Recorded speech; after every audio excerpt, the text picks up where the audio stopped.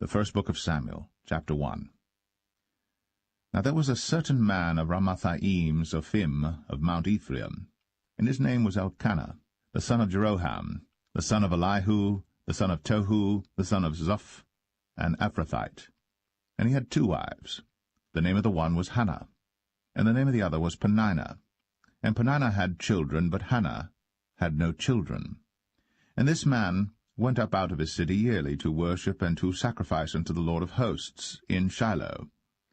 And the 2 sons of Eli, Hophni and Phinehas, the priests of the Lord, were there.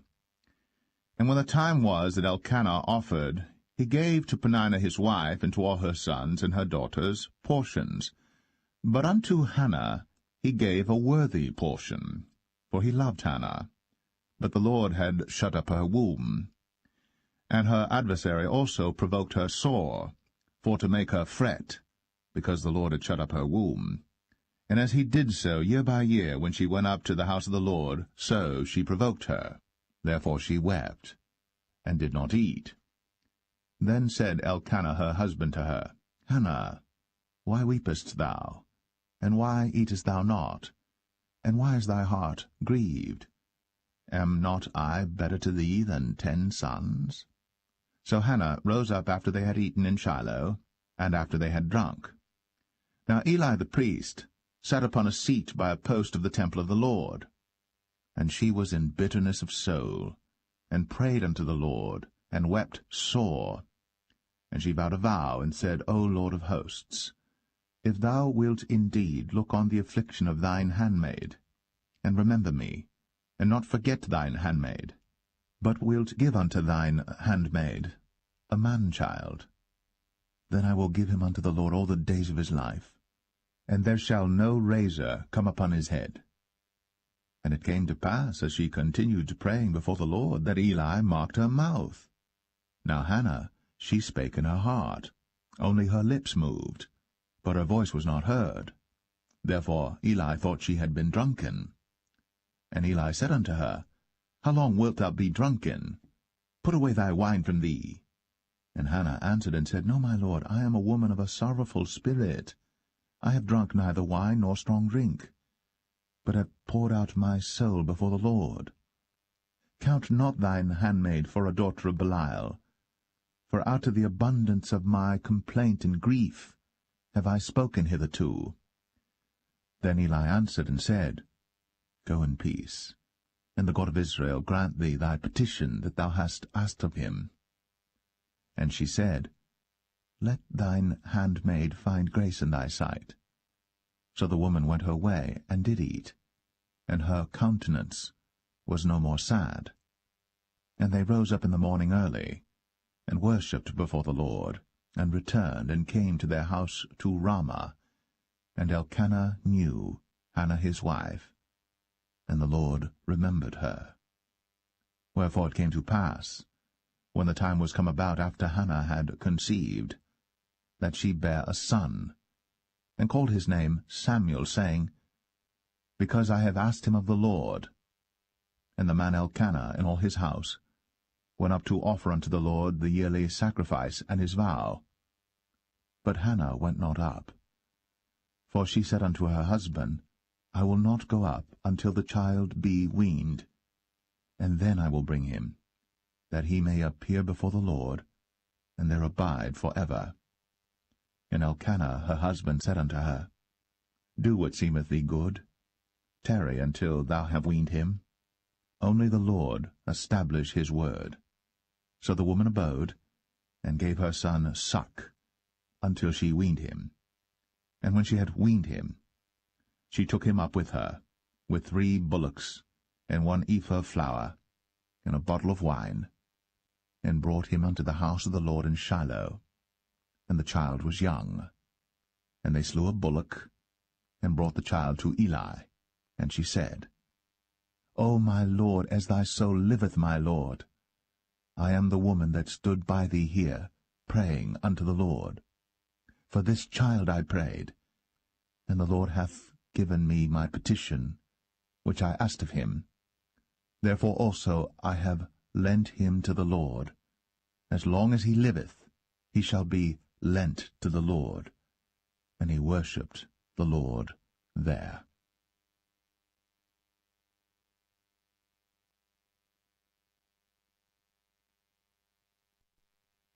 1 Samuel chapter 2.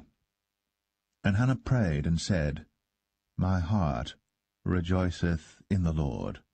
Mine horn is exalted in the Lord. My mouth is enlarged over mine enemies, because I rejoice in thy salvation. There is none holy as the Lord, for there is none beside thee, neither is there any rock like our God. Talk no more so exceeding proudly.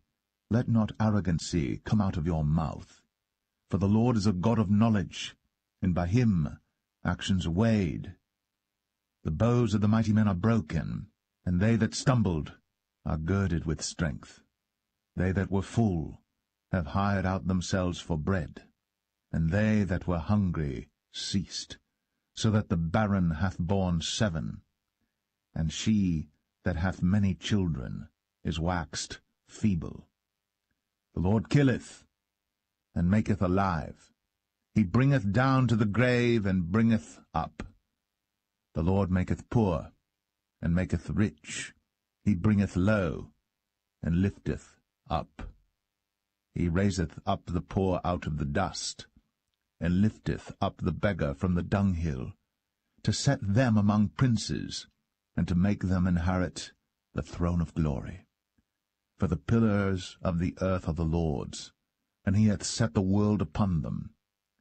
He will keep the feet of his saints, and the wicked shall be silent in darkness, for by strength shall no man prevail. The adversaries of the Lord shall be broken to pieces. Out of heaven shall he thunder upon them.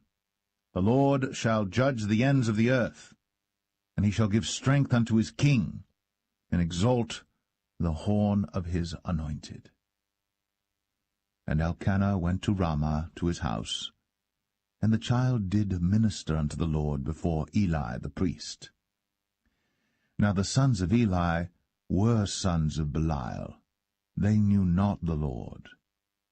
And the priest's custom with the people was, that when any man offered sacrifice, the priest's servant came, while the flesh was in seething, with a flesh hook of 3 teeth in his hand, and he struck it into the pan or kettle or cauldron or pot. All that the flesh hook brought up, the priest took for himself. So they did in Shiloh unto all the Israelites that came thither. Also before they burnt the fat, the priest's servant came and said to the man that sacrificed, Give flesh to roast for the priest, for he will not have sodden flesh of thee, but raw. And if any man said unto him, Let them not fail to burn the fat presently, and then take as much as thy soul desireth, then he would answer him, Nay, but thou shalt give it me now, and if not, I will take it by force. Wherefore the sin of the young men was very great before the Lord, for men abhorred the offering of the Lord. But Samuel ministered before the Lord, being a child, girded with a linen ephod. Moreover, his mother made him a little coat, and brought it to him from year to year, when she came up with her husband to offer the yearly sacrifice. And Eli blessed Elkanah and his wife, and said, The Lord give thee seed of this woman for the loan which is lent to the Lord. And they went unto their own home. And the Lord visited Hannah, so that she conceived, and bare 3 sons and 2 daughters. And the child Samuel grew before the Lord. Now Eli was very old, and heard all that his sons did unto all Israel, and how they lay with the women that assembled at the door of the tabernacle of the congregation. And he said unto them, Why do ye such things? For I hear of your evil dealings by all this people. Nay, my sons, for it is no good report that I hear. Ye make the Lord's people to transgress. If one man sin against another, the judge shall judge him. But if a man sin against the Lord, who shall entreat for him? Notwithstanding, they hearkened not unto the voice of their father, because the Lord would slay them. And the child Samuel grew on, and was in favor both with the Lord and also with men. And there came a man of God unto Eli, and said unto him, Thus saith the Lord, Did I plainly appear unto the house of thy father, when they were in Egypt, in Pharaoh's house? And did I choose him out of all the tribes of Israel to be my priest, to offer upon mine altar, to burn incense, to wear an ephod before me? And did I give unto the house of thy father all the offerings made by fire of the children of Israel? Wherefore kick ye at my sacrifice and at mine offering, which I have commanded in my habitation, and honourest thy sons above me, to make yourselves fat with the chiefest of all the offerings of Israel my people? Wherefore the Lord God of Israel saith, I said indeed that thy house and the house of thy father should walk before me for ever. But now the Lord saith, Be it far from me, for them that honour me I will honour, and they that despise me shall be lightly esteemed. Behold, the days come that I will cut off thine arm, and the arm of thy father's house, that there shall not be an old man in thine house, and thou shalt see an enemy in my habitation, in all the wealth which God shall give Israel. And there shall not be an old man in thine house for ever. And the man of thine whom I shall not cut off from mine altar shall be to consume thine eyes and to grieve thine heart, and all the increase of thine house shall die in the flower of their age. And this shall be a sign unto thee, that shall come upon thy two sons, on Hophni and Phinehas, in one day. They shall die, both of them. And I will raise me up a faithful priest, that shall do according to that which is in mine heart and in my mind.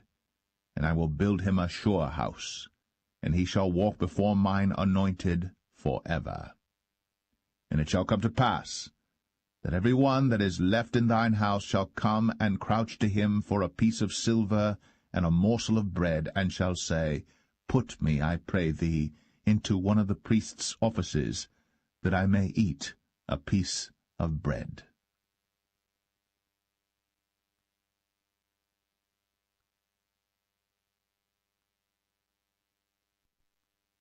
1 Samuel 3. And the child Samuel ministered unto the Lord before Eli. And the word of the Lord was precious in those days. There was no open vision.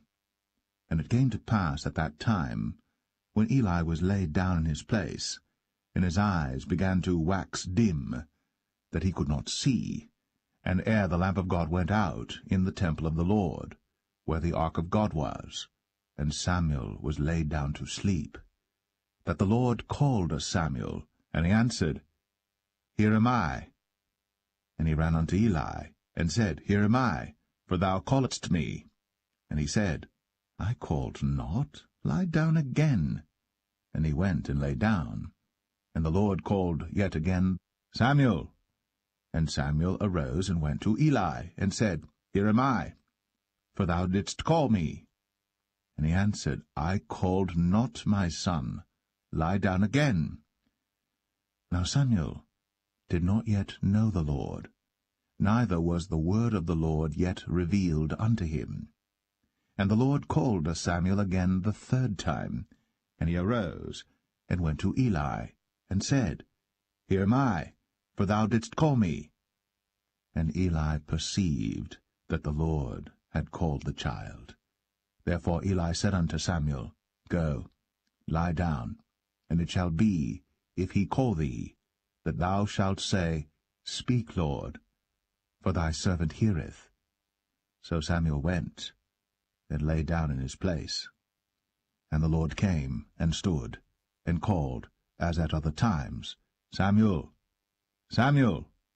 Then Samuel answered, Speak, for thy servant heareth. And the Lord said to Samuel, Behold, I will do a thing in Israel, at which both the ears of every one that heareth it shall tingle. In that day I will perform against Eli all things which I have spoken concerning his house, when I begin, I will also make an end. For I have told him that I will judge his house for ever for the iniquity which he knoweth, because his sons made themselves vile, and he restrained them not. And therefore I have sworn unto the house of Eli, that the iniquity of Eli's house shall not be purged with sacrifice nor offering for ever. And Samuel lay until the morning, and opened the doors of the house of the Lord. And Samuel feared to show Eli the vision. Then Eli called Samuel, and said, Samuel, my son. And he answered, Here am I. And he said, What is the thing that the Lord hath said unto thee? I pray thee, hide it not from me. God do so to thee, and more also, if thou hide anything from me of all the things that he said unto thee. And Samuel told him every whit, and hid nothing from him. And he said, It is the Lord. Let him do what seemeth him good. And Samuel grew, and the Lord was with him, and did let none of his words fall to the ground. And all Israel from Dan even to Beersheba knew that Samuel was established to be a prophet of the Lord. And the Lord appeared again in Shiloh. For the Lord revealed himself to Samuel in Shiloh by the word of the Lord.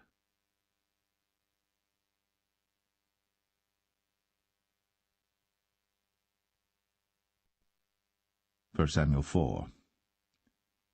And the word of Samuel came to all Israel. Now Israel went out against the Philistines to battle, and pitched beside Ebenezer. And the Philistines pitched in Aphek. And the Philistines put themselves in array against Israel. And when they joined battle, Israel was smitten before the Philistines, and they slew of the army in the field about 4,000 men. And when the people were come into the camp, the elders of Israel said, Wherefore hath the Lord smitten us today before the Philistines? Let us fetch the ark of the covenant of the Lord out of Shiloh unto us, that, when it cometh among us, it may save us out of the hand of our enemies. So the people sent to Shiloh, that they might bring from thence the ark of the covenant of the Lord of hosts, which dwelleth between the cherubims. And the two sons of Eli, Hophni and Phinehas, were there with the ark of the covenant of God. And when the ark of the covenant of the Lord came into the camp, all Israel shouted with a great shout, so that the earth rang again. And when the Philistines heard the noise of the shout, they said, What meaneth the noise of this great shout in the camp of the Hebrews? And they understood that the ark of the Lord was come into the camp. And the Philistines were afraid, for they said, God is come into the camp. And they said, Woe unto us, for there hath not been such a thing heretofore. Woe unto us! Who shall deliver us out of the hand of these mighty gods? These are the gods that smote the Egyptians with all the plagues in the wilderness. Be strong, and quit yourselves like men, O ye Philistines, that ye be not servants unto the Hebrews, as they have been to you. Quit yourselves like men, and fight. And the Philistines fought, and Israel was smitten, and they fled every man into his tent. And there was a very great slaughter, for there fell of Israel 30,000 footmen. And the ark of God was taken, and the two sons of Eli, Hophni and Phinehas, were slain. And there ran a man of Benjamin out of the army, and came to Shiloh the same day with his clothes rent, and with earth upon his head. And when he came, lo, Eli sat upon a seat by the wayside, watching, for his heart trembled for the ark of God. And when the man came into the city and told it, all the city cried out. And when Eli heard the noise of the crying, he said, What meaneth the noise of this tumult? And the man came in hastily, and told Eli. Now Eli was 98 years old, and his eyes were dim, that he could not see. And the man said unto Eli, I am he that came out of the army, and I fled today out of the army. And he said, What is that done, my son? And the messenger answered and said, Israel is fled before the Philistines, and there hath been also a great slaughter among the people. And thy two sons also, Hophni and Phinehas, are dead, and the ark of God is taken. And it came to pass, when he made mention of the ark of God, that he fell from off the seat backward by the side of the gate, and his neck brake, and he died.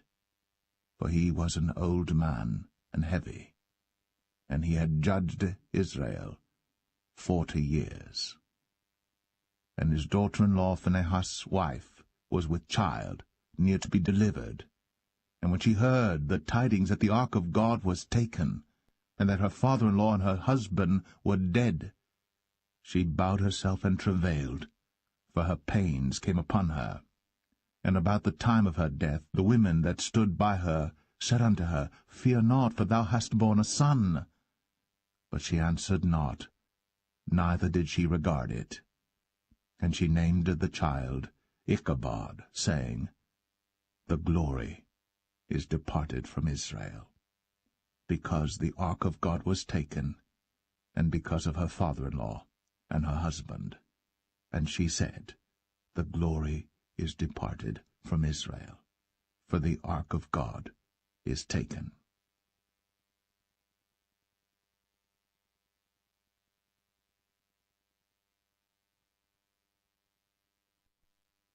First Samuel 5. And the Philistines took the ark of God, and brought it from Ebenezer unto Ashdod. When the Philistines took the ark of God, they brought it into the house of Dagon, and set it by Dagon. And when they of Ashdod arose early on the morrow, behold, Dagon was fallen upon his face to the earth before the ark of the Lord. And they took Dagon, and set him in his place again. And when they arose early on the morrow morning, behold, Dagon was fallen upon his face to the ground before the ark of the Lord, and the head of Dagon, and both the palms of his hands were cut off upon the threshold. Only the stump of Dagon was left to him.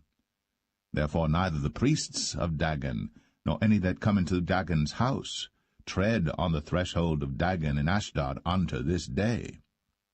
But the hand of the Lord was heavy upon them of Ashdod, and he destroyed them, and smote them with emerods, even Ashdod, and the coast thereof. And when the men of Ashdod saw that it was so, they said, The ark of the God of Israel shall not abide with us, for his hand is sore upon us, and upon Dagon our God. They sent therefore, and gathered all the lords of the Philistines unto them, and said, What shall we do with the ark of the God of Israel? And they answered, Let the ark of the God of Israel be carried about unto Gath. And they carried the ark of the God of Israel about thither. And it was so, that after they had carried it about, the hand of the Lord was against the city with a very great destruction, and he smote the men of the city, both small and great, and they had emerods in their secret parts. Therefore they sent the ark of God to Ekron. And it came to pass, as the ark of God came to Ekron, that the Ekronites cried out, saying, They have brought about the ark of the God of Israel to us, to slay us and our people. So they sent and gathered together all the lords of the Philistines, and said, Send away the ark of the God of Israel, and let it go again to his own place, that it slay us not and our people. For there was a deadly destruction throughout all the city. The hand of God was very heavy there. And the men that died not were smitten with the emerods, and the cry of the city went up to heaven.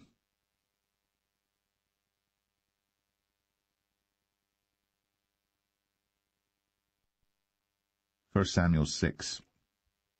And the ark of the Lord was in the country of the Philistines 7 months.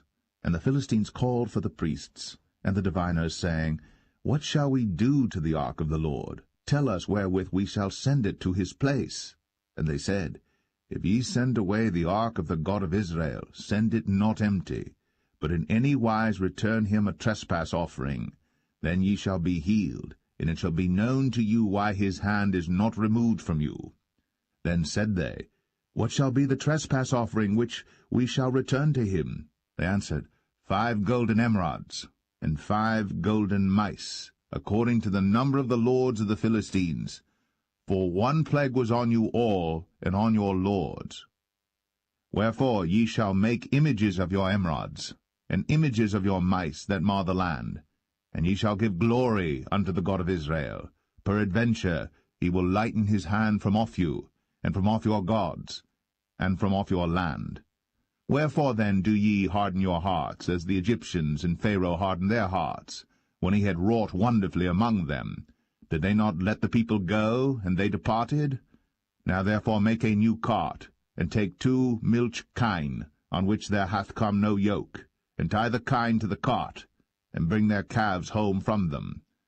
And take the ark of the Lord, and lay it upon the cart, and put the jewels of gold, which ye return him for a trespass offering, in a coffer by the side thereof, and send it away, that it may go.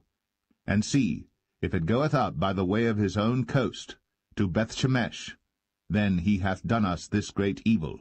But if not, then we shall know that it is not his hand that smote us. It was a chance that happened to us. And the men did so, and took 2 milch kine, and tied them to the cart, and shut up their calves at home. And they laid the ark of the Lord upon the cart, and the coffer with the mice of gold, and the images of their emerods. And the kine took the straight way to the way of Bethshemesh, and went along the highway, lowing as they went, and turned not aside to the right hand or to the left. And the lords of the Philistines went after them unto the border of Bethshemesh. And they of Bethshemesh were reaping their wheat harvest in the valley. And they lifted up their eyes, and saw the ark, and rejoiced to see it. And the cart came into the field of Joshua, a Bethshemite, and stood there, where there was a great stone. And they clave the wood of the cart, and offered the kine a burnt offering unto the Lord. And the Levites took down the ark of the Lord, and the coffer that was with it, wherein the jewels of gold were, and put them on the great stone. And the men of Bethshemesh offered burnt offerings, and sacrificed sacrifices the same day unto the Lord. And when the 5 lords of the Philistines had seen it, they returned to Ekron the same day. And these are the golden emerods, which the Philistines returned for a trespass offering unto the Lord: for Ashdod 1, for Gaza 1, for Ashkelon 1, for Gath 1, for Ekron 1. And the golden mice, according to the number of all the cities of the Philistines, belonging to the 5 lords, both of fenced cities and of country villages, even unto the great stone of Abel, whereon they set down the ark of the Lord, which stone remaineth unto this day in the field of Joshua the Bethshemite. And he smote the men of Bethshemesh, because they had looked into the ark of the Lord. Even he smote of the people 50,060 men. And the people lamented, because the Lord had smitten many of the people with a great slaughter. And the men of Bethshemesh said, Who is able to stand before this holy Lord God? And to whom shall he go up from us? And they sent messengers to the inhabitants of Kirjath-jearim, saying, The Philistines have brought again the ark of the Lord. Come ye down, and fetch it up to you.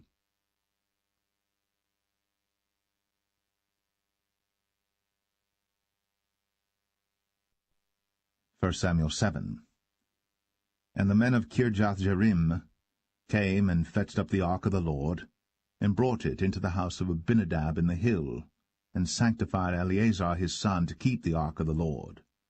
And it came to pass, while the ark abode in Kirjath-jearim, that the time was long, for it was 20 years. And all the house of Israel lamented after the Lord.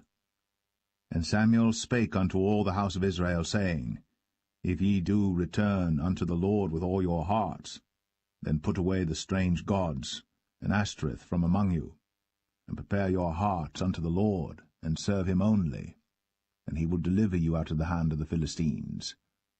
Then the children of Israel did put away Baalim and Ashtoreth, and served the Lord only. And Samuel said, Gather all Israel to Mizpeh, and I will pray for you unto the Lord. And they gathered together to Mizpeh, and drew water, and poured it out before the Lord, and fasted on that day, and said there, We have sinned against the Lord. And Samuel judged the children of Israel in Mizpeh. And when the Philistines heard that the children of Israel were gathered together to Mizpeh, the lords of the Philistines went up against Israel. And when the children of Israel heard it, they were afraid of the Philistines. And the children of Israel said to Samuel, Cease not to cry unto the Lord our God for us, that he will save us out of the hand of the Philistines. And Samuel took a sucking lamb, and offered it for a burnt offering holy unto the Lord. And Samuel cried unto the Lord for Israel. And the Lord heard him. And as Samuel was offering up the burnt offering, the Philistines drew near to battle against Israel. But the Lord thundered with a great thunder on that day upon the Philistines, and discomfited them, and they were smitten before Israel. And the men of Israel went out of Mizpeh, and pursued the Philistines, and smote them until they came under Bethkar. Then Samuel took a stone, and set it between Mizpeh and Shen, and called the name of it Ebenezer, saying, Hitherto hath the Lord helped us. So the Philistines were subdued, and they came no more into the coast of Israel. And the hand of the Lord was against the Philistines all the days of Samuel. And the cities which the Philistines had taken from Israel were restored to Israel, from Ekron even unto Gath. And the coasts thereof did Israel deliver out of the hands of the Philistines. And there was peace between Israel and the Amorites. And Samuel judged Israel all the days of his life. And he went from year to year in circuit to Bethel, and Gilgal, and Mizpeh, and judged Israel in all those places. And his return was to Ramah, for there was his house, and there he judged Israel, and there he built an altar unto the Lord.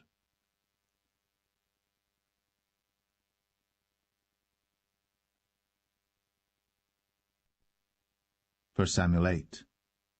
And it came to pass, when Samuel was old, that he made his sons judges over Israel. Now the name of his firstborn was Joel, and the name of his second Abiah. They were judges in Beersheba. And his sons walked not in his ways, but turned aside after lucre, and took bribes, and perverted judgment. And all the elders of Israel gathered themselves together, and came to Samuel unto Ramah, and said unto him, Behold, thou art old, and thy sons walk not in thy ways. Now make us a king to judge us like all the nations. But the thing displeased Samuel, when they said, Give us a king to judge us. And Samuel prayed unto the Lord. And the Lord said unto Samuel, Hearken unto the voice of the people in all that they say unto thee. For they have not rejected thee, but they have rejected me, that I should not reign over them. According to all the works which they have done since the day that I brought them up out of Egypt, even unto this day, wherewith they have forsaken me, and served other gods, so do they also unto thee. Now therefore hearken unto their voice, howbeit yet protest solemnly unto them, and show them the manner of the king that shall reign over them. And Samuel told all the words of the Lord unto the people that asked of him a king. And he said, This will be the manner of the king that shall reign over you. He will take your sons, and appoint them for himself, for his chariots, and to be his horsemen, and some shall run before his chariots.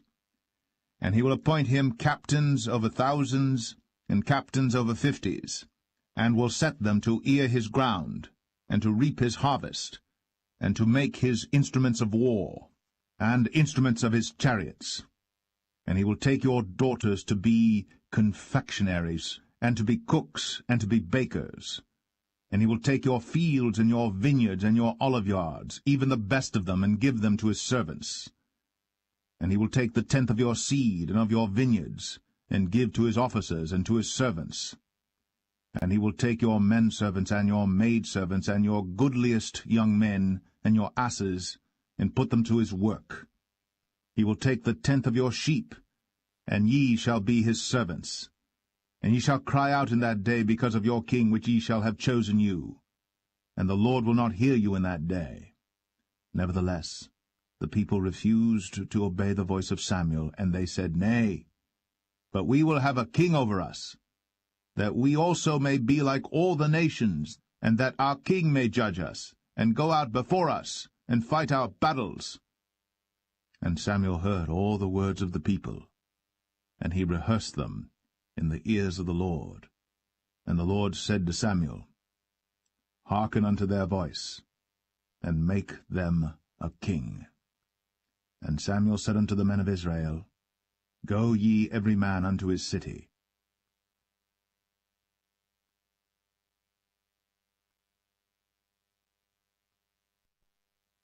First Samuel 9. Now there was a man of Benjamin, whose name was Kish, the son of Abiel, the son of Zeror, the son of Bechorath, the son of Aphiah, a Benjamite, a mighty man of power. And he had a son whose name was Saul, a choice young man, and a goodly. And there was not among the children of Israel a goodlier person than he. From his shoulders and upward he was higher than any of the people. And the asses of Kish, Saul's father, were lost. And Kish said to Saul his son, Take now one of the servants with thee, and arise, go seek the asses. And he passed through Mount Ephraim, and passed through the land of Shalisha. But they found them not. Then they passed through the land of Shalim, and there they were not. And he passed through the land of the Benjamites, but they found them not. And when they were come to the land of Zuph, Saul said to his servant that was with him, Come, and let us return, lest my father leave caring for the asses, and take thought for us. And he said unto him, Behold now, there is in this city a man of God, and he is an honorable man. All that he saith cometh surely to pass. Now let us go thither. Peradventure he can show us our way that we should go. Then said Saul to his servant, But behold, if we go, what shall we bring the man? For the bread is spent in our vessels, and there is not a present to bring to the man of God. What have we? And the servant answered Saul again, and said, Behold, I have here at hand the 4th part of a shekel of silver. That will I give to the man of God, to tell us our way. Before time in Israel, when a man went to inquire of God, thus he spake, Come, and let us go to the seer. For he that is now called a prophet was before time called a seer.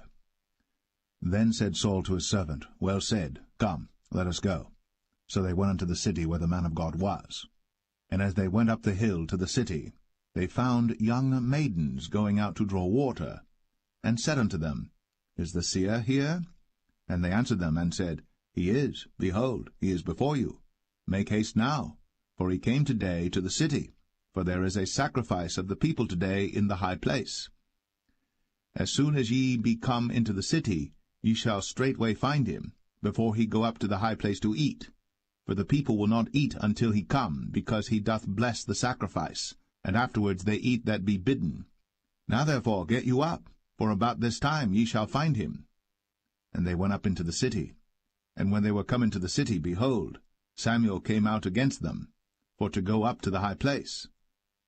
Now the Lord had told Samuel in his ear a day before Saul came, saying, Tomorrow about this time I will send thee a man out of the land of Benjamin, and thou shalt anoint him to be captain over my people Israel, that he may save my people out of the hand of the Philistines. For I have looked upon my people, because their cry is, Come unto me. And when Samuel saw Saul, the Lord said unto him, Behold the man whom I spake to thee of. This same shall reign over my people.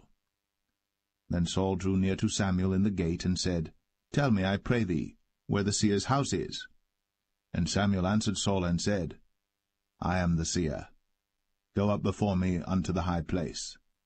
For ye shall eat with me today, and tomorrow I will let thee go, and will tell thee all that is in thine heart. And as for thine asses that were lost 3 days ago, set not thy mind on them, for they are found. And on whom is all the desire of Israel? Is it not on thee, and on all thy father's house? And Saul answered and said, Am not I a Benjamite, of the smallest of the tribes of Israel, and my family the least of all the families of the tribe of Benjamin? Wherefore then speakest thou so to me? And Samuel took Saul and his servant, and brought them into the parlour, and made them sit in the chiefest place among them that were bidden, which were about 30 persons. And Samuel said unto the cook, Bring the portion which I gave thee, of which I said unto thee, Set it by thee. And the cook took up the shoulder, and that which was upon it, and set it before Saul. And Samuel said, Behold that which is left, set it before thee, and eat. For unto this time hath it been kept for thee, since I said, I have invited the people. So Saul did eat with Samuel that day. And when they were come down from the high place into the city, Samuel communed with Saul upon the top of the house. And they arose early. And it came to pass about the spring of the day that Samuel called Saul to the top of the house, saying, Up, that I may send thee away. And Saul arose. And they went out, both of them, he and Samuel, abroad. And as they were going down to the end of the city, Samuel said to Saul, Bid the servant pass on before us. And he passed on. But stand thou still a while, that I may show thee the word of God.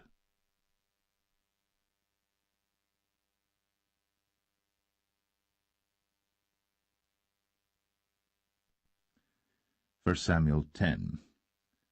Then Samuel took a vial of oil, and poured it upon his head, and kissed him, and said, Is it not because the Lord hath anointed thee to be captain over his inheritance? When thou art departed from me today, then thou shalt find 2 men by Rachel's sepulchre, in the border of Benjamin at Zelzah. And they will say unto thee, The asses which thou wentest to seek are found. And lo, thy father hath left the care of the asses, and sorroweth for you, saying, What shall I do for my son? Then shalt thou go on forward from thence, and thou shalt come to the plain of Tabor.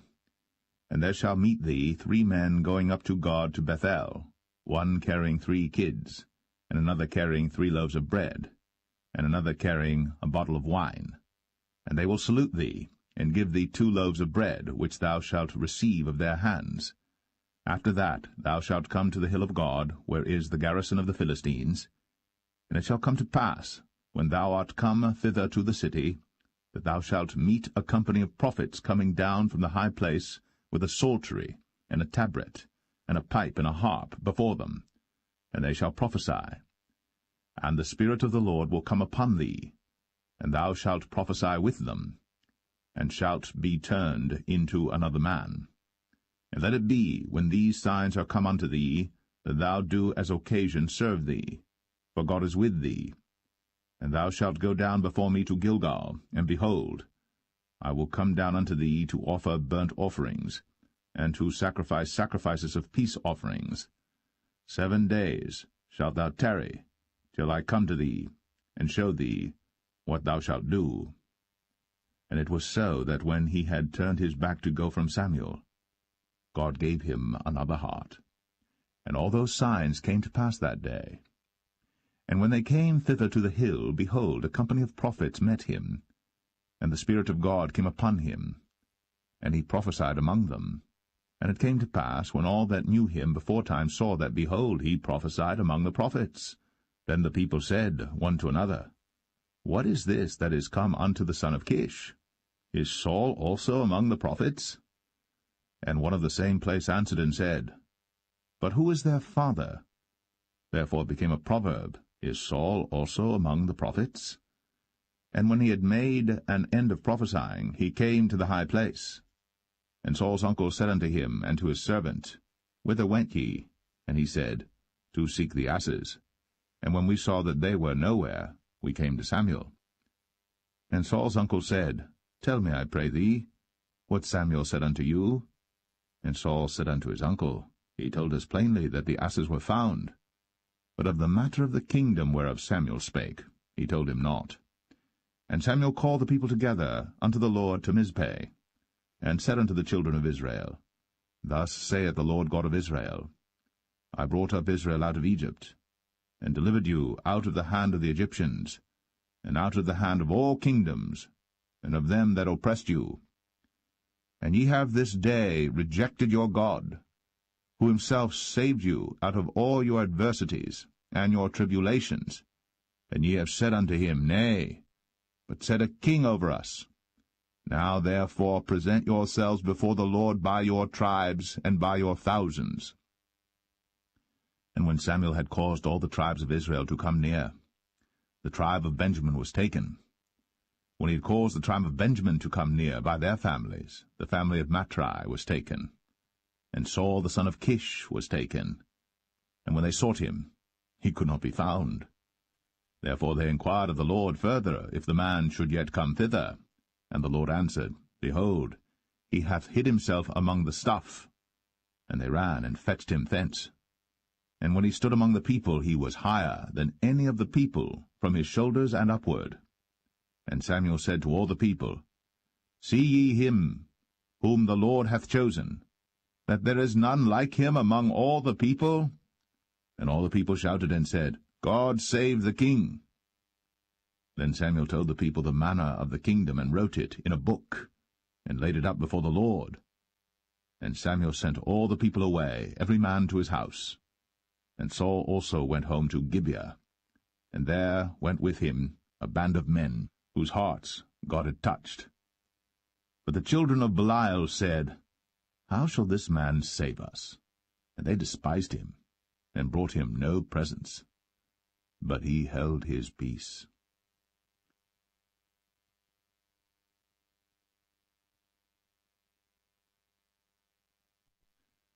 1 Samuel 11. Then Nahash the Ammonite came up, and encamped against Jabesh-Gilead. And all the men of Jabesh said unto Nahash, Make a covenant with us, and we will serve thee. And Nahash the Ammonite answered them, On this condition will I make a covenant with you, that I may thrust out all your right eyes, and lay it for a reproach upon all Israel. And the elders of Jabesh said unto him, Give us 7 days' respite, that we may send messengers unto all the coasts of Israel, and then, if there be no man to save us, we will come out to thee. Then came the messengers to Gibeah of Saul, and told the tidings in the ears of the people. And all the people lifted up their voices and wept. And behold, Saul came after the herd out of the field, and Saul said, What aileth the people that they weep? And they told him the tidings of the men of Jabesh. And the Spirit of God came upon Saul when he heard those tidings, and his anger was kindled greatly. And he took a yoke of oxen, and hewed them in pieces, and sent them throughout all the coast of Israel by the hands of messengers, saying, Whosoever cometh not forth after Saul and after Samuel, so shall it be done unto his oxen. And the fear of the Lord fell on the people, and they came out with one consent. And when he numbered them in Bezek, the children of Israel were 300,000, and the men of Judah 30,000. And they said unto the messengers that came, Thus shall ye say unto the men of Jabesh-Gilead, Tomorrow by that time the sun be hot, ye shall have help. And the messengers came and showed it to the men of Jabesh, and they were glad. Therefore the men of Jabesh said, Tomorrow we will come out unto you, and ye shall do with us all that seemeth good unto you. And it was so in the morrow, that Saul put the people in 3 companies, and they came into the midst of the host in the morning watch, and slew the Ammonites until the heat of the day. And it came to pass, that they which remained were scattered, so that 2 of them were not left together. And the people said unto Samuel, Who is he that said, Shall Saul reign over us? Bring the men, that we may put them to death. And Saul said, There shall not a man be put to death this day, for today the Lord hath wrought salvation in Israel. Then said Samuel to the people, Come, and let us go to Gilgal, and renew the kingdom there. And all the people went to Gilgal, and there they made Saul king before the Lord in Gilgal. And there they sacrificed sacrifices of peace offerings before the Lord. And there Saul and all the men of Israel rejoiced greatly.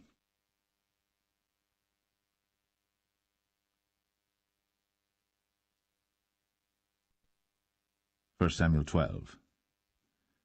And Samuel said unto all Israel, Behold, I have hearkened unto your voice in all that ye said unto me, and have made a king over you. And now, behold, the king walketh before you, and I am old and grey-headed, and behold, my sons are with you. And I have walked before you from my childhood unto this day. Behold, here I am. Witness against me before the Lord and before his anointed, whose ox have I taken? Or whose ass have I taken? Or whom have I defrauded? Whom have I oppressed? Or of whose hand have I received any bribe to blind mine eyes therewith? And I will restore it you. And they said, Thou hast not defrauded us, nor oppressed us, neither hast thou taken aught of any man's hand. And he said unto them, The Lord is witness against you, and his anointed is witness this day, that ye have not found aught in my hand. And they answered, He is witness. And Samuel said unto the people, It is the Lord that advanced Moses and Aaron, and that brought your fathers up out of the land of Egypt. Now therefore stand still, that I may reason with you before the Lord of all the righteous acts of the Lord, which he did to you and to your fathers. When Jacob was come into Egypt, and your fathers cried unto the Lord, then the Lord sent Moses and Aaron, which brought forth your fathers out of Egypt, and made them dwell in this place. And when they forgat the Lord their God, he sold them into the hand of Sisera, captain of the host of Hazor, and into the hand of the Philistines, and into the hand of the king of Moab. And they fought against them. And they cried unto the Lord, and said, We have sinned, because we have forsaken the Lord, and have served Balaam and Ashtoreth. But now deliver us out of the hand of our enemies, and we will serve thee. And the Lord sent Jerubbaal, and Bedan, and Jephthah, and Samuel, and delivered you out of the hand of your enemies on every side, and ye dwelled safe. And when ye saw that Nahash the king of the children of Ammon came against you, ye said unto me, Nay, but a king shall reign over us, when the Lord your God was your king. Now therefore, behold, the king whom ye have chosen, and whom ye have desired, and behold, the Lord hath set a king over you. If ye will fear the Lord, and serve him, and obey his voice, and not rebel against the commandment of the Lord, then shall both ye and also the king that reigneth over you continue following the Lord your God. But if ye will not obey the voice of the Lord, but rebel against the commandment of the Lord, then shall the hand of the Lord be against you, as it was against your fathers. Now therefore stand and see this great thing which the Lord will do before your eyes. Is it not wheat harvest today? I will call unto the Lord, and he shall send thunder and rain, that ye may perceive and see that your wickedness is great, which ye have done in the sight of the Lord in asking you a king. So Samuel called unto the Lord, and the Lord sent thunder and rain that day. And all the people greatly feared the Lord and Samuel. And all the people said unto Samuel, Pray for thy servants unto the Lord thy God, that we die not. For we have added unto all our sins this evil, to ask us a king. And Samuel said unto the people, Fear not, ye have done all this wickedness. Yet turn not aside from following the Lord, but serve the Lord with all your heart. And turn ye not aside, for then should ye go after vain things which cannot profit nor deliver, for they are vain. For the Lord will not forsake his people for his great name's sake, because it hath pleased the Lord to make you his people. Moreover, as for me, God forbid that I should sin against the Lord in ceasing to pray for you. But I will teach you the good and the right way. Only fear the Lord, and serve him in truth with all your heart. For consider how great things he hath done for you. But if ye shall still do wickedly, ye shall be consumed, both ye and your king.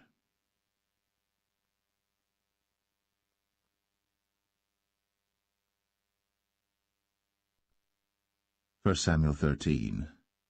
Saul reigned 1 year. And when he had reigned 2 years over Israel, Saul chose him 3,000 men of Israel, whereof 2,000 were with Saul in Michmash and in Mount Bethel, and 1,000 were with Jonathan in Gibeah of Benjamin.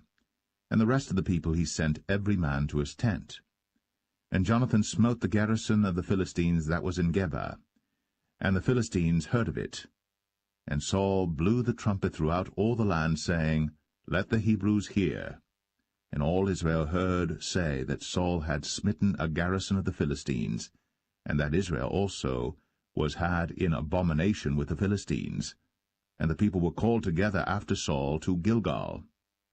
And the Philistines gathered themselves together to fight with Israel, 30,000 chariots and 6,000 horsemen, and people as the sand which is on the seashore in multitude. And they came up, and pitched in Michmash, eastward from Bethaven.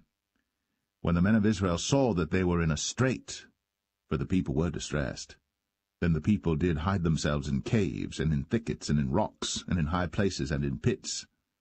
And some of the Hebrews went over Jordan to the land of Gad and Gilead.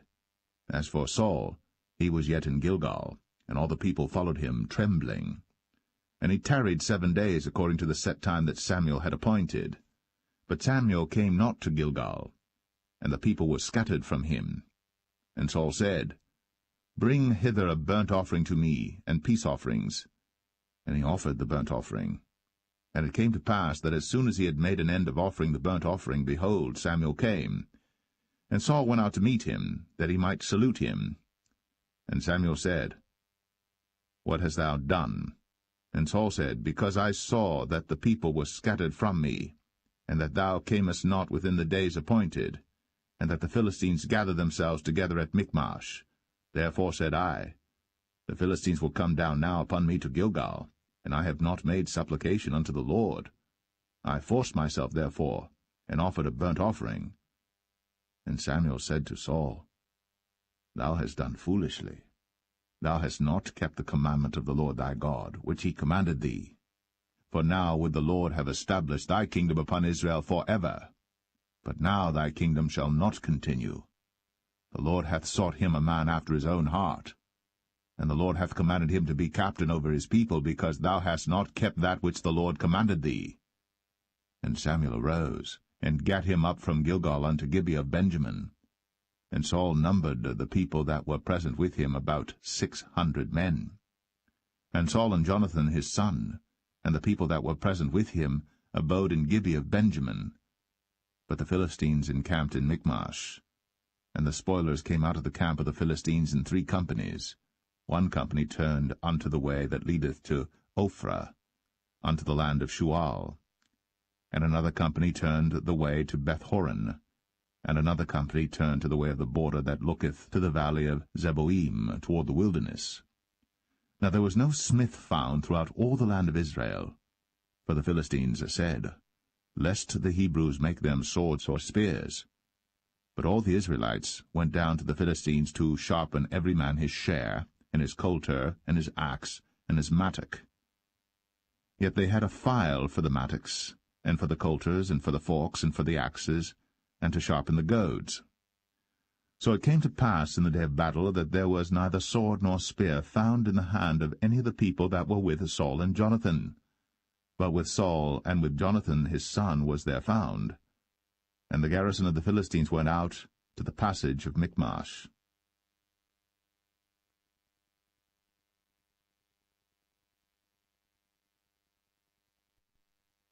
1 Samuel 14. Now it came to pass upon a day that Jonathan the son of Saul said unto the young man that bare his armor, Come, and let us go over to the Philistines' garrison that is on the other side. But he told not his father. And Saul tarried in the uttermost part of Gibeah, under a pomegranate tree which is in Migron. And the people that were with him were about 600 men. And Ahiah, the son of Ahitub, Ichabod's brother, the son of Phinehas, the son of Eli, the Lord's priest in Shiloh, wearing an ephod. And the people knew not that Jonathan was gone. And between the passages, by which Jonathan sought to go over unto the Philistines' garrison, there was a sharp rock on the one side, and a sharp rock on the other side. And the name of the one was Bozez, and the name of the other Sinai. The forefront of the one was situate northward over against Michmash, and the other southward over against Gibeah. And Jonathan said to the young men that bare his armor, Come, and let us go over unto the garrison of these uncircumcised, it may be that the Lord will work for us, for there is no restraint to the Lord to save by many or by few. And his armor-bearer said unto him, Do all that is in thine heart, turn thee, behold, I am with thee according to thy heart. Then said Jonathan, Behold, we will pass over unto these men, and we will discover ourselves unto them. If they say thus unto us, Tarry until we come to you, then we will stand still in our place, and will not go up unto them. But if they say thus, Come up unto us, then we will go up, for the Lord hath delivered them into our hand, and this shall be a sign unto us. And both of them discovered themselves unto the garrison of the Philistines. And the Philistines said, Behold, the Hebrews come forth out of the holes where they had hid themselves. And the men of the garrison answered Jonathan and his armor-bearer, and said, Come up to us, and we will show you a thing. And Jonathan said unto his armor-bearer, Come up after me, for the Lord hath delivered them into the hand of Israel. And Jonathan climbed up upon his hands and upon his feet, and his armor-bearer after him, and they fell before Jonathan, and his armor-bearer slew after him. And that first slaughter which Jonathan and his armor-bearer made was about 20 men, within as it were an half-acre of land, which a yoke of oxen might plough. And there was trembling in the host, in the field, and among all the people. The garrison and the spoilers, they also trembled, and the earth quaked. So it was a very great trembling. And the watchmen of Saul and Gibeah of Benjamin looked, and behold, the multitude melted away, and they went on beating down one another. Then said Saul unto the people that were with him, Number now, and see who is gone from us. And when they had numbered, behold, Jonathan and his armor-bearer were not there. And Saul said unto Ahiah, Bring hither the ark of God. For the ark of God was at that time with the children of Israel. And it came to pass, while Saul talked unto the priest, that the noise that was in the host of the Philistines went on and increased. And Saul said unto the priest, Withdraw thine hand. And Saul and all the people that were with him assembled themselves. And they came to the battle. And behold, every man's sword was against his fellow, and there was a very great discomfiture. Moreover, the Hebrews that were with the Philistines before that time, which went up with them into the camp from the country round about, even they also turned to be with the Israelites that were with Saul and Jonathan. Likewise all the men of Israel, which had hid themselves in Mount Ephraim, when they heard that the Philistines fled, even they also followed hard after them in the battle. So the Lord saved Israel that day. And the battle passed over unto Bethaven. And the men of Israel were distressed that day. For Saul had adjured the people, saying, Cursed be the man that eateth any food until evening, that I may be avenged on mine enemies. So none of the people tasted any food. And all they of the land came to a wood, and there was honey upon the ground. And when the people were come into the wood, behold, the honey dropped. But no man put his hand to his mouth, for the people feared the oath. But Jonathan heard not, when his father charged the people with the oath, wherefore he put forth the end of the rod that was in his hand, and dipped it in an honeycomb, and put his hand to his mouth, and his eyes were enlightened. Then answered one of the people, and said, Thy father straitly charged the people with an oath, saying, Cursed be the man that eateth any food this day. And the people were faint. Then said Jonathan, My father hath troubled the land. See, I pray you, how mine eyes have been enlightened, because I tasted a little of this honey. How much more, if haply the people had eaten freely today of the spoil of their enemies which they found? For had there not been now a much greater slaughter among the Philistines? And they smote the Philistines that day, from Michmash to Ajalon. And the people were very faint. And the people flew upon the spoil, and took sheep and oxen and calves, and slew them on the ground. And the people did eat them with the blood. Then they told Saul, saying, Behold, the people sin against the Lord, in that they eat with the blood. And he said, Ye have transgressed. Roll a great stone unto me this day. And Saul said, Disperse yourselves among the people, and say unto them, Bring me hither every man his ox, and every man his sheep, and slay them here, and eat, and sin not against the Lord in eating with the blood. And all the people brought every man his ox with him that night, and slew them there. And Saul built an altar unto the Lord. The same was the first altar that he built unto the Lord. And Saul said, Let us go down after the Philistines by night, and spoil them until the morning light, and let us not leave a man of them. And they said, Do whatsoever seemeth good unto thee. Then said the priest, Let us draw near hither unto God. And Saul asked counsel of God, Shall I go down after the Philistines? Wilt thou deliver them into the hand of Israel? But he answered him not that day. And Saul said, Draw ye near hither, all the chief of the people, and know and see wherein this sin hath been this day. For as the Lord liveth, which saveth Israel, though it be in Jonathan my son, he shall surely die. But there was not a man among all the people that answered him. Then said he unto all Israel, Be ye on one side, and I and Jonathan my son will be on the other side. And the people said unto Saul, Do what seemeth good unto thee. Therefore Saul said unto the Lord God of Israel, Give a perfect lot. And Saul and Jonathan were taken, but the people escaped. And Saul said, Cast lots between me and Jonathan my son. And Jonathan was taken. Then Saul said to Jonathan, Tell me what thou hast done. And Jonathan told him, and said, I did but taste a little honey with the end of the rod that was in mine hand, and lo, I must die. And Saul answered, God do so and more also, for thou shalt surely die, Jonathan. And the people said unto Saul, Shall Jonathan die, who hath wrought this great salvation in Israel? God forbid, as the Lord liveth. There shall not one hair of his head fall to the ground, for he hath wrought with God this day. So the people rescued Jonathan, that he died not. Then Saul went up from following the Philistines, and the Philistines went to their own place. So Saul took the kingdom over Israel, and fought against all his enemies on every side, against Moab, and against the children of Ammon, and against Edom, and against the kings of Zobah, and against the Philistines, and whithersoever he turned himself, he vexed them. And he gathered an host, and smote the Amalekites, and delivered Israel out of the hands of them that spoiled them. Now the sons of Saul were Jonathan and Ishui, and Melch-Ishui. And the names of his two daughters were these, the name of the firstborn Merab, and the name of the younger Michal. And the name of Saul's wife was Ahinoam, the daughter of Ahimaaz. And the name of the captain of his host was Abner, the son of Ner, Saul's uncle. And Kish was the father of Saul, and Ner, the father of Abner, was the son of Abiel. And there was sore war against the Philistines all the days of Saul. And when Saul saw any strong man or any valiant man, he took him unto him.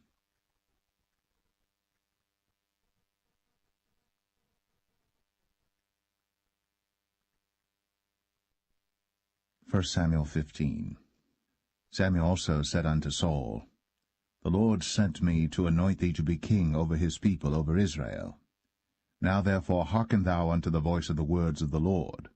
Thus saith the Lord of hosts, I remember that which Amalek did to Israel, how he laid wait for him in the way when he came up from Egypt.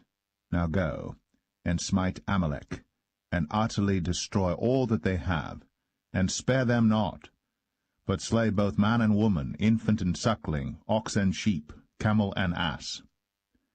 And Saul gathered the people together, and numbered them in Telaim 200,000 footmen, and 10,000 men of Judah. And Saul came to a city of Amalek, and laid wait in the valley. And Saul said unto the Kenites, Go, depart, get you down from among the Amalekites, lest I destroy you with them. For ye showed kindness to all the children of Israel when they came up out of Egypt. So the Kenites departed from among the Amalekites. And Saul smote the Amalekites from Havilah until thou comest to Shur, that is over against Egypt. And he took Agag, the king of the Amalekites, alive, and utterly destroyed all the people with the edge of the sword. But Saul and the people spared Agag, and the best of the sheep, and of the oxen, and of the fatlings, and the lambs, and all that was good, and would not utterly destroy them. But everything that was vile and refuse, that they destroyed utterly. Then came the word of the Lord unto Samuel, saying, It repenteth me that I have set up Saul to be king, for he is turned back from following me, and hath not performed my commandments. And it grieved Samuel, and he cried unto the Lord all night. And when Samuel rose early to meet Saul in the morning, it was told Samuel, saying, Saul came to Carmel, and behold, he set him up a place, and is gone about, and passed on, and gone down to Gilgal. And Samuel came to Saul, and Saul said unto him, Blessed be thou of the Lord, I have performed the commandment of the Lord. And Samuel said, What meaneth then this bleating of the sheep in mine ears, and the lowing of the oxen which I hear? And Saul said, They have brought them from the Amalekites, for the people spared the best of the sheep and of the oxen to sacrifice unto the Lord thy God, and the rest we have utterly destroyed. Then Samuel said unto Saul, Stay, and I will tell thee what the Lord hath said to me this night. And he said unto him, Say on. And Samuel said, When thou wast little in thine own sight, wast thou not made the head of the tribes of Israel? And the Lord anointed thee king over Israel? And the Lord sent thee on a journey, and said, Go, and utterly destroy the sinners, the Amalekites, and fight against them until they be consumed. Wherefore then didst thou not obey the voice of the Lord, but didst fly upon the spoil, and didst evil in the sight of the Lord? And Saul said unto Samuel, Yea, I have obeyed the voice of the Lord, and have gone the way which the Lord sent me, and have brought Agag, the king of Amalek, and have utterly destroyed the Amalekites. But the people took of the spoil sheep and oxen, the chief of the things which should have been utterly destroyed, to sacrifice unto the Lord thy God in Gilgal. And Samuel said, Hath the Lord as great delight in burnt offerings and sacrifices as in obeying the voice of the Lord? Behold, to obey is better than sacrifice, and to hearken than the fat of rams.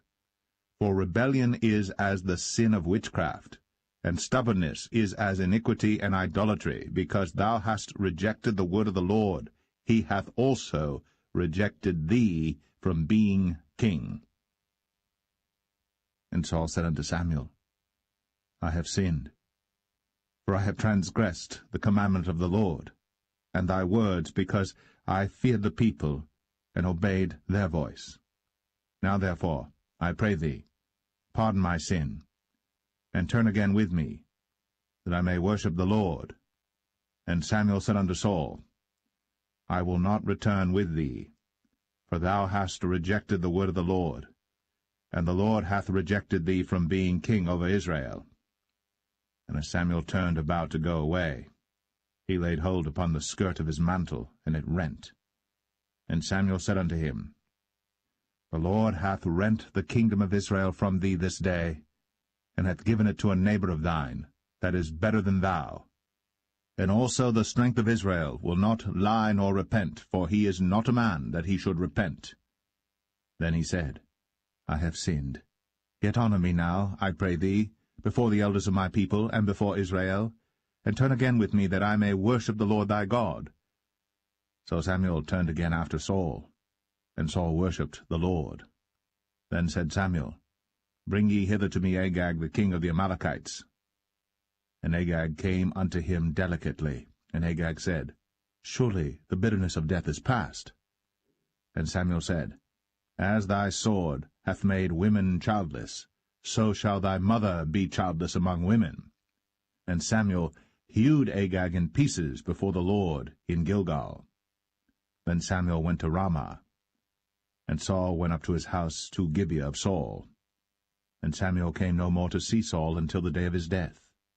Nevertheless Samuel mourned for Saul, and the Lord repented that he had made Saul king over Israel.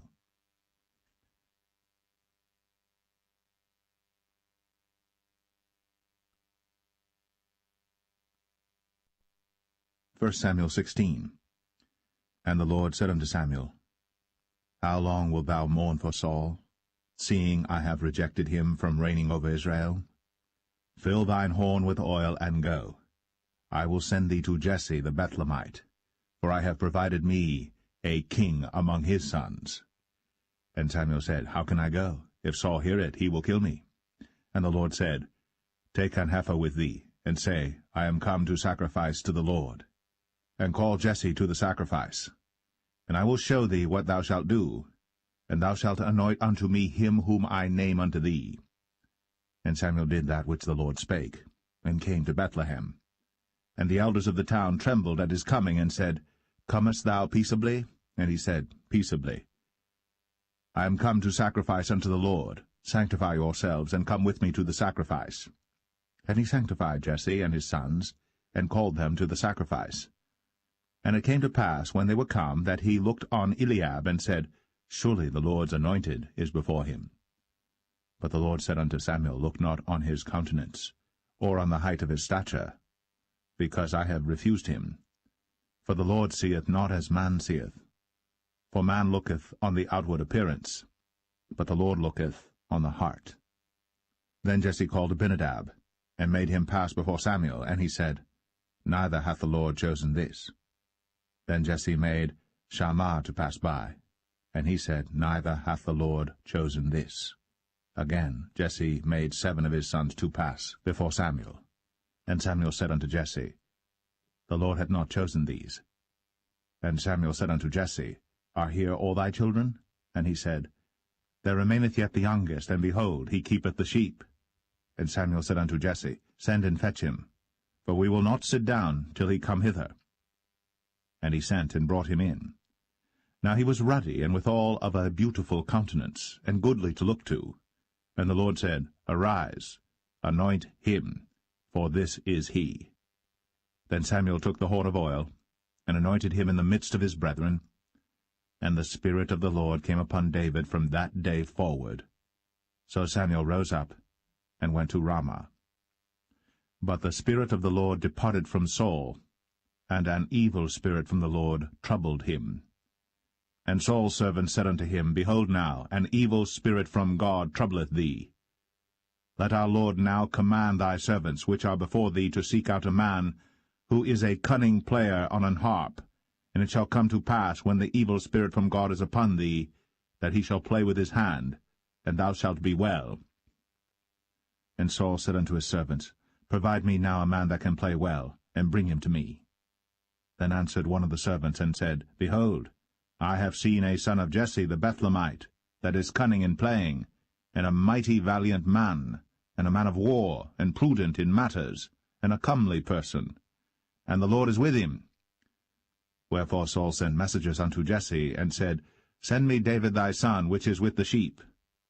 And Jesse took an ass laden with bread, and a bottle of wine, and a kid, and sent them by David his son unto Saul. And David came to Saul, and stood before him. And he loved him greatly, and he became his armor-bearer. And Saul sent to Jesse, saying, Let David, I pray thee, stand before me, for he hath found favor in my sight. And it came to pass, when the evil spirit from God was upon Saul, that David took an harp, and played with his hand.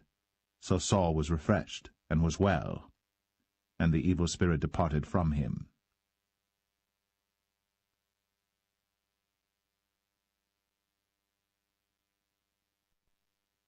1 Samuel 17. Now the Philistines gathered together their armies to battle, and were gathered together at Shochoh, which belongeth to Judah, and pitched between Shochoh and Azekah in Ephes-dammim. And Saul and the men of Israel were gathered together and pitched by the valley of Elah, and set the battle in array against the Philistines. And the Philistines stood on a mountain on the one side, and Israel stood on a mountain on the other side, and there was a valley between them. And there went out a champion out of the camp of the Philistines, named Goliath of Gath, whose height was 6 cubits and a span. And he had an helmet of brass upon his head, and he was armed with a coat of mail, and the weight of the coat was 5,000 shekels of brass. And he had greaves of brass upon his legs, and a target of brass between his shoulders. And the staff of his spear was like a weaver's beam, and his spear's head weighed 600 shekels of iron, and one bearing a shield went before him. And he stood and cried unto the armies of Israel, and said unto them, Why are ye come out to set your battle in array? Am not I a Philistine, and ye servants to Saul? Choose you a man for you, and let him come down to me. If he be able to fight with me and to kill me, then will we be your servants. But if I prevail against him, and kill him, Then shall ye be our servants, and serve us. Whom the Philistine said, I defy the armies of Israel this day. Give me a man, that we may fight together. When Saul and all Israel heard those words of the Philistine, they were dismayed, and greatly afraid. Now David was the son of that Ephrathite of Bethlehem, Judah, whose name was Jesse, and he had 8 sons. And the man went among men for an old man in the days of Saul. And the 3 eldest sons of Jesse went and followed Saul to the battle. And the names of his 3 sons that went to the battle were Eliab the firstborn, and next unto him Abinadab, and the third Shammah. And David was the youngest, and the 3 eldest followed Saul. But David went and returned from Saul to feed his father's sheep at Bethlehem. And the Philistine drew near morning and evening, and presented himself 40 days. And Jesse said unto David his son, Take now for thy brethren an ephah of this parched corn, and these 10 loaves, and run to the camp to thy brethren. And carry these 10 cheeses unto the captain of their 1,000, and look how thy brethren fare, and take their pledge. Now Saul and they, and all the men of Israel, were in the valley of Elah, fighting with the Philistines. And David rose up early in the morning, and left the sheep with a keeper, and took and went, as Jesse had commanded him. And he came to the trench, as the host was going forth to the fight, and shouted for the battle. For Israel and the Philistines had put the battle in array, army against army. And David left his carriage in the hand of the keeper of the carriage, and ran into the army, and came and saluted his brethren. And as he talked with them, behold, there came up the champion, the Philistine of Gath, Goliath by name, out of the armies of the Philistines, and spake according to the same words, and David heard them. And all the men of Israel, when they saw the man, fled from him, and were sore afraid. And the men of Israel said, Have ye seen this man that is come up? Surely to defy Israel is he come up. And it shall be that the man who killeth him, the king will enrich him with great riches, and will give him his daughter, and make his father's house free in Israel. And David spake to the men that stood by him, saying, What shall be done to the man that killeth this Philistine, and taketh away the reproach from Israel? For who is this uncircumcised Philistine, that he should defy the armies of the living God? And the people answered him after this manner, saying, So shall it be done to the man that killeth him. And Eliab, his eldest brother, heard when he spake unto the men. And Eliab's anger was kindled against David, and he said, Why camest thou down hither? And with whom hast thou left those few sheep in the wilderness? I know thy pride, and the naughtiness of thine heart, for thou art come down that thou mightest see the battle. And David said, What have I now done? Is there not a cause? And he turned from him toward another, and spake after the same manner. And the people answered him again after the former manner. And when the words were heard which David spake, they rehearsed them before Saul. And he sent for him. And David said to Saul, Let no man's heart fail because of him. Thy servant will go and fight with this Philistine. And Saul said to David, Thou art not able to go against this Philistine to fight with him, for thou art but a youth, and he a man of war from his youth. And David said unto Saul, Thy servant kept his father's sheep, and there came a lion and a bear, and took a lamb out of the flock. And I went out after him, and smote him, and delivered it out of his mouth. And when he arose against me, I caught him by his beard, and smote him, and slew him. Thy servant slew both the lion and the bear, and this uncircumcised Philistine shall be as one of them, seeing he hath defied the armies of the living God. David said, moreover, The Lord that delivered me out of the paw of the lion, and out of the paw of the bear, he will deliver me out of the hand of this Philistine. And Saul said unto David, Go, and the Lord be with thee. And Saul armed David with his armor, and he put an helmet of brass upon his head. Also he armed him with a coat of mail. And David girded his sword upon his armor, and he essayed to go, for he had not proved it. And David said unto Saul, I cannot go with these, for I have not proved them. And David put them off him. And he took his staff in his hand, and chose him 5 smooth stones out of the brook, and put them in a shepherd's bag which he had, even in a scrip, and his sling was in his hand. And he drew near to the Philistine. And the Philistine came on and drew near unto David. And the man that bare the shield went before him.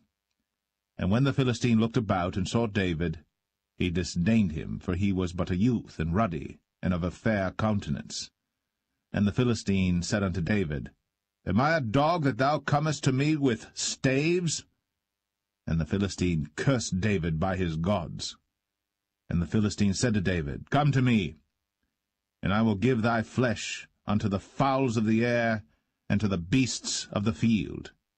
Then said David to the Philistine, Thou comest to me with a sword, and with a spear, and with a shield. But I come to thee in the name of the Lord of hosts, the God of the armies of Israel, whom thou hast defied. This day will the Lord deliver thee into mine hand, and I will smite thee, and take thine head from thee. And I will give the carcasses of the host of the Philistines this day unto the fowls of the air, and to the wild beasts of the earth, that all the earth may know that there is a God in Israel. And all this assembly shall know that the Lord saveth not with sword and spear, for the battle is the Lord's, and he will give you into our hands. And it came to pass, when the Philistine arose, and came and drew nigh to meet David, that David hasted, and ran toward the army to meet the Philistine. And David put his hand in his bag, and took thence a stone, and slang it, and smote the Philistine in his forehead, that the stone sunk into his forehead, and he fell upon his face to the earth. So David prevailed over the Philistine with a sling and with a stone, and smote the Philistine, and slew him. But there was no sword in the hand of David. Therefore David ran, and stood upon the Philistine, and took his sword, and drew it out of the sheath thereof, and slew him, and cut off his head therewith. And when the Philistines saw their champion was dead, they fled. And the men of Israel and of Judah arose, and shouted, and pursued the Philistines until thou come to the valley, and to the gates of Ekron. And the wounded of the Philistines fell down by the way to Sharaim, even unto Gath and unto Ekron.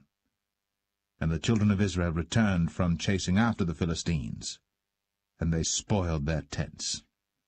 And David took the head of the Philistine, and brought it to Jerusalem, but he put his armor in his tent.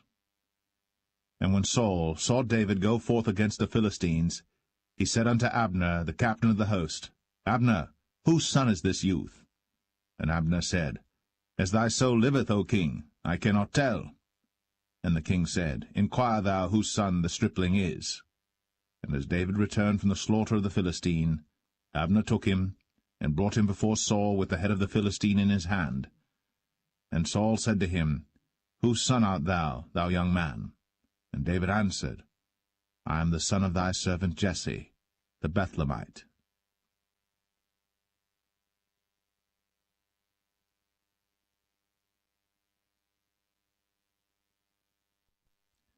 1 Samuel 18.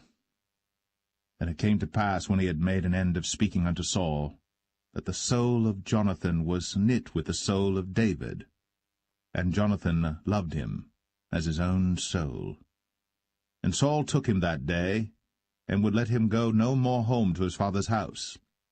Then Jonathan and David made a covenant, because he loved him as his own soul. And Jonathan stripped himself of the robe that was upon him, and gave it to David, and his garments, even to his sword, and to his bow, and to his girdle. And David went out whithersoever Saul sent him, and behaved himself wisely. And Saul set him over the men of war, and he was accepted in the sight of all the people, and also in the sight of Saul's servants. And it came to pass, as they came, when David was returned from the slaughter of the Philistine, that women came out of all cities of Israel, singing and dancing to meet King Saul, with tabrets, with joy, and with instruments of music. And the women answered one another as they played, and said, Saul hath slain his thousands, and David his 10,000s. And Saul was very wroth, and the saying displeased him, and he said, They have ascribed unto David 10,000s, and to me they have ascribed but thousands. And what can he have more but the kingdom? And Saul eyed David from that day and forward. And it came to pass on the morrow that the evil spirit from God came upon Saul, and he prophesied in the midst of the house. And David played with his hand, as at other times. And there was a javelin in Saul's hand. And Saul cast the javelin, for he said, I will smite David even to the wall with it. And David avoided out of his presence twice. And Saul was afraid of David, because the Lord was with him, and was departed from Saul. Therefore Saul removed him from him, and made him his captain over 1,000. And he went out and came in before the people. And David behaved himself wisely in all his ways, and the Lord was with him. Wherefore when Saul saw that he behaved himself very wisely, he was afraid of him. But all Israel and Judah loved David, because he went out and came in before them. And Saul said to David, Behold, my elder daughter Merab, her will I give thee to wife. Only be thou valiant for me, and fight the Lord's battles. For Saul said, Let not mine hand be upon him, but let the hand of the Philistines be upon him. And David said unto Saul, Who am I, and what is my life, or my father's family in Israel, that I should be son-in-law to the king? But it came to pass at the time when Merab, Saul's daughter, should have been given to David, that she was given unto Adriel, the Maholathite, to wife. And Michal, Saul's daughter, loved David. And they told Saul, and the thing pleased him. And Saul said, I will give him her, that she may be a snare to him, and that the hand of the Philistines may be against him. Wherefore Saul said to David, Thou shalt this day be my son-in-law in the one of the twain. And Saul commanded his servants, saying, Commune with David secretly, and say, Behold, the king hath delight in thee, and all his servants love thee. Now therefore be the king's son-in-law. And Saul's servants spake those words in the ears of David. And David said, Seemeth it to you a light thing to be a king's son-in-law, seeing that I am a poor man, and lightly esteemed? And the servants of Saul told him, saying, On this manner spake David. And Saul said, Thus shall ye say to David, The king desireth not any dowry, but 100 foreskins of the Philistines to be avenged of the king's enemies. But Saul thought to make David fall by the hand of the Philistines. And when his servants told David these words, it pleased David well to be the king's son-in-law, and the days were not expired. Wherefore David arose, and went, he and his men, and slew of the Philistines 200 men. And David brought their foreskins, and they gave them in full tale to the king, that he might be the king's son-in-law. And Saul gave him Michal his daughter to wife. And Saul saw and knew that the Lord was with David, and that Michal, Saul's daughter, loved him. And Saul was yet the more afraid of David, and Saul became David's enemy continually. Then the princes of the Philistines went forth, and it came to pass after they went forth that David behaved himself more wisely than all the servants of Saul, so that his name was much set by.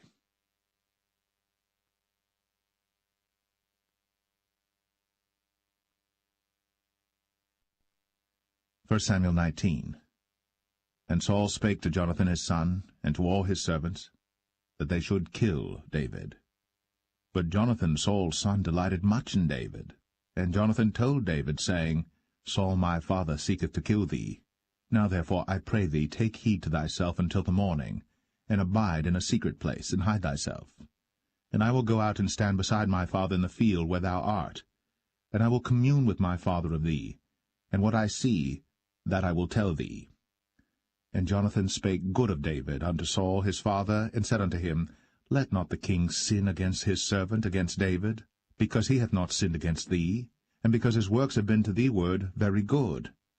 For he did put his life in his hand, and slew the Philistine. And the Lord wrought a great salvation for all Israel. Thou sawest it, and didst rejoice. Wherefore then wilt thou sin against innocent blood, to slay David without a cause? And Saul hearkened unto the voice of Jonathan. And Saul sware, As the Lord liveth, he shall not be slain. And Jonathan called David. And Jonathan showed him all those things. And Jonathan brought David to Saul, and he was in his presence, as in times past. And there was war again, And David went out and fought with the Philistines, and slew them with a great slaughter, and they fled from him. And the evil spirit from the Lord was upon Saul, as he sat in his house with his javelin in his hand. And David played with his hand. And Saul sought to smite David even to the wall with the javelin, but he slipped away out of Saul's presence. And he smote the javelin to the wall, and David fled, and escaped that night. Saul also sent messengers unto David's house to watch him and to slay him in the morning. And Michal, David's wife, told him, saying, If thou save not thy life tonight, tomorrow thou shalt be slain. So Michal let David down through a window, and he went and fled, and escaped. And Michal took an image, and laid it in the bed, and put a pillow of goat's hair for his bolster, and covered it with a cloth. And when Saul sent messengers to take David, she said, He is sick. And Saul sent the messengers again to see David, saying, Bring him up to me in the bed, that I may slay him. And when the messengers were come in, behold, there was an image in the bed, with a pillow of goat's hair for his bolster. And Saul said unto Michal, Why hast thou deceived me so, and sent away mine enemy, that he is escaped? And Michal answered Saul, He said unto me, Let me go, why should I kill thee? So David fled, and escaped, and came to Samuel to Ramah, and told him all that Saul had done to him. And he and Samuel went, and dwelt in Naueth. And it was told Saul, saying, Behold, David is at Naueth in Ramah.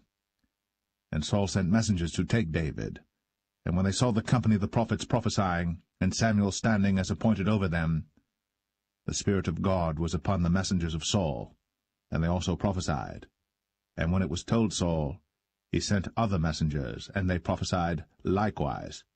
And Saul sent messengers again the third time, and they prophesied also. Then went he also to Ramah, and came to a great well that is in Sechu. And he asked and said, Where are Samuel and David? And one said, Behold, they be at Naueth and Ramah. And he went thither to Naueth and Ramah. And the Spirit of God was upon him also. And he went on, and prophesied, until he came to Naueth and Ramah. And he stripped off his clothes also, and prophesied before Samuel in like manner, and lay down naked all that day, and all that night. Wherefore they say, Is Saul also among the prophets?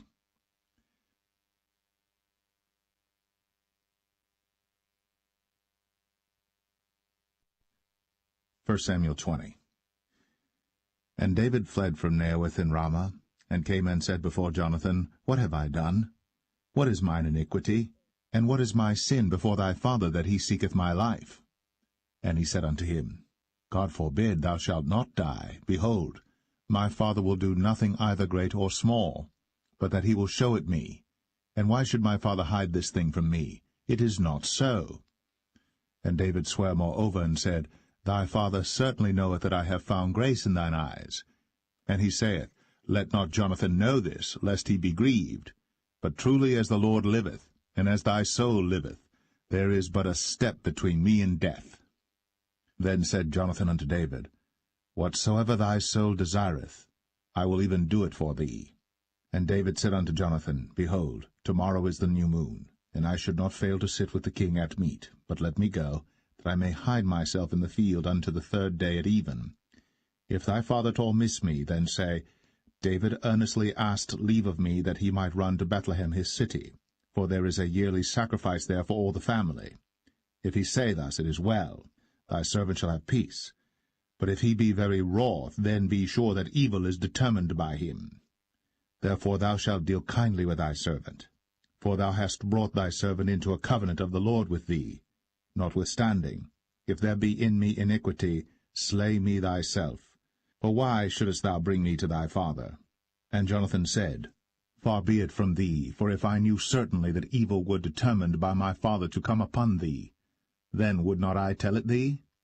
Then said David to Jonathan, Who shall tell me? Or what if thy father answer thee roughly? And Jonathan said unto David, Come, and let us go out into the field. And they went out, both of them, into the field. And Jonathan said unto David, O Lord God of Israel, when I have sounded my father about tomorrow any time, or the third day, and behold, if there be good toward David, And I then send not unto thee, and show it thee? The Lord do so, and much more to Jonathan. But if it please my father to do thee evil, then I will show it thee, and send thee away, that thou mayest go in peace, and the Lord be with thee, as he hath been with my father. And thou shalt not only while yet I live show me the kindness of the Lord, that I die not, but also thou shalt not cut off thy kindness from my house for ever, no, not when the Lord hath cut off the enemies of David every one from the face of the earth. So Jonathan made a covenant with the house of David, saying, Let the Lord even require it at the hand of David's enemies.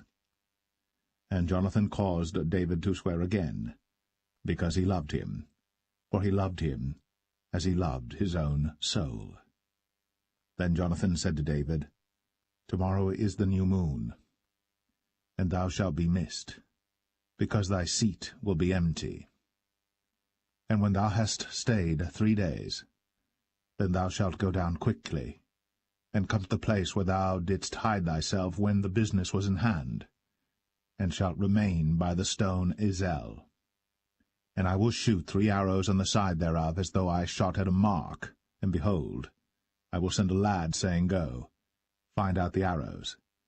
If I expressly say unto the lad, Behold, the arrows are on this side of thee, take them, then come thou. For there is peace to thee, and no hurt, as the Lord liveth. But if I say thus unto the young man, Behold, the arrows are beyond thee, go thy way, for the Lord hath sent thee away.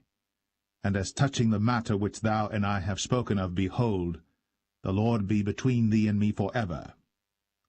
So David hid himself in the field. And when the new moon was come, the king sat him down to eat meat. And the king sat upon his seat as at other times, even upon a seat by the wall. And Jonathan arose, and Abner sat by Saul's side, and David's place was empty. Nevertheless Saul spake not anything that day, for he thought, Something hath befallen him. He is not clean. Surely he is not clean. And it came to pass on the morrow, which was the 2nd day of the month, that David's place was empty. And Saul said unto Jonathan his son, Wherefore cometh not the son of Jesse to meat, neither yesterday nor today? And Jonathan answered Saul, David earnestly asked leave of me to go to Bethlehem. And he said, Let me go, I pray thee. For our family hath a sacrifice in the city, and my brother, he hath commanded me to be there. And now, if I have found favour in thine eyes, let me get away, I pray thee, and see my brethren. Therefore he cometh not unto the king's table. Then Saul's anger was kindled against Jonathan. And he said unto him, Thou son of the perverse, rebellious woman, do not I know that thou hast chosen the son of Jesse to thine own confusion, and unto the confusion of thy mother's nakedness? For as long as the son of Jesse liveth upon the ground, thou shalt not be established, nor thy kingdom. Wherefore, now send and fetch him unto me, for he shall surely die. And Jonathan answered Saul his father, and said unto him, Wherefore shall he be slain? What hath he done? And Saul cast a javelin at him to smite him, whereby Jonathan knew that it was determined of his father to slay David.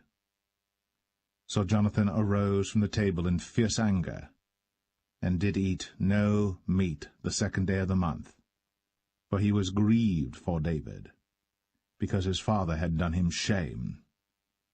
And it came to pass in the morning that Jonathan went out into the field at the time appointed with David, and a little lad with him.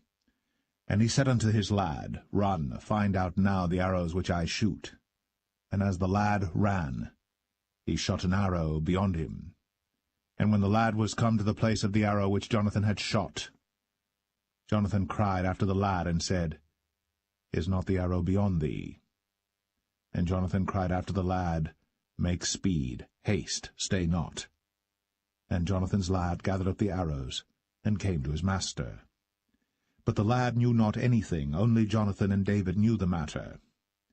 And Jonathan gave his artillery unto his lad, and said unto him, Go, carry them to the city. And as soon as the lad was gone, David arose out of a place toward the south, and fell on his face to the ground, and bowed himself 3 times. And they kissed one another, and wept one with another, until David exceeded. And Jonathan said to David, Go in peace, forasmuch as we have sworn both of us in the name of the Lord, saying, The Lord be between me and thee, and between my seed and thy seed forever. And he arose, and departed. And Jonathan went into the city.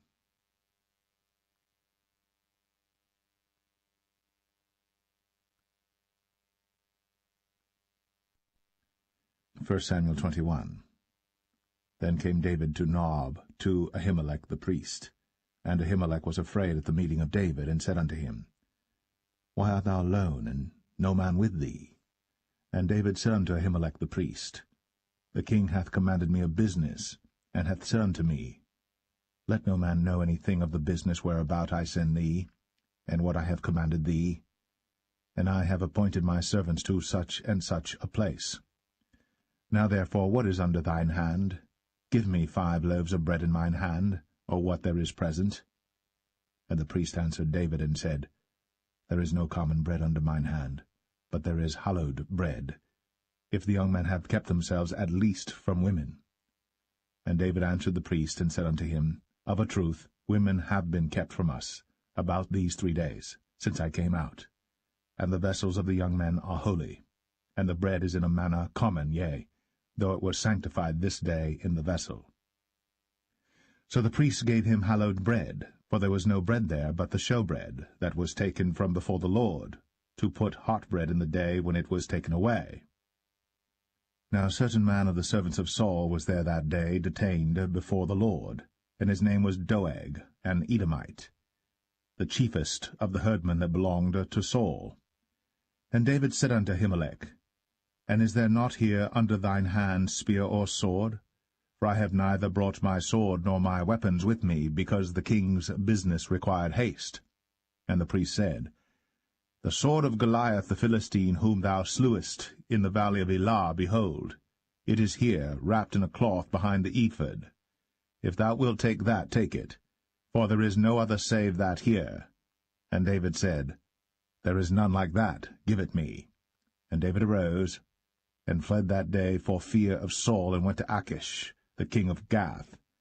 And the servants of Achish said unto him, Is not this David the king of the land? Did they not sing one to another of him in dances, saying, Saul hath slain his thousands, and David his 10,000s? And David laid up these words in his heart, and was sore afraid of Achish, the king of Gath. And he changed his behavior before them, and feigned himself mad in their hands, and scrabbled on the doors of the gate, and let his spittle fall down upon his beard. Then said Achish unto his servants, Lo, ye see the man is mad. Wherefore then have ye brought him to me? Have I need of madmen, that ye have brought this fellow to play the madman in my presence? Shall this fellow come into my house?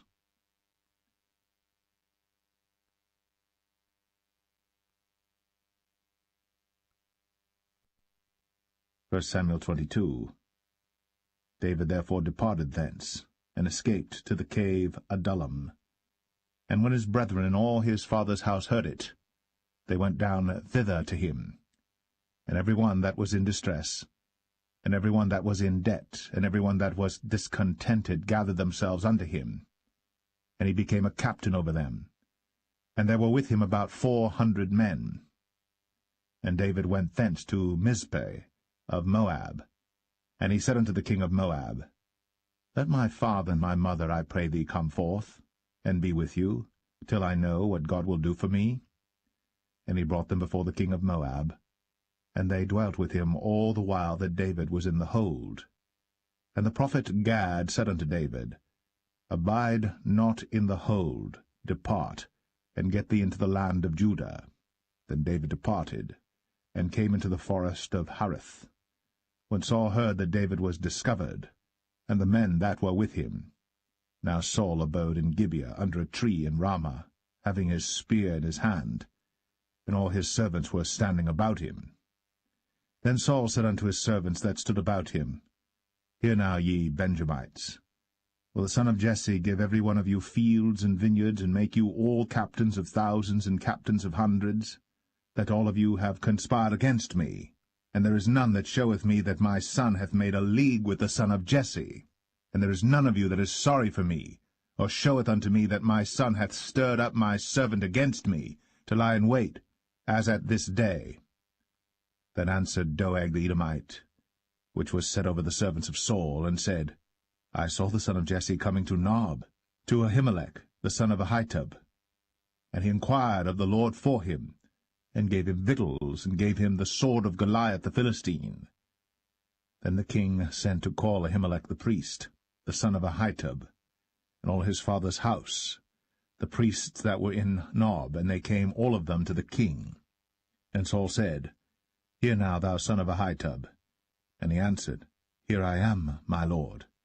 And Saul said unto him, Why have ye conspired against me, thou and the son of Jesse, in that thou hast given him bread and a sword, and hast inquired of God for him, that he should rise against me to lie in wait, as at this day?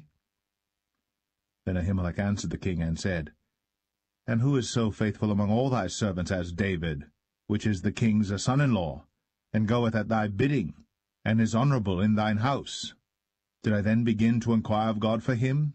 Be it far from me. Let not the king impute anything unto his servant, nor to all the house of my father, for thy servant knew nothing of all this, less or more.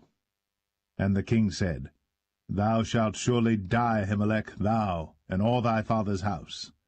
And the king said unto the footmen that stood about him, Turn, and slay the priests of the Lord, because their hand also is with David, and because they knew when he fled, and did not show it to me.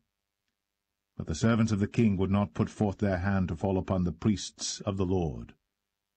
And the king said to Doeg, Turn thou, and fall upon the priests. And Doeg the Edomite turned, and he fell upon the priests, and slew on that day fourscore persons that did wear a linen ephod. And Nob, the city of the priests, smote he with the edge of the sword both men and women, children and sucklings, and oxen and asses, and sheep, with the edge of the sword. And one of the sons of Ahimelech the son of Ahitub, named Abiathar, escaped, and fled after David. And Abiathar showed David that Saul had slain the Lord's priests. And David said unto Abiathar, I knew it that day when Doeg the Edomite was there, that he would surely tell Saul, I have occasioned the death of all the persons of thy father's house. Abide thou with me. Fear not, for he that seeketh my life seeketh thy life.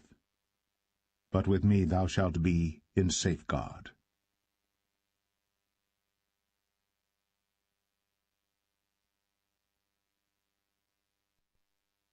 1 Samuel 23. Then they told David, saying, Behold, the Philistines fight against Keilah, and they rob the threshing floors. Therefore David inquired of the Lord, saying, Shall I go and smite these Philistines? And the Lord said unto David, Go, and smite the Philistines, and save Keilah. And David's men said unto him, Behold, we be afraid here in Judah. How much more then if we come to Keilah against the armies of the Philistines? Then David inquired of the Lord yet again. And the Lord answered him and said, Arise, go down to Keilah, for I will deliver the Philistines into thine hand. So David and his men went to Keilah, and fought with the Philistines, and brought away their cattle, and smote them with a great slaughter. So David saved the inhabitants of Keilah. And it came to pass, when Abiathar the son of Ahimelech fled to David to Keilah, that he came down with an ephod in his hand. And it was told Saul that David was come to Keilah, and Saul said, God hath delivered him into mine hand, for he is shut in, by entering into a town that hath gates and bars. And Saul called all the people together to war, to go down to Keilah, to besiege David and his men. And David knew that Saul secretly practiced mischief against him. And he said to Abiathar the priest, Bring hither the ephod. Then said David, O Lord God of Israel, Thy servant hath certainly heard that Saul seeketh to come to Keilah, to destroy the city for my sake. Will the men of Keilah deliver me up into his hand? Will Saul come down as thy servant hath heard? O Lord God of Israel, I beseech thee, tell thy servant. And the Lord said, He will come down. Then said David, Will the men of Keilah deliver me and my men into the hand of Saul? And the Lord said, They will deliver thee up. Then David and his men, which were about 600, arose, and departed out of Keilah, and went whithersoever they could go. And it was told Saul that David was escaped from Keilah, and he forbare to go forth. And David abode in the wilderness in strongholds, and remained in a mountain in the wilderness of Ziph. And Saul sought him every day, but God delivered him not into his hand. And David saw that Saul was come out to seek his life. And David was in the wilderness of Ziph in a wood. And Jonathan, Saul's son, arose, and went to David into the wood, and strengthened his hand in God. And he said unto him, Fear not, but the hand of Saul my father shall not find thee, and thou shalt be king over Israel. And I shall be next unto thee, and that also Saul my father knoweth. And they two made a covenant before the Lord. And David abode in the wood, and Jonathan went to his house. Then came up the Ziphites to Saul to Gibeah, saying, Doth not David hide himself with us in strongholds in the wood, in the hill of Hachilah, which is on the south of Jeshimon? Now therefore, O king, come down according to all the desire of thy soul to come down, and our part shall be to deliver him into the king's hand. And Saul said, Blessed be ye of the Lord, for ye have compassion on me. Go, I pray you, prepare yet, and know and see his place where his haunt is. And who hath seen him there? For it is told me that he dealeth very subtly. See therefore, and take knowledge of all the lurking places where he hideth himself, and come ye again to me with the certainty, and I will go with you. And it shall come to pass, if he be in the land, that I will search him out throughout all the thousands of Judah. And they arose, and went to Ziph before Saul. But David and his men were in the wilderness of Maon, in the plain, on the south of Jeshimon. Saul also and his men went to seek him. And they told David, wherefore he came down into a rock, and abode in the wilderness of Maon. And when Saul heard that, he pursued after David in the wilderness of Maon. And Saul went on this side of the mountain, and David and his men on that side of the mountain. And David made haste to get away for fear of Saul. For Saul and his men compassed David and his men round about to take them. But there came a messenger unto Saul, saying, Haste thee, and come, for the Philistines have invaded the land. Wherefore Saul returned from pursuing after David, and went against the Philistines. Therefore they called that place Selah Hamalekoth. And David went up from thence, and dwelt in strongholds at En-gedi.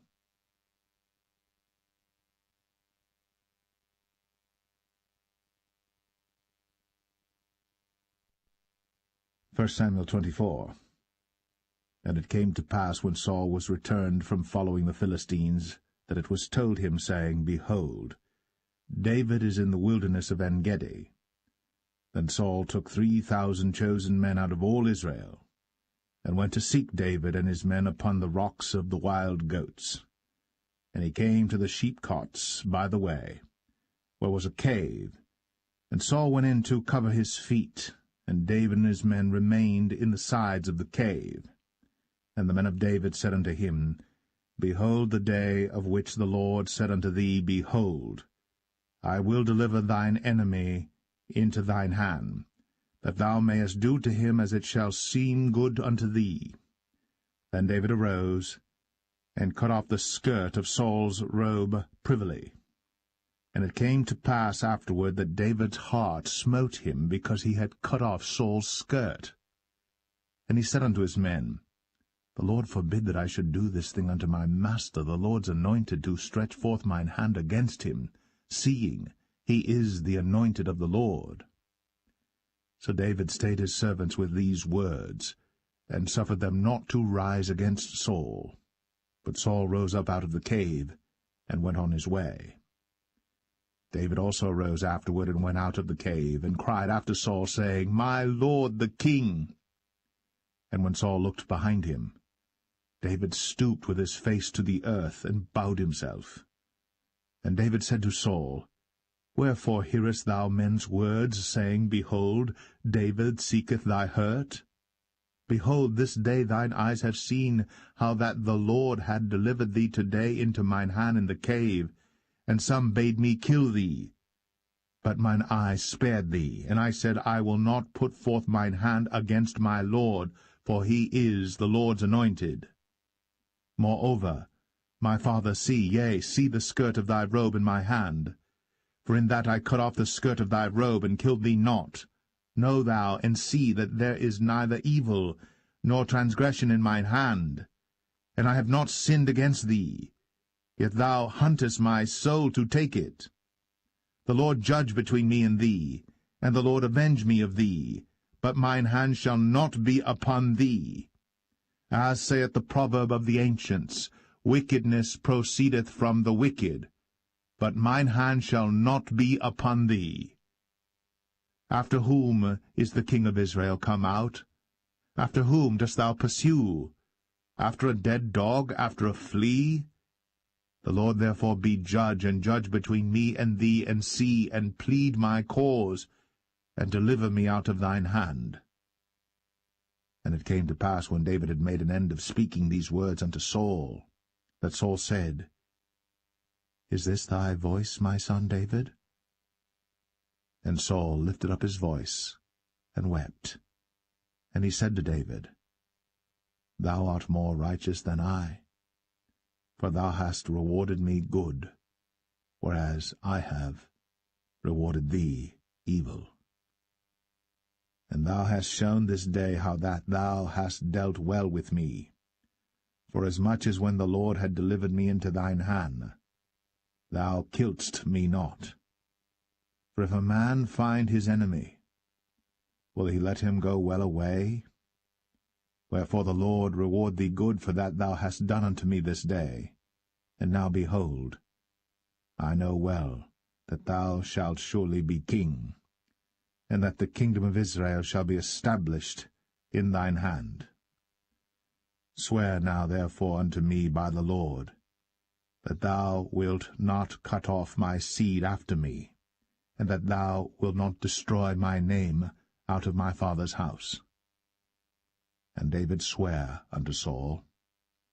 And Saul went home, but David and his men gat them up unto the hold.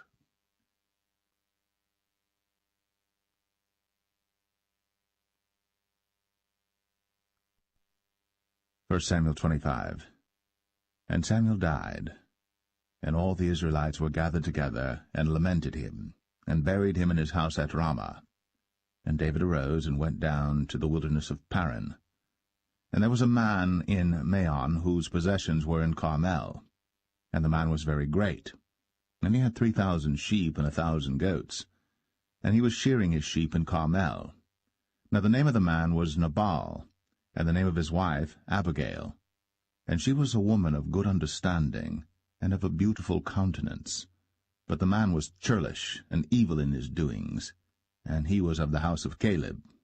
And David heard in the wilderness that Nabal did shear his sheep. And David sent out 10 young men, and David said unto the young men, Get you up to Carmel, and go to Nabal, and greet him in my name. And thus shall ye say to him that liveth in prosperity, Peace be both to thee, and peace be to thine house, and peace be unto all that thou hast. And now I have heard that thou hast shearers. Now thy shepherds which were with us, we hurt them not, neither was there aught missing unto them all the while they were in Carmel. Ask thy young men, and they will show thee. Wherefore let the young men find favour in thine eyes. For we come in a good day. Give, I pray thee, whatsoever cometh to thine hand unto thy servants, and to thy son David. And when David's young men came, they spake to Nabal according to all those words in the name of David, and ceased. And Nabal answered David's servants, and said, Who is David? And who is the son of Jesse? There be many servants nowadays that break away every man from his master.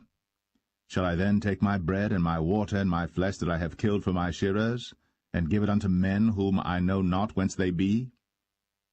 So David's young men turned their way, and went again, and came and told him all those sayings. And David said unto his men, Gird ye on every man his sword. And they girded on every man his sword. And David also girded on his sword. And there went up after David about 400 men, and 200 abode by the stuff. But one of the young men told Abigail, Nabal's wife, saying, Behold, David sent messengers out of the wilderness to salute our master, and he railed on them.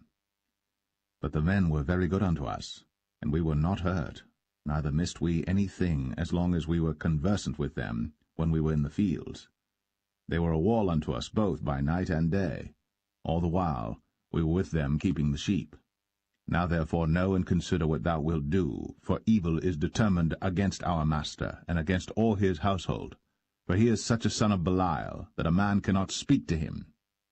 Then Abigail made haste, and took 200 loaves and 2 bottles of wine, and 5 sheep ready dressed, and 5 measures of parched corn, and 100 clusters of raisins, and 200 cakes of figs, and laid them on asses. And she said unto her servants, Go on before me, behold, I come after you. But she told not her husband Nabal. And it was so, as she rode on the ass, that she came down by the covert of the hill, and behold, David and his men came down against her, and she met them. Now David had said, Surely in vain have I kept all that this fellow hath in the wilderness, so that nothing was missed of all that pertained unto him. And he hath requited me evil for good.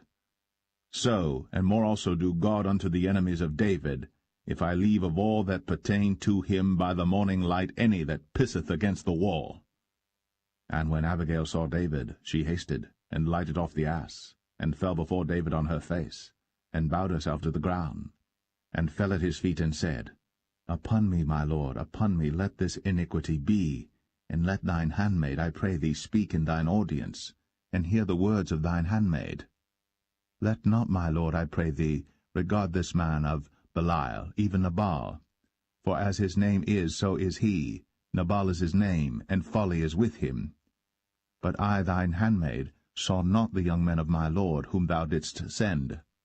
Now therefore, my lord, as the Lord liveth, and as thy soul liveth, seeing the Lord hath withholden thee from coming to shed blood, and from avenging thyself with thine own hand, now let thine enemies, and they that seek evil to my lord, be as Nabal.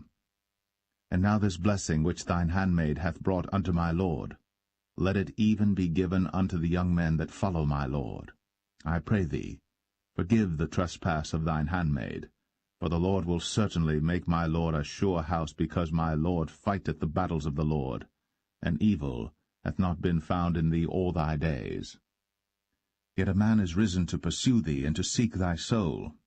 But the soul of my lord shall be bound in the bundle of life with the Lord thy God, and the souls of thine enemies, them shall he sling out, as out of the middle of a sling. And it shall come to pass, when the Lord shall have done to my lord according to all the good that he hath spoken concerning thee, and shall have appointed thee ruler over Israel, that this shall be no grief unto thee, nor offense of heart unto my lord, either that thou hast shed blood causeless, or that my lord hath avenged himself. But when the Lord shall have dealt well with my lord, then remember thine handmaid. And David said to Abigail, Blessed be the Lord God of Israel, which sent thee this day to meet me. And blessed be thy advice, and blessed be thou, which hast kept me this day from coming to shed blood, and from avenging myself with mine own hand. For in very deed, as the Lord God of Israel liveth, which hath kept me back from hurting thee, except thou hadst hasted and come to meet me, surely there had not been left unto Nabal by the morning light any that pisseth against the wall. So David received of her hand that which she had brought him, and said unto her, Go up in peace to thine house. See, I have hearkened to thy voice, and have accepted thy person. And Abigail came to Nabal, and behold, he held a feast in his house, like the feast of a king. And Nabal's heart was merry within him, for he was very drunken. Wherefore she told him nothing, less or more, until the morning light. But it came to pass in the morning, when the wine was gone out of Nabal, and his wife had told him these things, that his heart died within him, and he became as a stone. And it came to pass about 10 days after, that the Lord smote Nabal, that he died. And when David heard that Nabal was dead, he said, Blessed be the Lord, that hath pleaded the cause of my reproach from the hand of Nabal, and hath kept his servant from evil. For the Lord hath returned the wickedness of Nabal upon his own head. And David sent and communed with Abigail, to take her to him to wife.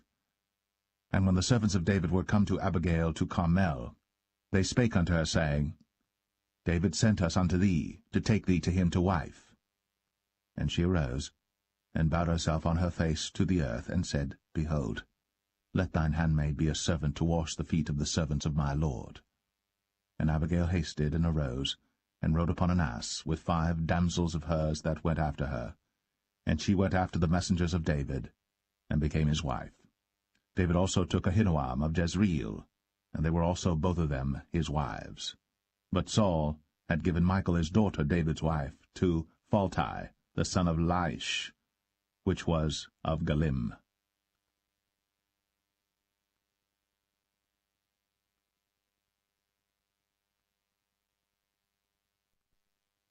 1 Samuel 26.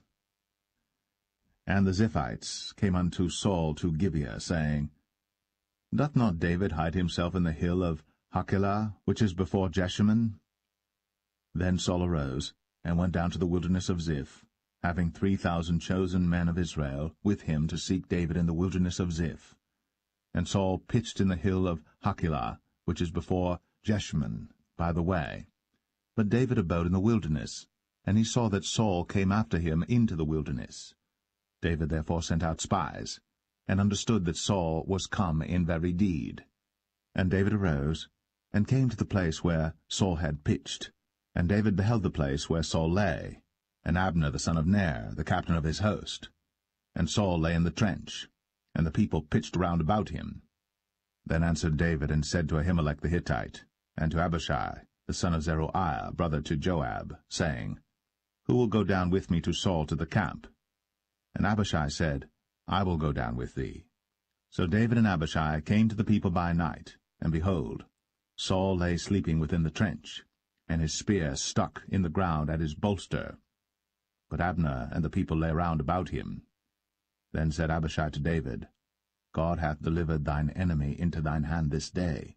Now therefore let me smite him, I pray thee, with the spear even to the earth at once, and I will not smite him the second time. And David said to Abishai, Destroy him not, for who can stretch forth his hand against the Lord's anointed, and be guiltless? David said furthermore, As the Lord liveth, the Lord shall smite him, or his day shall come to die, or he shall descend into battle and perish. The Lord forbid that I should stretch forth mine hand against the Lord's anointed. But I pray thee, take thou now the spear that is at his bolster, and the cruse of water, and let us go. So David took the spear and the cruse of water from Saul's bolster, and they gat them away.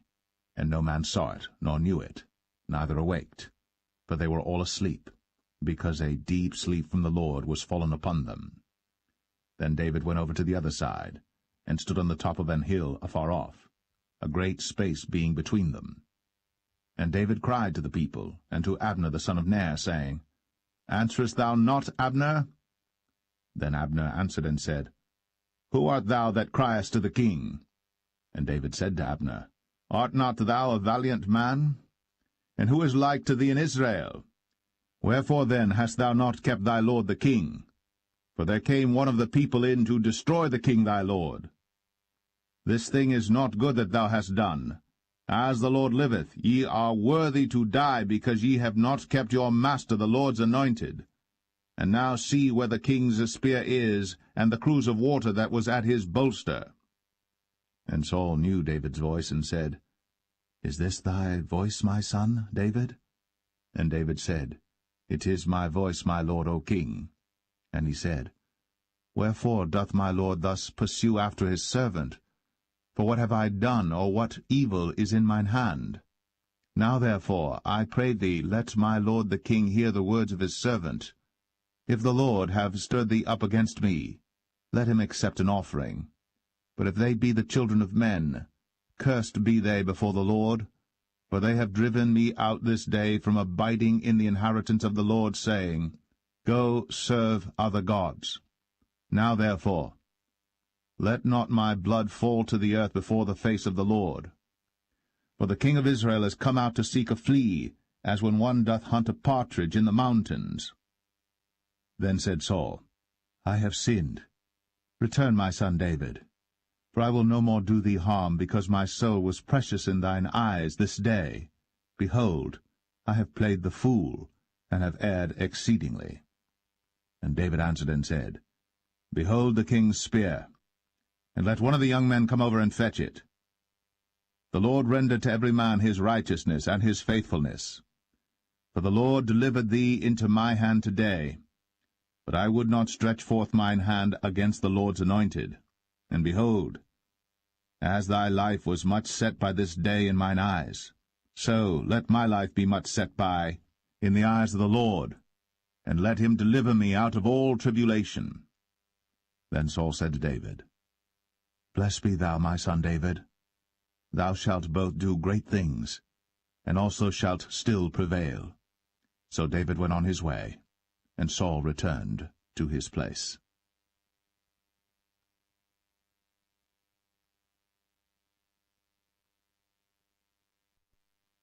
1 Samuel 27. And David said in his heart, I shall now perish one day by the hand of Saul. There is nothing better for me than that I should speedily escape into the land of the Philistines, and Saul shall despair of me, to seek me any more in any coast of Israel. So shall I escape out of his hand. And David arose, and he passed over with the 600 men that were with him unto Achish, the son of Maoch, king of Gath. And David dwelt with Achish at Gath, he and his men, every man with his household, even David with his 2 wives, Ahinoam the Jezreelitess, and Abigail the Carmelitess, Nabal's wife. And it was told Saul that David was fled to Gath, and he sought no more again for him. And David said unto Achish, If I have now found grace in thine eyes, let them give me a place in some town in the country, that I may dwell there. For why should thy servant dwell in the royal city with thee? Then Achish gave him Ziklag that day. Wherefore Ziklag pertaineth unto the kings of Judah unto this day. And the time that David dwelt in the country of the Philistines was a full year and 4 months. And David and his men went up, and invaded the Geshurites, and the Gezrites, and the Amalekites. For those nations were of old the inhabitants of the land, as thou goest to Shur, even unto the land of Egypt. And David smote the land, and left neither man nor woman alive, and took away the sheep and the oxen, and the asses, and the camels, and the apparel, and returned and came to Achish. And Achish said, Whither have ye made a road today? And David said, Against the south of Judah, and against the south of the Jerahmeelites, and against the south of the Kenites. And David saved neither man nor woman alive, to bring tidings to Gath, saying, Lest they should tell on us, saying, So did David, and so will be his manner all the while he dwelleth in the country of the Philistines. And Achish believed David, saying, He hath made his people Israel utterly to abhor him. Therefore he shall be my servant for ever.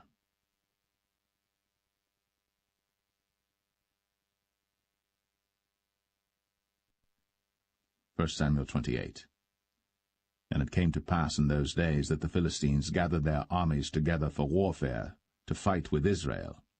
And Achish said unto David, Know thou assuredly that thou shalt go out with me to battle, thou and thy men. And David said to Achish, Surely thou shalt know what thy servant can do? And Achish said to David, Therefore will I make thee keeper of mine head for ever. Now Samuel was dead, and all Israel had lamented him, and buried him in Ramah, even in his own city. And Saul had put away those that had familiar spirits, and the wizards out of the land. And the Philistines gathered themselves together, and came and pitched in Shunem. And Saul gathered all Israel together, and they pitched in Gilboa. And when Saul saw the host of the Philistines, he was afraid, and his heart greatly trembled. And when Saul inquired of the Lord answered him not, neither by dreams, nor by Urim, nor by prophets. Then said Saul unto his servants, Seek me a woman that hath a familiar spirit, that I may go to her, and inquire of her. And his servant said to him, Behold, there is a woman that hath a familiar spirit at Endor. And Saul disguised himself, and put on other raiment, and he went, and 2 men with him. And they came to the woman by night. And he said, I pray thee, divine unto me by the familiar spirit, and bring me him up, whom I shall name unto thee. And the woman said unto him, Behold, thou knowest what Saul hath done, how he hath cut off those that have familiar spirits and the wizards out of the land? Wherefore then layest thou a snare for my life, to cause me to die? And Saul sware to her by the Lord, saying, As the Lord liveth, there shall no punishment happen to thee for this thing. Then said the woman, Whom shall I bring up unto thee? And he said, Bring me up Samuel. And when the woman saw Samuel, she cried with a loud voice, and the woman spake to Saul, saying, Why hast thou deceived me? For thou art Saul. And the king said unto her, Be not afraid. For what sawest thou? And the woman said unto Saul, I saw gods ascending out of the earth. And he said unto her, What form is he of? And she said, An old man cometh up, and he is covered with a mantle. And Saul perceived that it was Samuel, and he stooped with his face to the ground, and bowed himself. And Samuel said to Saul, Why hast thou disquieted me to bring me up? And Saul answered, I am sore distressed, for the Philistines make war against me, and God is departed from me, and answereth me no more, neither by prophets nor by dreams. Therefore I have called thee, that thou mayest make known unto me what I shall do. Then said Samuel, Wherefore then dost thou ask of me, seeing the Lord is departed from thee, and is become thine enemy? And the Lord hath done to him as he spake by me. For the Lord hath rent the kingdom out of thine hand, and given it to thy neighbor, even to David, because thou obeyest not the voice of the Lord, nor executest his fierce wrath upon Amalek. Therefore hath the Lord done this thing unto thee this day. Moreover the Lord will also deliver Israel with thee into the hand of the Philistines, and tomorrow shalt thou and thy sons be with me. The Lord also shall deliver the host of Israel into the hand of the Philistines. Then Saul fell straightway all along on the earth, and was sore afraid because of the words of Samuel. And there was no strength in him, for he had eaten no bread all the day, nor all the night. And the woman came unto Saul, and saw that he was sore troubled, and said unto him, Behold, thine handmaid hath obeyed thy voice, and I have put my life in my hand, and have hearkened unto thy words which thou spakest unto me. Now therefore, I pray thee, hearken thou also unto the voice of thine handmaid, and let me set a morsel of bread before thee, and eat, that thou mayest have strength, when thou goest on thy way. But he refused, and said, I will not eat. But his servants, together with the woman, compelled him, and he hearkened unto their voice. So he arose from the earth, and sat upon the bed. And the woman had a fat calf in the house, and she hasted and killed it, and took flour and kneaded it, and did bake unleavened bread thereof. And she brought it before Saul, and before his servants, and they did eat. Then they rose up, and went away that night.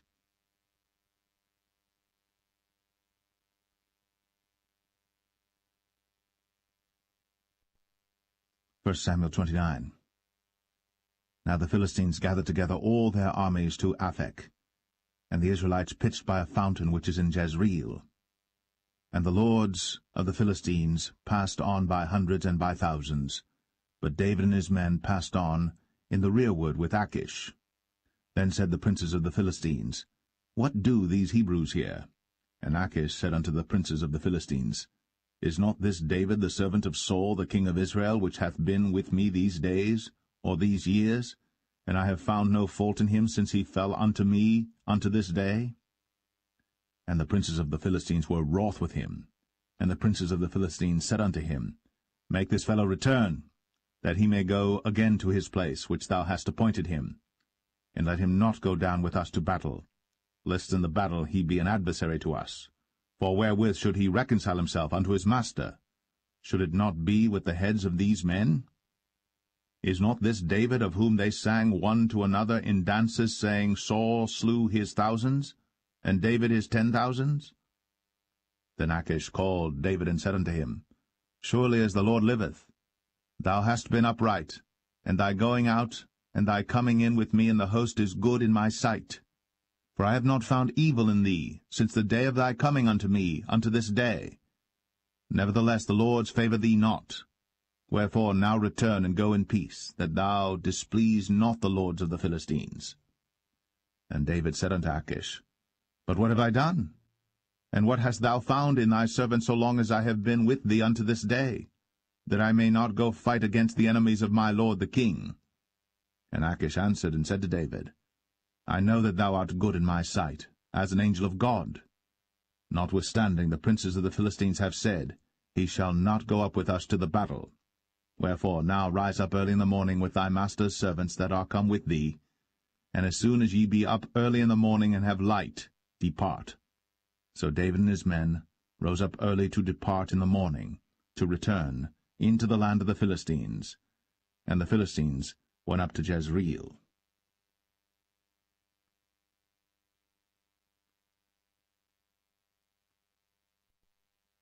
1 Samuel 30.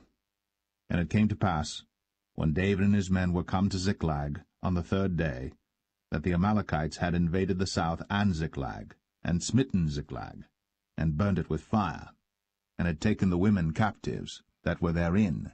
They slew not any, either great or small, but carried them away, and went on their way. So David and his men came to the city, and behold, it was burned with fire, and their wives and their sons and their daughters were taken captives. Then David and the people that were with him lifted up their voice and wept until they had no more power to weep.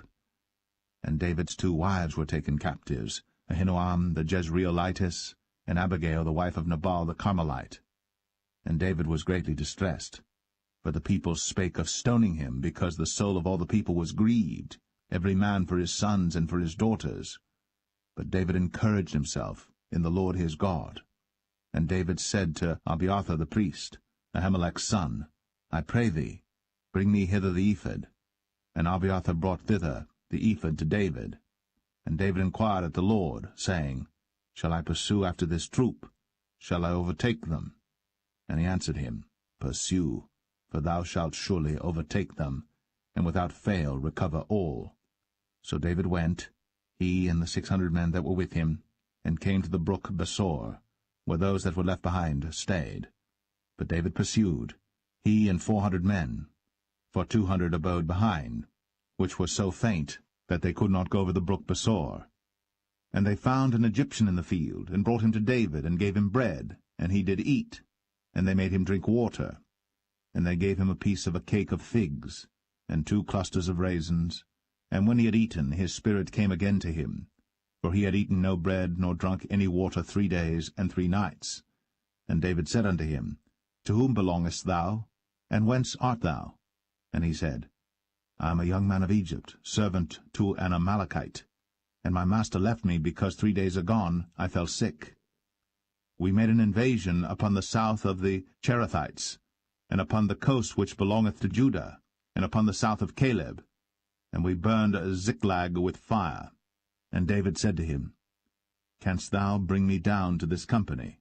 And he said, Swear unto me by God, that thou wilt neither kill me, nor deliver me into the hands of my master, and I will bring thee down to this company.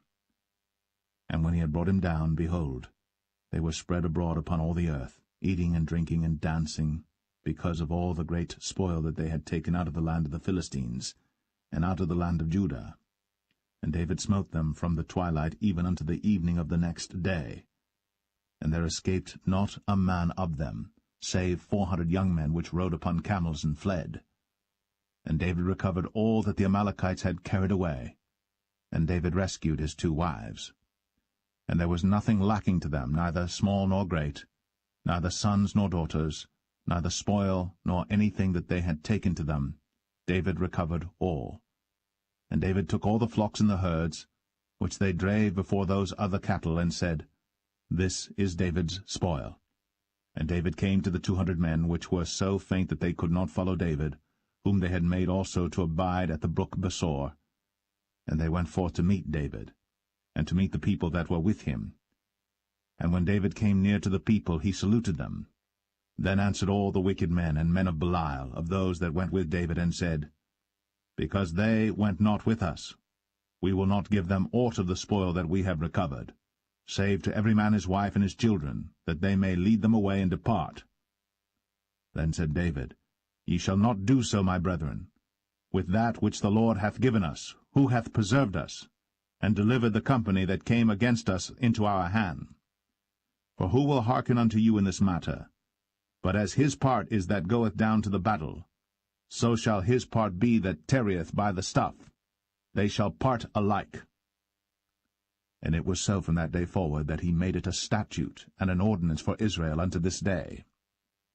And when David came to Ziklag, he sent of the spoil unto the elders of Judah, even to his friends, saying, Behold, a present for you of the spoil of the enemies of the Lord, to them which were in Bethel, and to them which were in South Ramoth, and to them which were in Jatir, and to them which were in Aroer, and to them which were in Siphmoth, and to them which were in Eshtemoa, and to them which were in Rakal, and to them which were in the cities of the Jerahmeelites, and to them which were in the cities of the Kenites, and to them which were in Hormah, and to them which were in Chor-Ashan, and to them which were in Athak, and to them which were in Hebron, and to all the places where David himself and his men were wont to haunt.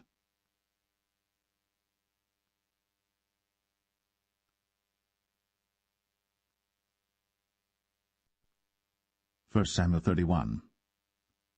Now the Philistines fought against Israel, and the men of Israel fled from before the Philistines, and fell down slain in Mount Gilboa. And the Philistines followed hard upon Saul and upon his sons. And the Philistines slew Jonathan, and Abinadab, and Malchishua, Saul's sons. And the battle went sore against Saul, and the archers hit him, and he was sore wounded of the archers. Then said Saul unto his armor-bearer, Draw thy sword, and thrust me through therewith, lest these uncircumcised come and thrust me through and abuse me. But his armor-bearer would not, for he was sore afraid. Therefore Saul took a sword, and fell upon it. And when his armor-bearer saw that Saul was dead, he fell likewise upon his sword, and died with him. So Saul died, and his 3 sons, and his armor-bearer, and all his men, that same day together. And when the men of Israel that were on the other side of the valley, and they that were on the other side, Jordan, saw that the men of Israel fled, and that Saul and his sons were dead, they forsook the cities and fled. And the Philistines came and dwelt in them. And it came to pass on the morrow, when the Philistines came to strip the slain, that they found Saul and his 3 sons fallen in Mount Gilboa. And they cut off his head, and stripped off his armor, and sent into the land of the Philistines round about to publish it in the house of their idols, and among the people. And they put his armor in the house of Ashtoreth, and they fastened his body to the wall of Bethshan. And when the inhabitants of Jabesh-Gilead heard of that which the Philistines had done to Saul, all the valiant men arose, and went all night, and took the body of Saul, and the bodies of his sons from the wall of Bethshan, and came to Jabesh, and burnt them there. And they took their bones, and buried them under a tree at Jabesh, and fasted 7 days.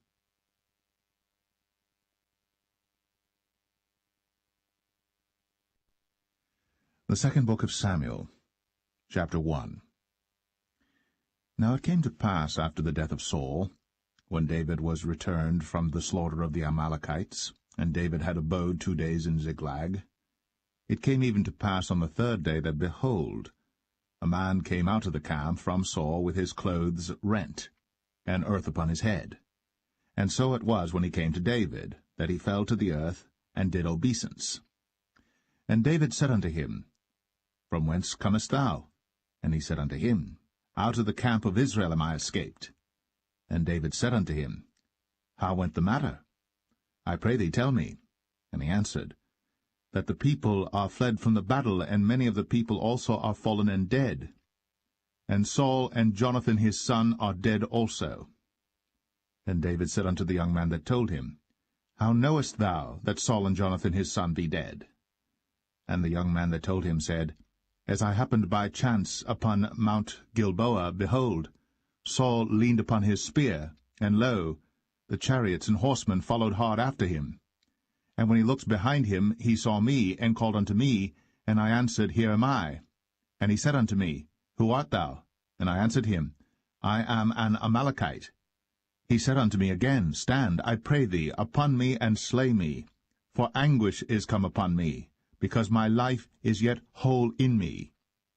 So I stood upon him, and slew him, because I was sure that he could not live after that he was fallen. And I took the crown that was upon his head, and the bracelet that was on his arm, and have brought them hither unto my lord. Then David took hold on his clothes, and rent them, and likewise all the men that were with him. And they mourned, and wept, and fasted until even, for Saul and for Jonathan his son, and for the people of the Lord, and for the house of Israel, because they were fallen by the sword. And David said unto the young man that told him, Whence art thou? And he answered, I am the son of a stranger, an Amalekite. And David said unto him, How wast thou not afraid to stretch forth thine hand to destroy the Lord's anointed? And David called one of the young men and said, Go near, and fall upon him. And he smote him that he died. And David said unto him, Thy blood be upon thy head. For thy mouth hath testified against thee, saying, I have slain the Lord's anointed. And David lamented with this lamentation over Saul and over Jonathan his son. Also he bade them teach the children of Judah the use of the bow. Behold, it is written in the book of Jasher, The beauty of Israel is slain upon thy high places. How are the mighty fallen! Tell it not in Gath. Publish it not in the streets of Ashkelon, lest the daughters of the Philistines rejoice, lest the daughters of the uncircumcised triumph. Ye mountains of Gilboa, let there be no dew, neither let there be rain upon you, nor fields of offerings. For there the shield of the mighty is vilely cast away, the shield of Saul, as though he had not been anointed with oil. From the blood of the slain, from the fat of the mighty, the bow of Jonathan turned not back, and the sword of Saul returned not empty. Saul and Jonathan were lovely and pleasant in their lives, and in their death they were not divided. They were swifter than eagles. They were stronger than lions. Ye daughters of Israel, weep over Saul, who clothed you in scarlet, with other delights, who put on ornaments of gold upon your apparel. How are the mighty fallen in the midst of the battle, O Jonathan! Thou wast slain in thine high places. I am distressed for thee, my brother Jonathan.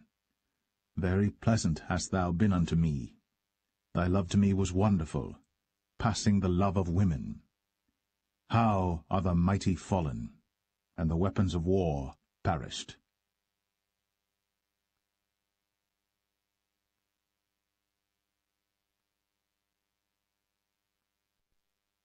2 Samuel 2. And it came to pass after this that David inquired of the Lord, saying, Shall I go up into any of the cities of Judah? And the Lord said unto him, Go up. And David said, Whither shall I go up? And he said, Unto Hebron. So David went up thither, and his 2 wives also, Ahinoam the Jezreelitess, and Abigail, Nabal's wife, the Carmelite. And his men that were with him did David bring up, every man with his household, and they dwelt in the cities of Hebron. And the men of Judah came, and there they anointed David king over the house of Judah. And they told David, saying, that the men of Jabesh-Gilead were they that buried Saul. And David sent messengers unto the men of Jabesh-Gilead, and said unto them, Blessed be ye of the Lord, that ye have shown this kindness unto your Lord, even unto Saul, and have buried him. And now the Lord show kindness and truth unto you, and I also will requite you this kindness, because ye have done this thing. Therefore now let your hands be strengthened, and be ye valiant, for your master Saul is dead, and also the house of Judah have anointed me king over them. But Abner, the son of Ner, captain of Saul's host, took Ishbosheth, the son of Saul, and brought him over to Mahanaim, and made him king over Gilead, and over the Asherites, and over Jezreel, and over Ephraim, and over Benjamin, and over all Israel. Ishbosheth, Saul's son, was 40 years old when he began to reign over Israel, and reigned 2 years. But the house of Judah followed David. And the time that David was king in Hebron over the house of Judah was 7 years and 6 months. And Abner the son of Ner, and the servants of Ishbosheth the son of Saul, went out from Mahanaim to Gibeon. And Joab the son of Zeruiah, and the servants of David went out, and met together by the pool of Gibeon. And they sat down, the one on the one side of the pool, and the other on the other side of the pool. And Abner said to Joab, Let the young men now arise, and play before us. And Joab said, Let them arise. Then there arose and went over by number 12 of Benjamin, which pertained to Ishbosheth the son of Saul, and 12 of the servants of David. And they caught every one his fellow by the head, and thrust his sword in his fellow's side, so they fell down together. Wherefore that place was called Helkath-Hazurim, which is in Gibeon. And there was a very sore battle that day, and Abner was beaten, and the men of Israel, before the servants of David. And there were 3 sons of Zeruiah there, Joab, and Abishai, and Asahel. And Asahel was as light of foot as a wild roe. And Asahel pursued after Abner, and in going he turned not to the right hand nor to the left from following Abner. Then Abner looked behind him, and said, Art thou Asahel? And he answered, I am. And Abner said to him, Turn thee aside to thy right hand or to thy left, and lay thee hold on one of the young men, and take thee his armor. But Asahel would not turn aside from following of him. And Abner said again to Asahel, Turn thee aside from following me. Wherefore should I smite thee to the ground? How then should I hold up my face to Joab thy brother? Howbeit he refused to turn aside. Wherefore Abner with the hinder end of the spear smote him under the 5th rib, that the spear came out behind him, and he fell down there, and died in the same place. And it came to pass, that as many as came to the place where Asahel fell down and died stood still. Joab also and Abishai pursued after Abner, and the sun went down when they were come to the hill of Ammah, that lieth before Giah by the way of the wilderness of Gibeon. And the children of Benjamin gathered themselves together after Abner, and became one troop, and stood on the top of an hill. Then Abner called to Joab and said, Shall the sword devour for ever? Knowest thou not that it will be bitterness in the latter end? How long shall it be then, ere thou bid the people return from following their brethren? And Joab said, As God liveth, unless thou hadst spoken. Surely then in the morning the people had gone up every one from following his brother. So Joab blew a trumpet, and all the people stood still, and pursued after Israel no more, neither fought they any more.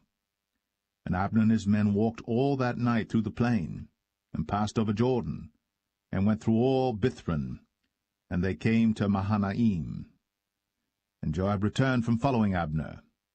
And when he had gathered all the people together, there lacked of David's servants 19 men, and Asahel. But the servants of David had smitten of Benjamin, and of Abner's men, so that 360 men died. And they took up Asahel, and buried him in the sepulchre of his father, which was in Bethlehem.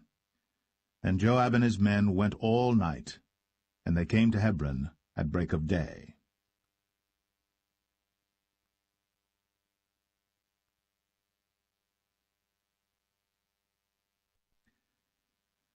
2 Samuel 3. Now there was long war between the house of Saul and the house of David. But David waxed stronger and stronger, and the house of Saul waxed weaker and weaker.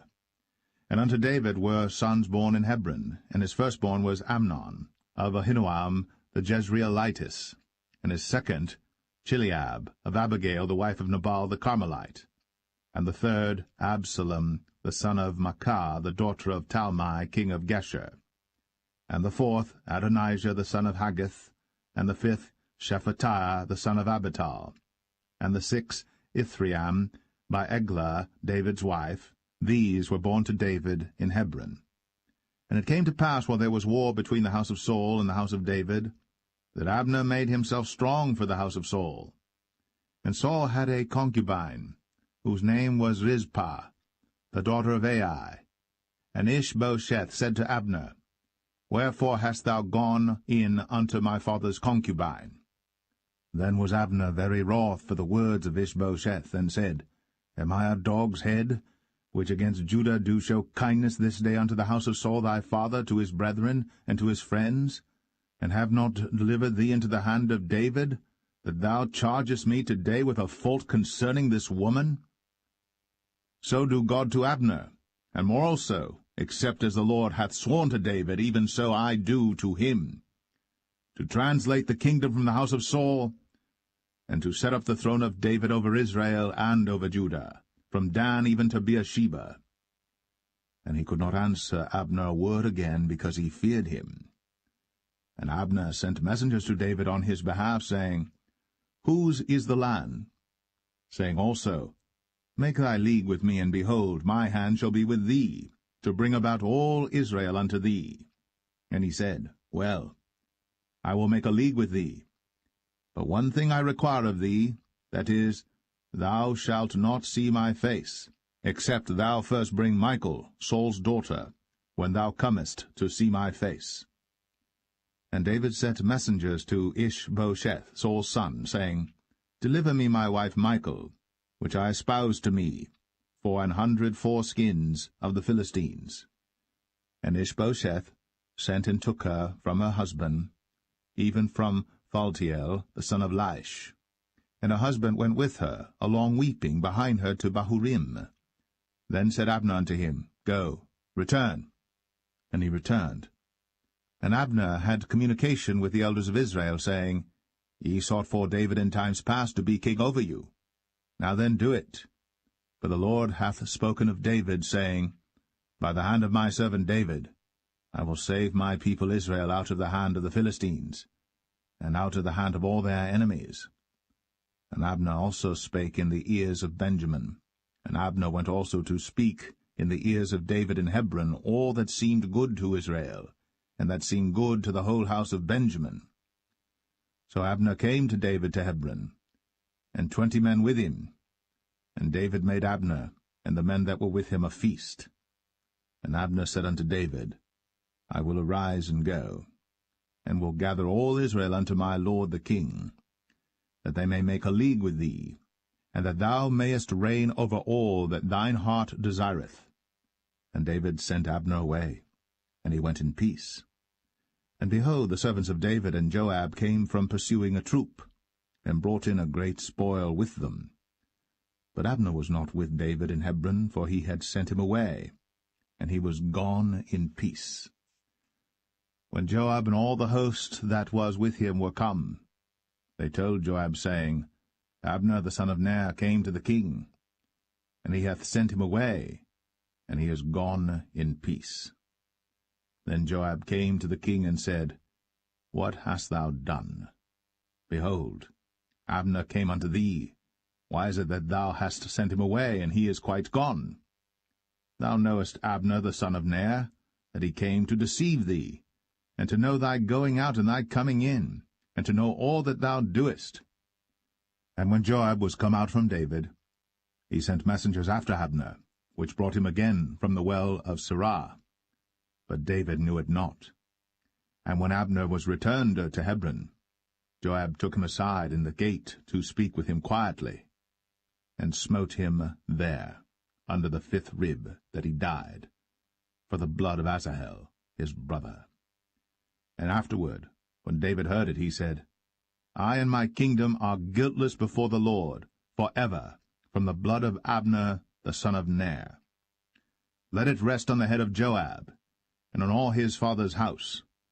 And let there not fail from the house of Joab one that hath an issue, or that is a leper, or that leaneth on a staff, or that falleth on the sword, or that lacketh bread. So Joab and Abishai his brother slew Abner, because he had slain their brother Asahel at Gibeon in the battle. And David said to Joab and to all the people that were with him, Rend your clothes, and gird you with sackcloth, and mourn before Abner. And King David himself followed the bier. And they buried Abner in Hebron. And the king lifted up his voice, and wept at the grave of Abner. And all the people wept. And the king lamented over Abner, and said, Died Abner as a fool dieth. Thy hands were not bound, nor thy feet put into fetters. As a man falleth before wicked men, so fellest thou. And all the people wept again over him. And when all the people came to cause David to eat meat while it was yet day, David sware, saying, So do God to me, and more also, if I taste bread or aught else, till the sun be down. And all the people took notice of it, and it pleased them, as whatsoever the king did pleased all the people. For all the people and all Israel understood that day that it was not of the king to slay Abner the son of Ner. And the king said unto his servants, Know ye not that there is a prince and a great man fallen this day in Israel? And I am this day weak, though anointed king. And these men, the sons of Zeruiah, be too hard for me. The Lord shall reward the doer of evil according to his wickedness.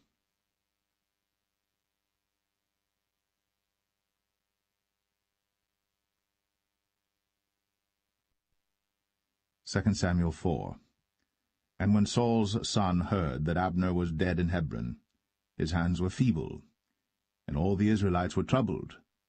And Saul's son had 2 men that were captains of bands. The name of the one was Baanah, and the name of the other Rechab, the sons of Rimmon, a Beerothite, of the children of Benjamin.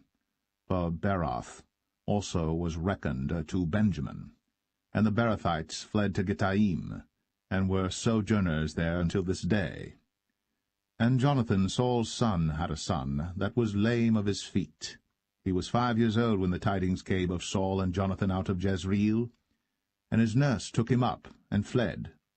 And it came to pass, as she made haste to flee, that he fell and became lame. And his name was Mephibosheth. And the sons of Rimmon the Beerothite, Rechab and Baanah, went, and came about the heat of the day to the house of Ishbosheth, who lay on a bed at noon. And they came thither into the midst of the house, as though they would have fetched wheat, and they smote him under the 5th rib. And Rechab and Baanah his brother escaped. For when they came into the house, he lay on his bed in his bedchamber, and they smote him, and slew him, and beheaded him, and took his head, and gat them away through the plain all night. And they brought the head of Ishbosheth unto David to Hebron, and said to the king, Behold, the head of Ishbosheth, the son of Saul, thine enemy, which sought thy life. And the Lord hath avenged my lord the king this day of Saul, and of his seed. And David answered Rechab and Baanah his brother, the sons of Rimmon the Beerothite, and said unto them, As the Lord liveth, who hath redeemed my soul out of all adversity? When one told me, saying, Behold, Saul is dead, thinking to have brought good tidings, I took hold of him, and slew him in Ziklag, who thought that I would have given him a reward for his tidings. How much more, when wicked men have slain a righteous person in his own house upon his bed? Shall I not therefore now require his blood of your hand, and take you away from the earth? And David commanded his young men, and they slew them, and cut off their hands and their feet, and hanged them up over the pool in Hebron. But they took the head of Ishbosheth, and buried it in the sepulchre of Abner in Hebron.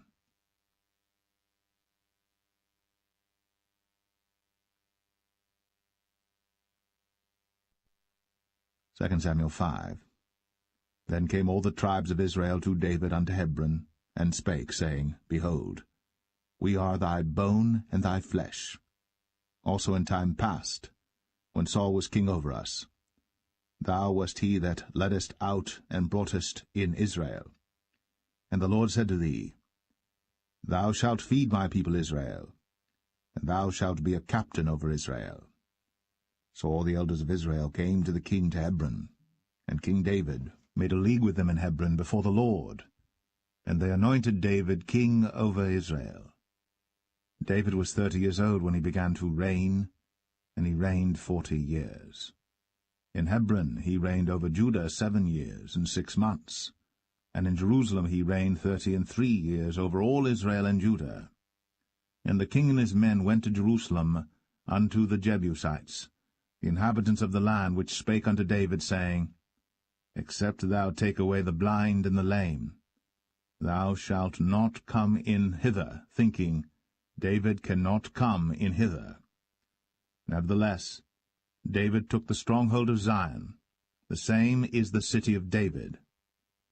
And David said on that day, Whosoever getteth up to the gutter, and smiteth the Jebusites, and the lame and the blind, that are hated of David's soul, he shall be chief and captain. Wherefore they said, The blind and the lame shall not come into the house. So David dwelt in the fort, and called it the city of David. And David built round about from Millo and inward. And David went on, and grew great, and the Lord God of hosts was with him. And Hiram king of Tyre sent messengers to David, and cedar trees, and carpenters, and masons, and they built David an house. And David perceived that the Lord had established him king over Israel, and that he had exalted his kingdom for his people Israel's sake.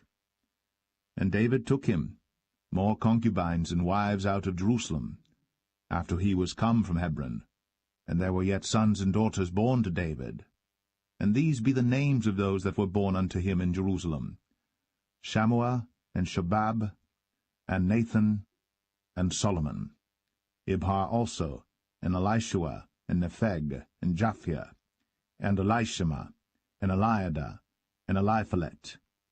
But when the Philistines heard that they had anointed David king over Israel, all the Philistines came up to seek David, and David heard of it, and went down to the hold. The Philistines also came and spread themselves in the valley of Rephaim. And David inquired of the Lord, saying, Shall I go up to the Philistines? Wilt thou deliver them into mine hand? And the Lord said unto David, Go up, for I will doubtless deliver the Philistines into thine hand. And David came to Baal Perazim, and David smote them there, and said, The Lord hath broken forth upon mine enemies before me, as the breach of waters. Therefore he called the name of that place Baal Perazim. And there they left their images, and David and his men burned them. And the Philistines came up yet again, and spread themselves in the valley of Rephaim. And when David inquired of the Lord, he said, Thou shalt not go up, but fetch a compass behind them, and come upon them over against the mulberry trees. And let it be, when thou hearest the sound of a going in the tops of the mulberry trees, that then thou shalt bestir thyself, for then shall the Lord go out before thee to smite the host of the Philistines. And David did so, as the Lord had commanded him, and smote the Philistines from Geba until thou come to Gazer.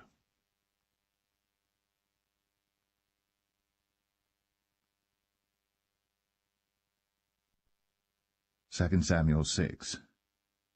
Again David gathered together all the chosen men of Israel, 30,000. And David arose and went with all the people that were with him from Baale of Judah, to bring up from thence the ark of God, whose name is called by the name of the Lord of hosts, that dwelleth between the cherubims. And they set the ark of God upon a new cart, and brought it out of the house of Abinadab that was in Gibeah. And Uzzah and Ahio, the sons of Abinadab, drave the new cart. And they brought it out of the house of Abinadab, which was at Gibeah, accompanying the ark of God, and Ahio went before the ark. And David and all the house of Israel played before the Lord in all manner of instruments made of fir wood, even on harps, and on psalteries, and on timbrels, and on cornets, and on cymbals. And when they came to Nachon's threshing floor, Uzzah put forth his hand to the ark of God, and took hold of it, for the oxen shook it. And the anger of the Lord was kindled against Uzzah, and God smote him there for his error, and there he died by the ark of God. And David was displeased, because the Lord had made a breach upon Uzzah, and he called the name of the place Perez Uzzah to this day. And David was afraid of the Lord that day, and said, How shall the ark of the Lord come to me? So David would not remove the ark of the Lord unto him into the city of David, but David carried it aside into the house of Obed-Edom the Gittite. And the ark of the Lord continued in the house of Obed-Edom the Gittite 3 months. And the Lord blessed Obed-Edom and all his household. And it was told King David, saying, The Lord hath blessed the house of Obed-Edom, and all that pertaineth unto him, because of the ark of God. So David went and brought up the ark of God from the house of Obed-Edom into the city of David with gladness. And it was so, that when they that bare the ark of the Lord had gone 6 paces, he sacrificed oxen and fatlings. And David danced before the Lord with all his might. And David was girded with a linen ephod. So David and all the house of Israel brought up the ark of the Lord with shouting, and with the sound of the trumpet. And as the ark of the Lord came into the city of David, Michal, Saul's daughter, looked through a window, and saw King David leaping and dancing before the Lord. And she despised him in her heart. And they brought in the ark of the Lord, and set it in his place in the midst of the tabernacle that David had pitched for it. And David offered burnt offerings and peace offerings before the Lord. And as soon as David had made an end of offering burnt offerings and peace offerings, he blessed the people in the name of the Lord of hosts. And he dealt among all the people, even among the whole multitude of Israel, as well to the women as men, to every one a cake of bread, and a good piece of flesh, and a flagon of wine. So all the people departed every one to his house.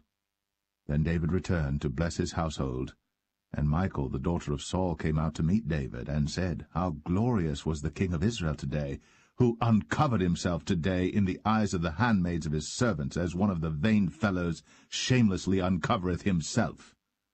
And David said unto Michal, It was before the Lord which chose me before thy father, and before all his house, to appoint me ruler over the people of the Lord, over Israel.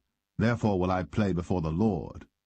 And I will yet be more vile than thus, and will be base in mine own sight.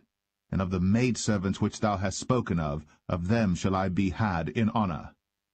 Therefore Michal, the daughter of Saul, had no child unto the day of her death.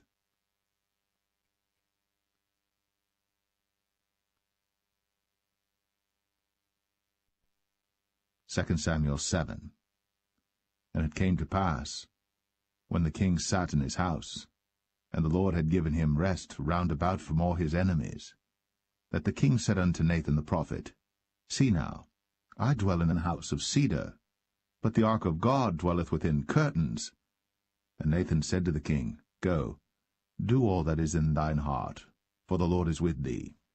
And it came to pass that night that the word of the Lord came unto Nathan, saying, Go and tell my servant David, Thus saith the Lord, Shalt thou build me an house for me to dwell in?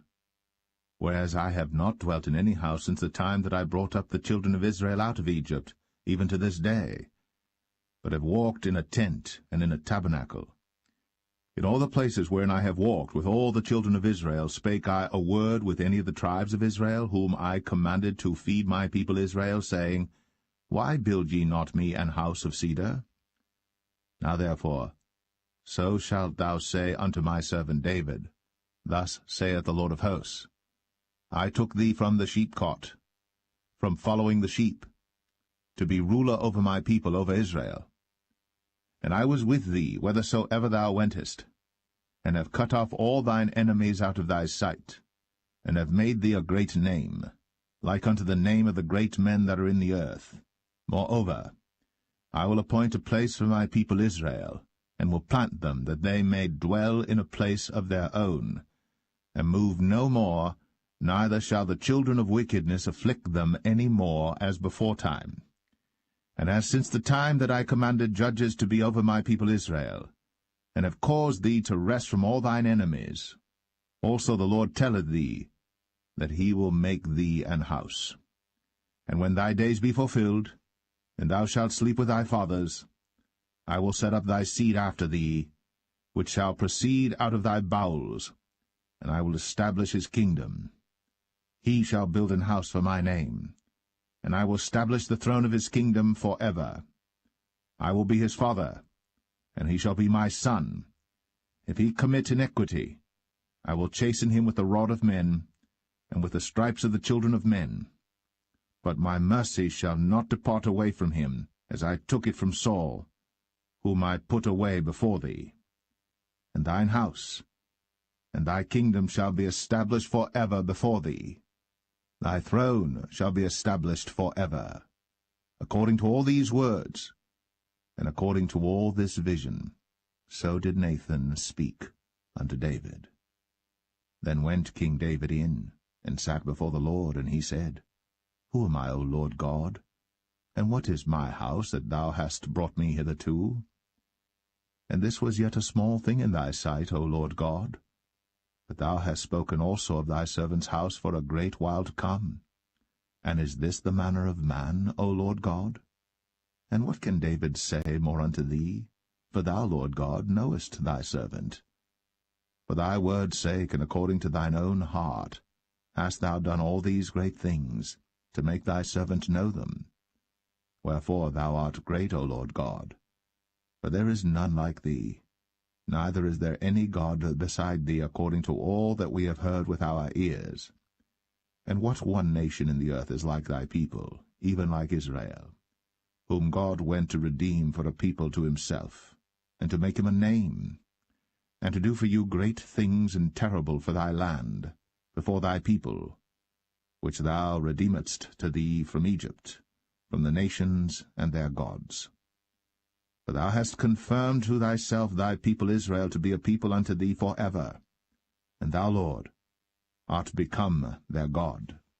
And now, O Lord God, the word that thou hast spoken concerning thy servant, and concerning his house, establish it for ever, and do as thou hast said. And let thy name be magnified for ever, saying, The Lord of hosts is the God over Israel.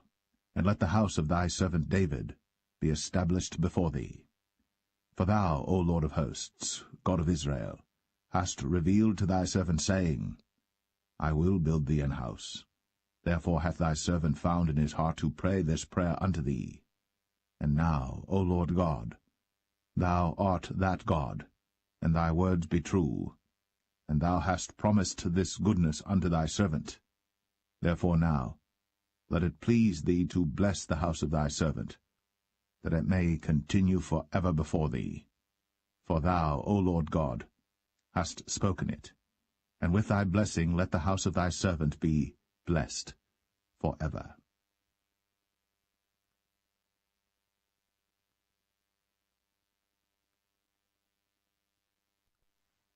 2 Samuel 8. And after this, it came to pass that David smote the Philistines, and subdued them. And David took Metheg Ammah out of the hand of the Philistines. And he smote Moab, and measured them with a line, casting them down to the ground. Even with 2 lines measured he, to put to death, and with 1 full line to keep alive. And so the Moabites became David's servants, and brought gifts. David smote also Hadadezer, the son of Rehob, king of Zobah, as he went to recover his border at the river Euphrates. And David took from him 1,000 chariots, and 700 horsemen, and 20,000 footmen. And David houghed all the chariot horses, but reserved of them 400 chariots. And when the Syrians of Damascus came to succor Hadadezer, king of Zobah, David slew of the Syrians 22,000 men. Then David put garrisons in Syria of Damascus, and the Syrians became servants to David and brought gifts. And the Lord preserved David whithersoever he went. And David took the shields of gold that were on the servants of Hadadezer, and brought them to Jerusalem. And from Betah and from Berothai, cities of Hadadezer, King David took exceeding much brass. When Toi, king of Hamath, heard that David had smitten all the host of Hadadezer, then Toi sent Joram his son unto King David to salute him and to bless him, because he had fought against Hadadezer, and smitten him. For Hadadezer had wars with Toi. And Joram brought with him vessels of silver, and vessels of gold, and vessels of brass, which also King David did dedicate unto the Lord, with the silver and gold that he had dedicated of all nations which he subdued, of Syria, and of Moab, and of the children of Ammon, and of the Philistines, and of Amalek, and of the spoil of Hadadezer son of Rehob, king of Zobah. And David gat him a name when he returned from smiting of the Syrians in the valley of Salt, being 18,000 men. And he put garrisons in Edom. Throughout all Edom put he garrisons, and all they of Edom became David's servants. And the Lord preserved David whithersoever he went. And David reigned over all Israel. And David executed judgment and justice unto all his people. And Joab the son of Zeruiah was over the host, and Jehoshaphat the son of Ahilud was recorder, and Zadok the son of Ahitub, and Ahimelech the son of Abiathar were the priests, and Seraiah was the scribe, and Benaniah the son of Jehoiada was over both the Cherethites and the Pelethites, and David's sons were chief rulers.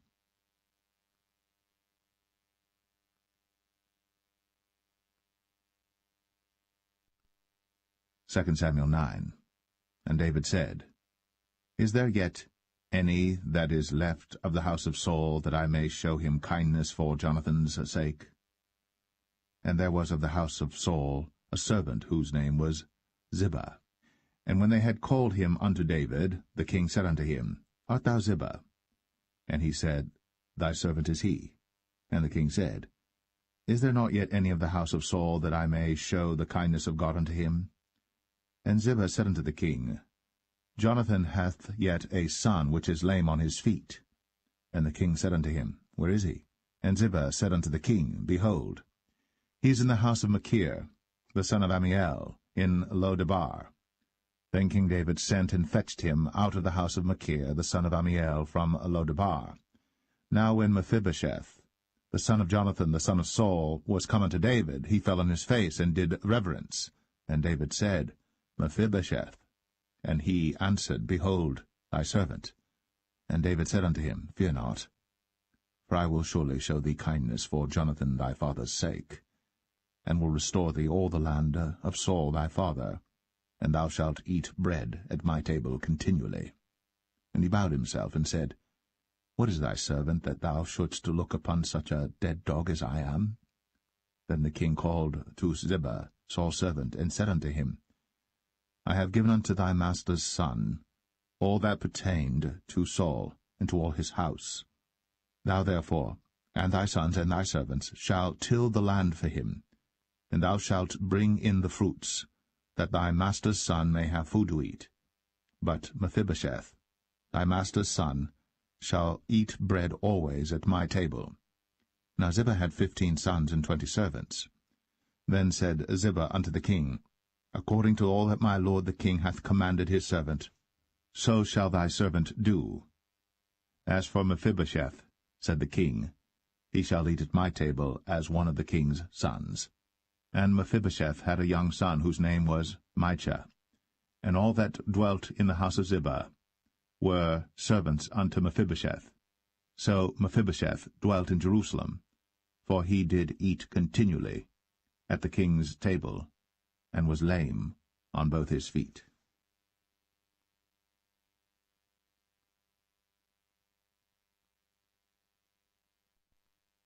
2 Samuel 10. And it came to pass after this, that the king of the children of Ammon died, and Hanan his son reigned in his stead. Then said David, I will show kindness unto Hanan the son of Nahash, as his father showed kindness unto me. And David sent to comfort him by the hand of his servants for his father. And David's servants came into the land of the children of Ammon. And the princes of the children of Ammon said unto Hanan their lord, Thinkest thou that David doth honour thy father, that he hath sent comforters unto thee? Hath not David rather sent his servants unto thee to search the city, and to spy it out, and to overthrow it? Wherefore Hanan took David's servants, and shaved off the one half of their beards, and cut off their garments in the middle, even to their buttocks, and sent them away. When they told it unto David, he sent to meet them, because the men were greatly ashamed. And the king said, Tarry at Jericho until your beards be grown, and then return.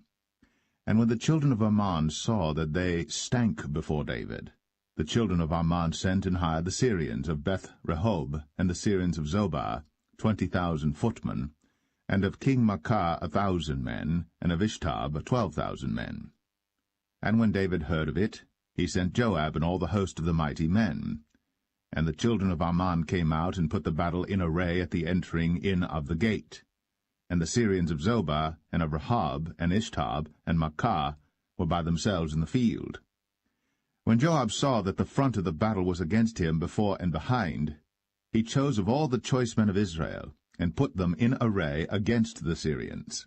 And the rest of the people he delivered into the hand of Abishai his brother, that he might put them in array against the children of Ammon. And he said, If the Syrians be too strong for me, then thou shalt help me. But if the children of Ammon be too strong for thee, then I will come and help thee. Be of good courage.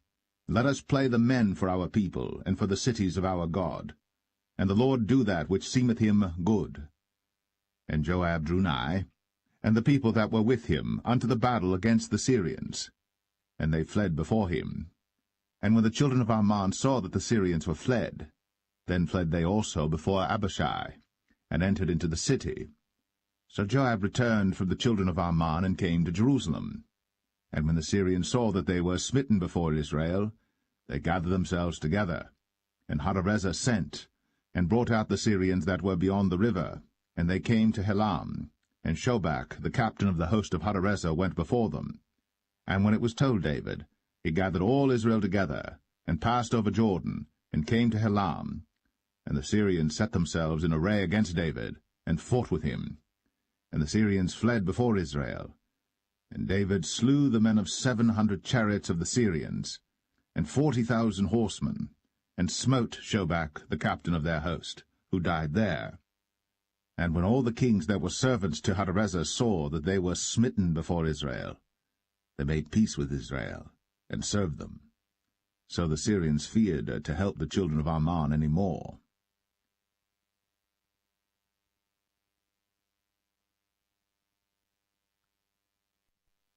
Second Samuel 11. And it came to pass, after the year was expired, at the time when kings go forth to battle, that David sent Joab and his servants with him, and all Israel. And they destroyed the children of Ammon, and besieged Rabbah. But David tarried still at Jerusalem. And it came to pass in an evening tide that David arose from off his bed, and walked upon the roof of the king's house. And from the roof he saw a woman washing herself, and the woman was very beautiful to look upon. And David sent and inquired after the woman. And one said, Is not this Bathsheba, the daughter of Eliam, the wife of Uriah the Hittite? And David sent messengers, and took her. And she came in unto him, and he lay with her, for she was purified from her uncleanness, and she returned unto her house.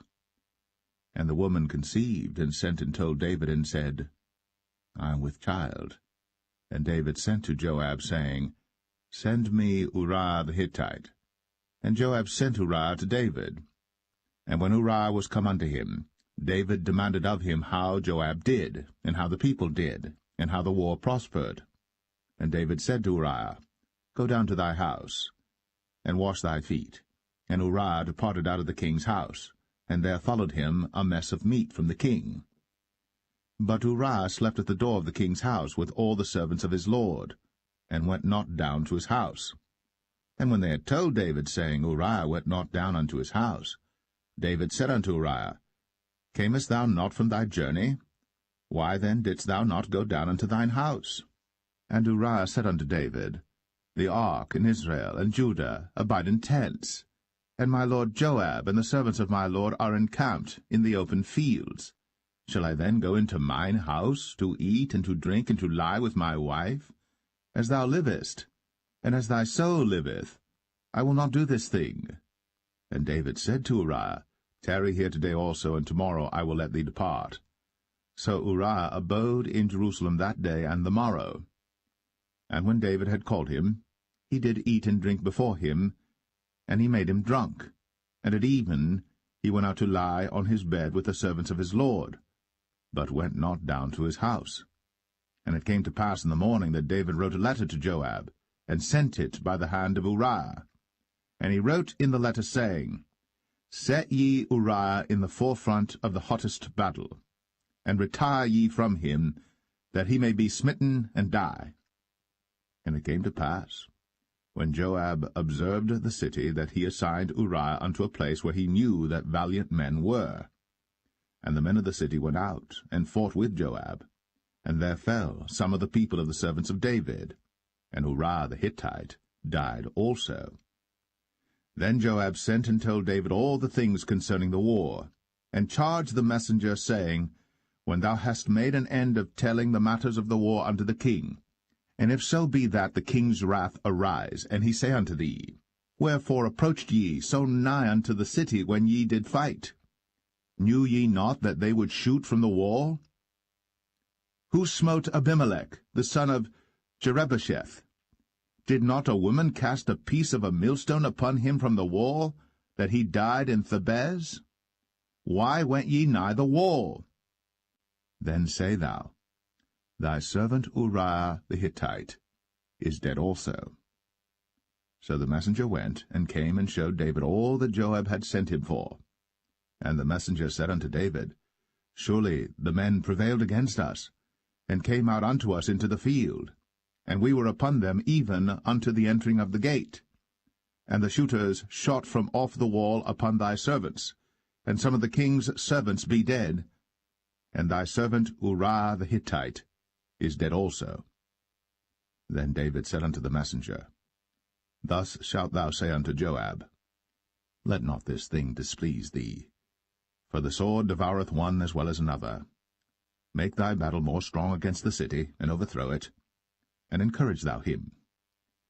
And when the wife of Uriah heard that Uriah her husband was dead, she mourned for her husband. And when the morning was past, David sent and fetched her to his house, and she became his wife, and bare him a son. But the thing that David had done displeased the Lord.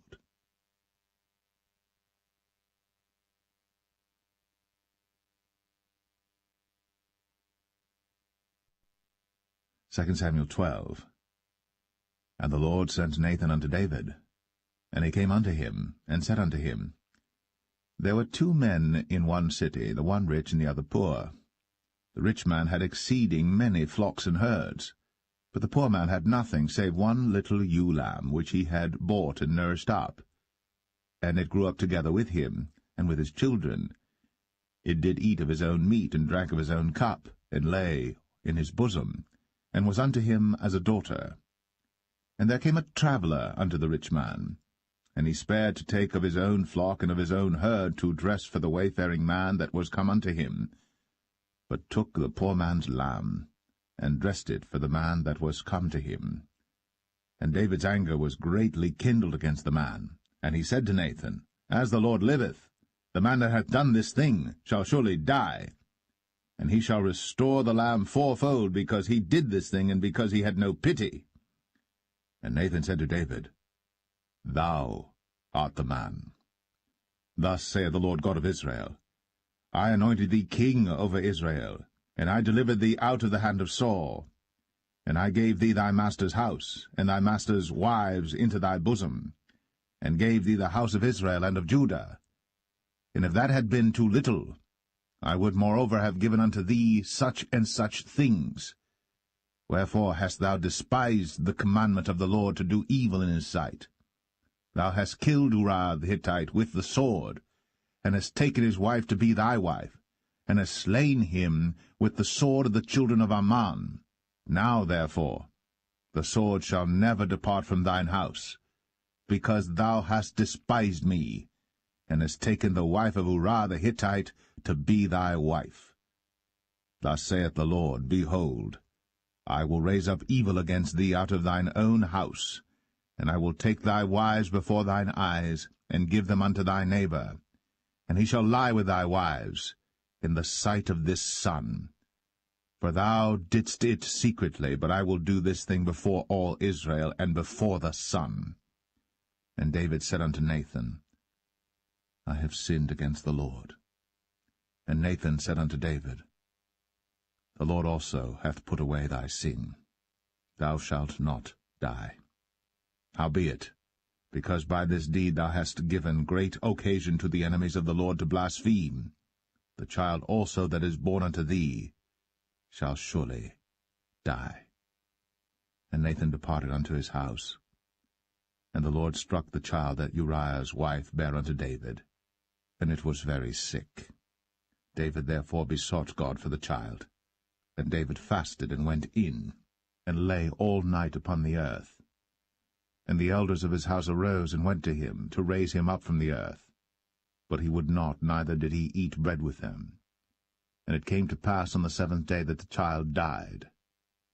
And the servants of David feared to tell him that the child was dead, for they said, Behold, while the child was yet alive, we spake unto him, and he would not hearken unto our voice. How will he then vex himself, if we tell him that the child is dead? But when David saw that his servants whispered, David perceived that the child was dead. Therefore David said unto his servants, Is the child dead? And they said, He is dead. Then David arose from the earth, and washed, and anointed himself, and changed his apparel, and came into the house of the Lord, and worshipped. Then he came to his own house, and when he required, they set bread before him, and he did eat. Then said his servants unto him, What thing is this that thou hast done? Thou didst fast and weep for the child while it was alive, but when the child was dead thou didst rise and eat bread. And he said, While the child was yet alive, I fasted and wept, for I said, Who can tell whether God will be gracious to me, that the child may live?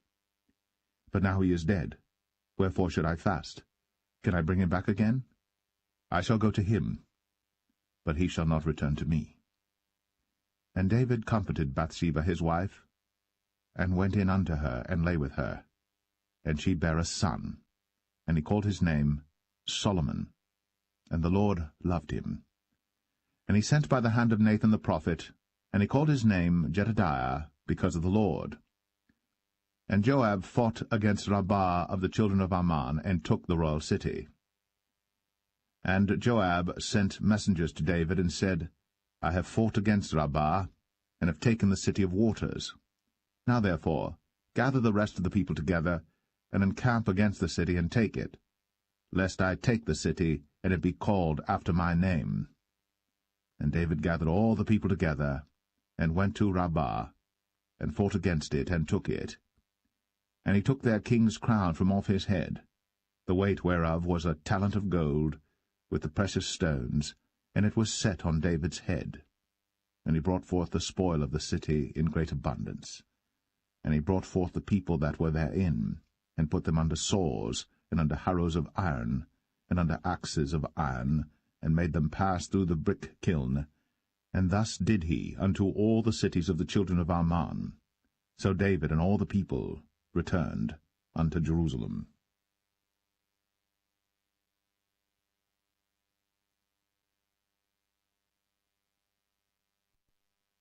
2 Samuel 13. And it came to pass after this, that Absalom the son of David had a fair sister whose name was Tamar, and Amnon the son of David loved her. And Amnon was so vexed that he fell sick for his sister Tamar, for she was a virgin, and Amnon thought it hard for him to do anything to her. But Amnon had a friend whose name was Jonadab, the son of Shimea, David's brother. And Jonadab was a very subtle man. And he said unto him, Why art thou, being the king's son, lean from day to day? Wilt thou not tell me? And Amnon said unto him, I love Tamar, my brother Absalom's sister. And Jonadab said unto him, Lay thee down on thy bed, and make thyself sick. And when thy father cometh to see thee, say unto him, I pray thee, let my sister Tamar come and give me meat, and dress the meat in my sight, that I may see it, and eat it at her hand. So Amnon lay down, and made himself sick. And when the king was come to see him, Amnon said unto the king, I pray thee, let Tamar my sister come, and make me a couple of cakes in my sight, that I may eat at her hand. Then David sent home to Tamar, saying, Go now to thy brother Amnon's house, and dress him meat.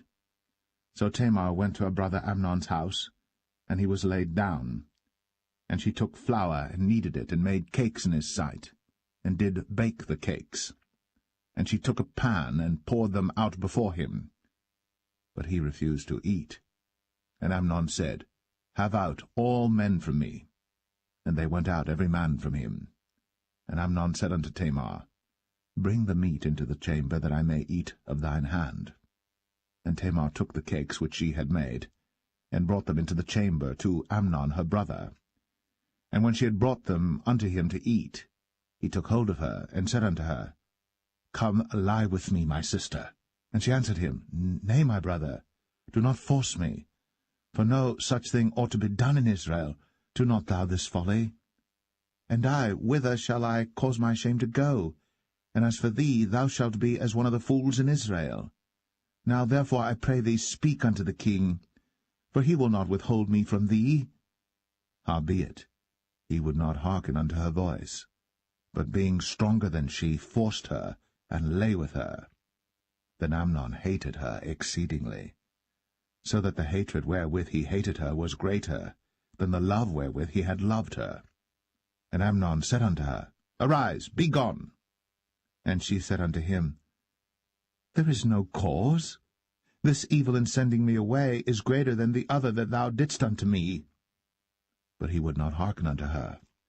Then he called his servant that ministered unto him, and said, Put now this woman out from me, and bolt the door after her. And she had a garment of divers colours upon her, for with such robes were the king's daughters that were virgins apparelled. Then his servant brought her out, and bolted the door after her. And Tamar put ashes on her head, and rent her garment of divers colours that was on her, and laid her hand on her head, and went on crying. And Absalom, her brother, said unto her, Hath Amnon thy brother been with thee? But hold now thy peace, my sister. He is thy brother. Regard not this thing. So Tamar remained desolate in her brother Absalom's house. But when King David heard of all these things, he was very wroth. And Absalom spake unto his brother Amnon, neither good nor bad, for Absalom hated Amnon, because he had forced his sister Tamar. And it came to pass after 2 full years that Absalom had sheep-shearers in Baal-Hazor, which is beside Ephraim. And Absalom invited all the king's sons. And Absalom came to the king and said, Behold now, thy servant hath sheep-shearers. Let the king, I beseech thee, and his servants go with thy servant. And the king said to Absalom, Nay, my son, let us not all now go, lest we be chargeable unto thee. And he pressed him, howbeit he would not go, but blessed him. Then said Absalom, If not, I pray thee, let my brother Amnon go with us. And the king said unto him, Why should he go with thee? But Absalom pressed him that he let Amnon and all the king's sons go with him. Now Absalom had commanded his servant, saying, Mark ye now, when Amnon's heart is merry with wine, and when I say unto you, Smite Amnon, then kill him. Fear not. Have not I commanded you? Be courageous, and be valiant. and the servants of Absalom did unto Amnon, as Absalom had commanded. Then all the king's sons arose, and every man gat him up upon his mule, and fled. And it came to pass, while they were in the way, that tidings came to David, saying, Absalom hath slain all the king's sons, and there is not one of them left. Then the king arose, and tare his garments, and lay on the earth, and all his servants stood by with their clothes rent.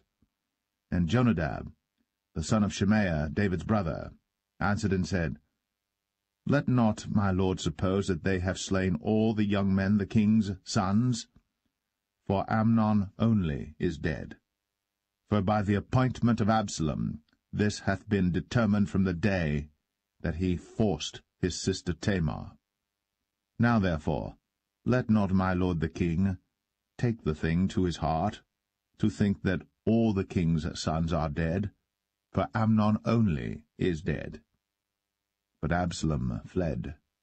And the young man that kept the watch lifted up his eyes, and looked, and behold, there came much people by the way of the hillside behind him. And Jonadab said unto the king, Behold, the king's sons come, as thy servant said, so it is. And it came to pass, as soon as he had made an end of speaking, that, behold, the king's sons came, and lifted up their voice, and wept. And the king also and all his servants wept very sore. But Absalom fled and went to Talmai, the son of Ammihud, king of Geshur. And David mourned for his son every day. So Absalom fled and went to Geshur, and was there 3 years.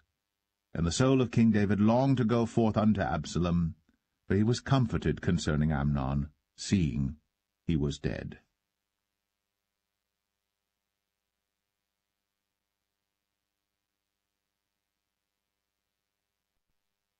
2 Samuel 14. Now Joab the son of Zeruiah perceived that the king's heart was toward Absalom. And Joab sent to Tekoa, and fetched thence a wise woman, and said unto her, I pray thee, feign thyself to be a mourner, and put on now mourning apparel, and anoint not thyself with oil, but be as a woman that had a long time mourned for the dead, and come to the king, and speak on this manner unto him. So Joab put the words in her mouth. And when the woman of Tekoa spake to the king, she fell on her face to the ground, and did obeisance, and said, Help, O king. And the king said unto her, What aileth thee? And she answered, I am indeed a widow woman, and mine husband is dead. And thy handmaid had 2 sons, and they 2 strove together in the field, and there was none to part them. But the one smote the other, and slew him. And behold, the whole family is risen against thine handmaid. And they said, Deliver him that smote his brother, that we may kill him for the life of his brother whom he slew. And we will destroy the heir also.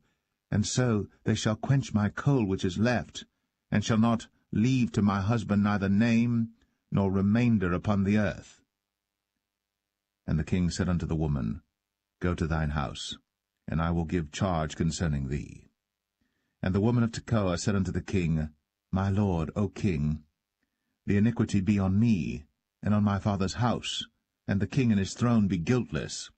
And the king said, Whosoever saith aught unto thee, bring him to me, and he shall not touch thee any more. Then said she, I pray thee, let the king remember the Lord thy God, that thou wouldst not suffer the revengers of blood to destroy any more, lest they destroy my son. And he said, As the Lord liveth, there shall not one hair of thy son fall to the earth. Then the woman said, Let thine handmaid, I pray thee, speak one word unto my lord the king. And he said, Say on. And the woman said, Wherefore then hast thou thought such a thing against the people of God? For the king doth speak this thing as one which is faulty, in that the king doth not fetch home again his banished. For we must needs die, and are as water spilt on the ground, which cannot be gathered up again. Neither doth God respect any person, yet doth he devise means that his banished be not expelled from him. Now therefore that I am come to speak of this thing unto my lord the king, it is because the people have made me afraid. And thy handmaid said, I will now speak unto the king. It may be that the king will perform the request of his handmaid. For the king will hear to deliver his handmaid out of the hand of the man that would destroy me and my son together out of the inheritance of God. Then thine handmaid said, The word of my lord the king shall now be comfortable. For as an angel of God, so is my lord the king to discern good and bad. Therefore the Lord thy God will be with thee. Then the king answered and said unto the woman, Hide not from me, I pray thee, the thing that I shall ask thee. And the woman said, Let my lord the king now speak. And the king said, Is not the hand of Joab with thee in all this? And the woman answered and said, As thy soul liveth, my lord the king, none can turn to the right hand or to the left from aught that my lord the king hath spoken. For thy servant Joab, he bade me, and he put all these words in the mouth of thine handmaid. To fetch about this form of speech hath thy servant Joab done this thing. And my lord is wise, according to the wisdom of an angel of God, to know all things that are in the earth. And the king said unto Joab, Behold now, I have done this thing. Go therefore, bring the young man Absalom again. And Joab fell to the ground on his face, and bowed himself, and thanked the king. And Joab said, Today thy servant knoweth that I have found grace in thy sight, my lord, O king, in that the king hath fulfilled the request of his servant. So Joab arose and went to Geshur, and brought Absalom to Jerusalem. And the king said, Let him turn to his own house, and let him not see my face. So Absalom returned to his own house, and saw not the king's face. But in all Israel there was none to be so much praised as Absalom for his beauty. From the sole of his foot even to the crown of his head, there was no blemish in him. And when he polled his head, for it was at every year's end that he polled it, because the hair was heavy on him, therefore he polled it, he weighed the hair of his head at 200 shekels after the king's weight. And unto Absalom there were born 3 sons, and 1 daughter, whose name was Tamar. She was a woman of a fair countenance.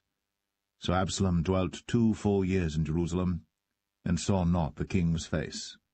Therefore Absalom sent for Joab to have sent him to the king, but he would not come to him.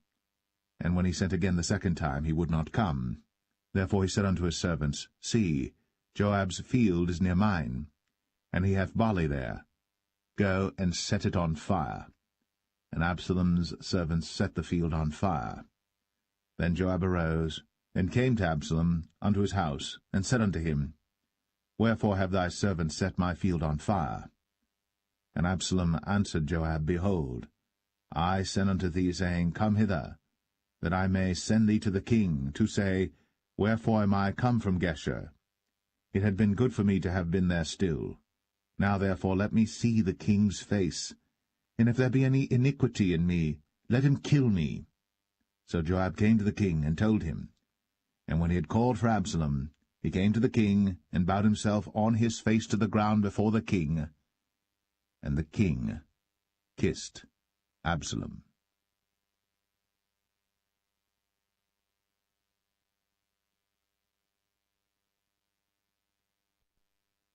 2 Samuel 15. And it came to pass after this, that Absalom prepared him chariots and horses, and 50 men to run before him. And Absalom rose up early, and stood beside the way of the gate. And it was so, that when any man that had a controversy came to the king for judgment, then Absalom called unto him, and said, Of what city art thou? And he said, Thy servant is of one of the tribes of Israel. And Absalom said unto him, See, thy matters are good and right, but there is no man deputed of the king to hear thee.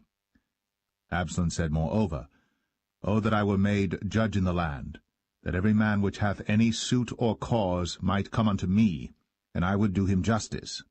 And it was so, that when any man came nigh to him to do him obeisance, he put forth his hand, and took him, and kissed him. And on this manner did Absalom to all Israel that came to the king for judgment. So Absalom stole the hearts of the men of Israel. And it came to pass after 40 years that Absalom said unto the king, I pray thee, let me go and pay my vow, which I have vowed unto the Lord in Hebron. For thy servant vowed a vow while I abode at Geshur in Syria, saying, If the Lord shall bring me again indeed to Jerusalem, then I will serve the Lord. And the king said unto him, Go in peace. So he arose and went to Hebron. But Absalom sent spies throughout all the tribes of Israel, saying, As soon as ye hear the sound of the trumpet, then ye shall say, Absalom reigneth in Hebron. And with Absalom went 200 men out of Jerusalem, that were called, and they went in their simplicity, and they knew not anything. And Absalom sent for Ahithophel the Gilonite, David's counselor, from his city, even from Gilo, while he offered sacrifices.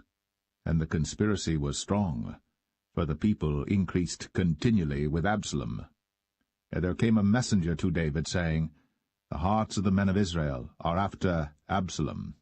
And David said unto all his servants that were with him at Jerusalem, Arise, and let us flee. For we shall not else escape from Absalom. Make speed to depart, lest he overtake us suddenly, and bring evil upon us, and smite the city with the edge of the sword.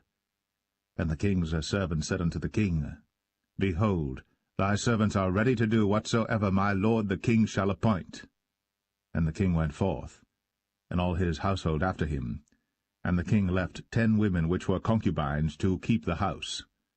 And the king went forth, and all the people after him, and tarried in a place that was far off.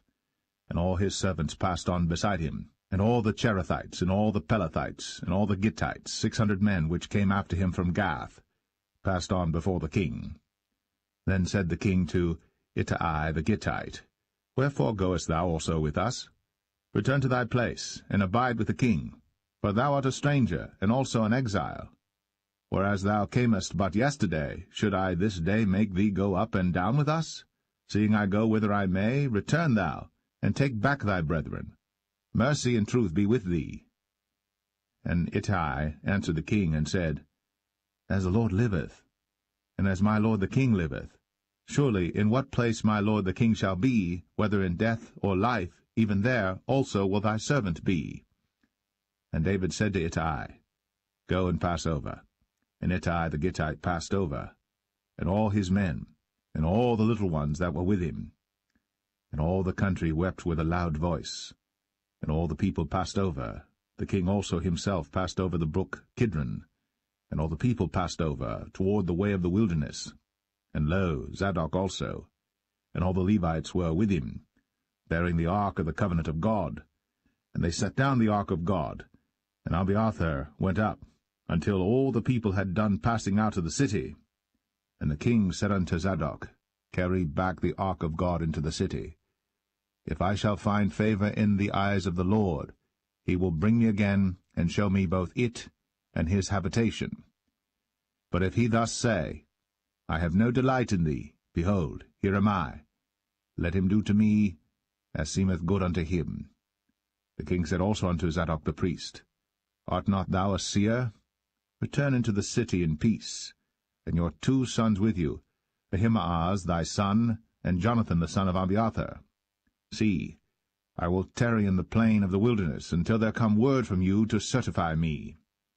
Zadok therefore and Abiathar carried the ark of God again to Jerusalem, and they tarried there. And David went up by the ascent of Mount Olivet, and wept as he went up, and had his head covered, and he went barefoot, and all the people that was with him covered every man his head, and they went up, weeping as they went up. And one told David, saying, Ahithophel is among the conspirators with Absalom.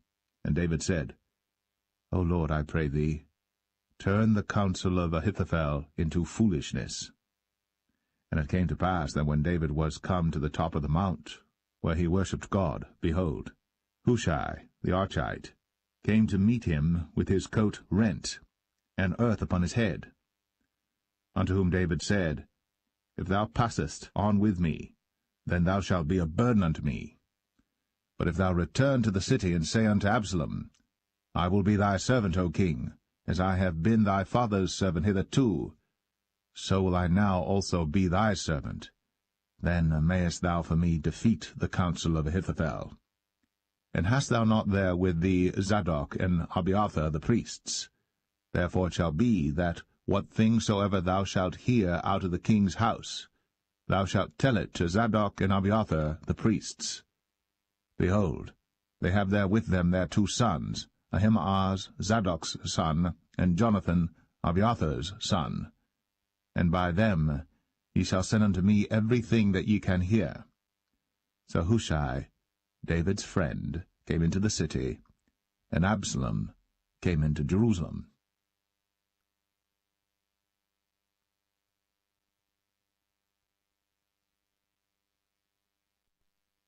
2 Samuel 16.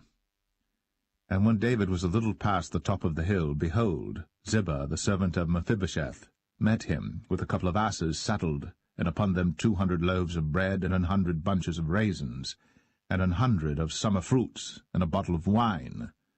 And the king said unto Ziba, What meanest thou by these? And Ziba said, The asses be for the king's household to ride on, and the bread and summer fruit for the young men to eat, and the wine, that such as be faint in the wilderness may drink. And the king said, And where is thy master's son? And Ziba said unto the king, Behold, he abideth at Jerusalem, for he said, Today shall the house of Israel restore me the kingdom of my father. Then said the king to Ziba, Behold, thine are all that pertained unto Mephibosheth. And Ziba said, I humbly beseech thee that I may find grace in thy sight, my lord, O king.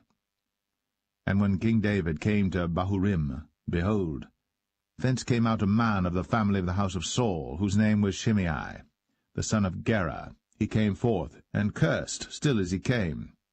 And he cast stones at David, and at all the servants of King David.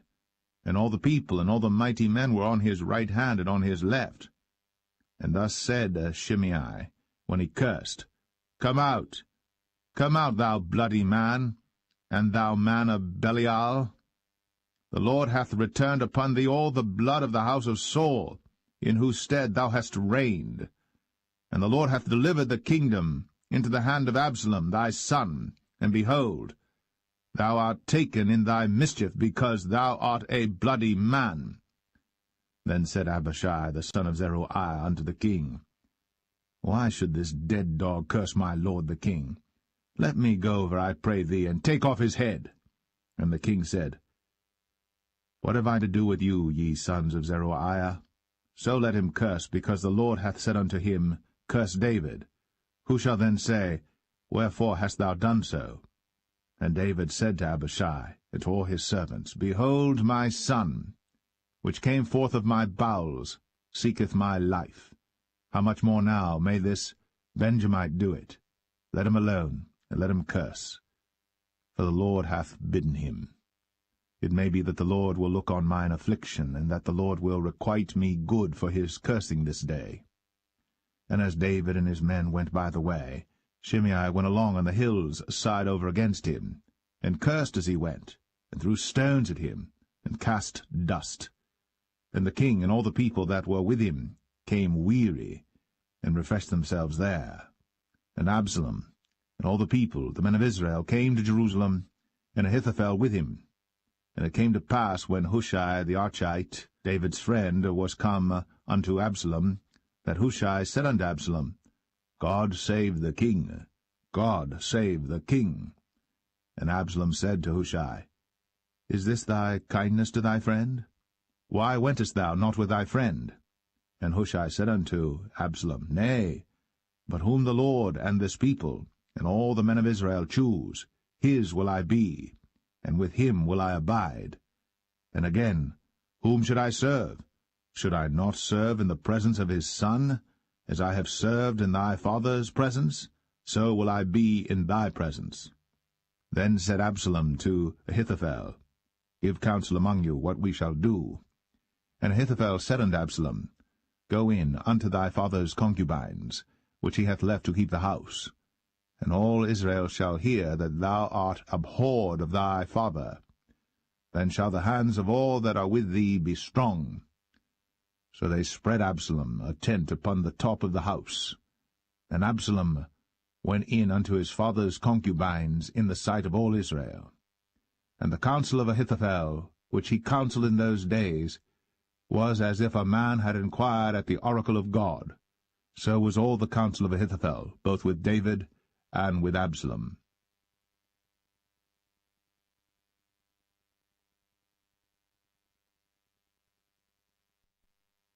2 Samuel 17. Moreover Ahithophel said unto Absalom, Let me now choose out 12,000 men, and I will arise and pursue after David this night. And I will come upon him while he is weary and weak-handed, and will make him afraid, and all the people that are with him shall flee, and I will smite the king only. And I will bring back all the people unto thee. The man whom thou seekest is as if all returned, so all the people shall be in peace. And the saying pleased Absalom well, and all the elders of Israel. Then said Absalom, Call now Hushai the Archite also, and let us hear likewise what he saith.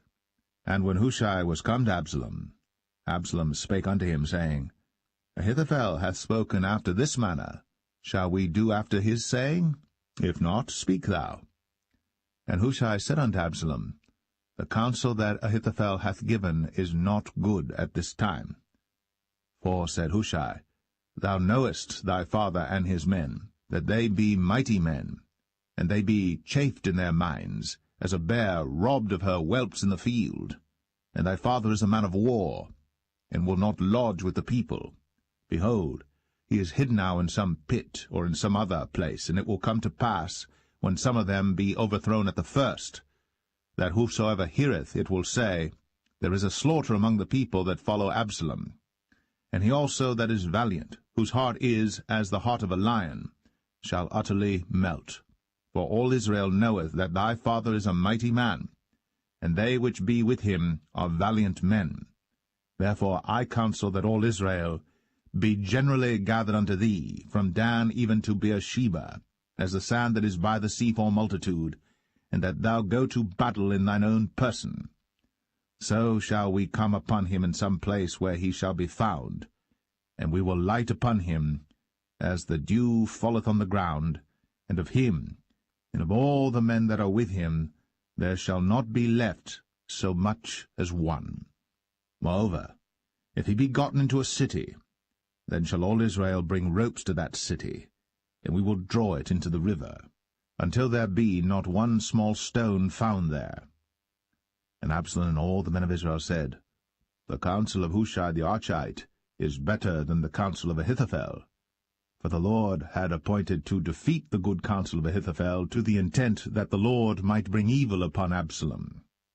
Then said Hushai unto Zadok, and to Abiathar the priests, Thus and thus did Ahithophel counsel Absalom and the elders of Israel, and thus have I counselled. Now therefore send quickly, and tell David, saying, Lodge not this night in the plains of the wilderness, but speedily pass over, lest the king be swallowed up, and all the people that are with him. Now Jonathan and Ahimaaz stayed by En-rogel, for they might not be seen to come into the city. And a wench went and told them, and they went and told King David. Nevertheless a lad saw them and told Absalom. But they went both of them away quickly, and came to a man's house in Bahurim, which had a well in his court, whither they went down. And the woman took and spread a covering over the well's mouth, and spread ground corn thereon, and the thing was not known. And when Absalom's servants came to the woman to the house, they said, Where is Ahimaaz and Jonathan? And the woman said unto them, They be gone over the brook of water. And when they had sought and could not find them, they returned to Jerusalem. And it came to pass, after they were departed, that they came up out of the well, and went and told to King David, and said unto David, Arise, and pass quickly over the water, for thus hath Ahithophel counselled against you. Then David arose, and all the people that were with him, and they passed over Jordan. By the morning light there lacked not one of them that was not gone over Jordan. And when Ahithophel saw that his counsel was not followed, he saddled his ass, and arose, and gat him home to his house, to his city, and put his household in order. and hanged himself, and died, and was buried in the sepulchre of his father. Then David came to Mahanaim, and Absalom passed over Jordan, he and all the men of Israel with him. And Absalom made Amasa captain of the host instead of Joab, which Amasa was a man's son, whose name was Ithra, an Israelite, that went in to Abigail, the daughter of Nahash, sister to Zeruiah, Joab's mother. So Israel and Absalom pitched in the land of Gilead. And it came to pass, when David was come to Mahanaim, that Shobai the son of Nahash of Rabbah, of the children of Ammon, and Machir the son of Amiel of Lo-debar, and Barzillai the Gileadite of Rogelim, brought beds and basins and earthen vessels, and wheat and barley and flour, and parched corn and beans and lentils and parched pulse, and honey and butter and sheep and cheese of kine for David and for the people that were with him to eat. For they said, The people is hungry and weary and thirsty in the wilderness.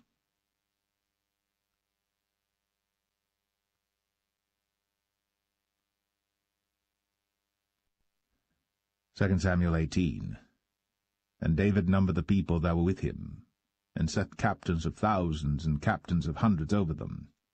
And David sent forth a third part of the people under the hand of Joab, and a third part under the hand of Abishai the son of Zeruiah, Joab's brother, and a third part under the hand of Ittai the Gittite. And the king said unto the people, I will surely go forth with you myself also. But the people answered, Thou shalt not go forth, for if we flee away, they will not care for us, neither, if half of us die, will they care for us. But now thou art worth 10,000 of us. Therefore now it is better that thou succour us out of the city. And the king said unto them, What seemeth you best, I will do. And the king stood by the gate side, and all the people came out by hundreds and by thousands. And the king commanded Joab and Abishai and Ittai, saying, Deal gently for my sake with the young man, even with Absalom. And all the people heard when the king gave all the captains charge concerning Absalom. So the people went out into the field against Israel, and the battle was in the wood of Ephraim, where the people of Israel were slain before the servants of David, and there was there a great slaughter that day of 20,000 men. For the battle was there scattered over the face of all the country, and the wood devoured more people that day than the sword devoured. And Absalom met the servants of David, and Absalom rode upon a mule, and the mule went under the thick boughs of a great oak, and his head caught hold of the oak, and he was taken up between the heaven and the earth, and the mule that was under him went away. And a certain man saw it, and told Joab, and said, Behold, I saw Absalom hanged in an oak. And Joab said unto the man that told him, And behold, thou sawest him, and why didst thou not smite him there to the ground? And I would have given thee 10 shekels of silver and a girdle. And the man said unto Joab, Though I should receive 1,000 shekels of silver in mine hand, yet would I not put forth mine hand against the king's son. For in our hearing the king charged thee and Abishai and Ittai, saying, Beware that none touch the young man Absalom. Otherwise I should have wrought falsehood against mine own life. For there is no matter hid from the king, and thou thyself wouldest have set thyself against me. Then said Joab, I may not tarry thus with thee. And he took 3 darts in his hand, and thrust them through the heart of Absalom, while he was yet alive, in the midst of the oak. And 10 young men that bare Joab's armor compassed about, and smote Absalom, and slew him. And Joab blew the trumpet, and the people returned from pursuing after Israel. But Joab held back the people. And they took Absalom, and cast him into a great pit in the wood, and laid a very great heap of stones upon him. And all Israel fled, every one to his tent. Now Absalom, in his lifetime, had taken and reared up for himself a pillar which is in the king's dale, for he said, I have no son to keep my name in remembrance. And he called the pillar after his own name, and it is called unto this day Absalom's place. Then said Ahimaaz the son of Zadok, Let me now run, and bear the king tidings, how that the Lord hath avenged him of his enemies. And Joab said unto him, Thou shalt not bear tidings this day, but thou shalt bear tidings another day. But this day thou shalt bear no tidings, because the king's son is dead. Then said Joab to Cushai, Go tell the king what thou hast seen. And Cushai bowed himself unto Joab, and ran. Then said Ahimaaz the son of Zadok yet again to Joab, But howsoever let me, I pray thee, also run after Cushai. And Joab said, Wherefore wilt thou run, my son, seeing that thou hast no tidings ready? But howsoever said he, Let me run. And he said unto him, Run. Then Ahimaaz ran by the way of the plain, and overran Cushai. And David sat between the two gates, and the watchman went up to the roof over the gate unto the wall, and lifted up his eyes, and looked, and behold, a man running alone. And the watchman cried, and told the king. And the king said, If he be alone, there is tidings in his mouth. And he came apace, and drew near. And the watchman saw another man running. And the watchman called unto the porter, and said, Behold, another man running alone. And the king said, He also bringeth tidings. And the watchman said, Methinketh the running of the foremost is like the running of Ahimaaz the son of Zadok. And the king said, He is a good man, and cometh with good tidings. And Ahimaaz called, and said unto the king, All is well. And he fell down to the earth upon his face before the king, and said, Blessed be the Lord thy God, which hath delivered up the men that lifted up their hand against my lord the king. And the king said, Is the young man Absalom safe? And Ahimaaz answered, When Joab sent the king's servant, and me thy servant, I saw a great tumult, but I knew not what it was. And the king said unto him, Turn aside, and stand here.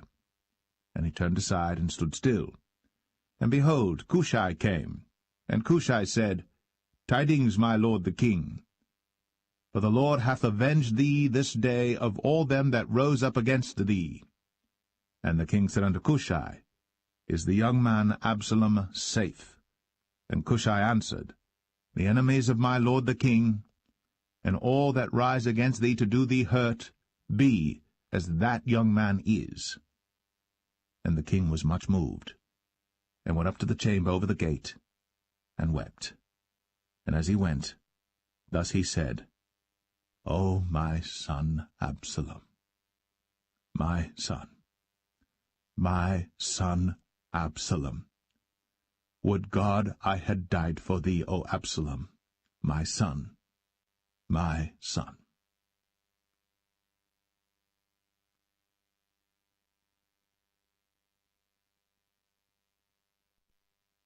2 Samuel 19. And it was told Joab, Behold, the king weepeth and mourneth for Absalom. And the victory that day was turned into mourning unto all the people, for the people heard say that day how the king was grieved for his son. And the people gat them by stealth that day into the city, as people being ashamed steal away when they flee in battle. But the king covered his face. And the king cried with a loud voice, O my son Absalom!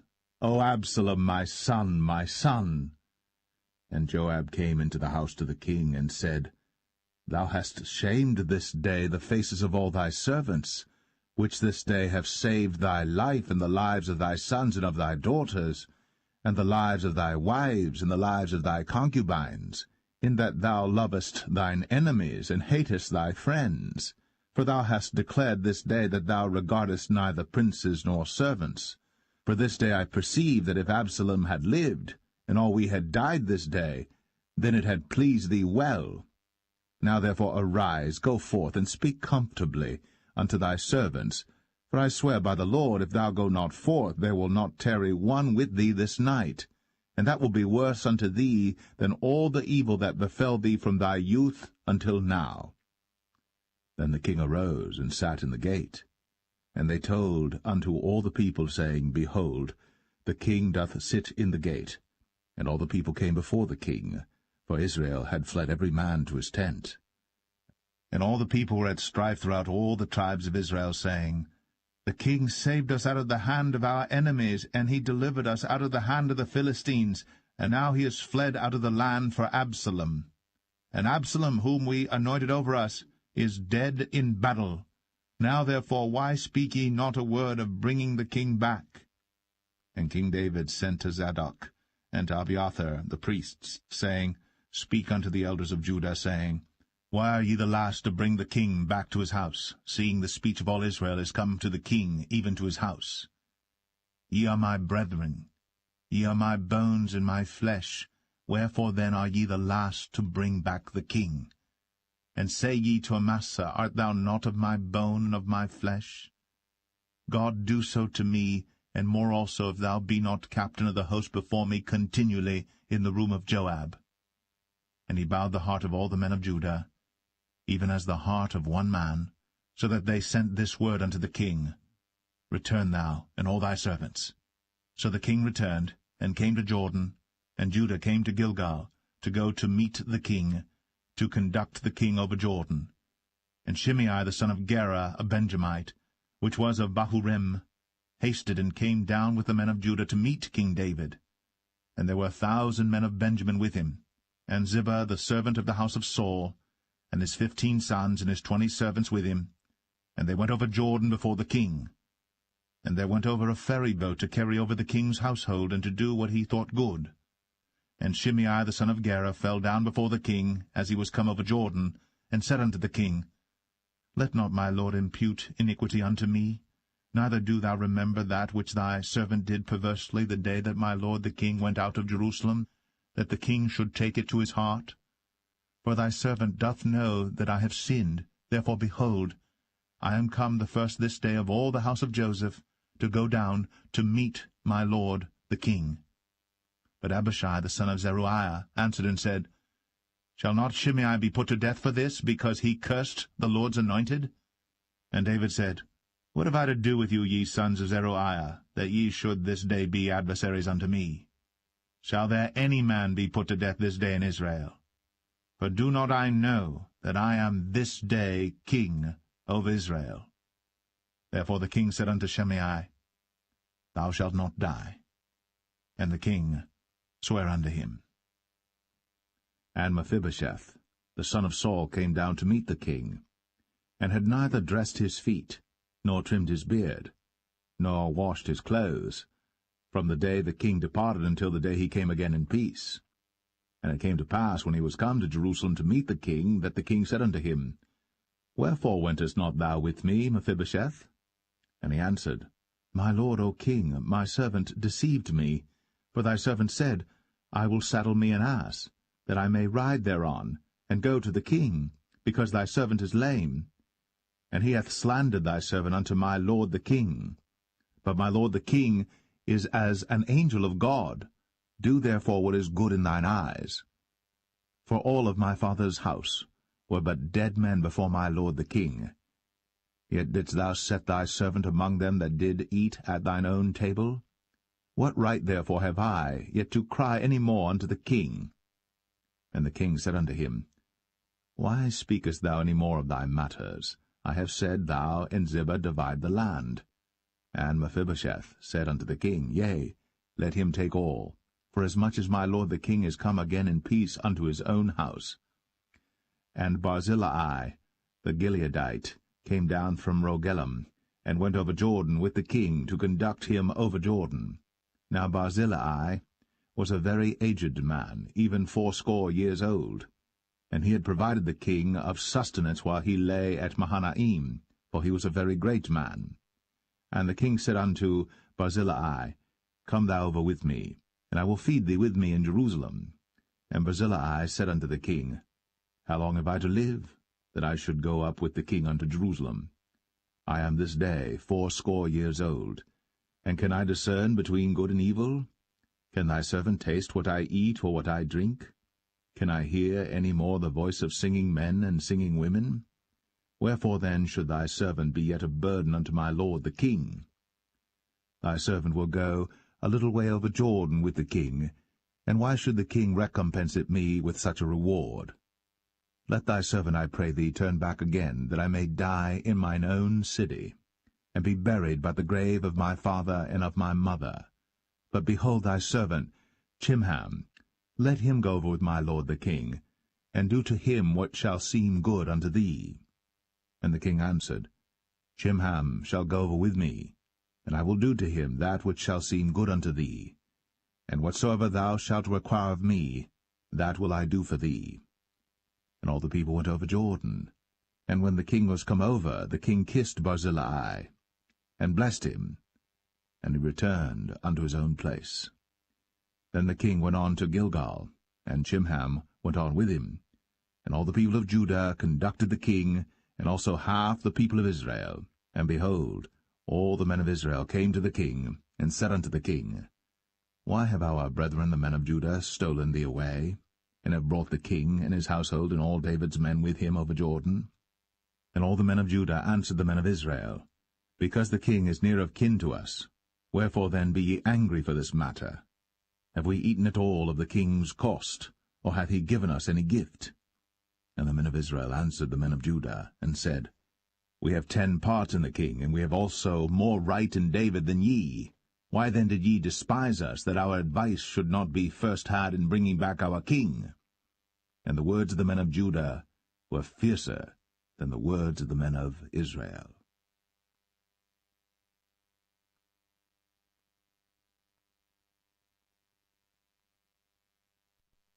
2 Samuel 20. And there happened to be there a man of Belial, whose name was Sheba, the son of Bichri, a Benjamite. And he blew a trumpet, and said, We have no part in David, neither have we inheritance in the son of Jesse. Every man to his tents, O Israel. So every man of Israel went up from after David, and followed Sheba the son of Bichri. But the men of Judah clave unto their king, from Jordan even to Jerusalem. And David came to his house at Jerusalem. And the king took the 10 women his concubines, whom he had left to keep the house, and put them in ward, and fed them, but went not in unto them. So they were shut up unto the day of their death, living in widowhood. Then said the king to Amasa, Assemble me the men of Judah within 3 days, and be thou here present. So Amasa went to assemble the men of Judah, but he tarried longer than the set time which he had appointed him. And David said to Abishai, Now shall Sheba the son of Bichri do us more harm than did Absalom. Take thou thy lord's servants, and pursue after him, lest he get him fenced cities and escape us. And there went out after him Joab's men, and the Cherethites, and the Pelethites, and all the mighty men, and they went out of Jerusalem, to pursue after Sheba the son of Bichri. When they were at the great stone which is in Gibeon, Amasa went before them, and Joab's garment that he had put on was girded unto him, and upon it a girdle with a sword fastened upon his loins in the sheath thereof. And as he went forth it fell out. And Joab said to Amasa, Art thou in health, my brother? And Joab took Amasa by the beard with the right hand to kiss him. But Amasa took no heed to the sword that was in Joab's hand. So he smote him therewith in the 5th rib, and shed out his bowels to the ground, and struck him not again, and he died. So Joab and Abishai his brother pursued after Sheba the son of Bichri. And one of Joab's men stood by him, and said, He that favoureth Joab, and he that is for David, let him go after Joab. And Amasa wallowed in blood in the midst of the highway. And when the man saw that all the people stood still, he removed Amasa out of the highway into the field, and cast a cloth upon him when he saw that every one that came by him stood still. When he was removed out of the highway, all the people went on after Joab, to pursue after Sheba the son of Bichri. And he went through all the tribes of Israel unto Abel, and to Bethmachah, and all the Berites, and they were gathered together, and went also after him. And they came and besieged him in Abel of Bethmachah. And they cast up a bank against the city, and it stood in the trench, and all the people that were with Joab battered the wall to throw it down. Then cried a wise woman out of the city, Hear, hear, say, I pray you, unto Joab, Come near hither, that I may speak with thee. And when he was come near unto her, the woman said, Art thou Joab? And he answered, I am he. Then she said unto him, Hear the words of thine handmaid. And he answered, I do hear. Then she spake, saying, They were wont to speak in old time, saying, They shall surely ask counsel at Abel, and so they ended the matter. I am one of them that are peaceable and faithful in Israel. Thou seekest to destroy a city and a mother in Israel. Why wilt thou swallow up the inheritance of the Lord? And Joab answered and said, far be it from me that I should swallow up or destroy. The matter is not so. But a man of Mount Ephraim, Sheba, the son of Bichri by name, hath lifted up his hand against the king, even against David. Deliver him only, and I will depart from the city. And the woman said unto Joab, Behold, his head shall be thrown to thee over the wall. Then the woman went unto all the people in her wisdom, and they cut off the head of Sheba the son of Bichri, and cast it out to Joab. And he blew a trumpet, and they retired from the city, every man to his tent. And Joab returned to Jerusalem unto the king.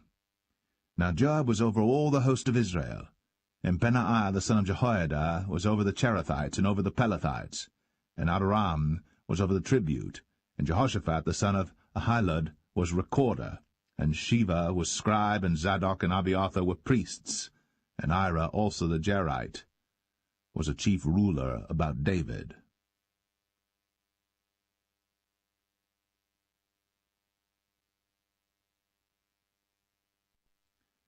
Second Samuel 21. Then there was a famine in the days of David 3 years, year after year. And David inquired of the Lord. And the Lord answered, It is for Saul and for his bloody house, because he slew the Gibeonites. And the king called the Gibeonites, and said unto them, Now the Gibeonites were not of the children of Israel, but of the remnant of the Amorites, and the children of Israel had sworn unto them. And Saul sought to slay them in his zeal to the children of Israel and Judah. Wherefore David said unto the Gibeonites, What shall I do for you? And wherewith shall I make the atonement, that ye may bless the inheritance of the Lord? And the Gibeonites said unto him, We will have no silver nor gold of Saul, nor of his house, neither for us shalt thou kill any man in Israel. And he said, What ye shall say, that will I do for you. And they answered the king, The man that consumed us, and that devised against us, that we should be destroyed from remaining in any of the coasts of Israel. Let 7 men of his sons be delivered unto us, and we will hang them up unto the Lord in Gibeah of Saul, whom the Lord did choose. And the king said, I will give them. But the king spared Mephibosheth, the son of Jonathan the son of Saul, because of the Lord's oath that was between them, between David and Jonathan the son of Saul. But the king took the 2 sons of Rizpah, the daughter of Aiah, whom she bare unto Saul, Armoni and Mephibosheth, and the 5 sons of Michal the daughter of Saul, whom she brought up for Adriel the son of Barzillai the Maholathite. And he delivered them into the hands of the Gibeonites, and they hanged them in the hill before the Lord. And they fell all 7 together, and were put to death in the days of harvest, in the first days, in the beginning of barley harvest. And Rizpah the daughter of Aiah took sackcloth, and spread it for her upon the rock, from the beginning of harvest until water dropped upon them out of heaven, and suffered neither the birds of the air to rest on them by day, nor the beast of the field by night. And it was told David what Rizpah the daughter of Aiah, the concubine of Saul, had done. And David went and took the bones of Saul, and the bones of Jonathan his son, from the men of Jabesh-Gilead, which had stolen them from the street of Bethshan, where the Philistines had hanged them, when the Philistines had slain Saul in Gilboa. And he brought up from thence the bones of Saul, and the bones of Jonathan his son, and they gathered the bones of them that were hanged. And the bones of Saul and Jonathan his son buried they in the country of Benjamin in Zelle, in the sepulchre of Kish his father. And they performed all that the king commanded, and after that God was entreated for the land.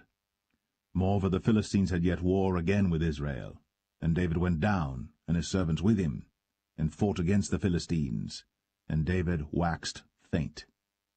And Ishbi-Benob, which was of the sons of the giant, the weight of whose spear weighed 300 shekels of brass in weight, he being girded with a new sword, thought to have slain David. But Abishai the son of Zeruiah succored him, and smote the Philistine, and killed him.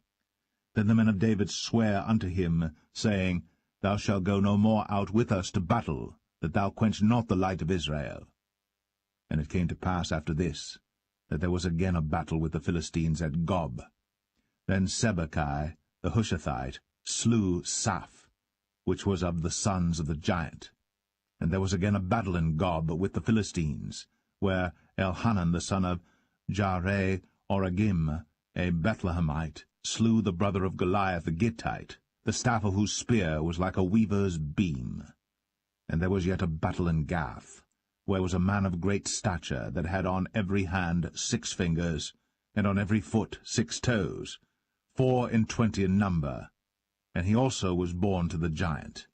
And when he defied Israel, Jonathan the son of Shemaiah, the brother of David, slew him. These 4 were born to the giant in Gath, and fell by the hand of David, and by the hand of his servants.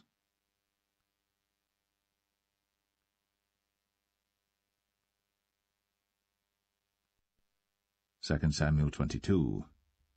And David spake unto the Lord the words of this song in the day that the Lord had delivered him out of the hand of all his enemies, and out of the hand of Saul. And he said, The Lord is my rock, and my fortress, and my deliverer. The God of my rock, in him will I trust. He is my shield, and the horn of my salvation, my high tower, and my refuge, my Saviour. Thou savest me from violence. I will call on the Lord, who is worthy to be praised. So shall I be saved from mine enemies. When the waves of death compassed me, the floods of ungodly men made me afraid. The sorrows of hell compassed me about, the snares of death prevented me. In my distress I called upon the Lord, and cried to my God, and he did hear my voice out of his temple, and my cry did enter into his ears. Then the earth shook and trembled, the foundations of heaven moved and shook, because he was wroth. There went up a smoke out of his nostrils, and fire out of his mouth devoured. Coals were kindled by it. He bowed the heavens also, and came down, and darkness was under his feet. And he rode upon a cherub, and did fly, and he was seen upon the wings of the wind. And he made darkness pavilions round about him, dark waters, and thick clouds of the skies. Through the brightness before him were coals of fire kindled.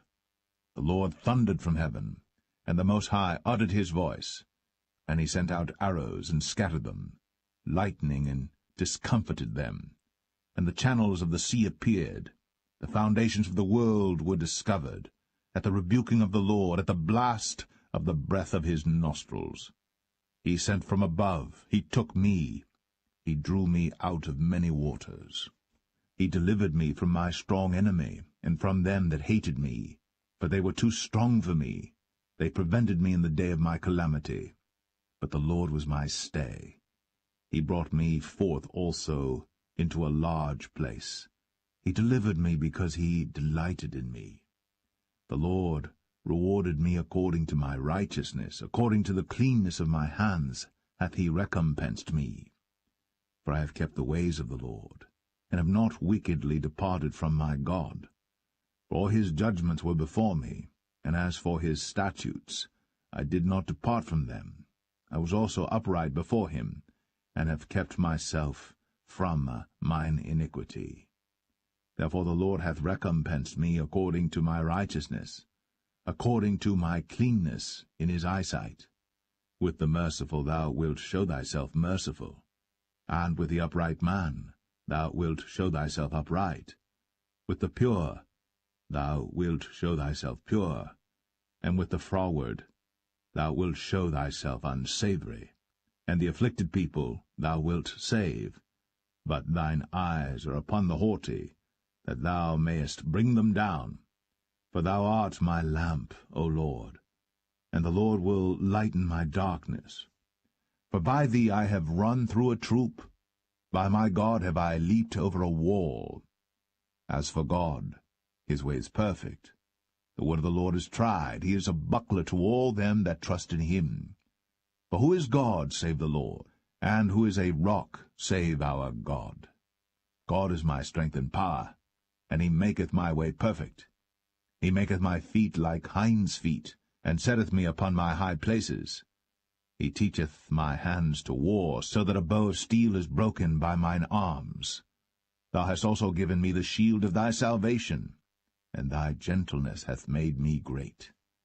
Thou hast enlarged my steps under me, so that my feet did not slip.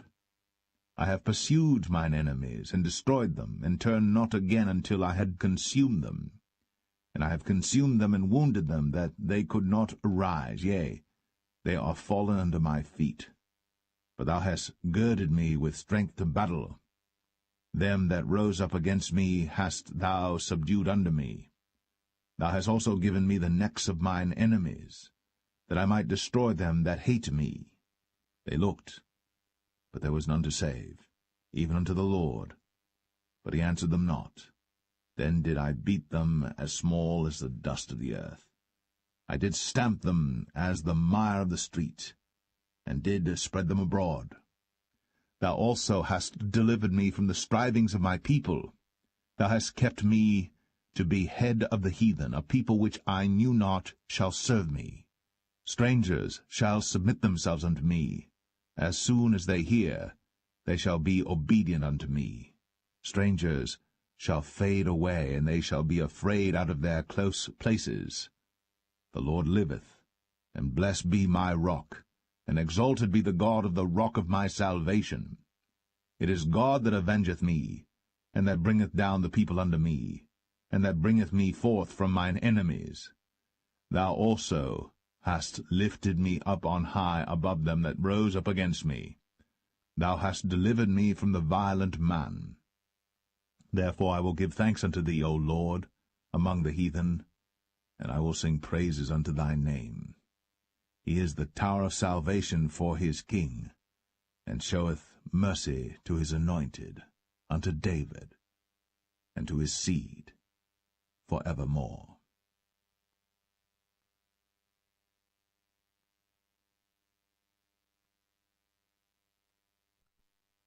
2 Samuel 23. Now these be the last words of David. David the son of Jesse said, and the man who was raised up on high, the anointed of the God of Jacob, and the sweet psalmist of Israel, said, The Spirit of the Lord spake by me, and his word was in my tongue. The God of Israel said, The Rock of Israel spake to me. He that ruleth over men must be just, ruling in the fear of God. And he shall be as the light of the morning, when the sun riseth, even a morning without clouds, as the tender grass springing out of the earth by clear shining after rain. Although my house be not so with God, yet he hath made with me an everlasting covenant, ordered in all things and sure. For this is all my salvation and all my desire, although he make it not to grow. But the sons of Belial shall be all of them as thorns thrust away, because they cannot be taken with hands. But the man that shall touch them must be fenced with iron, and the staff of a spear, and they shall be utterly burned with fire in the same place. These be the names of the mighty men whom David had. The Tachmonite, that sat in the seat, chief among the captains. The same was Adino, the Esnite. He lift up his spear against 800, whom he slew at one time. And after him was Eleazar the son of Dodo the Ahohite, one of the 3 mighty men with David, when they defied the Philistines that were there gathered together to battle, and the men of Israel were gone away. He arose, and smote the Philistines until his hand was weary, and his hand clave unto the sword. And the Lord wrought a great victory that day, and the people returned after him only to spoil. And after him was Shammah the son of Agi, the Herahite. And the Philistines were gathered together into a troop, where was a piece of ground full of lentils, and the people fled from the Philistines. But he stood in the midst of the ground, and defended it, and slew the Philistines, and the Lord wrought a great victory. And 3 of the 30 chief went down, and came to David in the harvest time unto the cave of Adullam. And the troop of the Philistines pitched in the valley of Rephaim. And David was then in an hold, and the garrison of the Philistines was then in Bethlehem. And David longed, and said, Oh, that one would give me drink of the water of the well of Bethlehem, which is by the gate. And the 3 mighty men brake through the host of the Philistines, and drew water out of the well of Bethlehem that was by the gate, and took it, and brought it to David. Nevertheless he would not drink thereof, but poured it out unto the Lord. And he said, Be it far from me, O Lord, that I should do this. Is not this the blood of the men that went in jeopardy of their lives? Therefore he would not drink it. These things did these 3 mighty men. And Abishai the brother of Joab, the son of Zeruiah, was chief among 3.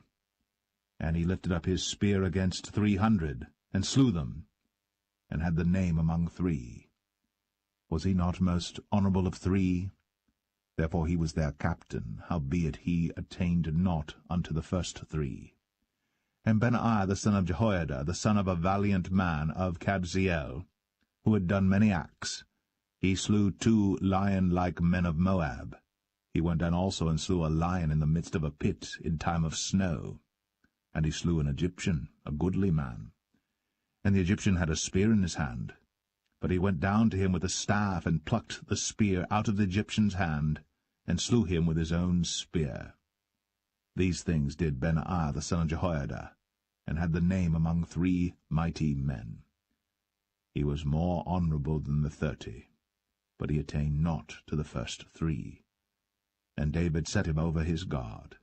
Asahel the brother of Joab was one of the 30, Elhanan the son of Dodo of Bethlehem, Shammah the Harodite, Elika the Harodite, Helez the Paltite, Ira the son of Ikesh the Tekoite, Abiezer the Anethathite, Mebunai the Hushathite, Zalman the Ahohite, Maharai the Netophathite, Heleb the son of Baanah a Netophathite, Ittai the son of Ribai, out of Gibeah of the children of Benjamin, Benaiah the Parathonite, Hiddai of the brooks of Gaash, Abialbon the Arbathite, Asmaveth the Bahamite, Eliabah the Shaalbanite, of the sons of Jashan, Jonathan, Shammah the Hararite, Ahiam the son of Sharah, the Hararite, Eliphalet the son of Ahasbai, the son of the Maacathite, Eliam the son of Ahithophel the Gelonite, Hezrai the Carmelite, Parai the Arbite, Igal the son of Nathan of Zobah, Bani the Gadite, Zelek the Ammonite, Naharai the Barathite, Armabera to Joab the son of Zeruiah, Ira and Ithrite, Gareb and Ithrite, Uriah the Hittite, 37 in all.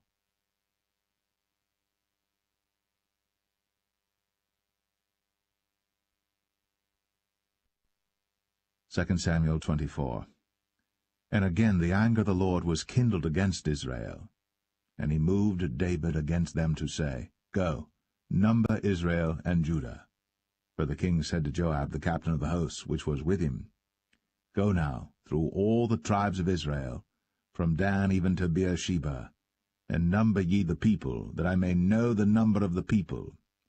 And Joab said unto the king, Now the Lord thy God add unto the people, how many soever they be, 100-fold, and that the eyes of my lord the king may see it. But why doth my lord the king delight in this thing? Notwithstanding the king's word prevailed against Joab and against the captains of the host. And Joab and the captains of the host went out from the presence of the king, to number the people of Israel. And they passed over Jordan, and pitched in Aroer, on the right side of the city that lieth in the midst of the river of Gad, and toward Jazer. Then they came to Gilead, and to the land of Tatim Hoshai, and they came to Dan Jaan, and about to Zidon, and came to the stronghold of Tyre, and to all the cities of the Hivites and of the Canaanites, and they went out to the south of Judah, even to Beersheba. So when they had gone through all the land, they came to Jerusalem at the end of 9 months and 20 days. And Joab gave up the sum of the number of the people unto the king, and there were in Israel 800,000 valiant men that drew the sword, and the men of Judah were 500,000 men. And David's heart smote him after that he had numbered the people. And David said unto the Lord, I have sinned greatly in that I have done. And now, I beseech thee, O Lord, take away the iniquity of thy servant, for I have done very foolishly. For when David was up in the morning, the word of the Lord came unto the prophet Gad, David's seer, saying, Go and say unto David, Thus saith the Lord, I offer thee 3 things. Choose thee one of them, that I may do it unto thee. So Gad came to David and told him, and said unto him, Shall 7 years of famine come unto thee in thy land? Or wilt thou flee 3 months before thine enemies, while they pursue thee? Or that there be 3 days' pestilence in thy land? Now advise, and see what answer I shall return to him that sent me. And David said unto Gad, I am in a great strait. Let us fall now into the hand of the Lord, for his mercies are great, and let me not fall into the hand of man. So the Lord sent a pestilence upon Israel, from the morning even to the time appointed. And there died of the people from Dan even to Beersheba 70,000 men. And when the angel stretched out his hand upon Jerusalem to destroy it, the Lord repented him of the evil, and said to the angel that destroyed the people, It is enough. Stay now thine hand. And the angel of the Lord was by the threshing place of Araunah the Jebusite. And David spake unto the Lord when he saw the angel that smote the people, and said, Lo, I have sinned, and I have done wickedly. But these sheep, what have they done? Let thine hand, I pray thee, be against me, and against my father's house. And Gad came that day to David, and said unto him, Go up, rear an altar unto the Lord in the threshing floor of Araunah the Jebusite. And David, according to the saying of Gad, went up as the Lord commanded. And Araunah looked, and saw the king and his servants coming on toward him. And Araunah went out, and bowed himself before the king on his face upon the ground. And Araunah said, Wherefore is my lord the king come to his servant? And David said, To buy the threshing floor of thee, to build an altar unto the Lord, that the plague may be stayed from the people. And Araunah said unto David, Let my lord the king take and offer up what seemeth good unto him. Behold, here be oxen for burnt sacrifice, and threshing instruments, and other instruments of the oxen for wood. All these things did Araunah as a king give unto the king. And Araunah said unto the king, The Lord thy God accept thee. And the king said unto Araunah, Nay, but I will surely buy it of thee at a price. Neither will I offer burnt offerings unto the Lord my God of that which doth cost me nothing. So David bought the threshing floor and the oxen for 50 shekels of silver. And David built there an altar unto the Lord, and offered burnt offerings and peace offerings. So the Lord was entreated for the land, and the plague was stayed from Israel.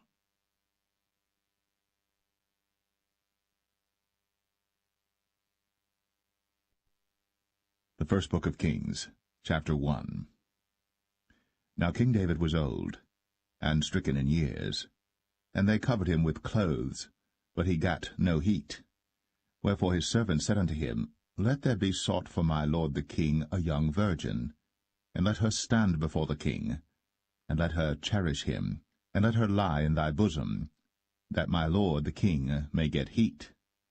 So they sought for a fair damsel throughout all the coasts of Israel, and found Abishag, a Shunammite, and brought her to the king. And the damsel was very fair, and cherished the king, and ministered to him. But the king knew her not. Then Adonijah the son of Haggith exalted himself, saying, I will be king. And he prepared him chariots and horsemen, and 50 men to run before him. And his father had not displeased him at any time in saying, Why hast thou done so? And he also was a very goodly man. And his mother bare him after Absalom. And he conferred with Joab the son of Zeruiah, and with Abiathar the priest, and they, following Adonijah, helped him. But Zadok the priest, and Benaiah the son of Jehoiada, and Nathan the prophet, and Shimei, and Rei, and the mighty men which belonged to David, were not with Adonijah. And Adonijah slew sheep and oxen and fat cattle by the stone of Zoheleth, which is by En-Rogel, and called all his brethren the king's sons, and all the men of Judah the king's servants. But Nathan the prophet, and Benaiah, and the mighty men, and Solomon his brother, he called not. Wherefore Nathan spake unto Bathsheba, the mother of Solomon, saying, Hast thou not heard that Adonijah the son of Haggith doth reign, and David our Lord knoweth it not? Now therefore come, let me, I pray thee, give thee counsel, that thou mayest save thine own life, and the life of thy son Solomon. Go and get thee in unto King David, and say unto him, Didst not thou, my lord, O king, swear unto thine handmaid, saying, Assuredly Solomon thy son shall reign after me, and he shall sit upon my throne. Why then doth Adonijah reign? Behold, while thou yet talkest there with the king, I also will come in after thee, and confirm thy words. And Bathsheba went in unto the king into the chamber. And the king was very old, and Abishag the Shunammite ministered unto the king. And Bathsheba bowed, and did obeisance unto the king. And the king said, What wouldst thou? And she said unto him, My lord, thou swearest by the Lord thy God unto thine handmaid, saying, Assuredly Solomon thy son shall reign after me, and he shall sit upon my throne. And now, behold, Adonijah reigneth. And now, my lord the king, thou knowest it not. And he hath slain oxen and fat cattle, and sheep in abundance, and hath called all the sons of the king, and Abiathar the priest, and Joab the captain of the host. But Solomon thy servant hath he not called. And thou, my lord, O king, the eyes of all Israel are upon thee, that thou shouldst tell them who shall sit on the throne of my lord the king after him. Otherwise it shall come to pass, when my lord the king shall sleep with his fathers, that I and my son Solomon shall be counted offenders. And lo, while she yet talked with the king, Nathan the prophet also came in. And they told the king, saying, Behold, Nathan the prophet. And when he was come in before the king, he bowed himself before the king with his face to the ground. And Nathan said, My lord, O king, hast thou said, Adonijah shall reign after me, and he shall sit upon my throne? For he is gone down this day, and hath slain oxen and fat cattle and sheep in abundance, and hath called all the king's sons, and the captains of the host, and Abiathar the priest, and behold, they eat and drink before him, and say, God save King Adonijah. But me, even me thy servant, and Zadok the priest, and Benaiah the son of Jehoiada, and thy servant Solomon hath he not called. Is this thing done by my lord the king? And thou hast not showed it unto thy servant, who should sit on the throne of my lord the king after him? Then King David answered and said, Call me Bathsheba. And she came into the king's presence, and stood before the king. And the king sware, and said, As the Lord liveth, that hath redeemed my soul out of all distress, even as I swear unto thee by the Lord God of Israel, saying, Assuredly Solomon thy son shall reign after me, and he shall sit upon my throne in my stead, even so will I certainly do this day. Then Bathsheba bowed with her face to the earth, and did reverence to the king, and said, Let my lord King David live for ever. And King David said, Call me Zadok the priest, and Nathan the prophet, and Benaiah the son of Jehoiada. And they came before the king. The king also said unto them, Take with you the servants of your lord, and cause Solomon my son to ride upon mine own mule, and bring him down to Gin. And let Zadok the priest, and Nathan the prophet, anoint him there king over Israel.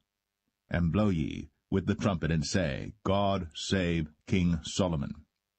Then ye shall come up after him, that he may come and sit upon my throne, for he shall be king in my stead. And I have appointed him to be ruler over Israel and over Judah. And Benaiah the son of Jehoiada answered the king, and said, Amen. The Lord God of my lord the king say so too. As the Lord hath been with my lord the king, even so be he with Solomon, and make his throne greater than the throne of my lord, King David.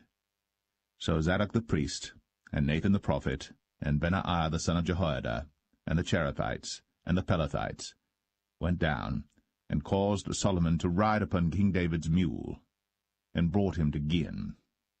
And Zadok the priest took an horn of oil out of the tabernacle, and anointed Solomon, and they blew the trumpet.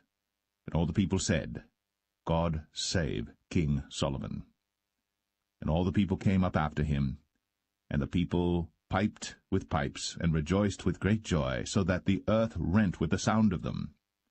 And Adonijah and all the guests that were with him heard it as they had made an end of eating. And when Joab heard the sound of the trumpet, he said, Wherefore is this noise of the city being in an uproar? And while he yet spake, behold, Jonathan the son of Abiathar the priest came. And Adonijah said unto him, Come in, for thou art a valiant man, and bringest good tidings. And Jonathan answered and said to Adonijah, Verily, our lord King David hath made Solomon king.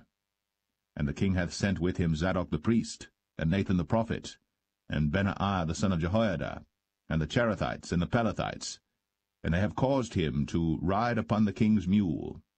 And Zadok the priest, and Nathan the prophet, have anointed him king in Gihon, and they are come up from thence, rejoicing, so that the city rang again. This is the noise that ye have heard. And also Solomon sitteth on the throne of the kingdom. And moreover, the king's servants came to bless our lord King David, saying, God make the name of Solomon better than thy name, and make his throne greater than thy throne. And the king bowed himself upon the bed. And also thus said the king, Blessed be the Lord God of Israel, which hath given one to sit on my throne this day, mine eyes even seeing it. And all the guests that were with Adonijah were afraid, and rose up, and went every man his way. And Adonijah feared because of Solomon, and arose, and went, and caught hold on the horns of the altar. And it was told Solomon, saying, Behold, Adonijah feareth King Solomon, for lo, he hath caught hold on the horns of the altar, saying, Let King Solomon swear unto me today, that he will not slay his servant with the sword. And Solomon said, If he will show himself a worthy man, there shall not an hair of him fall to the earth. But if wickedness shall be found in him, he shall die. So King Solomon sent, and they brought him down from the altar, and he came, and bowed himself to King Solomon. And Solomon said unto him, Go to thine house.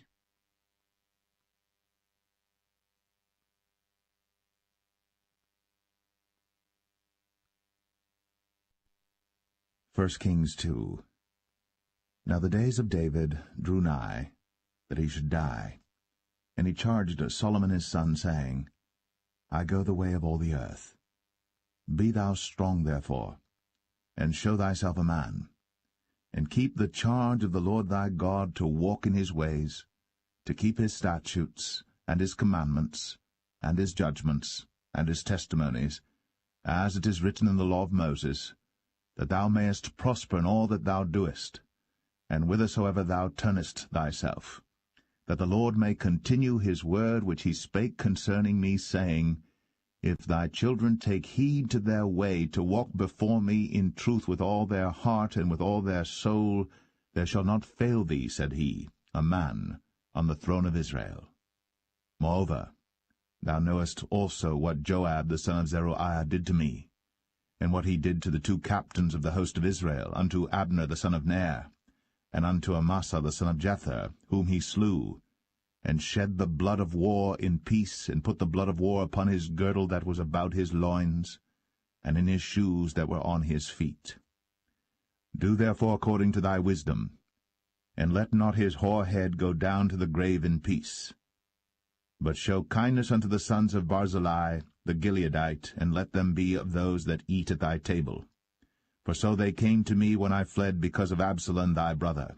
And behold, thou hast with thee Shimei the son of Gera, a Benjamite of Bahurim, which cursed me with a grievous curse, in the day when I went to Mahanaim. But he came down to meet me at Jordan, and I sware to him by the Lord, saying, I will not put thee to death with the sword. Now therefore hold him not guiltless, for thou art a wise man, and knowest what thou oughtest to do unto him. but his hoar head bring thou down to the grave with blood.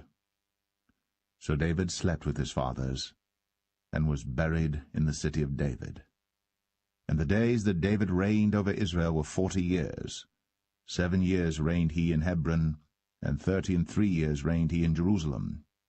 Then sat Solomon upon the throne of David his father, and his kingdom was established greatly. And Adonijah the son of Haggith came to Bathsheba, the mother of Solomon, and she said, Comest thou peaceably? And he said, Peaceably. He said, Moreover, I have somewhat to say unto thee. And she said, Say on. And he said, Thou knowest that the kingdom was mine, and that all Israel set their faces on me, that I should reign. Howbeit the kingdom is turned about, and is become my brother's, for it was his from the Lord. And now I ask one petition of thee, deny me not. And she said unto him, Say on. And he said, Speak, I pray thee, unto Solomon the king, for he will not say thee nay, that he give me Abishag the Shunammite to wife. And Bathsheba said, Well, I will speak for thee unto the king. Bathsheba therefore went unto King Solomon, to speak unto him for Adonijah. And the king rose up to meet her, and bowed himself unto her, and sat down on his throne, and caused a seat to be set for the king's mother. And she sat on his right hand. Then she said, I desire one small petition of thee. I pray thee, say me not nay. And the king said unto her, Ask on, my mother, for I will not say thee nay. And she said, Let Abishag the Shunammite be given to Adonijah thy brother to wife. And King Solomon answered and said unto his mother, And why dost thou ask Abishag the Shunammite for Adonijah? Ask for him the kingdom also? For he is mine elder brother, even for him, and for Abiathar the priest, and for Joab the son of Zeruiah. Then King Solomon sware by the Lord, saying, God do so to me, and more also, if Adonijah have not spoken this word against his own life. Now therefore, as the Lord liveth, which hath established me, and set me on the throne of David my father, and who hath made me an house, as he promised, Adonijah shall be put to death this day. And King Solomon sent by the hand of Benaiah the son of Jehoiada, and he fell upon him, that he died. And unto Abiathar the priest said the king, Get thee to Anathoth, unto thine own fields, for thou art worthy of death. But I will not at this time put thee to death, because thou bearest the ark of the Lord God before David my father, and because thou hast been afflicted in all wherein my father was afflicted.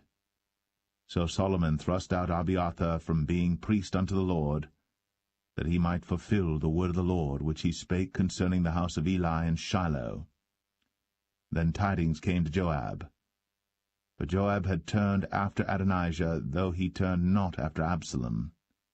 And Joab fled unto the tabernacle of the Lord, and caught hold on the horns of the altar. And it was told King Solomon that Joab was fled unto the tabernacle of the Lord, and behold, he is by the altar. Then Solomon sent Benaiah the son of Jehoiada, saying, Go, fall upon him. And Benaiah came to the tabernacle of the Lord, and said unto him, Thus saith the king, Come forth. And he said, Nay, but I will die here. And Benaiah brought the king word again, saying, Thus said Joab. And thus he answered me. And the king said unto him, Do as he hath said, and fall upon him, and bury him, that thou mayest take away the innocent blood, which Joab shed from me, and from the house of my father. And the Lord shall return his blood upon his own head, who fell upon 2 men more righteous and better than he, and slew them with the sword. My father David, not knowing thereof, to wit, Abner the son of Ner, captain of the host of Israel, and Amasa the son of Jether, captain of the host of Judah. Their blood shall therefore return upon the head of Joab, and upon the head of his seed for ever. But upon David, and upon his seed, and upon his house, and upon his throne, shall there be peace for ever from the Lord. So Benaiah the son of Jehoiada went up, and fell upon him, and slew him. And he was buried in his own house, in the wilderness. And the king put Benaiah the son of Jehoiada in his room over the host, and Zadok the priest did the king put in the room of Abiathar. And the king sent and called for Shimei, and said unto him, Build thee an house in Jerusalem, and dwell there, and go not forth thence any whither. For it shall be, that on the day thou goest out, and passest over the brook Kidron, thou shalt know for certain that thou shalt surely die. Thy blood shall be upon thine own head. And Shimei said unto the king, The saying is good. As my lord the king hath said, so will thy servant do. And Shimei dwelt in Jerusalem many days. And it came to pass at the end of 3 years, that 2 of the servants of Shimei ran away unto Achish, son of Maachah, king of Gath. And they told Shimei, saying, Behold, thy servants be in Gath. And Shimei arose, and saddled his ass, and went to Gath to Achish to seek his servants. And Shimei went, and brought his servants from Gath. And it was told Solomon that Shimei had gone from Jerusalem to Gath, and was come again. And the king sent and called for Shimei, and said unto him, Did I not make thee to swear by the Lord, and protested unto thee, saying, Know for a certain, on the day thou goest out, and walkest abroad any whither, that thou shalt surely die? And thou saidst unto me, The word that I have heard is good. Why then hast thou not kept the oath of the Lord, and the commandment that I have charged thee with? The king said moreover to Shimei, Thou knowest all the wickedness which thine heart is privy to, that thou didst to David my father. Therefore the Lord shall return thy wickedness upon thine own head. And King Solomon shall be blessed, and the throne of David shall be established before the Lord for ever. So the king commanded Benaiah the son of Jehoiada, which went out, and fell upon him that he died. And the kingdom was established in the hand of Solomon.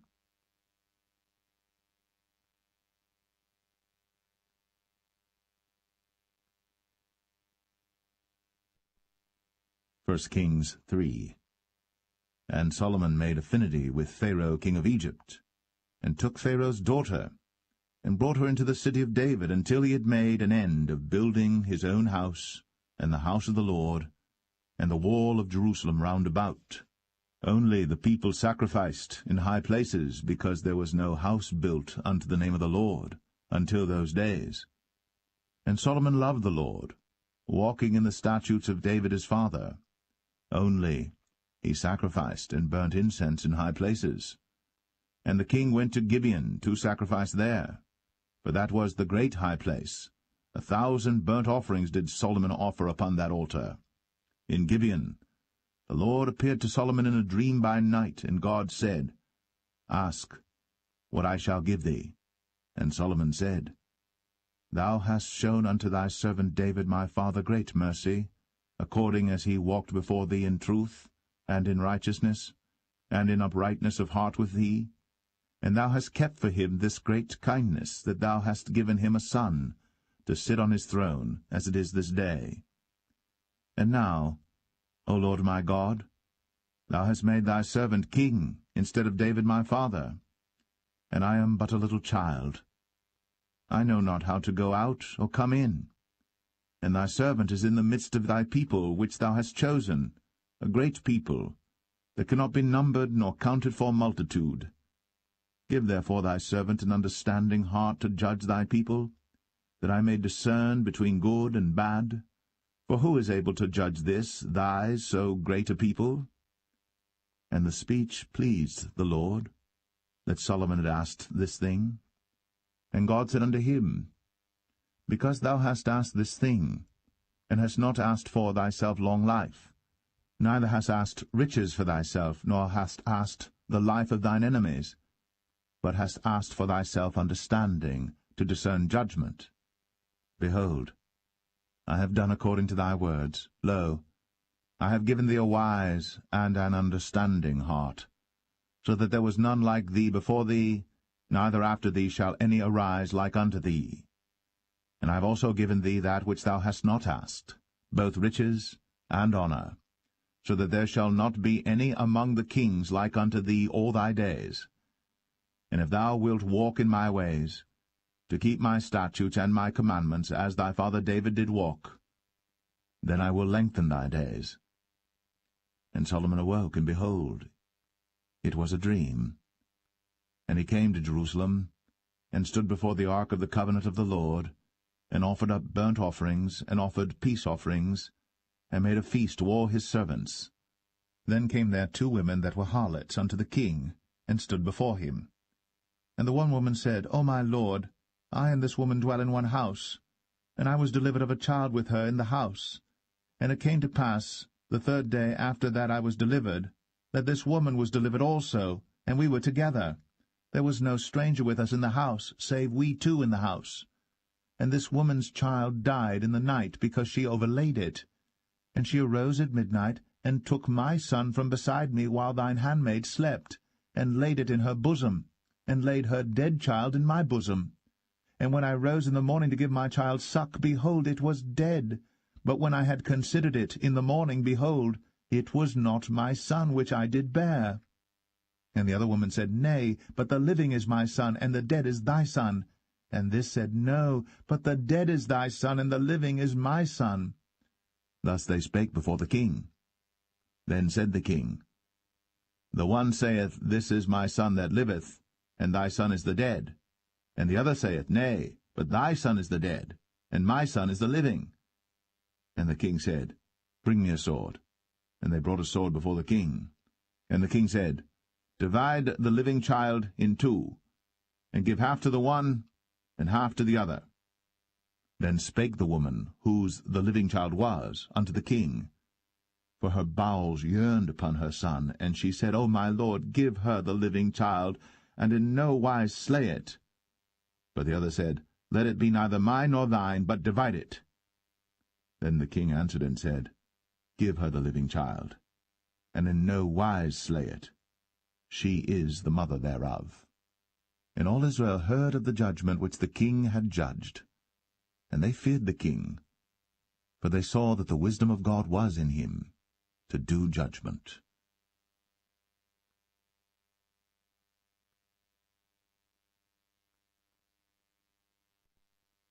1 Kings 4. So King Solomon was king over all Israel. And these were the princes which he had: Azariah the son of Zadok the priest, Elihoreph and Ahiah the sons of Shishah, scribes, Jehoshaphat the son of Ahilud, the recorder, and Benaiah the son of Jehoiada was over the host, and Zadok and Abiathar were the priests.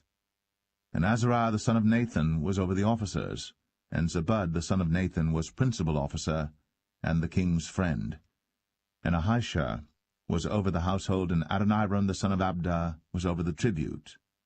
And Solomon had 12 officers over all Israel, which provided victuals for the king and his household. Each man his month in a year made provision.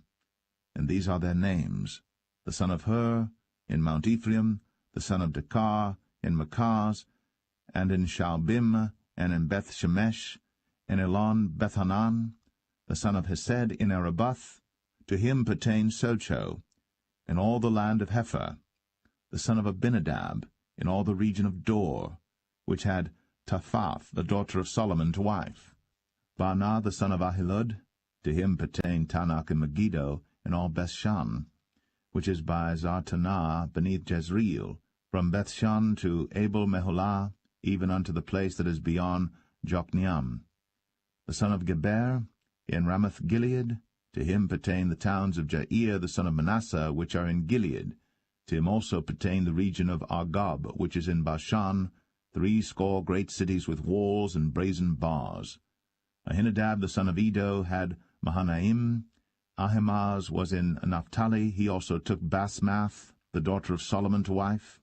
Baanah the son of Hushai was in Asher and in Aloth. Jehoshaphat the son of Peruah in Issachar. Shimei the son of Elah in Benjamin.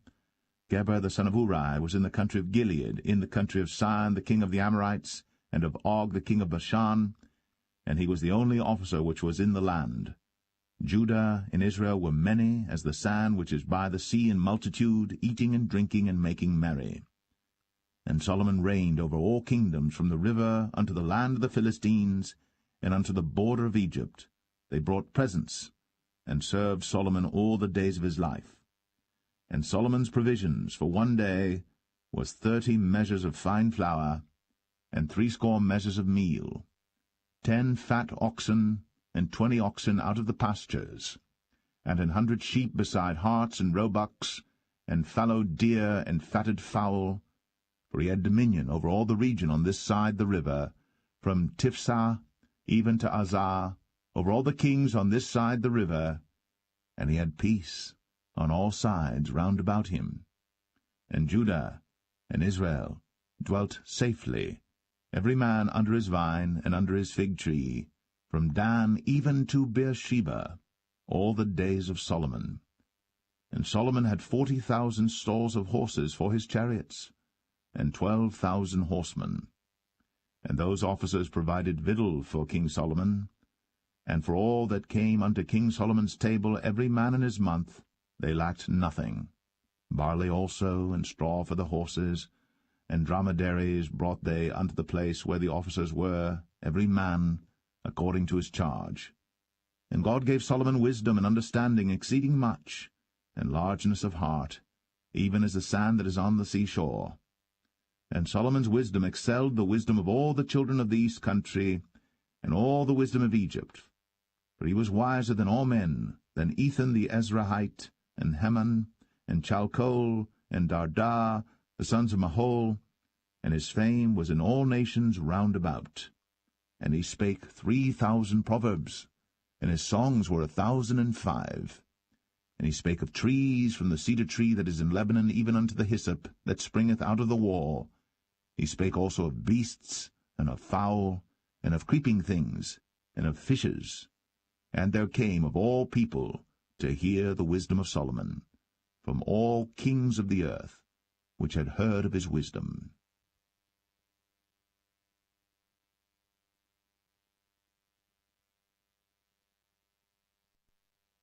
1 Kings 5. And Hiram king of Tyre sent his servants unto Solomon, for he had heard that they had anointed him king in the room of his father, for Hiram was ever a lover of David. And Solomon sent to Hiram, saying, Thou knowest how that David my father could not build an house unto the name of the Lord his God for the wars which were about him on every side, until the Lord put them under the soles of his feet. But now the Lord my God hath given me rest on every side, so that there is neither adversary nor evil occurrent. And behold, I purpose to build an house unto the name of the Lord my God, as the Lord spake unto David my father, saying, Thy son, whom I will set upon thy throne in thy room, he shall build an house unto my name. Now therefore command thou that they hew me cedar trees out of Lebanon, and my servants shall be with thy servants, and unto thee will I give hire for thy servants according to all that thou shalt appoint. For thou knowest that there is not among us any that can skill to hew timber like unto the Sidonians. And it came to pass, when Hiram heard the words of Solomon, that he rejoiced greatly, and said, Blessed be the Lord this day, which hath given unto David a wise son over this great people. And Hiram sent to Solomon, saying, I have considered the things which thou sentest to me for, and I will do all thy desire concerning timber of cedar, and concerning timber of fir.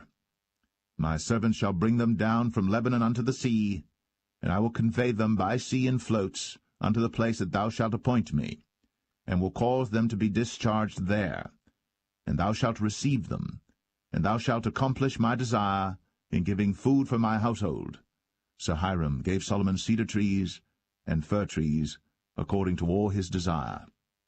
And Solomon gave Hiram 20,000 measures of wheat for food to his household, and 20 measures of pure oil. Thus gave Solomon to Hiram year by year. And the Lord gave Solomon wisdom, as he promised him. And there was peace between Hiram and Solomon, and they two made a league together. And King Solomon raised a levy out of all Israel, and the levy was 30,000 men. And he sent them to Lebanon, 10,000 a month by courses. A month they were in Lebanon, and 2 months at home, and Adoniram was over the levy. And Solomon had 70,000 that bare burdens, and 80,000 hewers in the mountains, beside the chief of Solomon's officers which were over the work, 3,300 which ruled over the people that wrought in the work.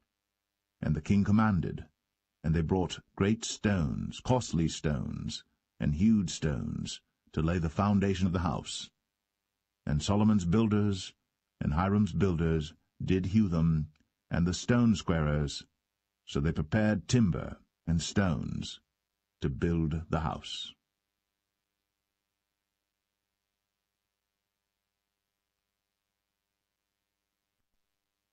1 Kings 6.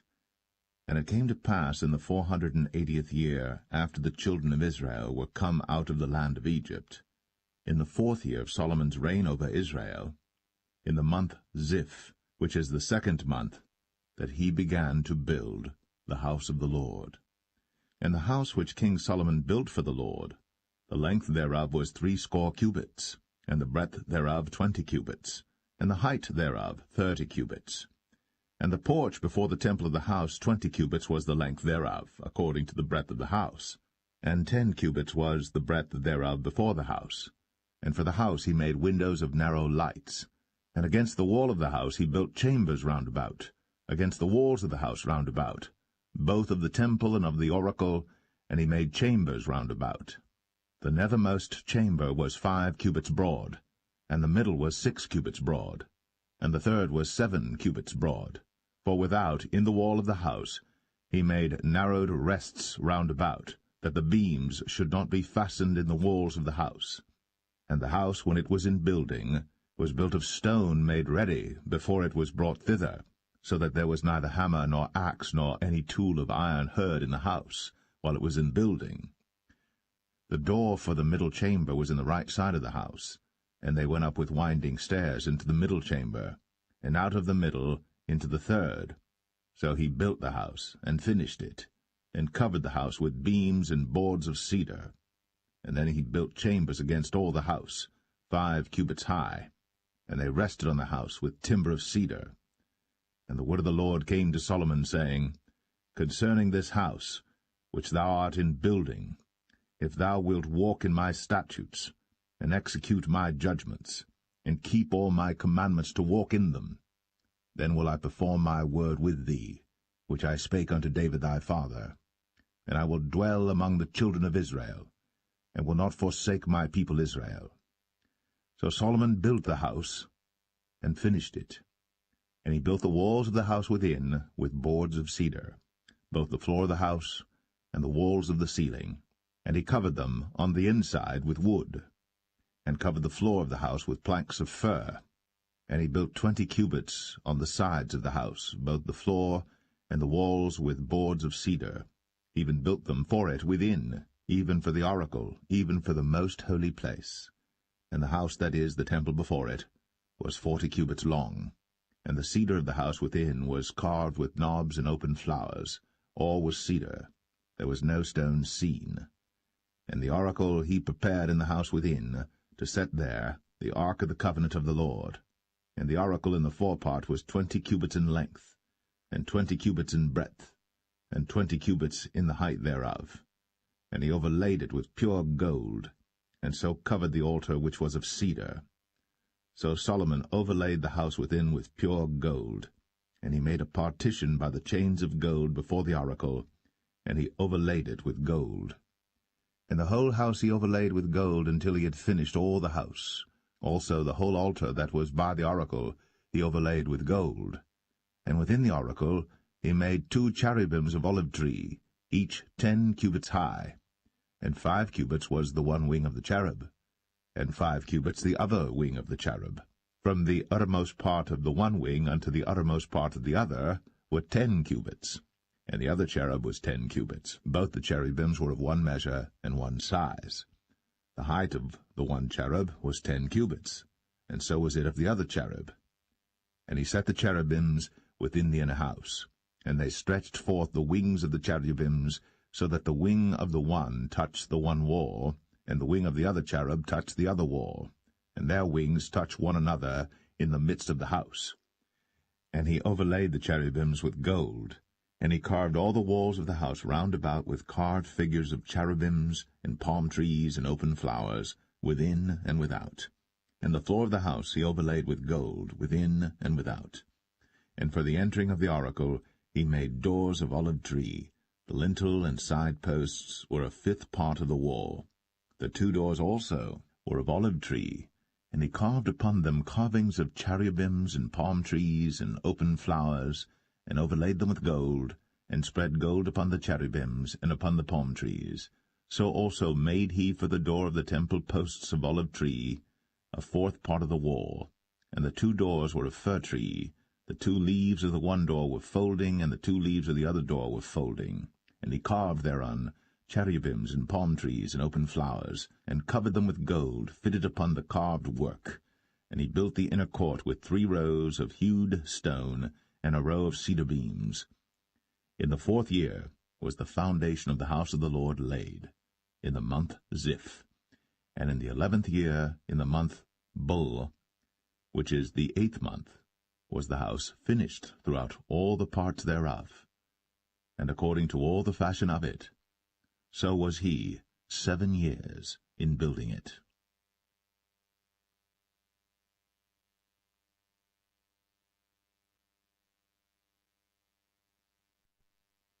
1 Kings 7.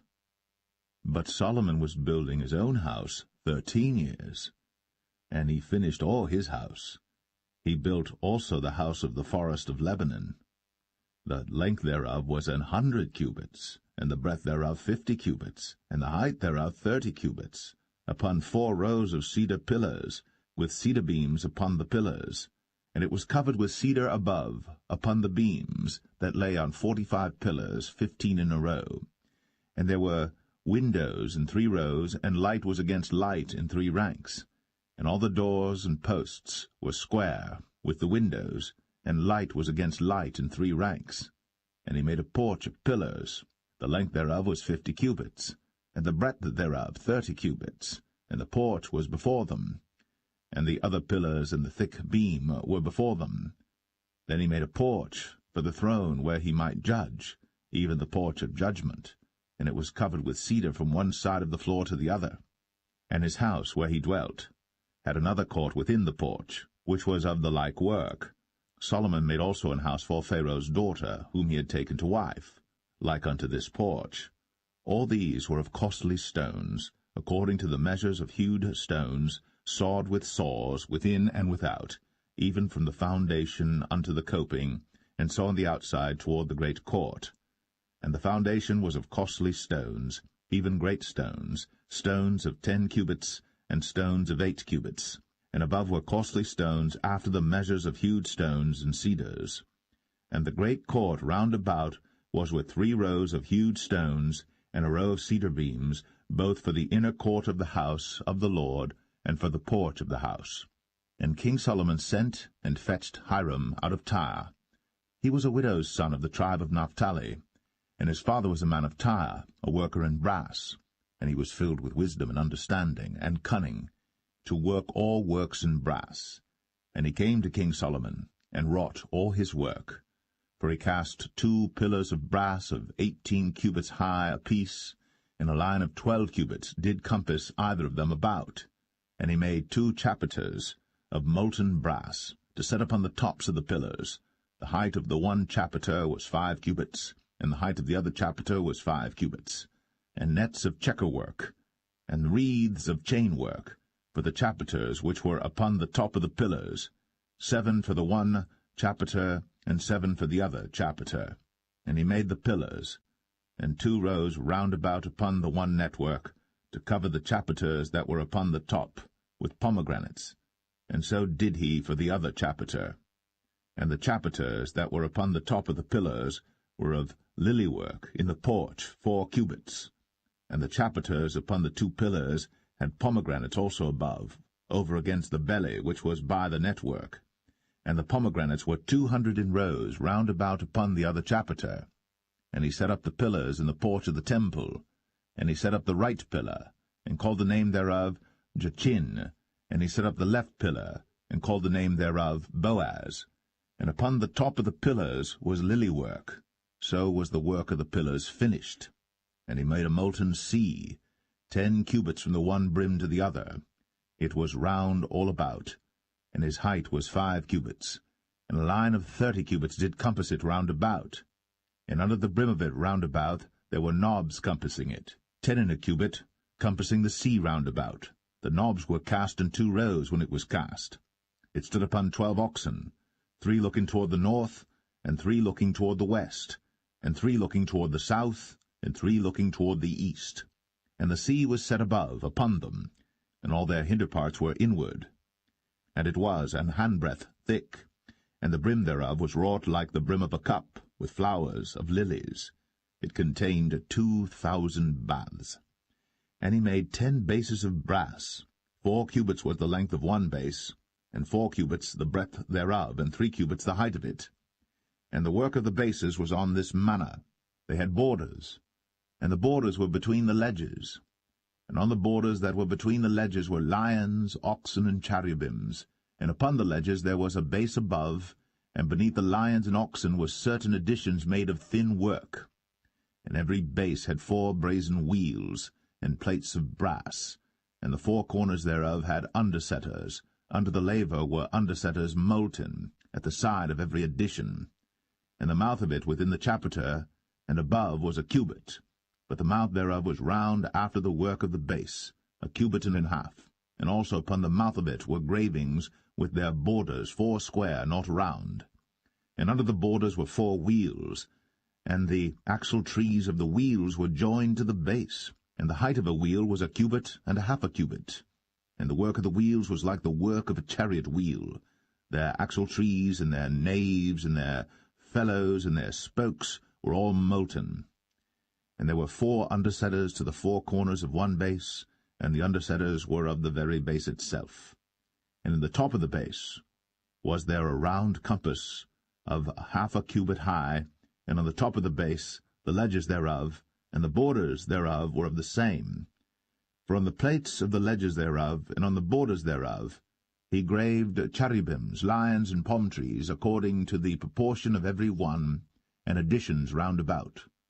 After this manner he made the 10 bases. All of them had 1 casting, 1 measure, and 1 size.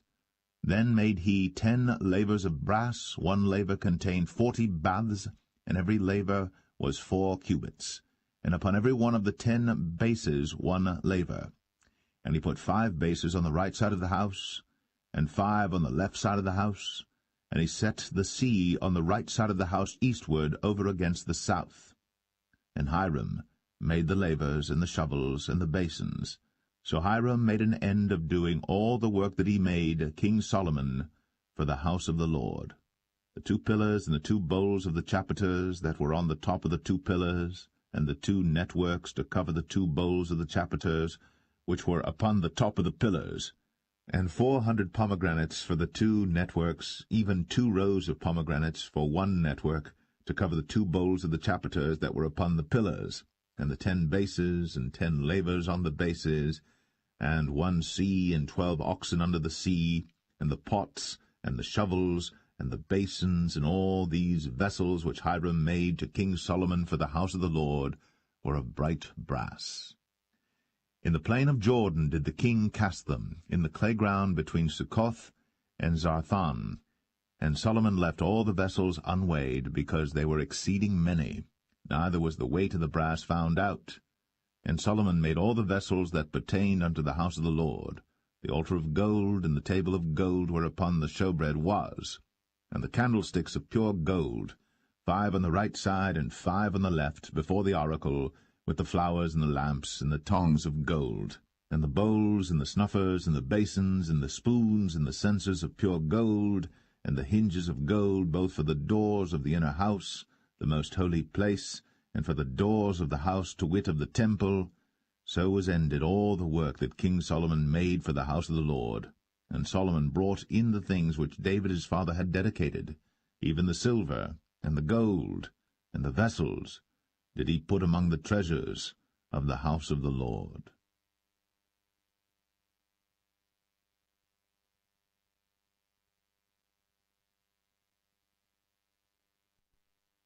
1 Kings 8.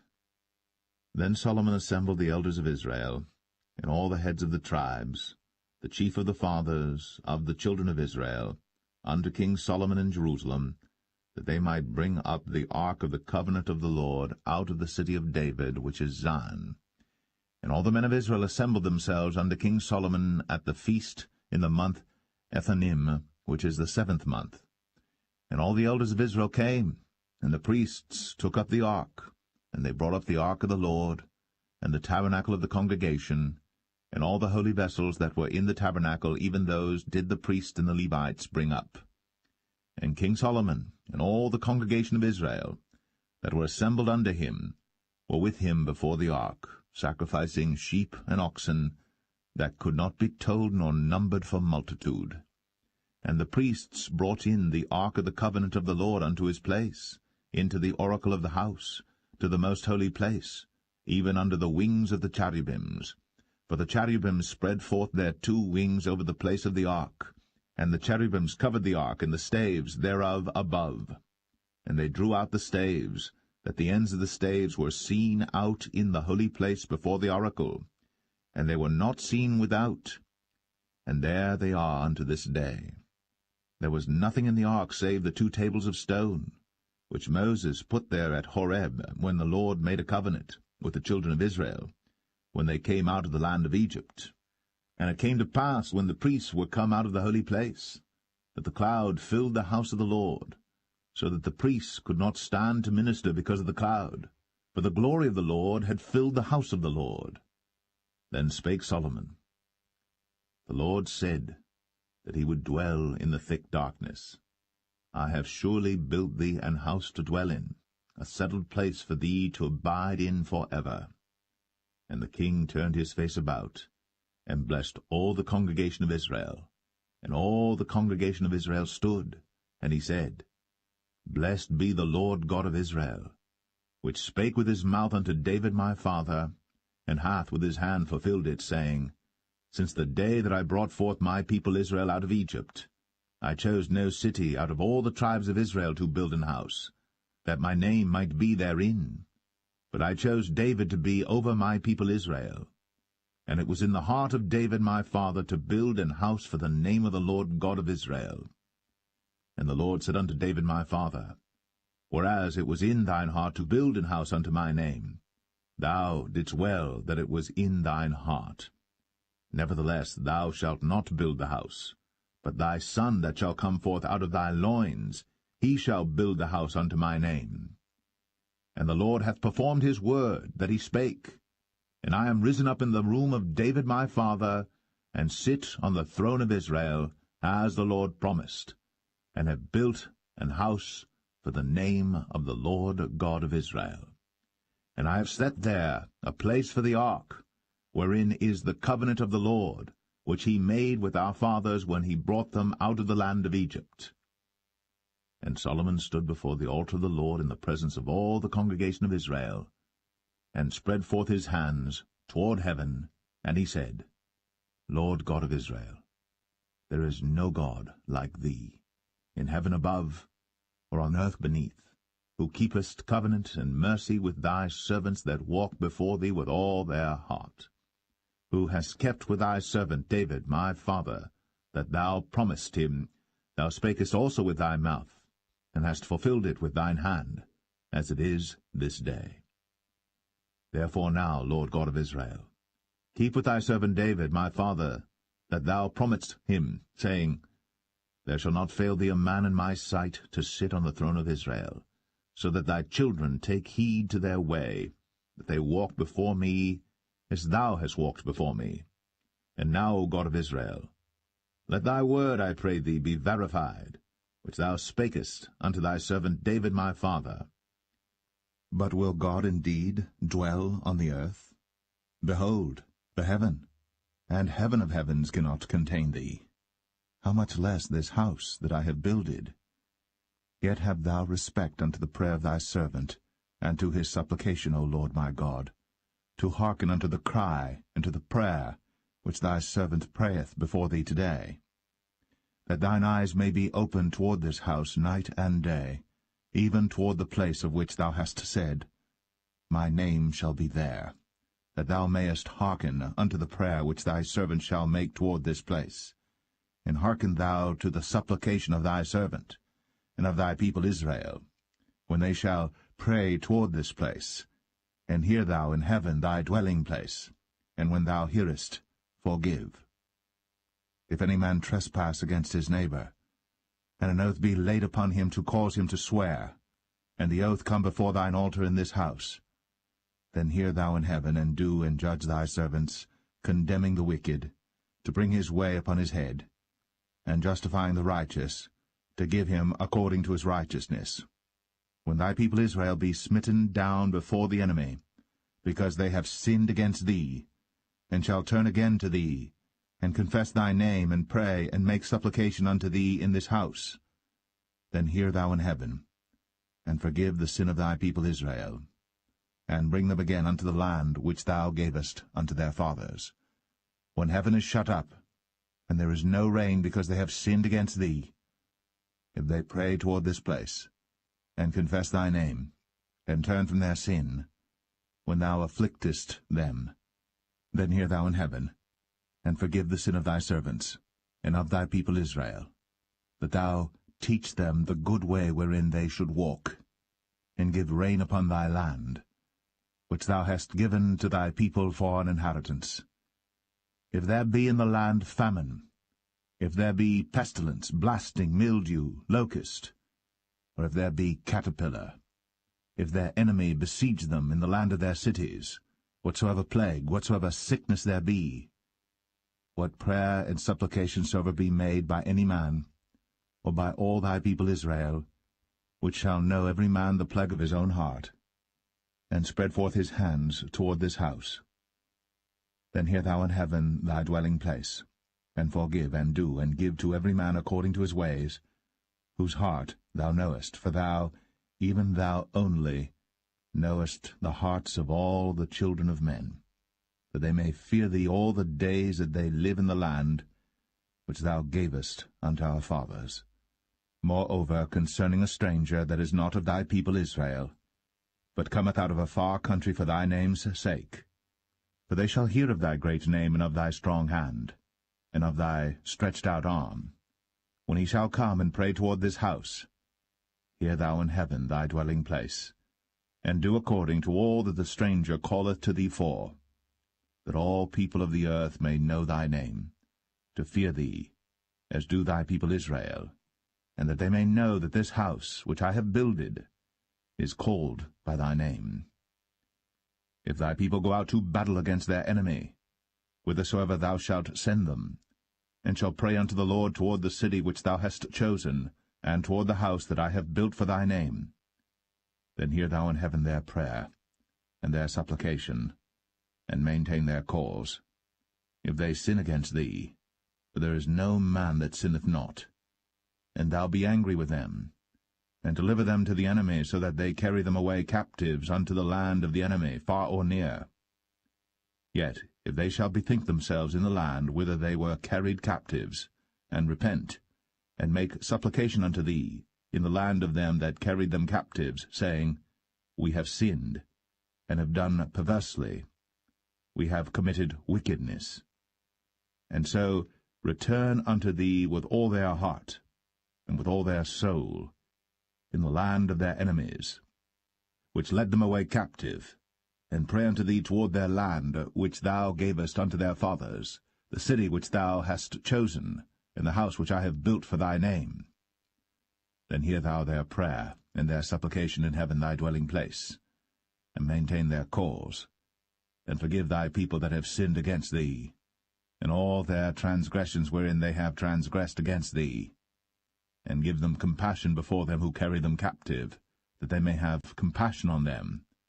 For they be thy people, and thine inheritance, which thou broughtest forth out of Egypt, from the midst of the furnace of iron, that thine eyes may be open unto the supplication of thy servant, and unto the supplication of thy people Israel, to hearken unto them in all that they call for unto thee. For thou didst separate them from among all the people of the earth to be thine inheritance, as thou spakest by the hand of Moses thy servant, when thou broughtest our fathers out of Egypt, O Lord God. And it was so that when Solomon had made an end of praying all this prayer and supplication unto the Lord, he arose from before the altar of the Lord, from kneeling on his knees with his hands spread up to heaven.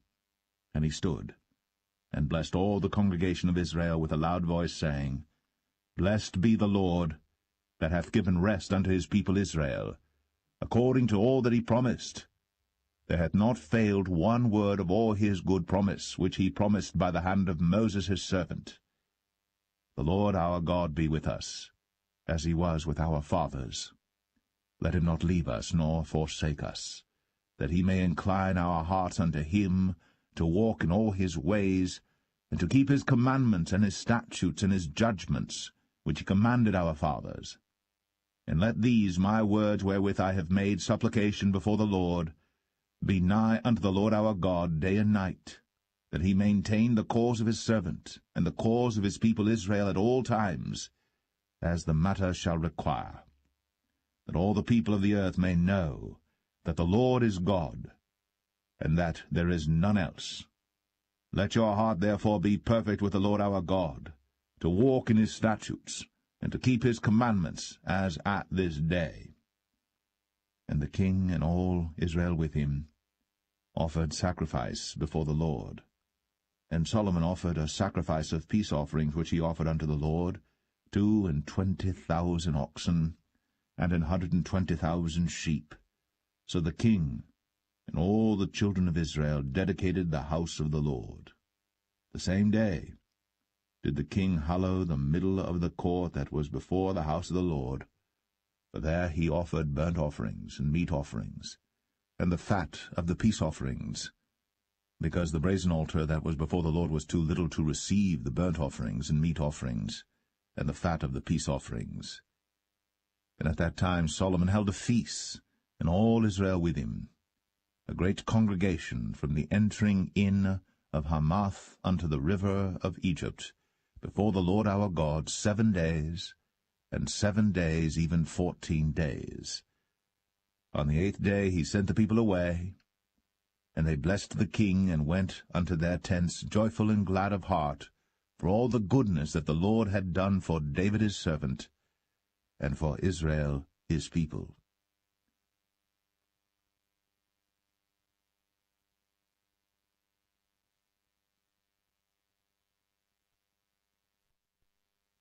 First Kings 9. And it came to pass, when Solomon had finished the building of the house of the Lord, and the king's house, and all Solomon's desire which he was pleased to do, that the Lord appeared to Solomon the second time, as he had appeared unto him at Gibeon. And the Lord said unto him, I have heard thy prayer and thy supplication that thou hast made before me. I have hallowed this house which thou hast built, to put my name there for ever, and mine eyes and mine heart shall be there perpetually. And if thou wilt walk before me, as David thy father walked, in integrity of heart, and in uprightness, to do according to all that I have commanded thee, and wilt keep my statutes and my judgments, then I will establish the throne of thy kingdom upon Israel forever, as I promised to David thy father, saying, There shall not fail thee a man upon the throne of Israel. But if ye shall at all turn from following me, ye or your children, and will not keep my commandments and my statutes which I have set before you, but go and serve other gods, and worship them, then will I cut off Israel out of the land which I have given them, and this house which I have hallowed for my name will I cast out of my sight, and Israel shall be a proverb and a byword among all people. And at this house which is high, every one that passeth by it shall be astonished, and shall hiss, and they shall say, Why hath the Lord done thus unto this land, and to this house?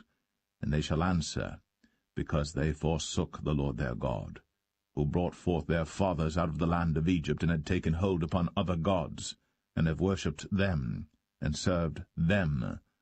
Therefore hath the Lord brought upon them all this evil. And it came to pass at the end of 20 years, when Solomon had built the 2 houses, the house of the Lord, and the king's house. Now Hiram the king of Tyre had furnished Solomon with cedar trees and fir trees, and with gold, according to all his desire. that then King Solomon gave Hiram 20 cities in the land of Galilee. And Hiram came out from Tyre to see the cities which Solomon had given him, and they pleased him not. And he said, What cities are these which thou hast given me, my brother? And he called them the land of Cabul unto this day. And Hiram sent to the king 60 talents of gold. And this is the reason of the levy which King Solomon raised, for to build the house of the Lord and his own house, and Millo, and the wall of Jerusalem, and Hazor, and Megiddo, and Gezer. For Pharaoh king of Egypt had gone up and taken Gezer, and burnt it with fire, and slain the Canaanites that dwelt in the city, and given it for a present unto his daughter Solomon's wife. And Solomon built Gezer, and Beth-horon the nether, and Baalath, and Tadmor in the wilderness in the land, and all the cities of store that Solomon had, and cities for his chariots, and cities for his horsemen, and that which Solomon desired to build in Jerusalem, and in Lebanon, and in all the land of his dominion.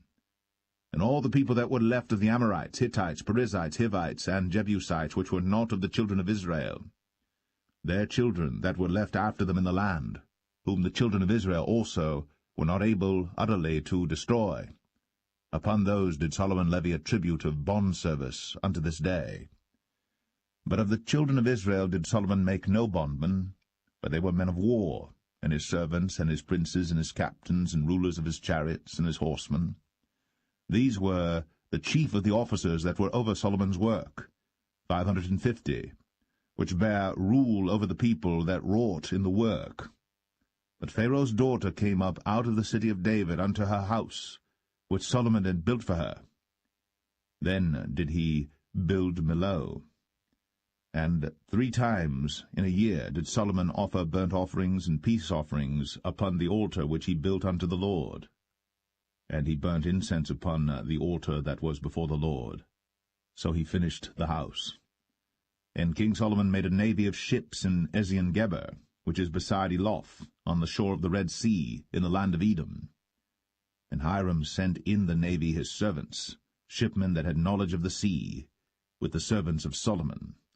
And they came to Ophir, and fetched from thence gold 420 talents, and brought it to King Solomon.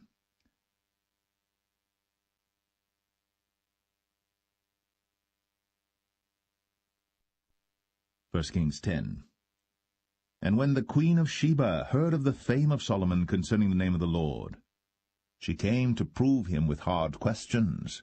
And she came to Jerusalem with a very great train, with camels that bare spices, and very much gold, and precious stones. And when she was come to Solomon, she communed with him of all that was in her heart. And Solomon told her all her questions. There was not anything hid from the king which he told her not. And when the queen of Sheba had seen all Solomon's wisdom, and the house that he had built, and the meat of his table, and the sitting of his servants, and the attendance of his ministers, and their apparel, and his cupbearers, and his ascent by which he went up unto the house of the Lord, there was no more spirit in her. And she said to the king, It was a true report that I heard in mine own land of thy acts and of thy wisdom. Howbeit, I believed not the word until I came. And mine eyes had seen it, and behold, the half was not told me. Thy wisdom and prosperity exceedeth the fame which I heard. Happy are thy men, happy are these thy servants, which stand continually before thee, and that hear thy wisdom. Blessed be the Lord thy God, which delighteth in thee, to set thee on the throne of Israel, because the Lord loved Israel for ever. Therefore made he thee king, to do judgment and justice. And she gave the king 120 talents of gold, and of spices, very great store, and precious stones. There came no more such abundance of spices as these which the queen of Sheba gave to King Solomon. And the navy also of Hiram that brought gold from Ophir, brought in from Ophir great plenty of almug trees and precious stones. And the king made of the almug trees pillars for the house of the Lord, and for the king's house, harps also, and psalteries for singers. There came no such almug trees, nor were seen unto this day. And King Solomon gave unto the queen of Sheba all her desire, whatsoever she asked, beside that which Solomon gave her of his royal bounty. So she turned, and went to her own country, she and her servants. Now the weight of gold that came to Solomon in 1 year was 666 talents of gold. Beside that he had of the merchantmen, and of the traffic of the spice merchants, and of all the kings of Arabia, and of the governors of the country. And King Solomon made 200 targets of beaten gold. 600 shekels of gold went to 1 target. And he made 300 shields of beaten gold. 3 pound of gold went to 1 shield, and the king put them in the house of the forest of Lebanon. Moreover, the king made a great throne of ivory, and overlaid it with the best gold. The throne had 6 steps, and the top of the throne was round behind, and there were stays on either side on the place of the seat, and 2 lions stood beside the stays, and 12 lions stood there on the one side, and on the other upon the 6 steps. There was not the like made in any kingdom. And all King Solomon's drinking vessels were of gold, and all the vessels of the house of the forest of Lebanon were of pure gold. None were of silver. It was nothing accounted of in the days of Solomon. For the king had at sea a navy of Tarshish, with the navy of Hiram. Once in 3 years came the navy of Tarshish, bringing gold and silver, ivory, and apes and peacocks. So King Solomon exceeded all the kings of the earth for riches and for wisdom. And all the earth sought to Solomon, to hear his wisdom, which God had put in his heart. And they brought every man his present, vessels of silver, and vessels of gold, and garments, and armor, and spices, horses, and mules, a rate year by year. And Solomon gathered together chariots and horsemen, and he had 1,400 chariots, and 12,000 horsemen, whom he bestowed in the cities for chariots, and with the king at Jerusalem. And the king made silver to be in Jerusalem as stones, and cedars made he to be as the sycamore trees that are in the vale for abundance. And Solomon had horses brought out of Egypt, and linen yarn. The king's merchants received the linen yarn at a price. And a chariot came up and went out of Egypt for 600 shekels of silver, and an horse for 150.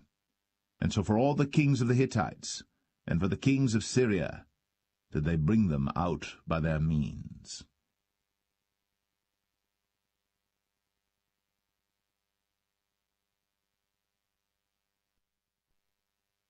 1 Kings 11.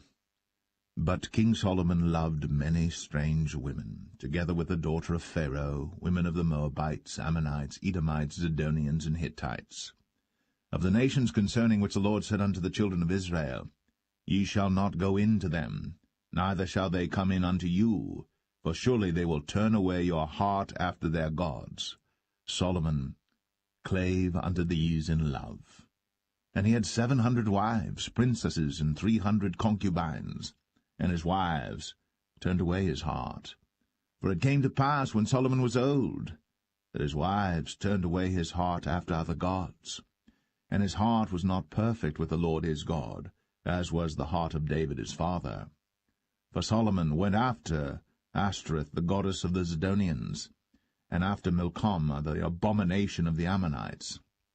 And Solomon did evil in the sight of the Lord, and went not fully after the Lord, as did David his father. Then did Solomon build an high place for Chemosh, the abomination of Moab, in the hill that is before Jerusalem, and for Molech, the abomination of the children of Ammon. And likewise did he for all his strange wives, which burnt incense, and sacrificed unto their gods. And the Lord was angry with Solomon, because his heart was turned from the Lord God of Israel, which had appeared unto him twice, and had commanded him concerning this thing, that he should not go after other gods. But he kept not that which the Lord commanded. Wherefore the Lord said unto Solomon, Forasmuch as this is done of thee, and thou hast not kept my covenant and my statutes, which I have commanded thee, I will surely rend the kingdom from thee, and will give it to thy servant. Notwithstanding, in thy days, I will not do it for David thy father's sake, but I will rend it out of the hand of thy son. Howbeit, I will not rend away all the kingdom, but will give one tribe to thy son, for David my servant's sake, and for Jerusalem's sake, which I have chosen. And the Lord stirred up an adversary unto Solomon, Hadad the Edomite. He was of the king's seed in Edom. For it came to pass, when David was in Edom, and Joab, the captain of the host, was gone up to bury the slain, after he had smitten every male in Edom. For 6 months did Joab remain there with all Israel, until he had cut off every male in Edom. That Hadad fled, he and certain Edomites of his father's servants with him, to go into Egypt, Hadad being yet a little child. And they arose out of Midian, and came to Paran. And they took men with them out of Paran, and they came to Egypt, unto Pharaoh king of Egypt, which gave him an house, and appointed him victuals, and gave him land. And Hadad found great favour in the sight of Pharaoh, so that he gave him to wife the sister of his own wife, the sister of Tahpenes the queen. And the sister of Tahpenes bare him Genubath his son, whom Tahpenes weaned in Pharaoh's house. And Genubath was in Pharaoh's household among the sons of Pharaoh. And when Hadad heard in Egypt that David slept with his fathers, and that Joab the captain of the host was dead, Hadad said to Pharaoh, Let me depart, that I may go to mine own country. Then Pharaoh said unto him, But what hast thou lacked with me, that, behold, thou seekest to go to thine own country? And he answered, Nothing. Howbeit, let me go in any wise. And God stirred him up another adversary, Rezon the son of Eliadah, which fled from his lord Hadadezer king of Zobah. And he gathered men unto him, and became captain over a band, when David slew them of Zobah. And they went to Damascus, and dwelt therein, and reigned in Damascus. And he was an adversary to Israel all the days of Solomon, beside the mischief that Hadad did. And he abhorred Israel, and reigned over Syria. And Jeroboam the son of Nebat, an Ephrathite of Zeradah, Solomon's servant, whose mother's name was Zeruiah, a widow woman, even he lifted up his hand against the king. And this was the cause that he lifted up his hand against the king. Solomon built Millo, and repaired the breaches of the city of David his father. And the man Jeroboam was a mighty man of valour. And Solomon, seeing the young man that he was industrious, he made him ruler over all the charge of the house of Joseph. And it came to pass at that time, when Jeroboam went out of Jerusalem, that the prophet Ahijah the Shilonite found him in the way, and he had clad himself with a new garment. And they two were alone in the field. And Ahijah caught the new garment that was on him, and rent it in 12 pieces. And he said to Jeroboam, Take thee 10 pieces, for thus saith the Lord, the God of Israel, Behold, I will rend the kingdom out of the hand of Solomon, and will give 10 tribes to thee. But he shall have 1 tribe for my servant David's sake, and for Jerusalem's sake, the city which I have chosen out of all the tribes of Israel, because that they have forsaken me, and have worshipped Ashtoreth, the goddess of the Zidonians, Chemosh, the god of the Moabites, and Milcom, the god of the children of Ammon, and have not walked in my ways, to do that which is right in mine eyes, and to keep my statutes and my judgments, as did David his father. Howbeit, I will not take the whole kingdom out of his hand, but I will make him prince all the days of his life, for David my servant's sake, whom I chose, because he kept my commandments and my statutes. But I will take the kingdom out of his son's hand, and will give it unto thee, even 10 tribes. And unto his son will I give 1 tribe, that David my servant may have a light always before me in Jerusalem, the city which I have chosen me, to put my name there. And I will take thee, and thou shalt reign according to all that thy soul desireth, and shalt be king over Israel. And it shall be, if thou wilt hearken unto all that I command thee, and wilt walk in my ways, and do that is right in my sight, to keep my statutes and my commandments, as David my servant did, that I will be with thee, and build thee a sure house, as I built for David, and will give Israel unto thee. And I will for this afflict the seed of David, but not forever. Solomon sought therefore to kill Jeroboam. And Jeroboam arose and fled into Egypt, unto Shishak king of Egypt, and was in Egypt until the death of Solomon. And the rest of the acts of Solomon, and all that he did, and his wisdom, are they not written in the book of the acts of Solomon? And the time that Solomon reigned in Jerusalem over all Israel was 40 years. And Solomon slept with his fathers, and was buried in the city of David his father, and Rehoboam his son reigned in his stead.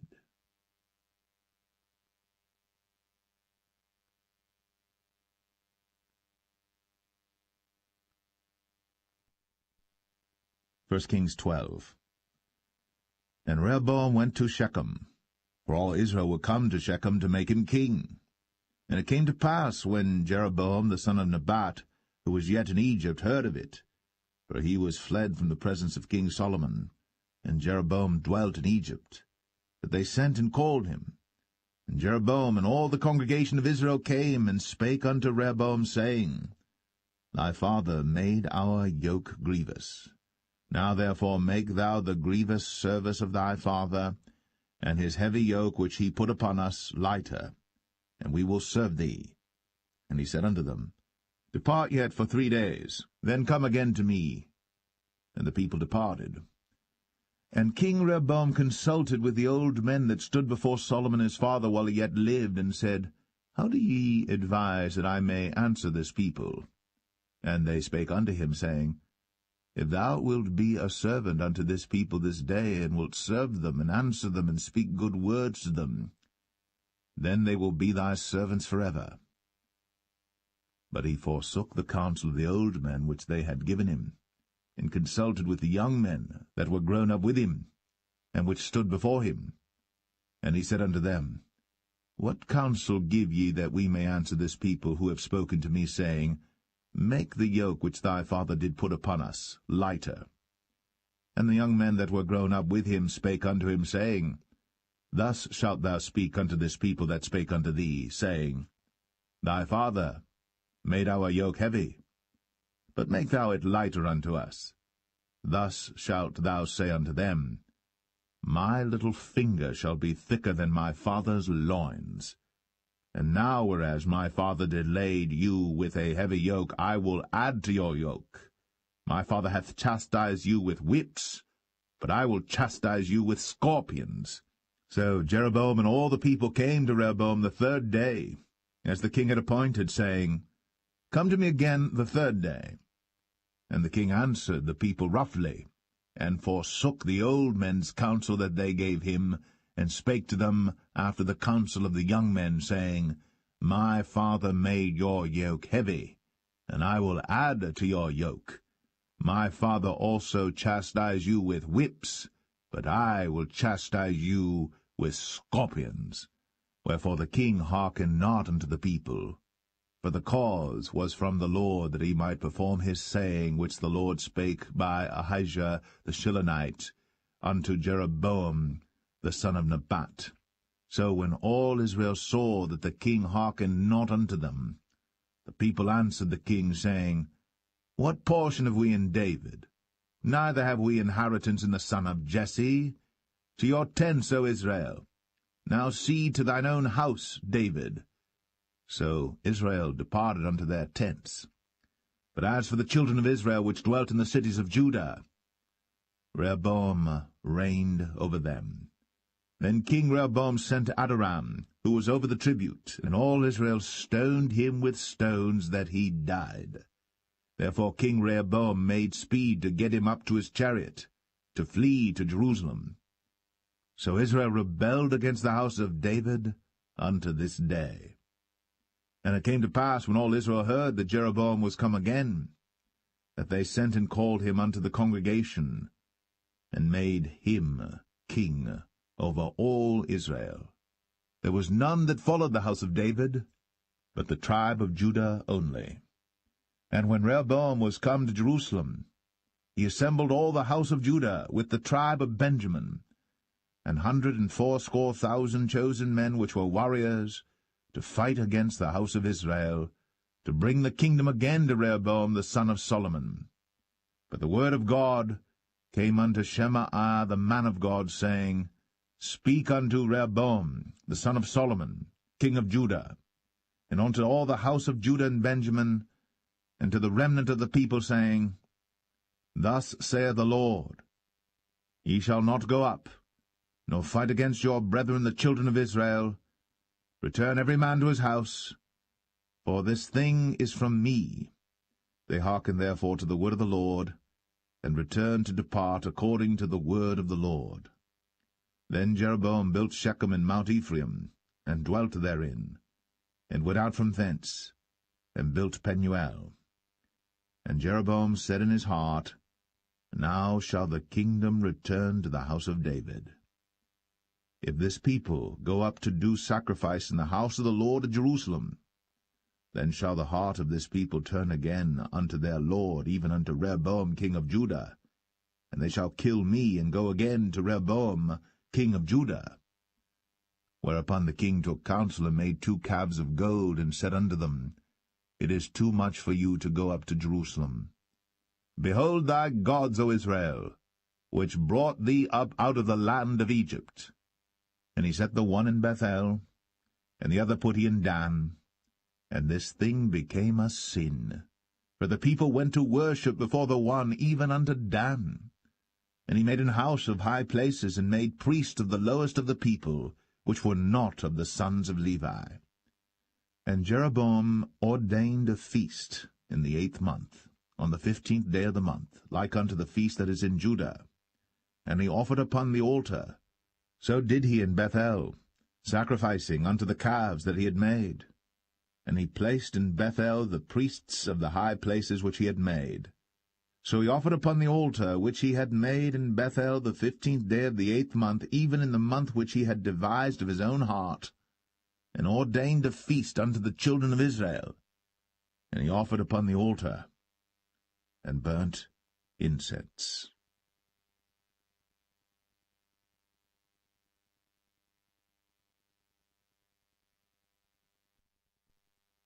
1 Kings 13.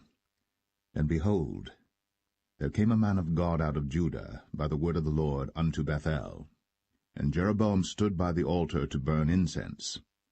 And he cried against the altar in the word of the Lord, and said, O altar, altar, thus saith the Lord, Behold, a child shall be born unto the house of David, Josiah by name.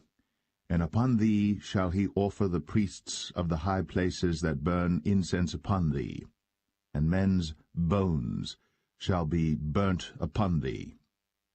And he gave a sign the same day, saying, This is the sign which the Lord hath spoken. Behold, the altar shall be rent, and the ashes that are upon it shall be poured out. And it came to pass, when King Jeroboam heard the saying of the man of God, which had cried against the altar in Bethel, that he put forth his hand from the altar, saying, Lay hold on him. And his hand, which he put forth against him, dried up, so that he could not pull it in again to him. The altar also was rent, and the ashes poured out from the altar, according to the sign which the man of God had given, by the word of the Lord. And the king answered and said unto the man of God, Entreat now the face of the Lord thy God, and pray for me, that my hand may be restored me again. And the man of God besought the Lord, and the king's hand was restored him again, and became as it was before. And the king said unto the man of God, Come home with me, and refresh thyself, and I will give thee a reward. And the man of God said unto the king, If thou wilt give me half thine house, I will not go in with thee, neither will I eat bread nor drink water in this place. For so was it charged me by the word of the Lord, saying, Eat no bread, nor drink water, nor turn again by the same way that thou camest. So he went another way, and returned not by the way that he came to Bethel. Now there dwelt an old prophet in Bethel, and his sons came and told him all the works that the man of God had done that day in Bethel, the words which he had spoken unto the king. Them they told also to their father. And their father said unto them, What way went he? For his sons had seen what way the man of God went, which came from Judah. And he said unto his sons, Saddle me the ass. So they saddled him the ass, and he rode thereon, and went after the man of God, and found him sitting under an oak. And he said unto him, Art thou the man of God that camest from Judah? And he said, I am. Then he said unto him, Come home with me, and eat bread. And he said, I may not return with thee, nor go in with thee, neither will I eat bread nor drink water with thee in this place. For it was said to me by the word of the Lord, Thou shalt eat no bread, nor drink water there, nor turn again to go by the way that thou camest. He said unto him, I am a prophet, also as thou art. And an angel spake unto me by the word of the Lord, saying, Bring him back with thee into thine house, that he may eat bread and drink water. But he lied unto him. So he went back with him, and did eat bread in his house, and drank water. And it came to pass, as they sat at the table, that the word of the Lord came unto the prophet that brought him back. And he cried unto the man of God that came from Judah, saying, Thus saith the Lord, For as much as thou hast disobeyed the mouth of the Lord, and hast not kept the commandment which the Lord thy God commanded thee, but camest back, and hast eaten bread, and drunk water in the place, of the which the Lord did say to thee, Eat no bread, and drink no water, thy carcass shall not come unto the sepulchre of thy fathers. And it came to pass, after he had eaten bread, and after he had drunk, that he saddled for him the ass, to wit, for the prophet whom he had brought back. And when he was gone, a lion met him by the way, and slew him.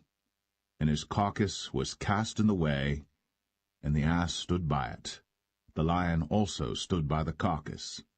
And behold, men passed by, and saw the carcass cast in the way, and the lion standing by the carcass. And they came and told it in the city where the old prophet dwelt. And when the prophet that brought him back from the way heard thereof, he said, It is the man of God who was disobedient unto the word of the Lord. Therefore the Lord hath delivered him unto the lion, which hath torn him and slain him according to the word of the Lord, which he spake unto him. And he spake to his son, saying, Saddle me the ass. And they saddled him. And he went and found his carcass cast in the way, and the ass and the lion standing by the carcass. The lion had not eaten the carcass, nor torn the ass. And the prophet took up the carcass of the man of God, and laid it upon the ass, and brought it back. And the old prophet came to the city to mourn and to bury him. And he laid his carcass in his own grave. And they mourned over him, saying, Alas, my brother! And it came to pass, after he had buried him, that he spake to his son, saying, When I am dead, then bury me in the sepulchre wherein the man of God is buried. Lay my bones beside his bones. For the saying which he cried by the word of the Lord against the altar in Bethel, and against all the houses of the high places which are in the cities of Samaria, shall surely come to pass.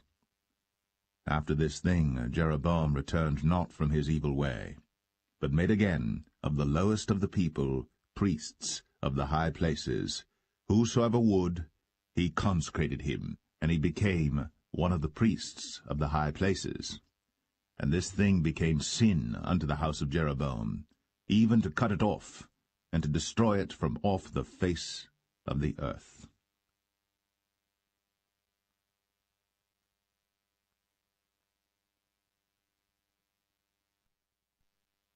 1 Kings 14. At that time Abijah, the son of Jeroboam, fell sick.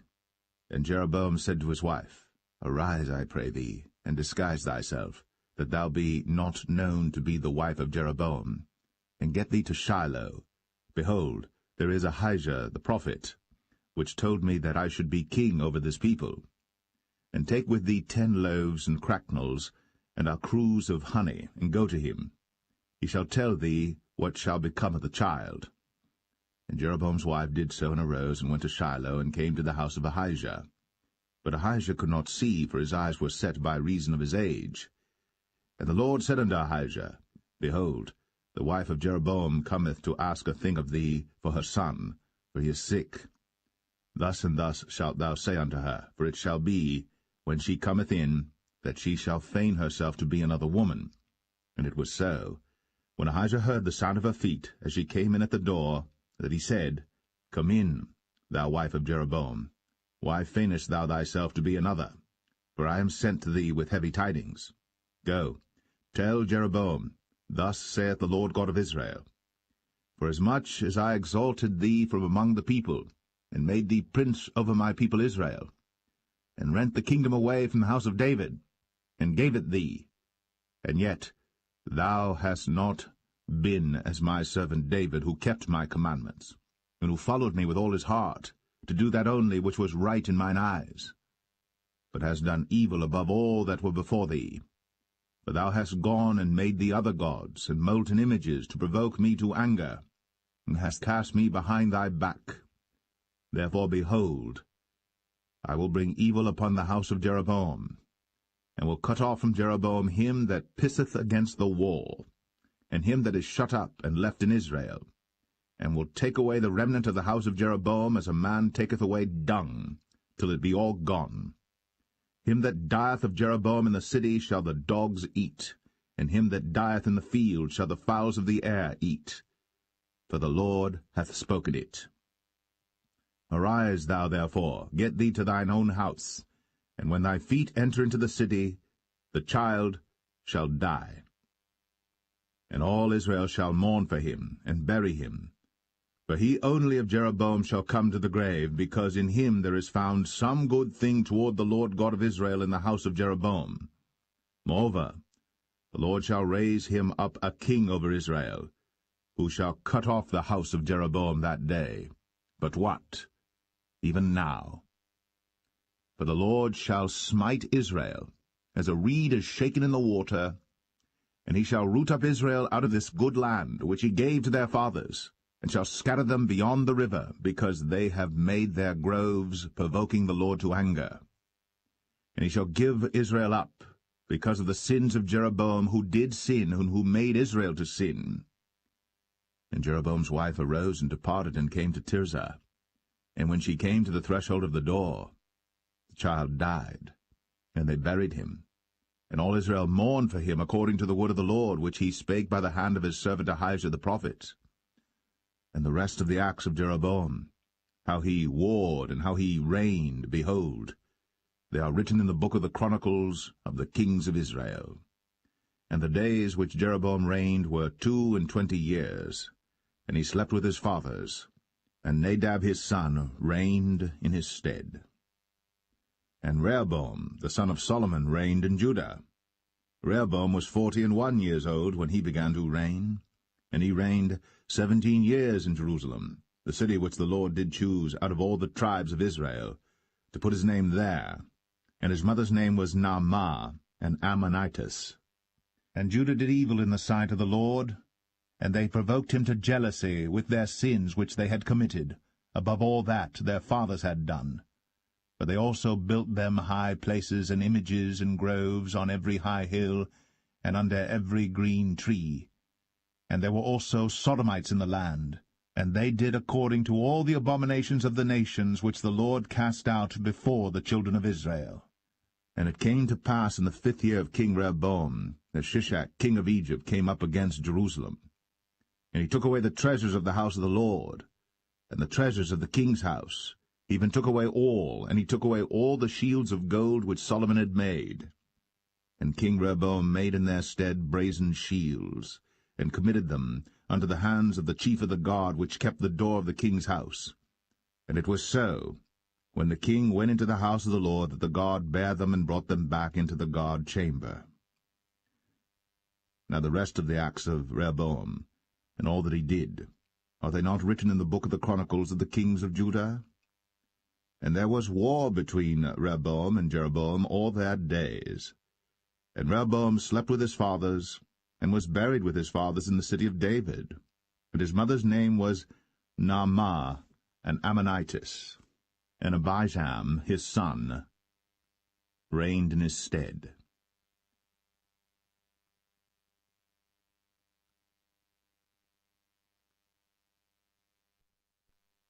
1 Kings 15. Now in the 18th year of King Jeroboam, the son of Nebat, reigned Abijam over Judah.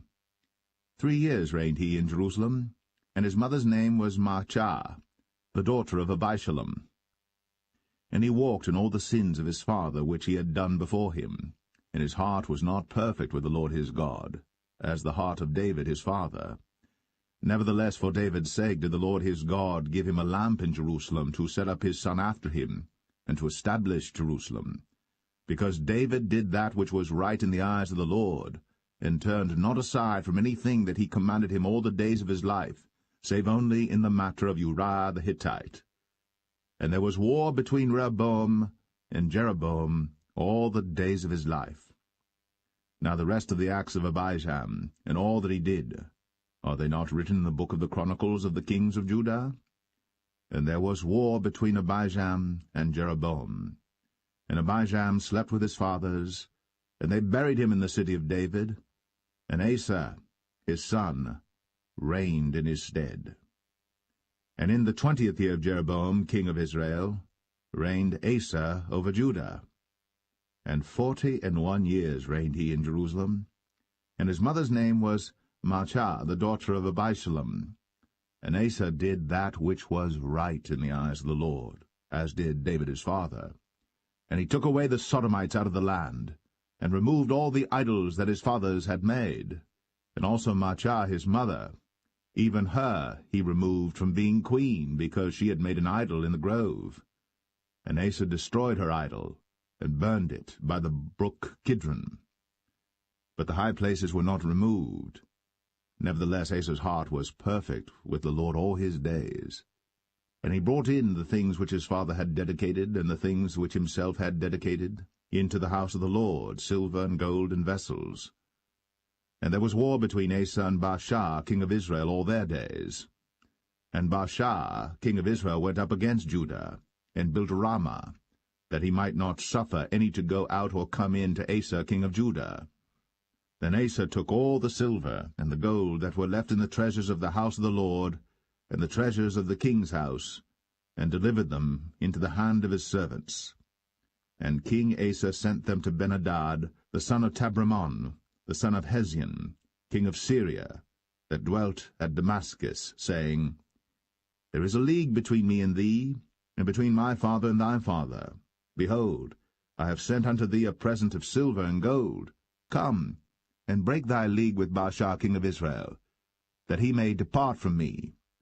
So Ben-Hadad hearkened unto King Asa, and sent the captains of the hosts which he had against the cities of Israel, and smote Ijon and Dan and Abel-Beth-Maachah and all Cinneroth, with all the land of Naphtali.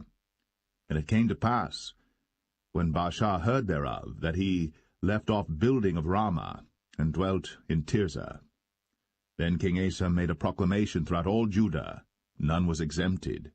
And they took away the stones of Ramah, and the timber thereof, wherewith Baasha had builded. And King Asa built with them Geba of Benjamin, and Mizpah. The rest of all the acts of Asa, and all his might, and all that he did, and the cities which he built, are they not written in the book of the Chronicles of the kings of Judah? Nevertheless, in the time of his old age, he was diseased in his feet. And Asa slept with his fathers, and was buried with his fathers in the city of David his father, and Jehoshaphat his son reigned in his stead. And Nadab the son of Jeroboam began to reign over Israel in the 2nd year of Asa king of Judah, and reigned over Israel 2 years. And he did evil in the sight of the Lord, and walked in the way of his father, and in his sin wherewith he made Israel to sin. And Baasha the son of Ahijah of the house of Issachar conspired against him. And Baasha smote him at Gibbethon, which belonged to the Philistines, for Nadab and all Israel laid siege to Gibbethon. Even in the 3rd year of Asa king of Judah did Baasha slay him, and reigned in his stead. And it came to pass when he reigned, that he smote all the house of Jeroboam. He left not to Jeroboam any that breathed, until he had destroyed him, according unto the saying of the Lord, which he spake by his servant Ahijah the Shilonite. Because of the sins of Jeroboam which he sinned, and which he made Israel sin, by his provocation wherewith he provoked the Lord God of Israel to anger. Now the rest of the acts of Nadab, and all that he did, are they not written in the book of the Chronicles of the kings of Israel? And there was war between Asa and Baasha, king of Israel, all their days. In the 3rd year of Asa, king of Judah, began Baasha the son of Ahijah to reign over all Israel in Tirzah 24 years. And he did evil in the sight of the Lord, and walked in the way of Jeroboam, and in his sin wherewith he made Israel to sin.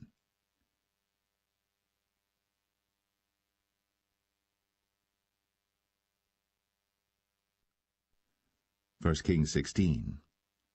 Then the word of the Lord came to Jehu the son of Hanani against Baasha, saying, Forasmuch as I exalted thee out of the dust, and made thee prince over my people Israel, and thou hast walked in the way of Jeroboam, and hast made my people Israel to sin, to provoke me to anger with their sins, behold, I will take away the posterity of Baasha, and the posterity of his house, and will make thy house like the house of Jeroboam the son of Nebat. Him that dieth of Baasha in the city shall the dogs eat, and him that dieth of his in the fields shall the fowls of the air eat. Now the rest of the acts of Baasha, and what he did, and his might, are they not written in the book of the Chronicles of the kings of Israel? So Baasha slept with his fathers, and was buried in Tirzah, and Elah his son reigned in his stead. And also by the hand of the prophet Jehu, the son of Hanani, came the word of the Lord against Baasha, and against his house, even for all the evil that he did in the sight of the Lord in provoking him to anger, with the work of his hands, in being like the house of Jeroboam, and because he killed him. In the 26th year of Asa king of Judah began Elah the son of Baasha to reign over Israel in Tirzah 2 years. And his servant Zimri, captain of half his chariots, conspired against him, as he was in Tirzah drinking himself drunk in the house of Arzah, steward of his house in Tirzah. And Zimri went in, and smote him, and killed him in the 27th year of Asa king of Judah, and reigned in his stead. And it came to pass, when he began to reign, as soon as he sat on his throne, that he slew all the house of Baasha. He left him not one that pisseth against a wall, neither of his kinsfolks, nor of his friends. Thus did Zimri destroy all the house of Baasha, according to the word of the Lord which he spake against Baasha by Jehu the prophet. For all the sins of Baasha, and the sins of Elah his son, by which they sinned, and by which they made Israel to sin, in provoking the Lord God of Israel to anger with their vanities. Now the rest of the acts of Elah, and all that he did, are they not written in the book of the Chronicles of the kings of Israel?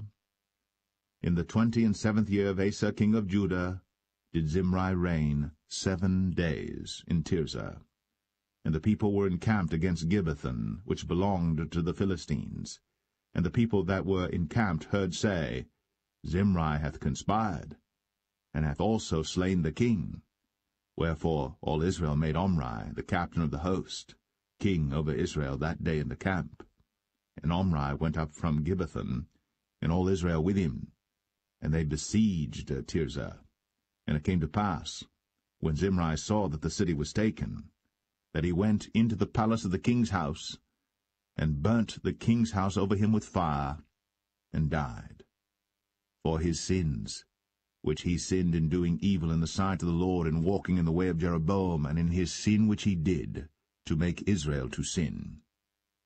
Now the rest of the acts of Zimri, and his treason that he wrought, are they not written in the book of the Chronicles of the kings of Israel? Then were the people of Israel divided into 2 parts. Half of the people followed Tibni the son of Ginath, to make him king, and half followed Omri. But the people that followed Omri prevailed against the people that followed Tibni the son of Ginath. So Tibni died, and Omri reigned. In the 31st year of Asa king of Judah began Omri to reign over Israel 12 years. 6 years reigned he in Tirzah. And he bought the hill Samaria of Shemer for 2 talents of silver, and built on the hill and called the name of the city which he built after the name of Shemer, owner of the hill, Samaria. But Omri wrought evil in the eyes of the Lord, and did worse than all that were before him. For he walked in all the way of Jeroboam the son of Nebat, and in his sin wherewith he made Israel to sin, to provoke the Lord God of Israel to anger with their vanities.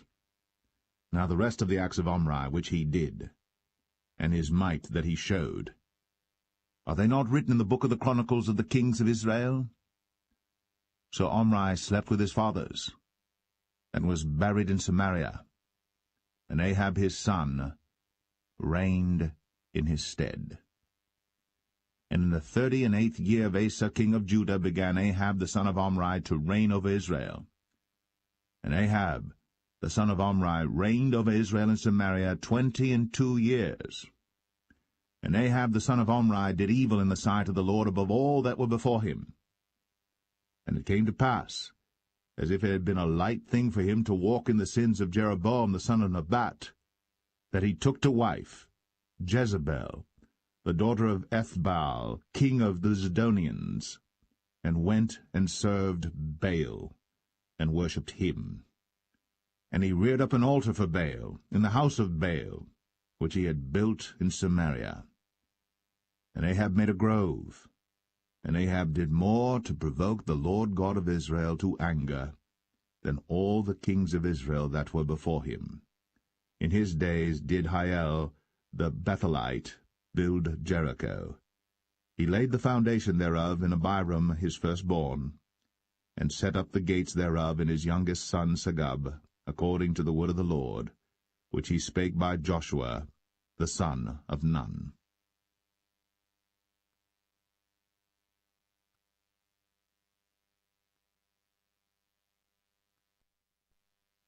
1 Kings 17.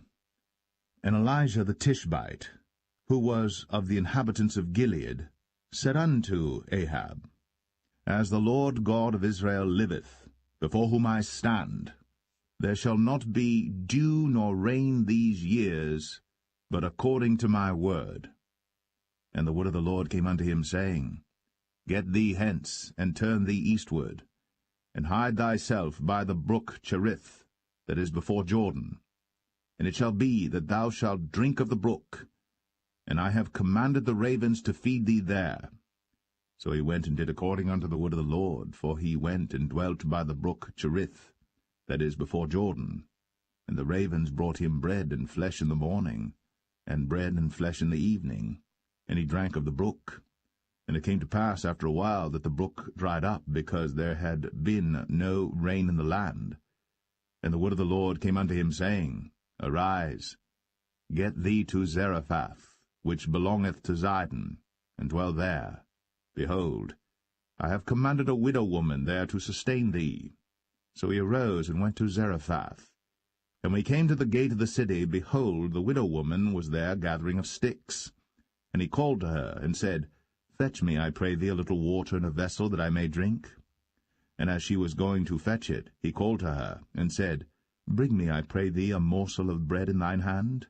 And she said, As the Lord thy God liveth, I have not a cake, but an handful of meal in a barrel, and a little oil in a cruse, and behold, I am gathering 2 sticks, that I may go in and dress it for me, and my son, that we may eat it, and die. And Elijah said unto her, Fear not, go and do as thou hast said, but make me thereof a little cake first, and bring it unto me, and after make for thee and for thy son. For thus saith the Lord God of Israel, The barrel of meal shall not waste, neither shall the cruse of oil fail, until the day that the Lord sendeth rain upon the earth. And she went and did according to the saying of Elijah, and she and he and her house did eat many days. And the barrel of meal wasted not, neither did the cruse of oil fail, according to the word of the Lord which he spake by Elijah. And it came to pass after these things, that the son of the woman, the mistress of the house, fell sick, and his sickness was so sore, that there was no breath left in him. And she said unto Elijah, What have I to do with thee, O thou man of God? Art thou come unto me to call my sin to remembrance, and to slay my son? And he said unto her, give me thy son. And he took him out of her bosom, and carried him up into a loft, where he abode, and laid him upon his own bed. And he cried unto the Lord, and said, O Lord my God, hast thou also brought evil upon the widow with whom I sojourn by slaying her son? And he stretched himself upon the child 3 times, and cried unto the Lord, and said, O Lord my God, I pray thee, let this child's soul come into him again. And the Lord heard the voice of Elijah, and the soul of the child came into him again, and he revived. And Elijah took the child, and brought him down out of the chamber into the house, and delivered him unto his mother.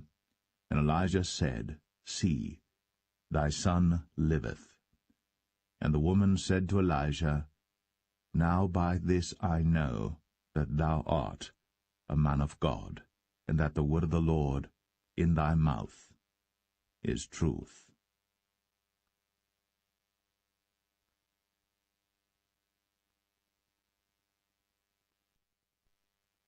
First Kings 18.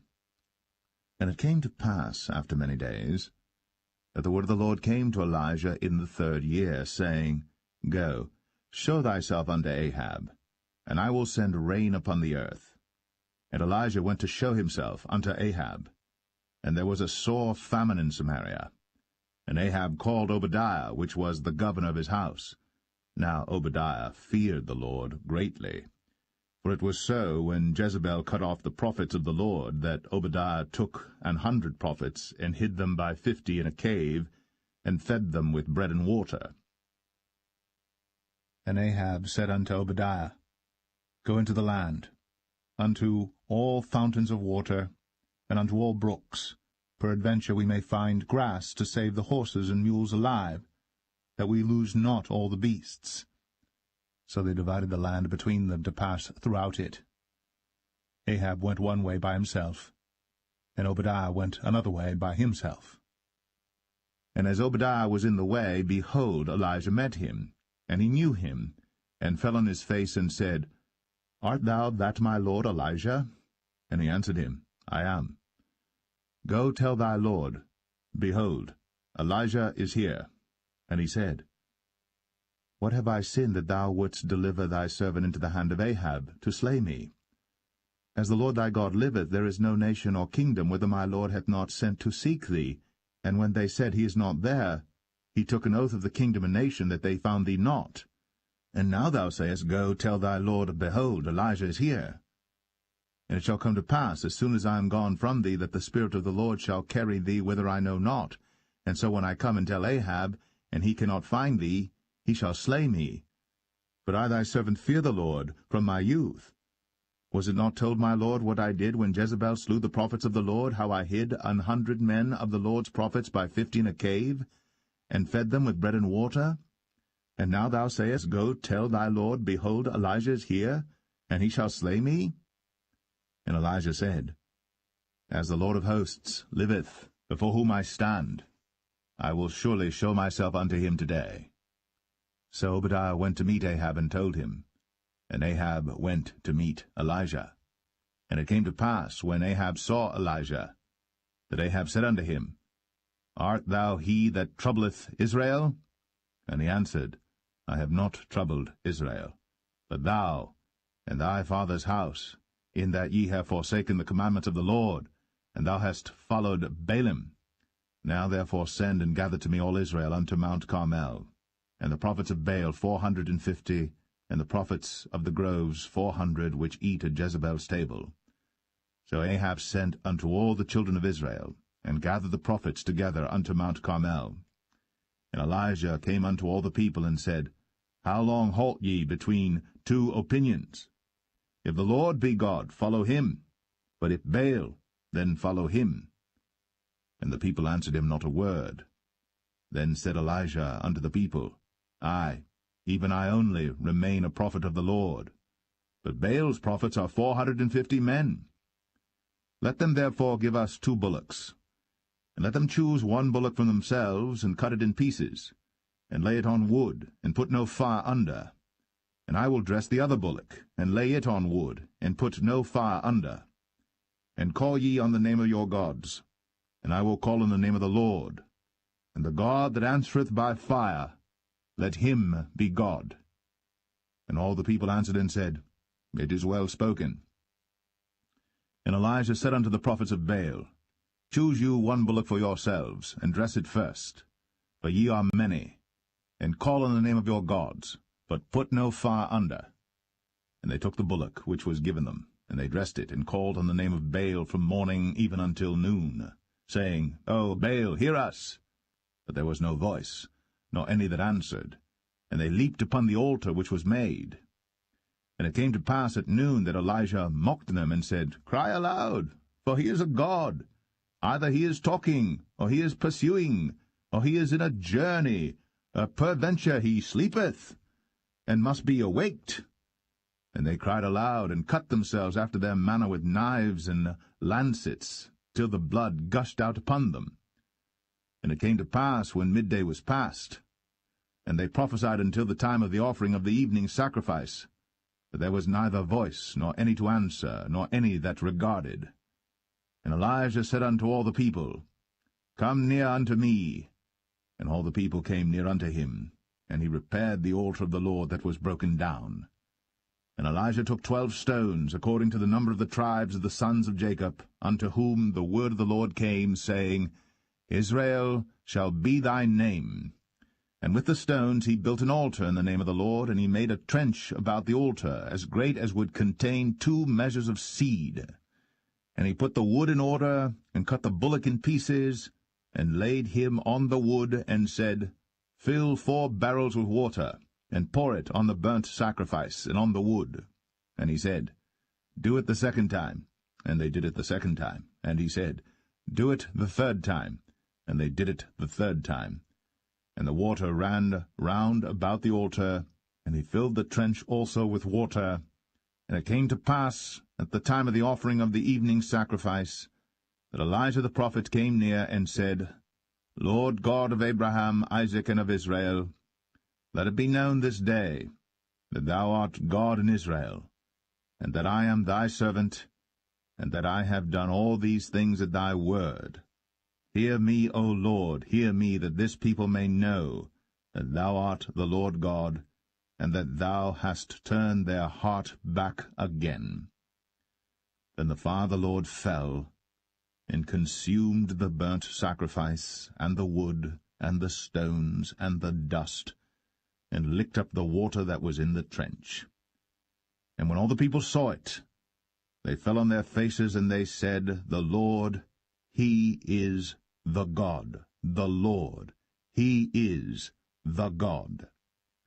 And Elijah said unto them, Take the prophets of Baal, let not one of them escape. And they took them. And Elijah brought them down to the brook Kishon, and slew them there. And Elijah said unto Ahab, Get thee up, eat and drink, for there is a sound of abundance of rain. So Ahab went up to eat and to drink. And Elijah went up to the top of Carmel, and he cast himself down upon the earth, and put his face between his knees, and said to his servant, Go up now, look toward the sea. And he went up and looked, and said, There is nothing. And he said, Go again 7 times. And it came to pass at the 7th time that he said, Behold, there ariseth a little cloud out of the sea like a man's hand. And he said, Go up, say unto Ahab, Prepare thy chariot, and get thee down, that the rain stop thee not. And it came to pass in the meanwhile that the heaven was black with clouds and wind, and there was a great rain.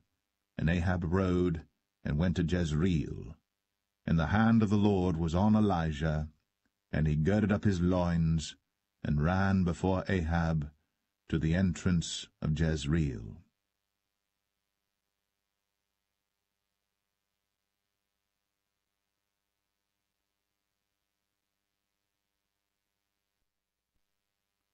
First Kings 19.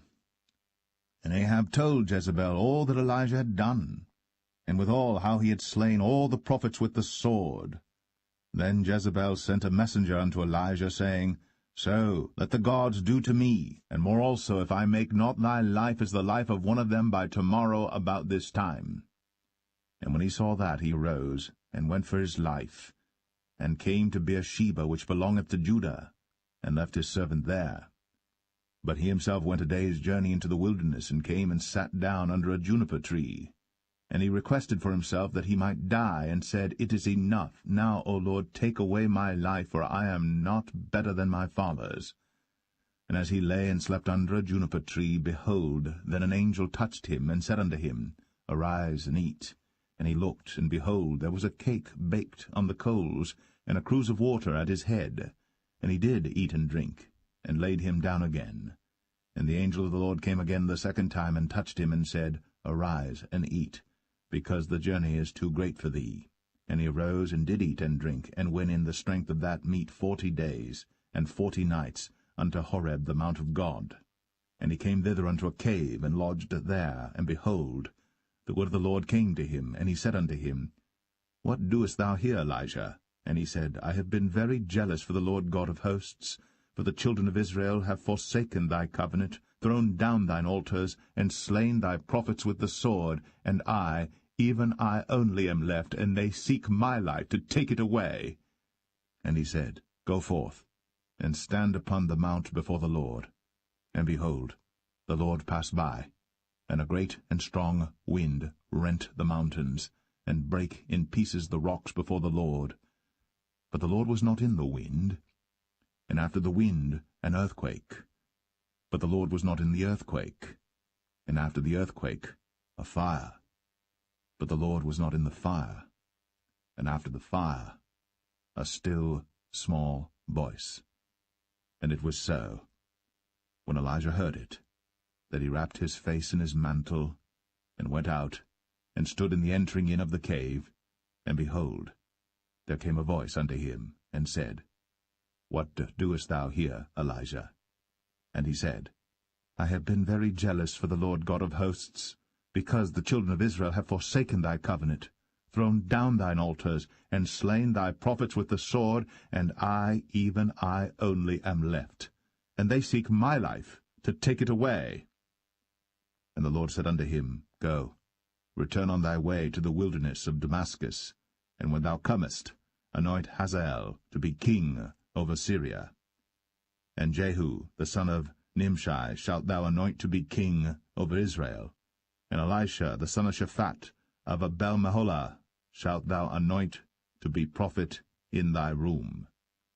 And it shall come to pass that him that escapeth the sword of Hazael shall Jehu slay, and him that escapeth from the sword of Jehu shall Elisha slay. Yet I have left me 7,000 in Israel, all the knees which have not bowed unto Baal, and every mouth which hath not kissed him. So he departed thence, and found Elisha the son of Shaphat, who was plowing with 12 yoke of oxen before him, and he with the 12th. And Elijah passed by him, and cast his mantle upon him. And he left the oxen, and ran after Elijah, and said, Let me, I pray thee, kiss my father and my mother, and then I will follow thee. And he said unto him, Go back again, for what have I done to thee? And he returned back from him, and took a yoke of oxen, and slew them, and boiled their flesh with the instruments of the oxen, and gave unto the people, and they did eat. Then he arose, and went after Elijah, and ministered unto him.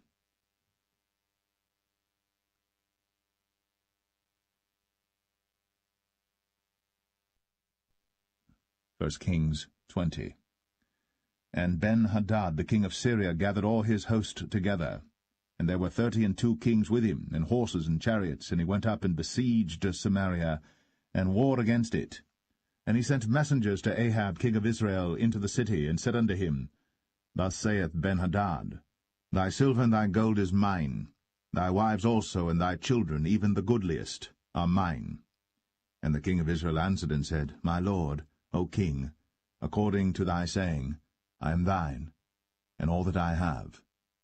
And the messengers came again and said, Thus speaketh Ben-Hadad, saying, Although I have sent unto thee, saying, Thou shalt deliver me thy silver and thy gold and thy wives and thy children.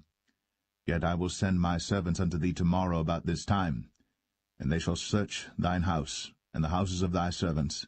And it shall be that whatsoever is pleasant in thine eyes, they shall put it in their hand, and take it away.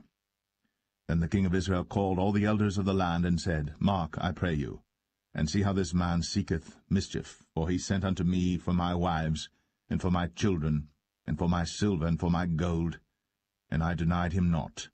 And all the elders and all the people said unto him, Hearken not unto him, nor consent. Wherefore he said unto the messengers of Ben-hadad, Tell my lord the king, all that thou didst send for to thy servant at the first, I will do, but this thing I may not do. And the messengers departed, and brought him word again. And Ben-hadad sent unto him, and said, The gods do so unto me, and more also, if the dust of Samaria shall suffice for handfuls for all the people that follow me. And the king of Israel answered and said, Tell him, Let not him that girdeth on his harness boast himself, as he that putteth it off. And it came to pass, when Ben-hadad heard this message, as he was drinking, he and the kings in the pavilions, that he said unto his servants, Set yourselves in array. And they set themselves in array against the city. And behold, there came a prophet unto Ahab king of Israel, saying, Thus saith the Lord, Hast thou seen all this great multitude? Behold, I will deliver it into thine hand this day, and thou shalt know that I am the Lord. And Ahab said, By whom? And he said, Thus saith the Lord, Even by the young men of the princes of the provinces. Then he said, Who shall order the battle? And he answered, Thou. Then he numbered the young men of the princes of the provinces, and they were 232, and after them he numbered all the people, even all the children of Israel, being 7,000. And they went out at noon. But Ben-hadad was drinking himself drunk in the pavilions, he and the kings, the 32 kings that helped him. And the young men of the princes of the provinces went out first, and Ben-hadad sent out, and they told him, saying, There are men come out of Samaria. And he said, Whether they be come out for peace, take them alive, or whether they be come out for war, take them alive. So these young men of the princes of the provinces came out of the city, and the army which followed them, and they slew every one his man, and the Syrians fled. And Israel pursued them, and Ben-hadad the king of Syria escaped on an horse with the horsemen. And the king of Israel went out, and smote the horses and chariots, and slew the Syrians with a great slaughter. And the prophet came to the king of Israel, and said unto him, Go, strengthen thyself, and mark and see what thou doest. For at the return of the year the king of Syria will come up against thee. And the servants of the king of Syria said unto him, Their gods are gods of the hills, therefore they were stronger than we. But let us fight against them in the plain, and surely we shall be stronger than they. And do this thing, take the kings away, every man out of his place, and put captains in their rooms. And number thee an army like the army that thou hast lost, horse for horse, and chariot for chariot, and we will fight against them in the plain, and surely we shall be stronger than they. And he hearkened unto their voice, and did so. And it came to pass, at the return of the year, that Ben-hadad numbered the Syrians, and went up to Aphek to fight against Israel. And the children of Israel were numbered, and were all present, and went against them. And the children of Israel pitched before them like 2 little flocks of kids, but the Syrians filled the country. And there came a man of God, and spake unto the king of Israel, and said, Thus saith the Lord, Because the Syrians have said, The Lord is God of the hills, but he is not God of the valleys. Therefore will I deliver all this great multitude into thine hand, and ye shall know that I am the Lord. And they pitched one over against the other 7 days, and so it was, that in the 7th day the battle was joined, and the children of Israel slew of the Syrians 100,000 footmen in 1 day. But the rest fled to Aphek into the city, and there a wall fell upon 27,000 of the men that were left. And Ben-hadad fled, and came into the city, into an inner chamber. And his servants said unto him, Behold now, we have heard that the kings of the house of Israel are merciful kings. Let us, I pray thee, put sackcloth on our loins, and ropes upon our heads, and go out to the king of Israel. Peradventure he will save thy life. So they girded sackcloth on their loins, and put ropes on their heads, and came to the king of Israel, and said, Thy servant Ben-hadad saith, I pray thee, let me live. And he said, Is he yet alive? He is my brother. Now the men did diligently observe whether anything would come from him, and did hastily catch it. And they said, Thy brother Ben-hadad. Then he said, Go ye, bring him. Then Ben-hadad came forth to him, and he caused him to come up into the chariot. And Ben-hadad said unto him, The cities which my father took from thy father I will restore, and thou shalt make streets for thee in Damascus, as my father made in Samaria. Then said Ahab, I will send thee away with this covenant. So he made a covenant with him, and sent him away.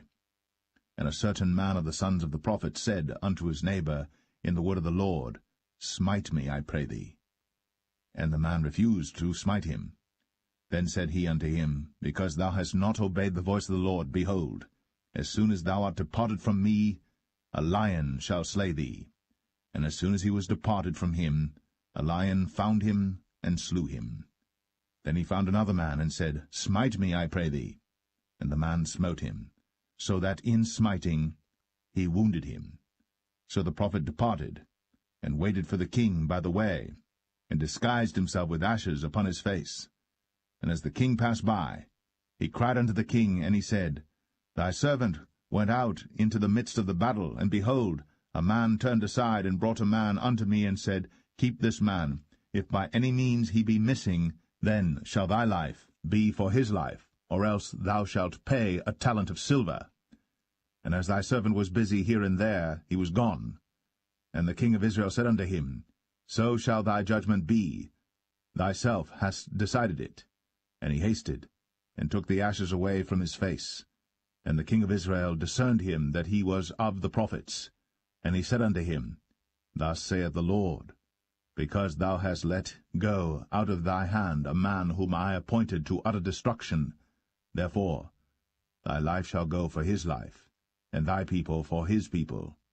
And the king of Israel went to his house, heavy and displeased, and came to Samaria.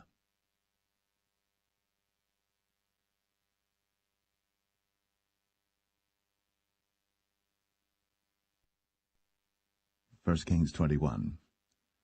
And it came to pass after these things that Naboth the Jezreelite had a vineyard which was in Jezreel, hard by the palace of Ahab king of Samaria. And Ahab spake unto Naboth, saying, Give me thy vineyard, that I may have it for a garden of herbs, because it is near unto my house. And I will give thee for it a better vineyard than it. Or, if it seem good to thee, I will give thee the worth of it in money. And Naboth said to Ahab, The Lord forbid it me, that I should give the inheritance of my fathers unto thee. And Ahab came into his house heavy and displeased, because of the word which Naboth the Jezreelite had spoken to him. For he had said, I will not give thee the inheritance of my fathers. And he laid him down upon his bed, and turned away his face, and would eat no bread. But Jezebel his wife came to him, and said unto him, Why is thy spirit so sad that thou eatest no bread?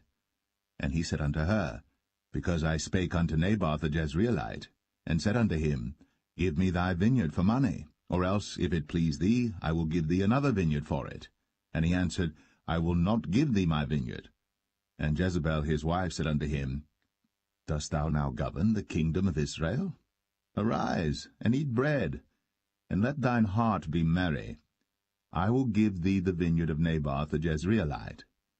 So she wrote letters in Ahab's name, and sealed them with his seal, and sent the letters unto the elders, and to the nobles that were in his city dwelling with Naboth. And she wrote in the letters, saying, Proclaim a fast, and set Naboth on high among the people. And set 2 men, sons of Belial, before him, to bear witness against him, saying, Thou didst blaspheme God and the king. And then carry him out, and stone him, that he may die. And the men of his city, even the elders and the nobles, who were the inhabitants in his city, did as Jezebel had sent unto them, and as it was written in the letters which she had sent unto them. They proclaimed a fast, and set Naboth on high among the people. And there came in 2 men, children of Belial, and sat before him. And the men of Belial witnessed against him, even against Naboth, in the presence of the people, saying, Naboth did blaspheme God and the king. Then they carried him forth out of the city, and stoned him with stones, that he died. Then they sent to Jezebel, saying, Naboth is stoned, and is dead. And it came to pass, when Jezebel heard that Naboth was stoned, and was dead, that Jezebel said to Ahab, Arise, take possession of the vineyard of Naboth the Jezreelite, which he refused to give thee for money. For Naboth is not alive, but dead. And it came to pass, when Ahab heard that Naboth was dead, that Ahab rose up to go down to the vineyard of Naboth the Jezreelite, to take possession of it. And the word of the Lord came to Elijah the Tishbite, saying, Arise, go down to meet Ahab king of Israel, which is in Samaria. Behold, he is in the vineyard of Naboth, whither he is gone down to possess it. And thou shalt speak unto him, saying, Thus saith the Lord, Hast thou killed and also taken possession? And thou shalt speak unto him, saying, Thus saith the Lord, In the place where dogs licked the blood of Naboth shall dogs lick thy blood, even thine. And Ahab said to Elijah, Hast thou found me, O mine enemy? And he answered, I have found thee, because thou hast sold thyself to work evil in the sight of the Lord. Behold, I will bring evil upon thee, and will take away thy posterity, and will cut off from Ahab him that pisseth against the wall, and him that is shut up and left in Israel, and will make thine house like the house of Jeroboam the son of Nebat, and like the house of Baasha the son of Ahijah, for the provocation wherewith thou hast provoked me to anger, and made Israel to sin. And of Jezebel also spake the Lord, saying, The dogs shall eat Jezebel by the wall of Jezreel. Him that dieth of Ahab in the city the dogs shall eat, and him that dieth in the field shall the fowls of the air eat. But there was none like unto Ahab, which did sell himself to work wickedness in the sight of the Lord, whom Jezebel his wife stirred up. And he did very abominably in following idols, according to all things as did the Amorites, whom the Lord cast out before the children of Israel. And it came to pass, when Ahab heard those words, that he rent his clothes, and put sackcloth upon his flesh, and fasted, and lay in sackcloth, and went softly. And the word of the Lord came to Elijah the Tishbite, saying, Seest thou how Ahab humbleth himself before me? Because he humbleth himself before me, I will not bring the evil in his days, but in his son's days will I bring the evil upon his house.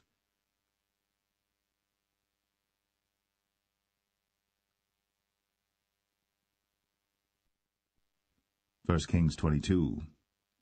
And they continued 3 years without war between Syria and Israel. And it came to pass in the 3rd year that Jehoshaphat the king of Judah came down to the king of Israel. And the king of Israel said unto his servants, Know ye that Ramoth and Gilead is ours, and we be still, and take it not out of the hand of the king of Syria? And he said unto Jehoshaphat, Wilt thou go with me to battle to Ramoth Gilead? And Jehoshaphat said to the king of Israel, I am as thou art, my people as thy people, my horses as thy horses. And Jehoshaphat said unto the king of Israel, Inquire, pray thee, at the word of the Lord today. Then the king of Israel gathered the prophets together, about 400 men, and said unto them, Shall I go against Ramoth Gilead to battle, or shall I forbear? And they said, Go up, for the Lord shall deliver it into the hand of the king. And Jehoshaphat said, Is there not here a prophet of the Lord besides, that we might inquire of him? And the king of Israel said unto Jehoshaphat, There is yet one man, Micaiah the son of Imlah, by whom we may inquire of the Lord. But I hate him, for he doth not prophesy good concerning me, but evil. And Jehoshaphat said, Let not the king say so. Then the king of Israel called an officer, and said, Hasten hither Micaiah the son of Imlah. And the king of Israel and Jehoshaphat the king of Judah sat each on his throne, having put on their robes, in a void place in the entrance of the gate of Samaria. And all the prophets prophesied before them.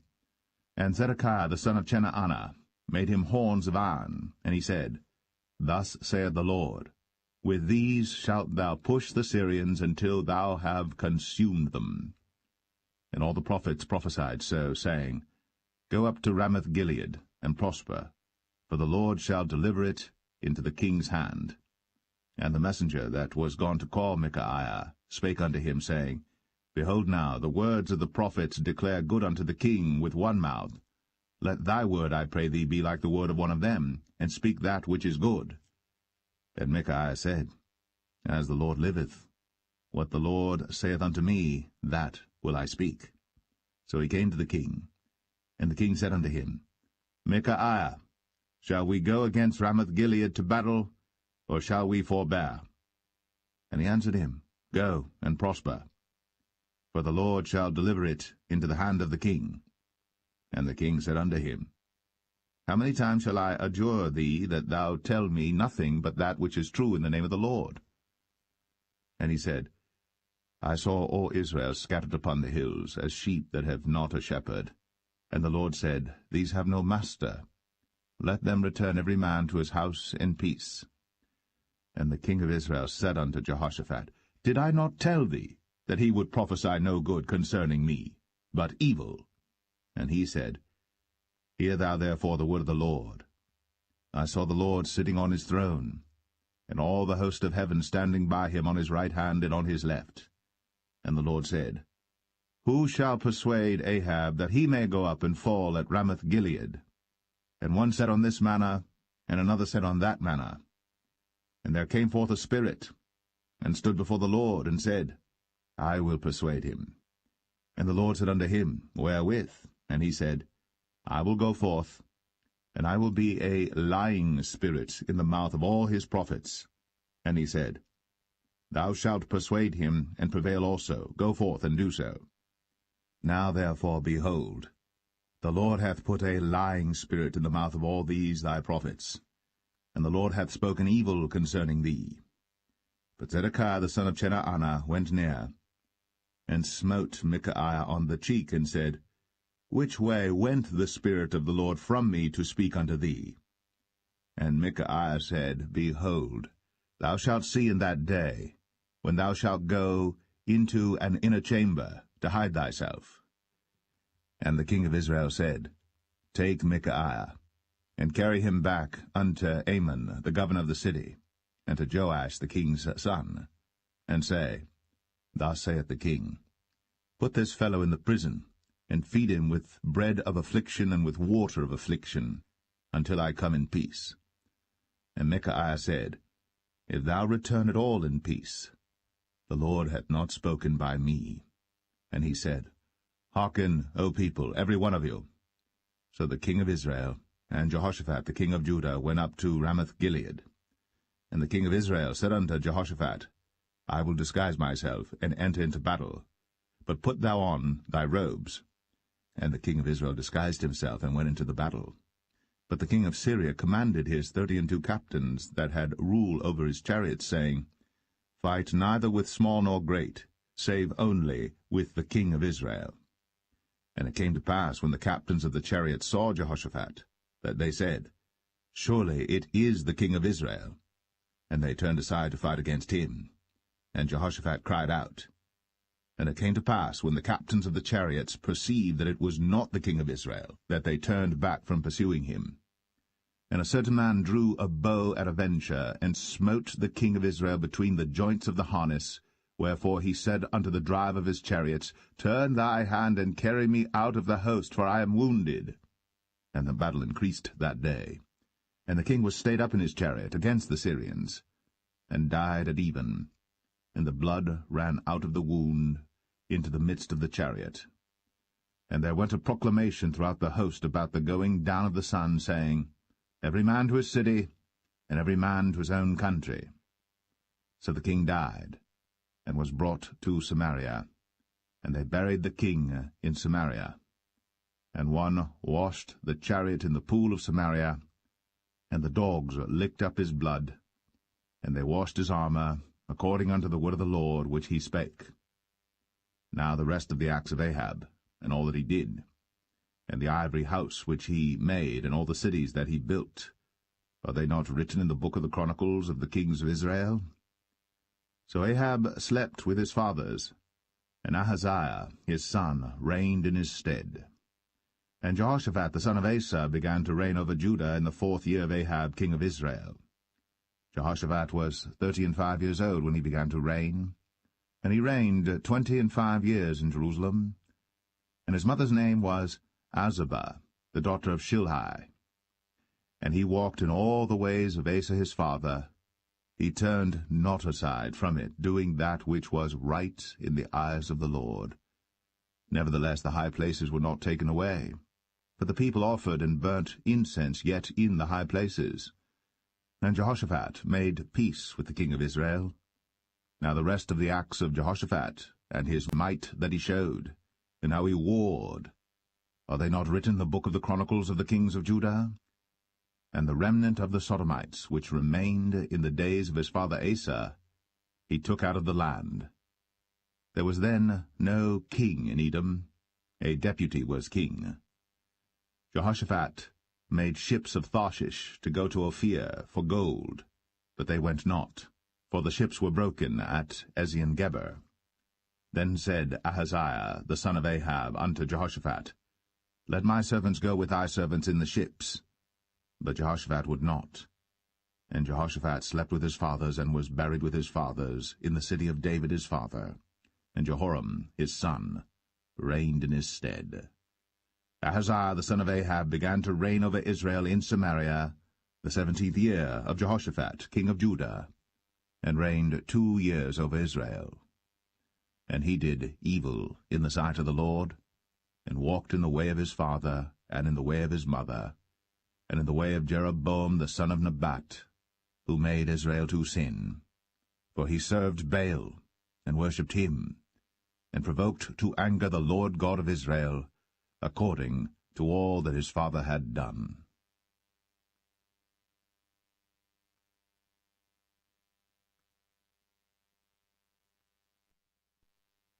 The Second Book of Kings, Chapter 1. Then Moab rebelled against Israel after the death of Ahab. And Ahaziah fell down through a lattice in his upper chamber that was in Samaria, and was sick. And he sent messengers, and said unto them, Go, inquire of Baal-zebub, the god of Ekron, whether I shall recover of this disease. But the angel of the Lord said to Elijah the Tishbite, Arise, go up to meet the messengers of the king of Samaria, and say unto them, Is it not because there is not a God in Israel that ye go to inquire of Baal-zebub, the god of Ekron? Now therefore thus saith the Lord, Thou shalt not come down from that bed on which thou art gone up, but shalt surely die. And Elijah departed. And when the messengers turned back unto him, he said unto them, Why are ye now turned back? And they said unto him, There came a man up to meet us, and said unto us, Go, turn again unto the king that sent you, and say unto him, Thus saith the Lord, Is it not because there is not a God in Israel that thou sendest to inquire of Baal-zebub, the god of Ekron? Therefore thou shalt not come down from that bed on which thou art gone up, but shalt surely die. And he said unto them, What manner of man was he which came up to meet you, and told you these words? And they answered him, He was an hairy man, and girt with a girdle of leather about his loins. And he said, It is Elijah the Tishbite. Then the king sent unto him a captain of 50 with his 50. And he went up to him, and behold, he sat on the top of an hill. And he spake unto him, Thou man of God, the king hath said, Come down. And Elijah answered and said to the captain of 50, If I be a man of God, then let fire come down from heaven, and consume thee and thy 50. And there came down fire from heaven, and consumed him and his 50.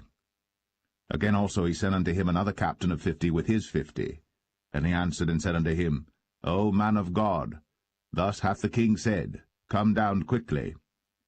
And Elijah answered and said unto them, If I be a man of God, let fire come down from heaven, and consume thee and thy 50. And the fire of God came down from heaven, and consumed him and his 50. And he sent again a captain of the third 50 with his 50. And the third captain of the 50 went up and came and fell on his knees before Elijah, and besought him, and said unto him, O man of God, I pray thee, let my life and the life of these 50 thy servants be precious in thy sight. Behold, there came fire down from heaven, and burnt up the 2 captains of the former 50s with their 50s. Therefore let my life now be precious in thy sight. And the angel of the Lord said unto Elijah, Go down with him, be not afraid of him. And he arose, and went down with him unto the king. And he said unto him, Thus saith the Lord, Forasmuch as thou hast sent messengers to inquire of Baal-zebub the god of Ekron, is it not because there is no God in Israel to inquire of his word?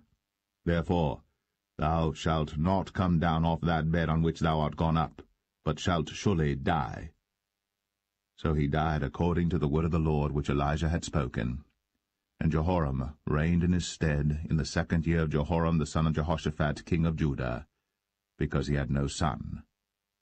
Now the rest of the acts of Ahaziah which he did, are they not written in the book of the Chronicles of the kings of Israel?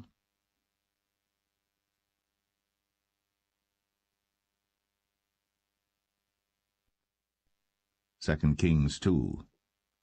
And it came to pass, when the Lord would take up Elijah into heaven by a whirlwind, that Elijah went with Elisha from Gilgal.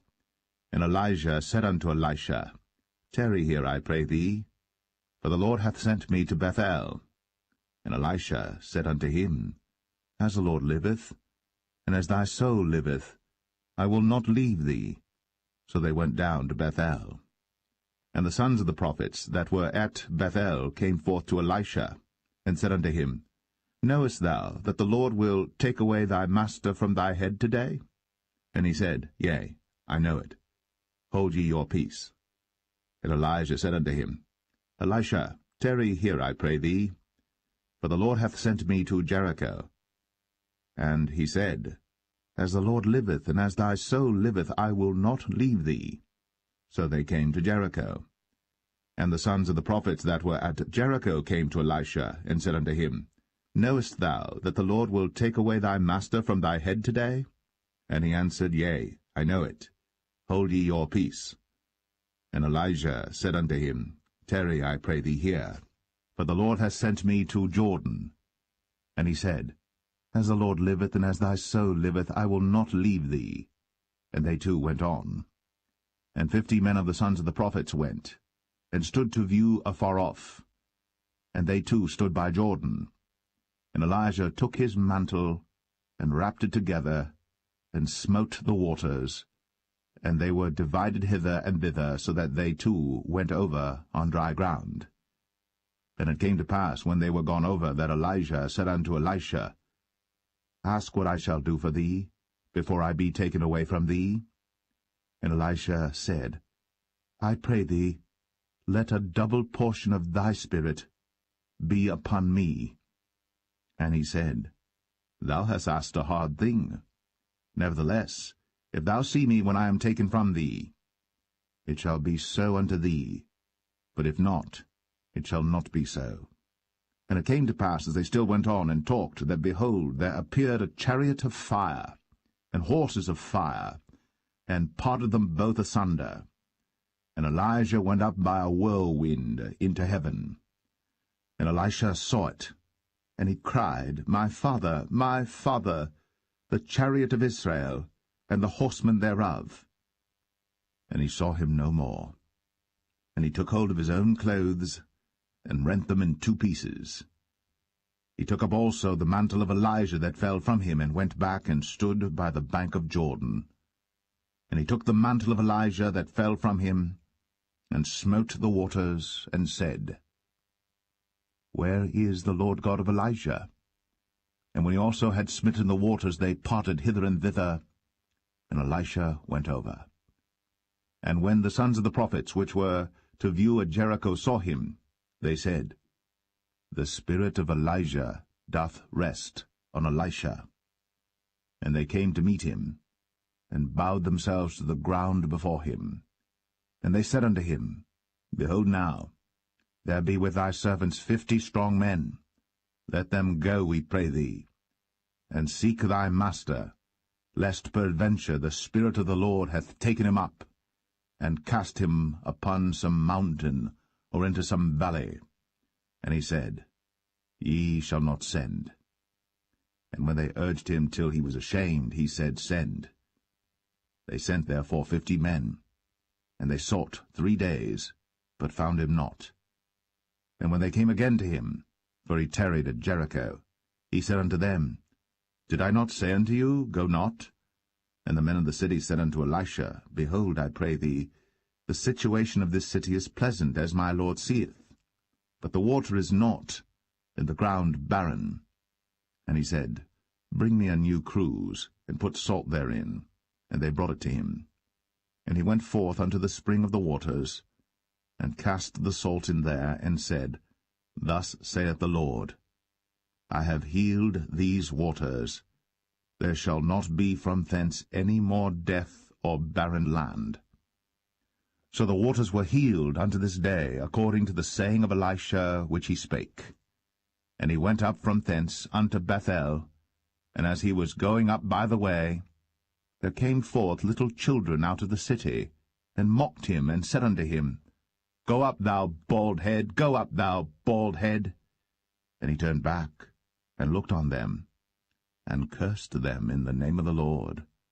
And there came forth 2 she-bears out of the wood, and tare 42 children of them.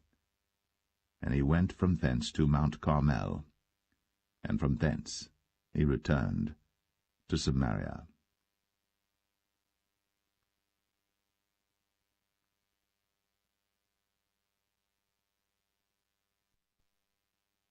Kings 3. Now Jehoram the son of Ahab began to reign over Israel in Samaria the 18th year of Jehoshaphat king of Judah, and reigned 12 years. And he wrought evil in the sight of the Lord, but not like his father and like his mother. For he put away the image of Baal that his father had made. Nevertheless he cleaved unto the sins of Jeroboam the son of Nebat, which made Israel to sin. He departed not therefrom.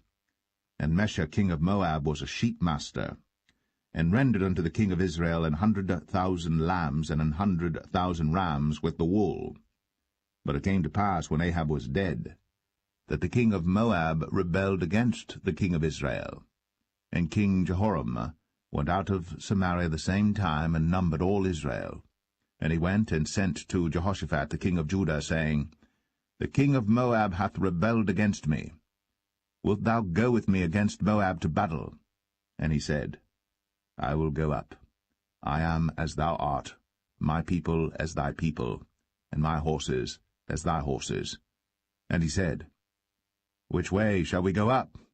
And he answered, The way through the wilderness of Edom. So the king of Israel went, and the king of Judah, and the king of Edom, and they fetched a compass of 7 days' journey, and there was no water for the host, and for the cattle that followed them. And the king of Israel said, Alas, that the Lord hath called these 3 kings together to deliver them into the hand of Moab. But Jehoshaphat said, Is there not here a prophet of the Lord, that we may inquire of the Lord by him? And one of the king of Israel's servants answered and said, Here is Elisha the son of Shaphat, which poured water on the hands of Elijah. And Jehoshaphat said, The word of the Lord is with him. So the king of Israel and Jehoshaphat and the king of Edom went down to him. And Elisha said unto the king of Israel, What have I to do with thee? Get thee to the prophets of thy father, and to the prophets of thy mother. And the king of Israel said unto him, Nay, for the Lord hath called these 3 kings together to deliver them into the hand of Moab. And Elisha said, As the Lord of hosts liveth, before whom I stand, surely, were it not that I regard the presence of Jehoshaphat the king of Judah, I would not look toward thee, nor see thee. But now bring me a minstrel.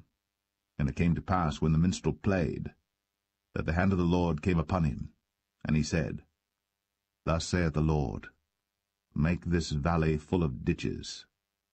For thus saith the Lord, Ye shall not see wind, neither shall ye see rain, yet that valley shall be filled with water, that ye may drink, both ye, and your cattle, and your beasts. And this is but a light thing in the sight of the Lord. he will deliver the Moabites also into your hand. And ye shall smite every fenced city and every choice city, and shall fell every good tree, and stop all wells of water, and mar every good piece of land with stones. And it came to pass in the morning, when the meat offering was offered, that, behold, there came water by the way of Edom, and the country was filled with water.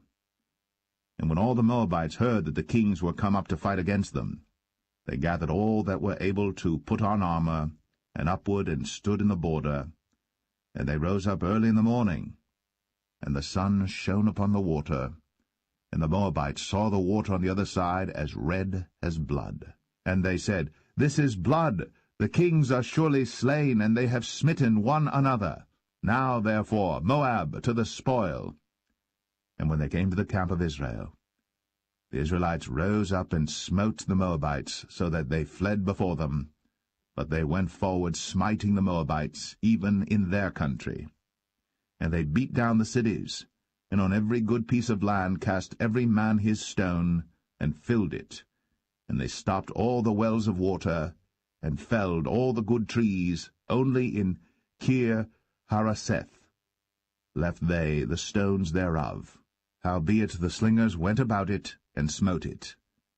And when the king of Moab saw that the battle was too sore for him, he took with him 700 men that drew swords, to break through even unto the kings of Edom, but they could not. Then he took his eldest son that should have reigned in his stead, and offered him for a burnt offering upon the wall. And there was great indignation against Israel, and they departed from him, and returned to their own land.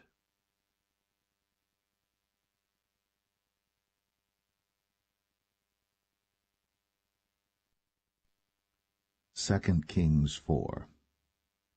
Now there cried a certain woman of the wives of the sons of the prophets unto Elisha, saying, Thy servant my husband is dead, and thou knowest that thy servant did fear the Lord, and the creditors come to take unto him my 2 sons to be bondmen.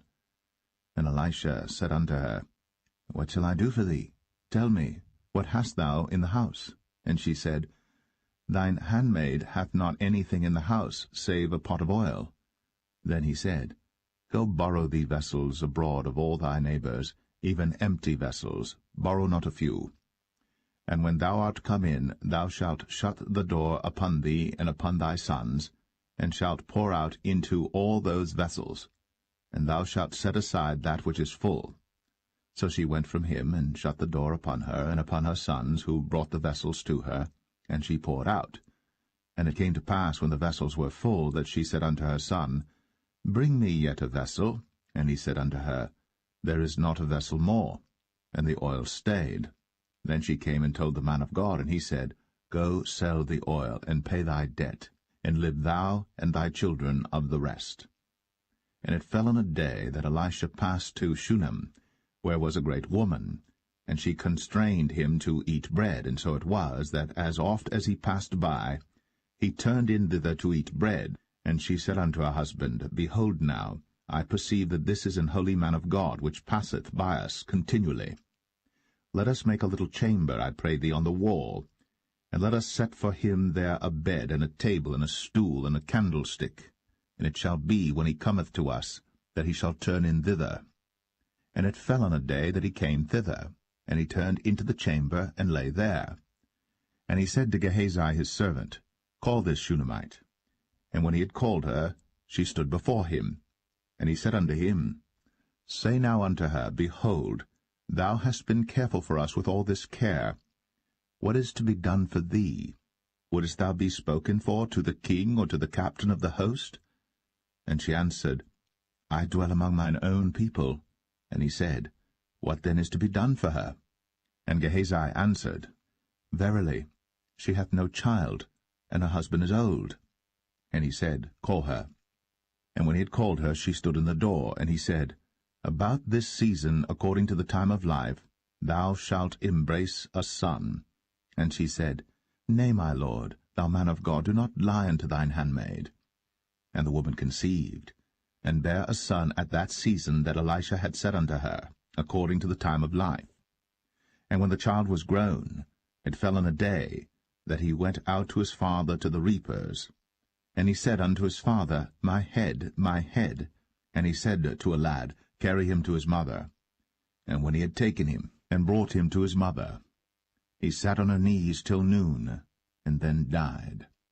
And she went up, and laid him on the bed of the man of God, and shut the door upon him, and went out. And she called unto her husband, and said, Send me, I pray thee, one of the young men, and one of the asses, that I may run to the man of God, and come again. And he said, Wherefore wilt thou go to him today? It is neither new moon nor Sabbath. And she said, It shall be well. Then she saddled an ass, and said to her servant, Drive, and go forward. Slack not thy riding for me, except I bid thee. So she went, and came unto the man of God to Mount Carmel. And it came to pass, when the man of God saw her afar off, that he said to Gehazi his servant, Behold, yonder is that Shunammite. Run now, I pray thee, to meet her, and say unto her, Is it well with thee? Is it well with thy husband? Is it well with the child? And she answered, It is well. And when she came to the man of God to the hill, she caught him by the feet. But Gehazi came near to thrust her away. And the man of God said, Let her alone, for her soul is vexed within her. And the Lord hath hid it from me, and hath not told me. Then she said, Did I desire a son of my Lord? Did I not say, Do not deceive me? Then he said to Gehazi, Gird up thy loins, and take my staff in thine hand, and go thy way. If thou meet any man, salute him not, and if any salute thee, answer him not again. And lay my staff upon the face of the child. And the mother of the child said, As the Lord liveth, and as thy soul liveth, I will not leave thee. And he arose and followed her. And Gehazi passed on before them, and laid the staff upon the face of the child. But there was neither voice nor hearing. Wherefore he went again to meet him, and told him, saying, The child is not awaked. And when Elisha was come into the house, behold, the child was dead, and laid upon his bed. He went in therefore, and shut the door upon them twain, and prayed unto the Lord. And he went up and lay upon the child, and put his mouth upon his mouth, and his eyes upon his eyes, and his hands upon his hands. And he stretched himself upon the child, and the flesh of the child waxed warm. Then he returned, and walked in the house to and fro, and went up and stretched himself upon him. And the child sneezed 7 times. And the child opened his eyes. And he called Gehazi, and said, Call this Shunammite. So he called her. And when she was come in unto him, he said, Take up thy son. Then she went in, and fell at his feet, and bowed herself to the ground, and took up her son, and went out. And Elisha came again to Gilgal, and there was a dearth in the land. And the sons of the prophets were sitting before him. And he said unto his servant, Set on the great pot, and seethe pottage for the sons of the prophets. And one went out into the field to gather herbs, and found a wild vine, and gathered thereof wild gourds his lapful, and came and shred them into the pot of pottage, for they knew them not. So they poured out for the men to eat. And it came to pass, as they were eating of the pottage, that they cried out and said, O thou man of God, there is death in the pot. And they could not eat thereof. But he said, Then bring meal. And he cast it into the pot, and he said, Pour out for the people, that they may eat. And there was no harm in the pot. And there came a man from Baal-Shalisha, and brought the man of God bread of the first fruits, 20 loaves of barley, and full ears of corn in the husk thereof. And he said, Give unto the people, that they may eat. And his servitor said, What, should I set this before 100 men? He said again, Give the people, that they may eat. For thus saith the Lord, They shall eat, and shall leave thereof. So he set it before them, and they did eat, and left thereof, according to the word of the Lord.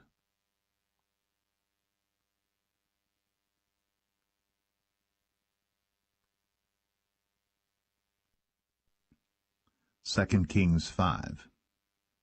Now Naaman, captain of the host of the king of Syria, was a great man with his master, and honorable, because by him the Lord had given deliverance unto Syria.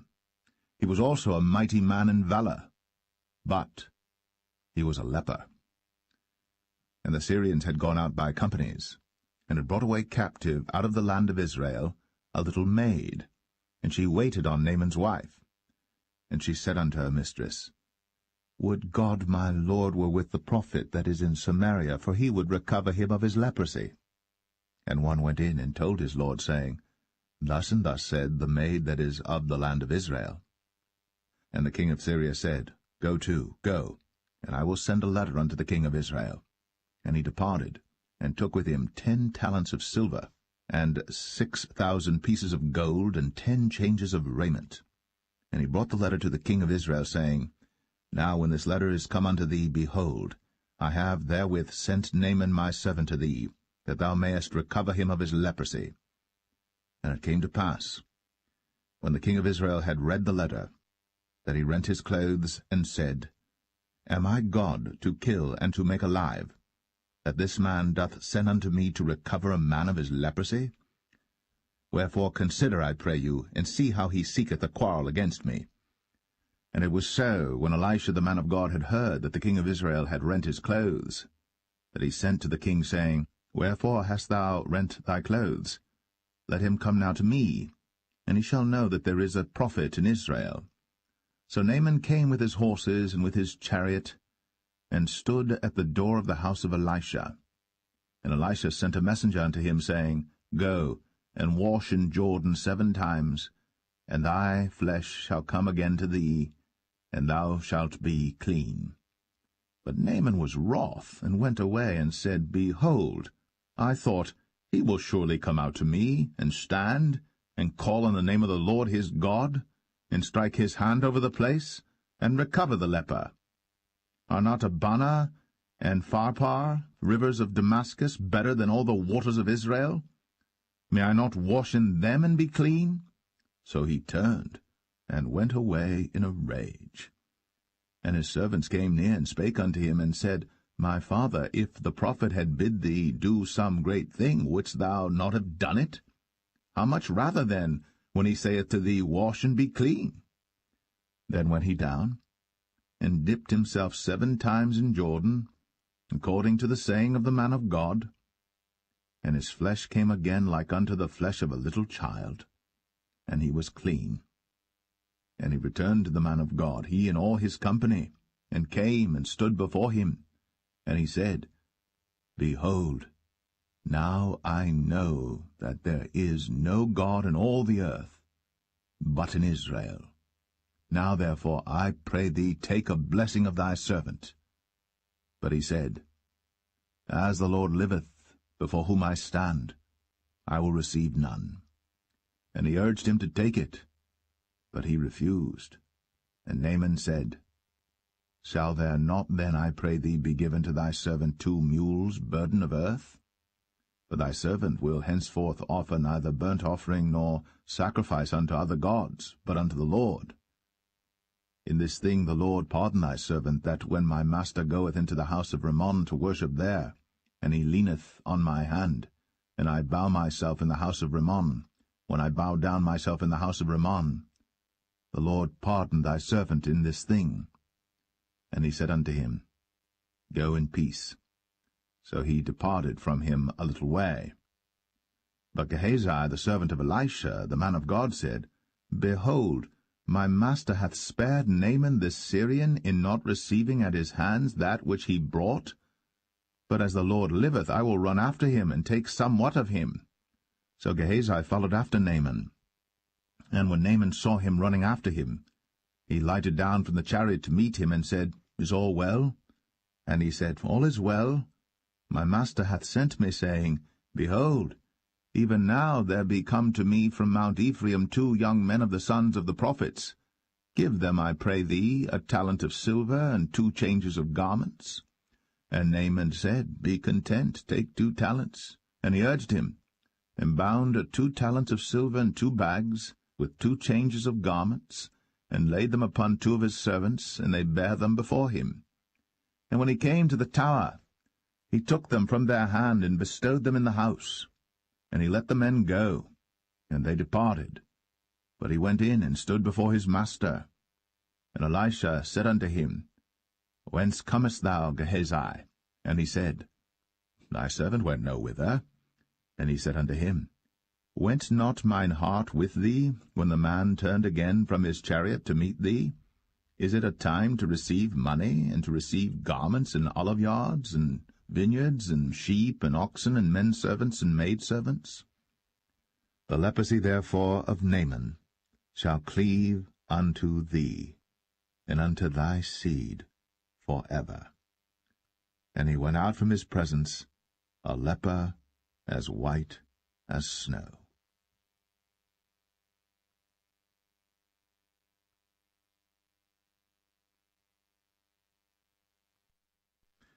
2 Kings 6. And the sons of the prophets said unto Elisha, Behold now, the place where we dwell with thee is too strait for us. Let us go, we pray thee, unto Jordan, and take thence every man a beam, and let us make a place there where we may dwell. And he answered, Go ye. And one said, Be content, I pray thee, and go with thy servants.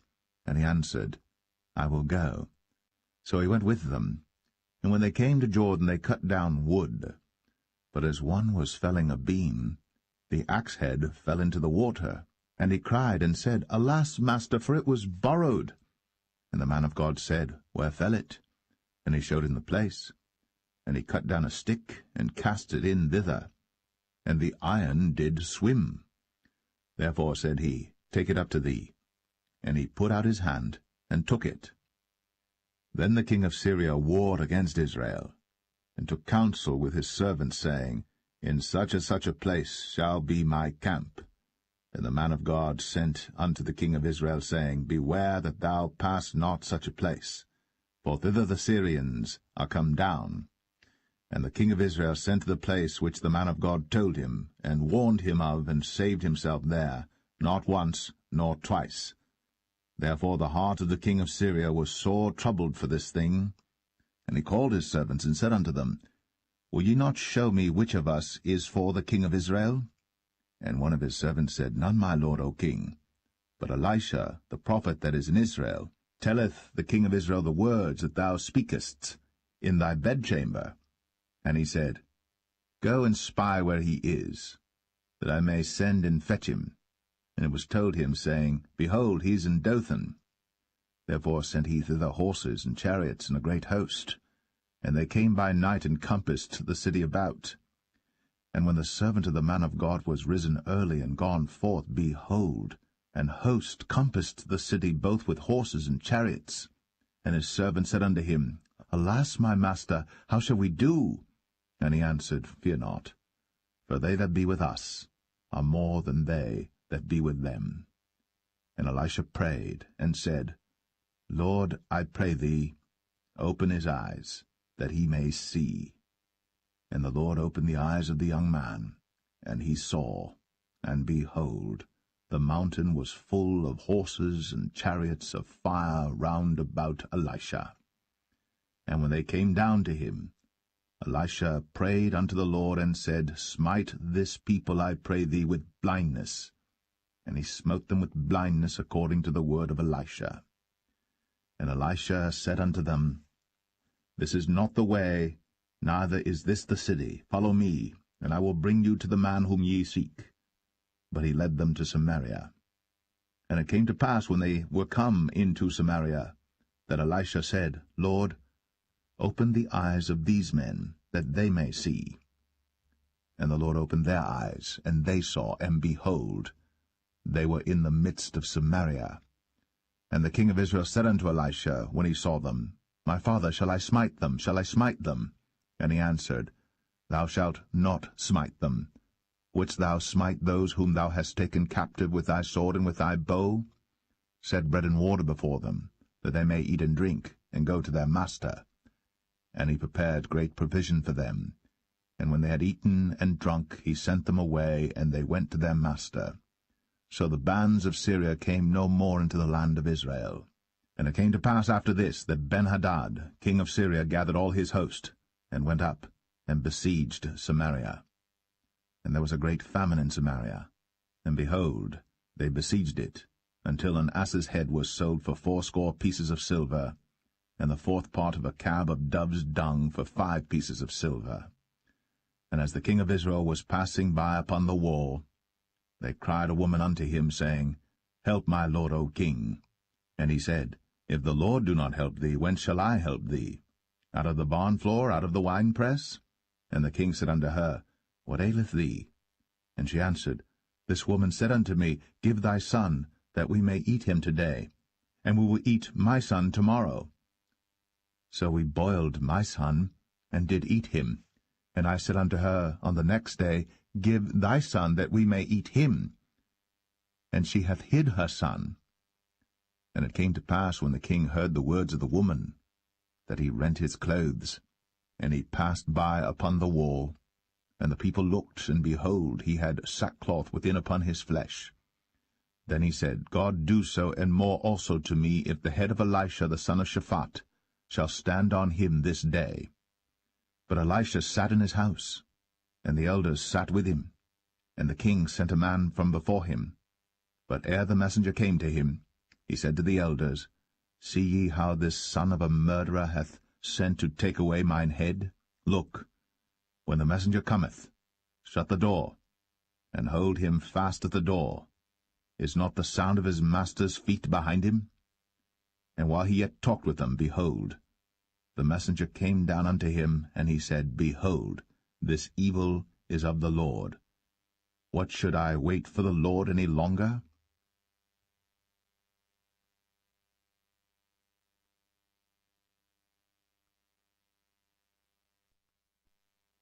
Second Kings 7. Then Elisha said, Hear ye the word of the Lord. Thus saith the Lord, Tomorrow about this time shall a measure of fine flour be sold for a shekel, and 2 measures of barley for a shekel, in the gate of Samaria. Then a lord, on whose hand the king leaned, answered the man of God, and said, Behold, if the Lord would make windows in heaven, might this thing be? And he said, Behold, thou shalt see it with thine eyes, but shalt not eat thereof. And there were 4 leprous men at the entering in of the gate, and they said one to another, Why sit we here until we die? If we say we will enter into the city, then the famine is in the city, and we shall die there. And if we sit still here, we die also. Now therefore come, and let us fall unto the host of the Syrians. If they save us alive, we shall live, and if they kill us, we shall but die. And they rose up in the twilight, to go unto the camp of the Syrians. And when they were come to the uttermost part of the camp of Syria, behold, there was no man there. For the Lord had made the host of the Syrians to hear a noise of chariots, and a noise of horses, even the noise of a great host. And they said one to another, Lo, the king of Israel hath hired against us the kings of the Hittites, and the kings of the Egyptians, to come upon us. Wherefore they arose and fled in the twilight, and left their tents and their horses and their asses, even the camp as it was, and fled for their life.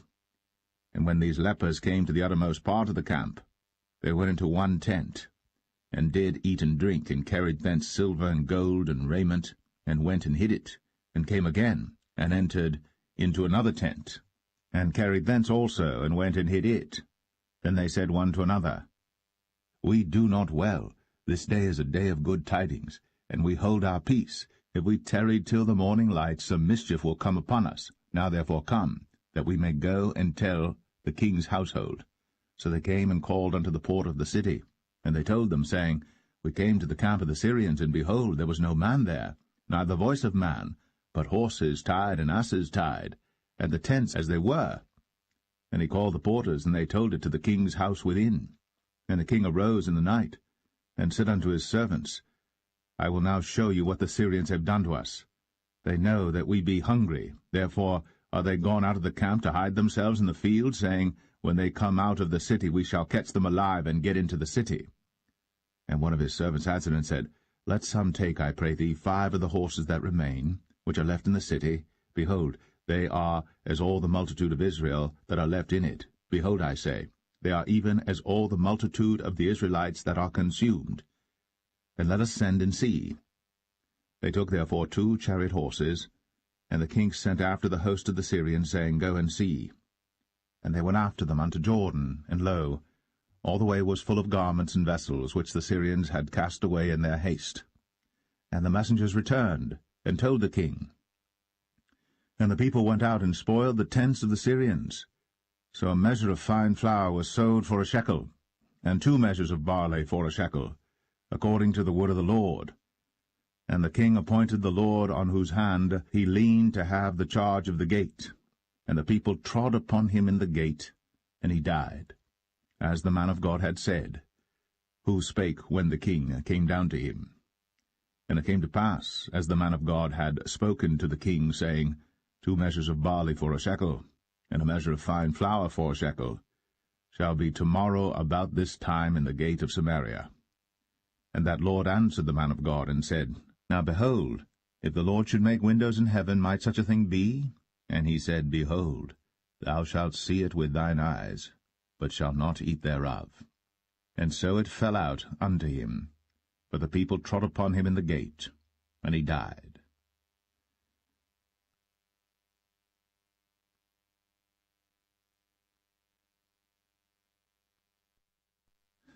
Second Kings 8. Then spake Elisha unto the woman, whose son he had restored to life, saying, Arise, and go thou in thine household, and sojourn wheresoever thou canst sojourn. For the Lord hath called for a famine, and it shall also come upon the land 7 years. And the woman arose, and did after the saying of the man of God. And she went with her household, and sojourned in the land of the Philistines 7 years. And it came to pass at the 7 years' end, that the woman returned out of the land of the Philistines. And she went forth to cry unto the king for her house and for her land. And the king talked with Gehazi, the servant of the man of God, saying, Tell me, I pray thee, all the great things that Elisha hath done. And it came to pass, as he was telling the king how he had restored a dead body to life, that, behold, the woman, whose son he had restored to life, cried to the king for her house and for her land. And Gehazi said, My lord, O king, this is the woman, and this is her son, whom Elisha restored to life. And when the king asked the woman, she told him.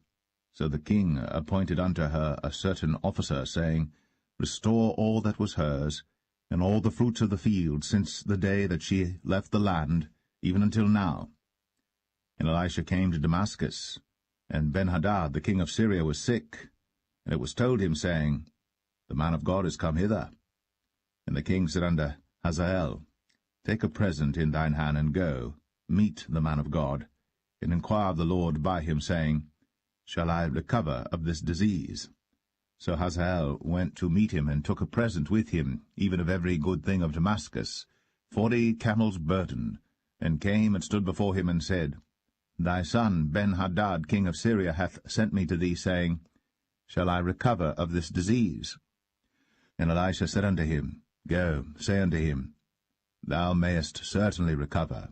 Howbeit, the Lord hath shown me that he shall surely die. And he settled his countenance steadfastly, until he was ashamed.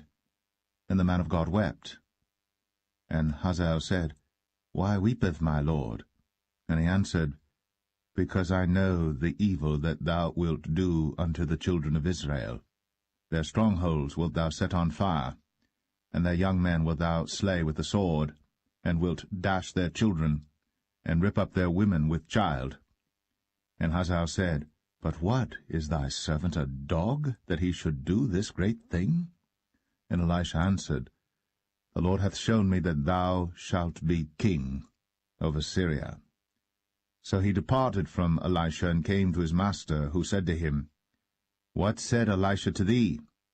And he answered, He told me that thou shouldst surely recover. And it came to pass on the morrow that he took a thick cloth, and dipped it in water, and spread it on his face, so that he died. And Hazael reigned in his stead. And in the 5th year of Joram, the son of Ahab, king of Israel, Jehoshaphat being then king of Judah, Jehoram the son of Jehoshaphat, king of Judah, began to reign. 32 old was he when he began to reign, and he reigned 8 years in Jerusalem. And he walked in the way of the kings of Israel, as did the house of Ahab, for the daughter of Ahab was his wife, and he did evil in the sight of the Lord. Yet the Lord would not destroy Judah for David his servant's sake, as he promised him to give him always a light unto his children. In his days Edom revolted from under the hand of Judah, and made a king over themselves. So Joram went over to Zair, and all the chariots with him. And he rose by night, and smote the Edomites which compassed him about, and the captains of the chariots and the people fled into their tents. Yet Edom revolted from under the hand of Judah unto this day. Then Libnah revolted at the same time. And the rest of the acts of Joram, and all that he did, are they not written in the book of the chronicles of the kings of Judah? And Joram slept with his fathers, and was buried with his fathers in the city of David, and Ahaziah his son reigned in his stead. In the 12th year of Joram, the son of Ahab king of Israel, did Ahaziah the son of Jehoram king of Judah begin to reign. 22 years old was Ahaziah when he began to reign, and he reigned 1 year in Jerusalem, and his mother's name was Athaliah, the daughter of Omri, king of Israel. And he walked in the way of the house of Ahab, and did evil in the sight of the Lord, as did the house of Ahab. For he was the son-in-law of the house of Ahab. And he went with Joram the son of Ahab to the war against Hazael king of Syria in Ramoth-Gilead. And the Syrians wounded Joram. And King Joram went back to be healed in Jezreel of the wounds which the Syrians had given him at Ramah, when he fought against Hazael king of Syria. And Ahaziah the son of Jehoram king of Judah went down to see Joram the son of Ahab in Jezreel, because he was sick.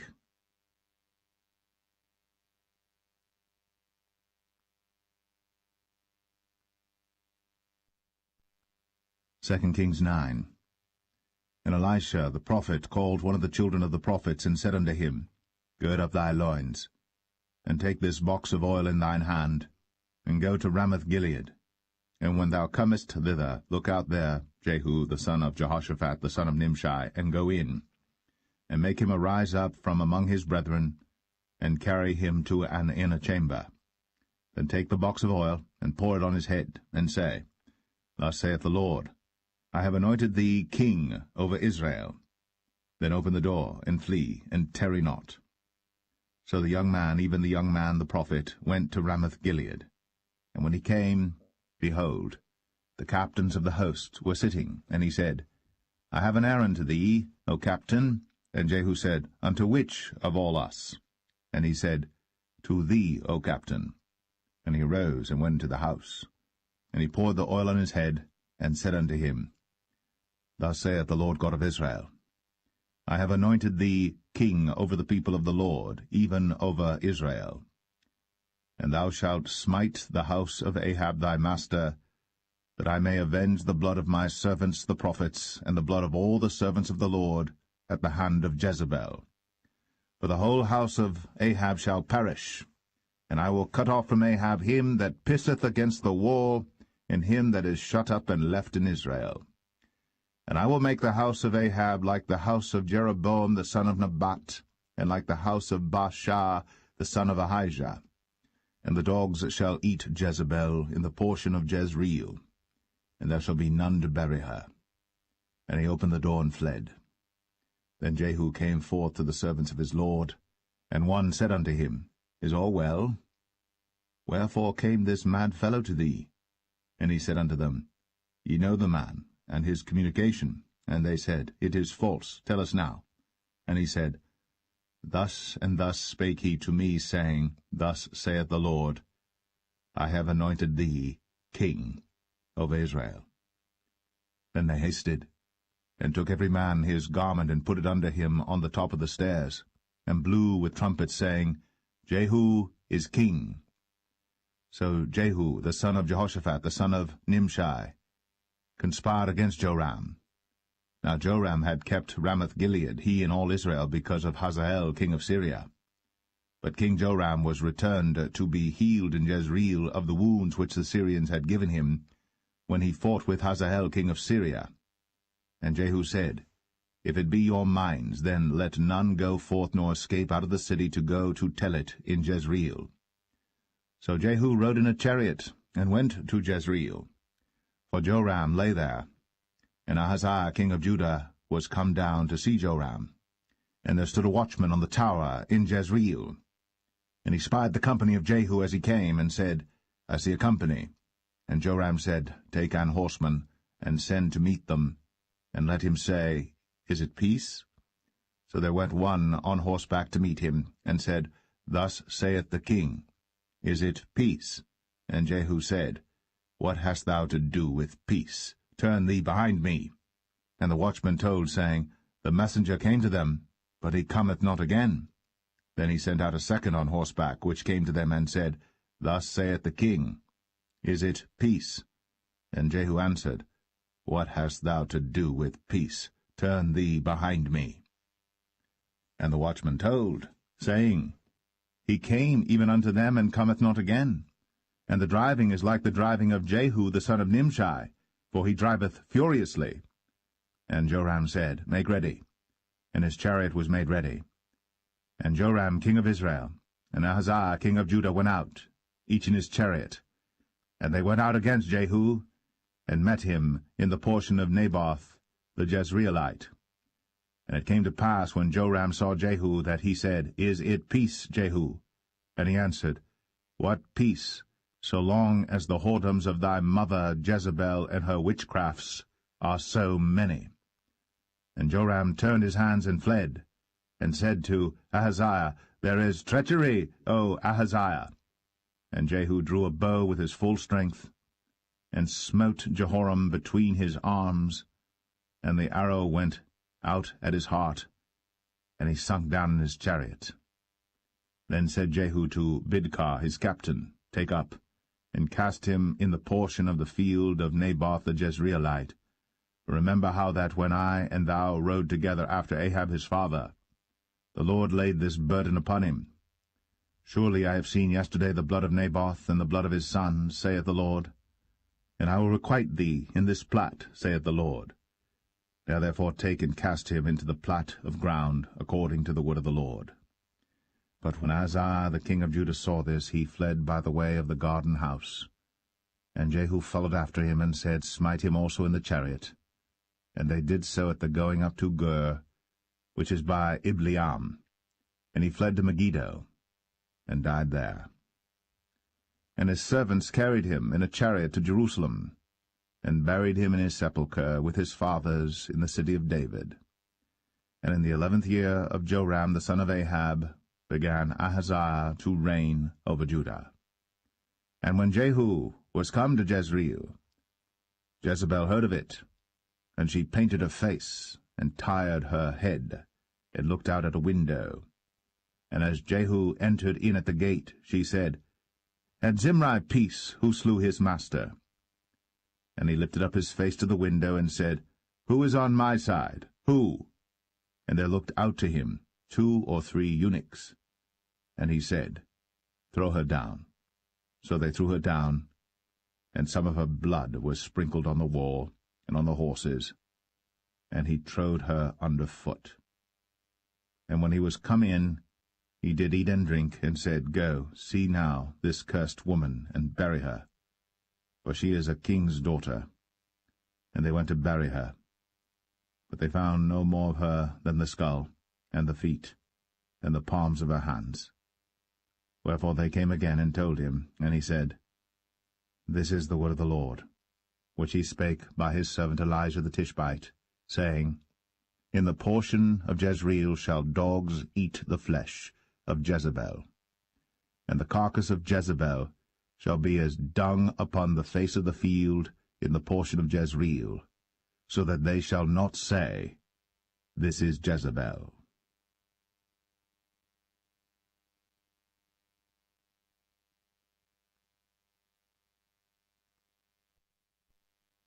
Second Kings 10. And Ahab had 70 sons in Samaria, And Jehu wrote letters, and sent to Samaria, unto the rulers of Jezreel, to the elders, and to them that brought up Ahab's children, saying, Now as soon as this letter cometh to you, seeing your master's sons are with you, and there are with you chariots and horses, a fenced city also in armour, look even out the best and meetest of your master's sons, and set him on his father's throne, and fight for your master's house. But they were exceedingly afraid, and said, Behold, 2 kings stood not before him. How then shall we stand? And he that was over the house, and he that was over the city, the elders also, and the bringers up of the children, sent to Jehu, saying, We are thy servants, and will do all that thou shalt bid us. We will not make any king. Do thou that which is good in thine eyes. Then he wrote a letter the second time to them, saying, If ye be mine, and if ye will hearken unto my voice, take ye the heads of the men your master's sons, and come to me to Jezreel by tomorrow this time. Now the king's sons, being 70 persons, were with the great men of the city, which brought them up. And it came to pass, when the letter came to them, that they took the king's sons, and slew 70 persons, and put their heads in baskets, and sent him them to Jezreel.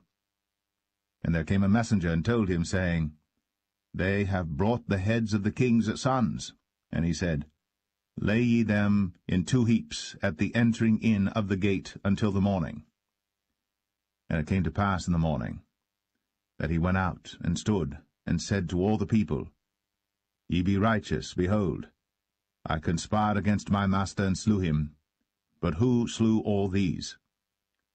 Know now, that there shall fall unto the earth nothing of the word of the Lord, which the Lord spake concerning the house of Ahab. For the Lord hath done that which he spake by his servant Elijah. So Jehu slew all that remained of the house of Ahab in Jezreel, and all his great men, and his kinsfolks, and his priests, until he left him none remaining.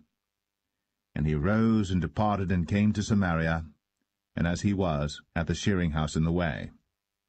Jehu met with the brethren of Ahaziah king of Judah, and said, Who are ye? And they answered, We are the brethren of Ahaziah, and we go down to salute the children of the king, and the children of the queen. And he said, Take them alive.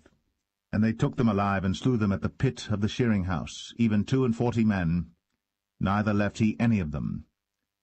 And when he was departed thence, he lighted on Jehonadab, the son of Rechab, coming to meet him.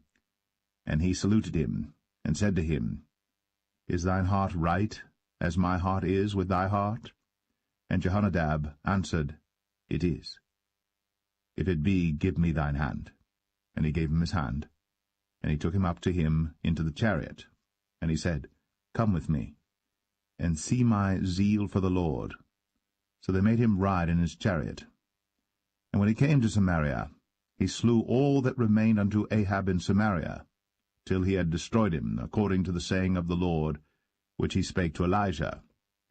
And Jehu gathered all the people together, and said unto them, Ahab served Baal a little, but Jehu shall serve him much. Now therefore call unto me all the prophets of Baal, all his servants, and all his priests, let none be wanting. For I have a great sacrifice to do to Baal. Whosoever shall be wanting, he shall not live. But Jehu did it in subtlety, to the intent that he might destroy the worshippers of Baal. And Jehu said, Proclaim a solemn assembly for Baal. And they proclaimed it. And Jehu sent through all Israel, and all the worshippers of Baal came, so that there was not a man left that came not. And they came into the house of Baal, and the house of Baal was full from one end to another. And he said unto him that was over the vestry, Bring forth vestments for all the worshippers of Baal. And he brought them forth vestments. And Jehu went, and Jehonadab the son of Rechab, into the house of Baal, and said unto the worshippers of Baal, Search, and look that there be here with you none of the servants of the Lord, but the worshippers of Baal only. And when they went in to offer sacrifices and burnt offerings, Jehu appointed 80 men without, and said, If any of the men whom I have brought into your hands escape, he that letteth him go, his life shall be for the life of him. And it came to pass, as soon as he had made an end of offering the burnt offering, that Jehu said to the guard and to the captains, Go in, and slay them, let none come forth. And they smote them with the edge of the sword, and the guard and the captains cast them out, and went to the city of the house of Baal. And they brought forth the images out of the house of Baal, and burned them. And they brake down the image of Baal, and brake down the house of Baal, and made it a draught house unto this day. Thus Jehu destroyed Baal out of Israel. Howbeit, from the sins of Jeroboam the son of Nebat, who made Israel to sin, Jehu departed not from after them, to wit, the golden calves that were in Bethel, and that were in Dan. And the Lord said unto Jehu, Because thou hast done well in executing that which is right in mine eyes, and hast done unto the house of Ahab according to all that was in mine heart, thy children of the 4th generation shall sit on the throne of Israel. But Jehu took no heed to walk in the law of the Lord God of Israel with all his heart, for he departed not from the sins of Jeroboam, which made Israel to sin. In those days the Lord began to cut Israel short. And Hazael smote them in all the coasts of Israel, from Jordan eastward, all the land of Gilead, the Gadites, and the Reubenites, and the Manassites, from Aroer, which is by the river Arnon, even Gilead and Bashan. Now the rest of the acts of Jehu, and all that he did in all his might, are they not written in the book of the chronicles of the kings of Israel? And Jehu slept with his fathers, and they buried him in Samaria, and Jehoahaz, his son, reigned in his stead. And the time that Jehu reigned over Israel in Samaria was 28 years.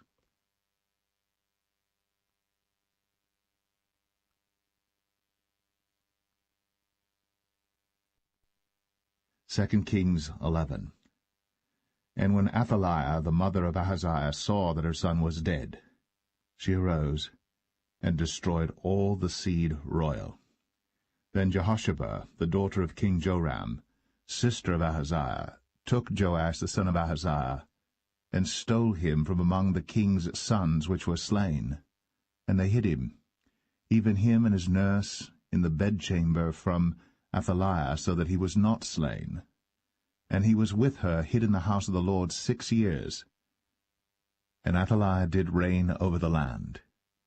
And the 7th year Jehoiada sent and fetched the rulers over hundreds, with the captains and the guard, and brought them to him into the house of the Lord, and made a covenant with them, and took an oath of them in the house of the Lord, and showed them the king's son.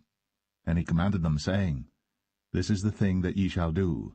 A third part of you that enter in on the Sabbath shall even be keepers of the watch of the king's house, and a third part shall be at the gate of Sur, and a third part at the gate behind the guard.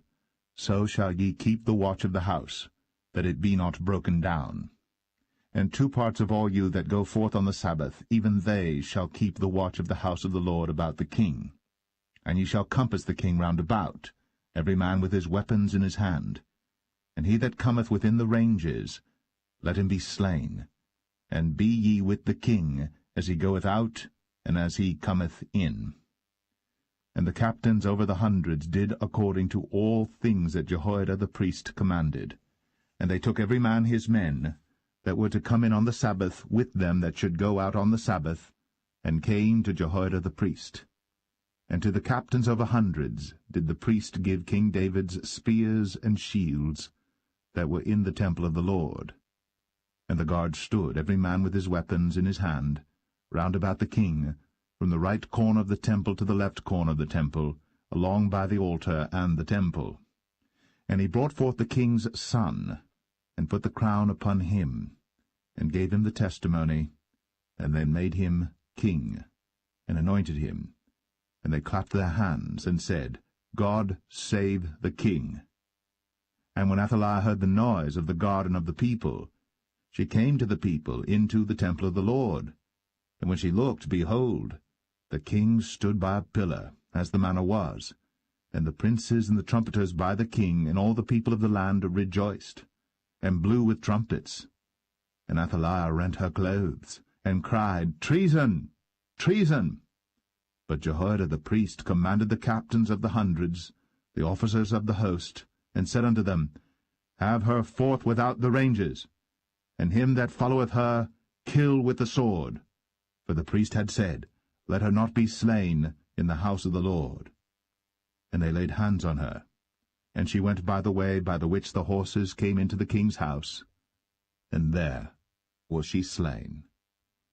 And Jehoiada made a covenant between the Lord and the king and the people, that they should be the Lord's people, between the king also and the people. And all the people of the land went into the house of Baal, and brake it down. His altars and his images brake they in pieces thoroughly, and slew Mattan the priest of Baal before the altars, and the priest appointed officers over the house of the Lord. And he took the rulers of 100s, and the captains, and the guard, and all the people of the land. And they brought down the king from the house of the Lord, and came by the way of the gate of the guard to the king's house. And he sat on the throne of the kings. And all the people of the land rejoiced, and the city was in quiet. And they slew Athaliah with the sword, beside the king's house. 7 years old was Jehoash when he began to reign.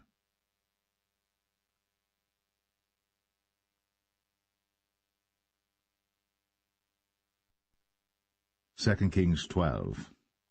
In the 7th year of Jehu, Jehoash began to reign, and 40 years reigned he in Jerusalem, and his mother's name was Zibiah of Beersheba. And Jehoash did that which was right in the sight of the Lord all his days, wherein Jehoiada the priest instructed him. But the high places were not taken away. The people still sacrificed, and burnt incense in the high places.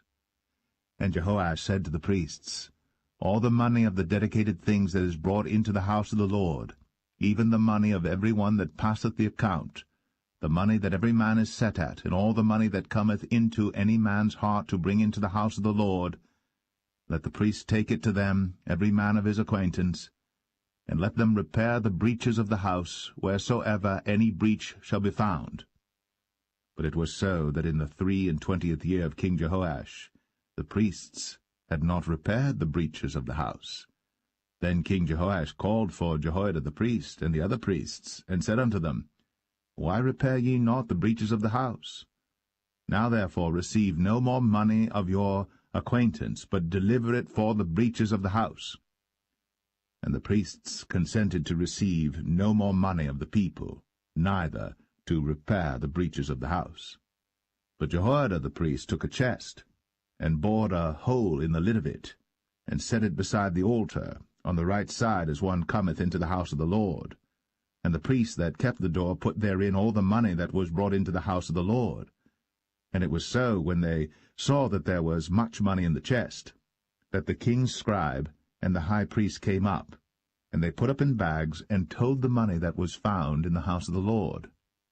And they gave the money, being told, into the hands of them that did the work, that had the oversight of the house of the Lord. And they laid it out to the carpenters and builders that wrought upon the house of the Lord, and to masons and hewers of stone, and to buy timber and hewed stone to repair the breaches of the house of the Lord, and for all that was laid out for the house to repair it. Howbeit, there were not made for the house of the Lord bowls of silver, snuffers, basins, trumpets, any vessels of gold or vessels of silver, of the money that was brought into the house of the Lord. But they gave that to the workmen, and repaired therewith the house of the Lord. Moreover, they reckoned not with the men, into whose hand they delivered the money to be bestowed on workmen, for they dealt faithfully. The trespass money and the sin money was not brought into the house of the Lord, it was the priests. Then Hazael king of Syria went up, and fought against Gath, and took it. And Hazael set his face, to go up to Jerusalem. And Jehoash king of Judah took all the hallowed things that Jehoshaphat, and Jehoram, and Ahaziah his fathers, kings of Judah, had dedicated, and his own hallowed things, and all the gold that was found in the treasures of the house of the Lord and in the king's house, and sent it to Hazael king of Syria. And he went away from Jerusalem. And the rest of the acts of Joash, and all that he did, are they not written in the book of the chronicles of the kings of Judah? And his servants arose, and made a conspiracy, and slew Joash in the house of Millo, which goeth down to Silla. For Josachar the son of Shemaeth, and Jehozabad the son of Shomer, his servants, smote him, and he died. And they buried him with his fathers in the city of David. And Amaziah his son reigned in his stead.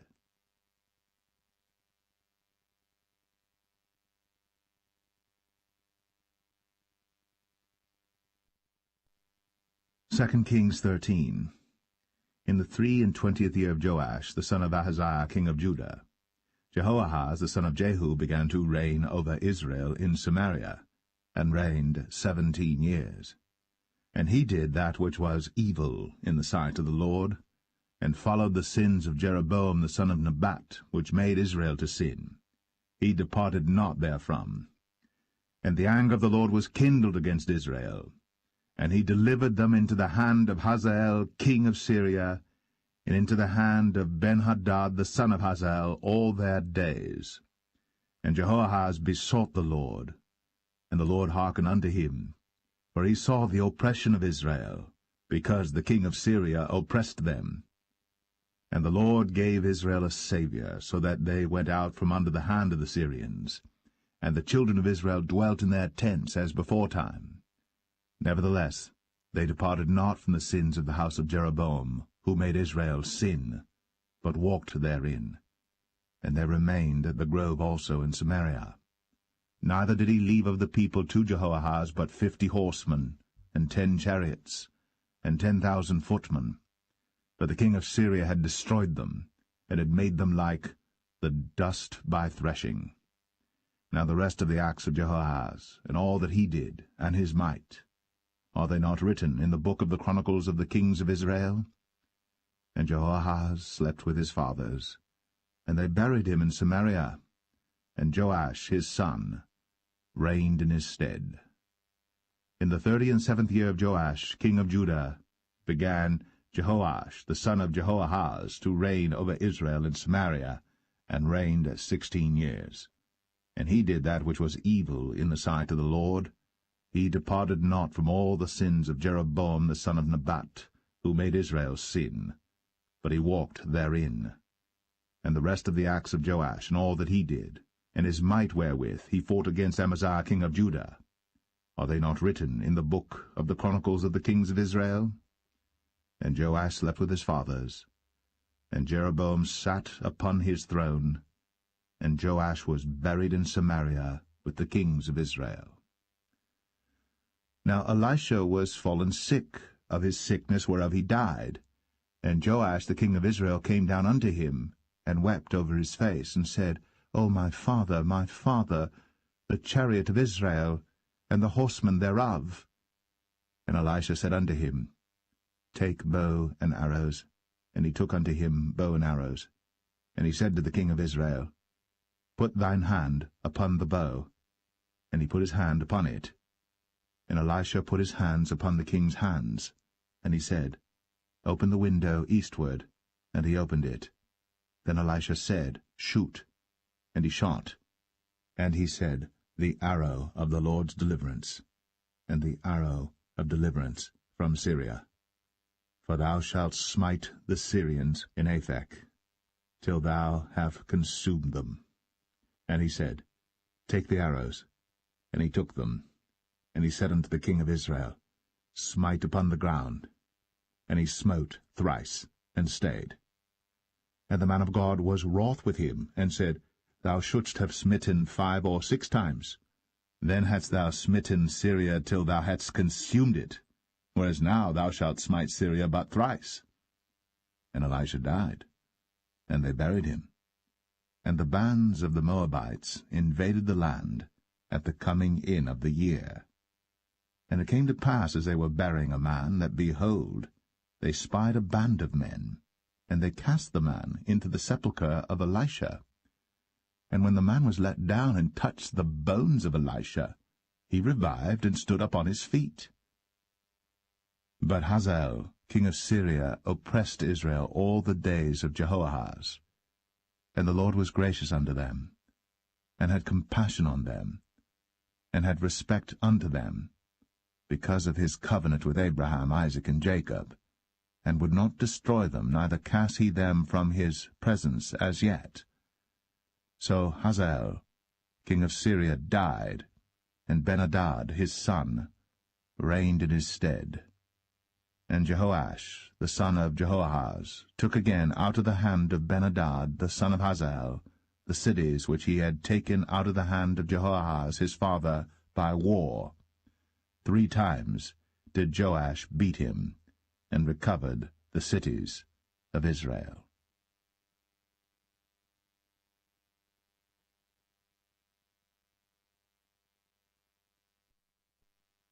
Second Kings 14.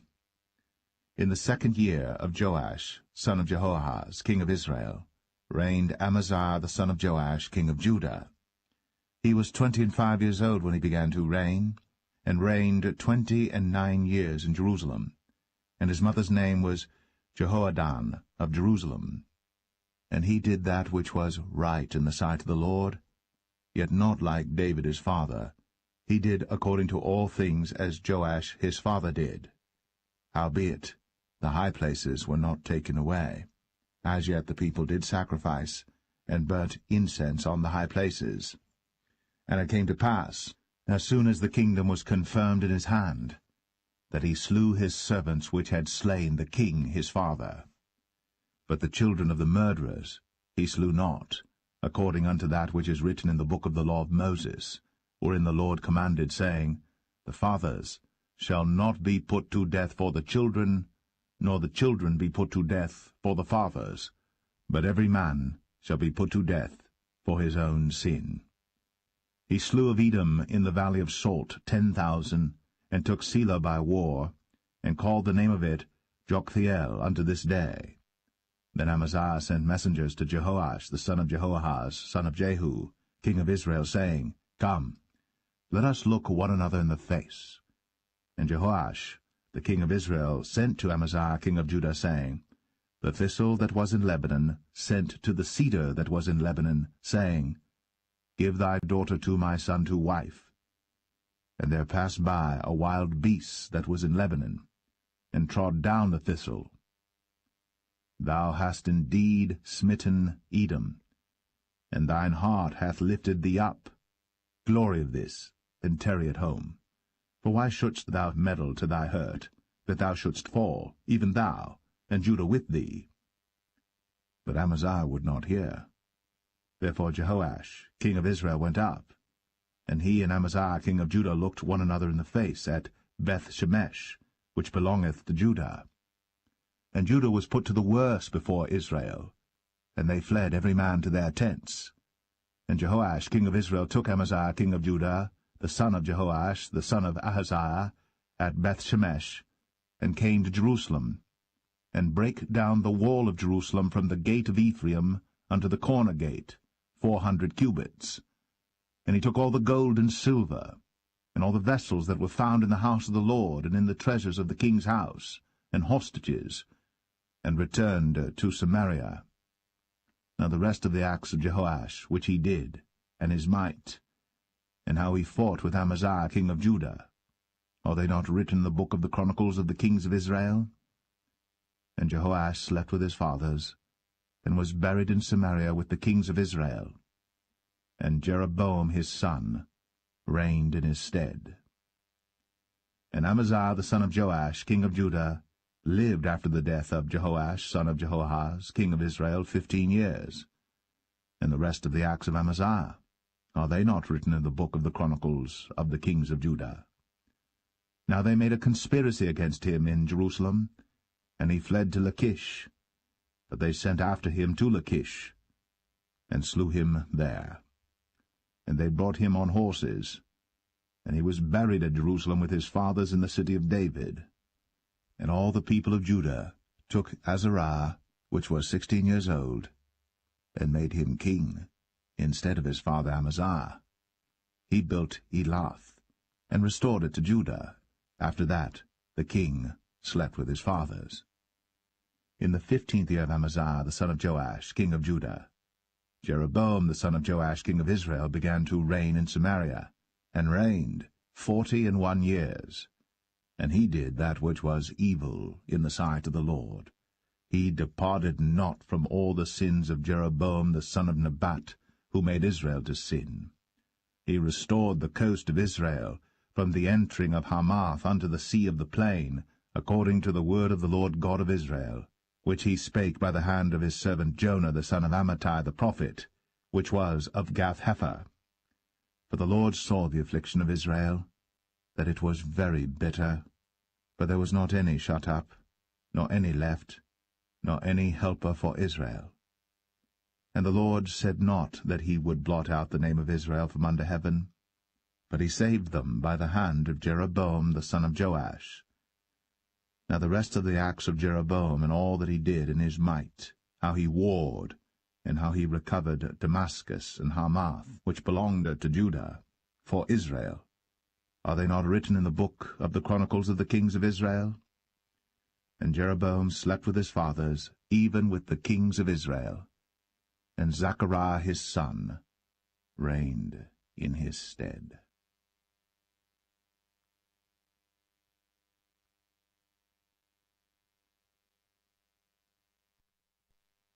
2 Kings 15. In the 27th year of Jeroboam king of Israel, began Azariah son of Amaziah king of Judah to reign. 16 years old was he when he began to reign, and he reigned 52 years in Jerusalem, and his mother's name was Jechaliah of Jerusalem. And he did that which was right in the sight of the Lord, according to all that his father Amaziah had done, save that the high places were not removed. The people sacrificed, and burnt incense still on the high places. And the Lord smote the king, so that he was a leper unto the day of his death, and dwelt in a several house. And Jotham the king's son was over the house, judging the people of the land. And the rest of the acts of Azariah and all that he did, are they not written in the book of the Chronicles of the kings of Judah? So Azariah slept with his fathers, and they buried him with his fathers in the city of David, and Jotham his son reigned in his stead. In the 38th year of Azariah king of Judah did Zechariah the son of Jeroboam reign over Israel in Samaria 6 months. And he did that which was evil in the sight of the Lord, as his fathers had done. He departed not from the sins of Jeroboam the son of Nebat, who made Israel to sin. And Shallum the son of Jabesh conspired against him, and smote him before the people, and slew him, and reigned in his stead. And the rest of the acts of Zechariah, behold, they are written in the book of the Chronicles of the kings of Israel. This was the word of the Lord, which he spake unto Jehu, saying, Thy sons shall sit on the throne of Israel unto the 4th generation. And so it came to pass. Shallum the son of Jabesh began to reign in the 39th year of Uzziah king of Judah. And he reigned a full month in Samaria. For Menahem the son of Gadai went up from Tirzah, and came to Samaria, and smote Shallum the son of Jabesh in Samaria, and slew him, and reigned in his stead. And the rest of the acts of Shallum, and his conspiracy which he made, behold, they are written in the book of the Chronicles of the kings of Israel. Then Menahem smote Tiphsah, and all that were therein, and the coasts thereof from Tirzah, because they opened not to him. Therefore he smote it, and all the women therein that were with child he ripped up. In the 39th year of Azariah king of Judah began Menahem the son of Gadai to reign over Israel, and reigned 10 years in Samaria. And he did that which was evil in the sight of the Lord.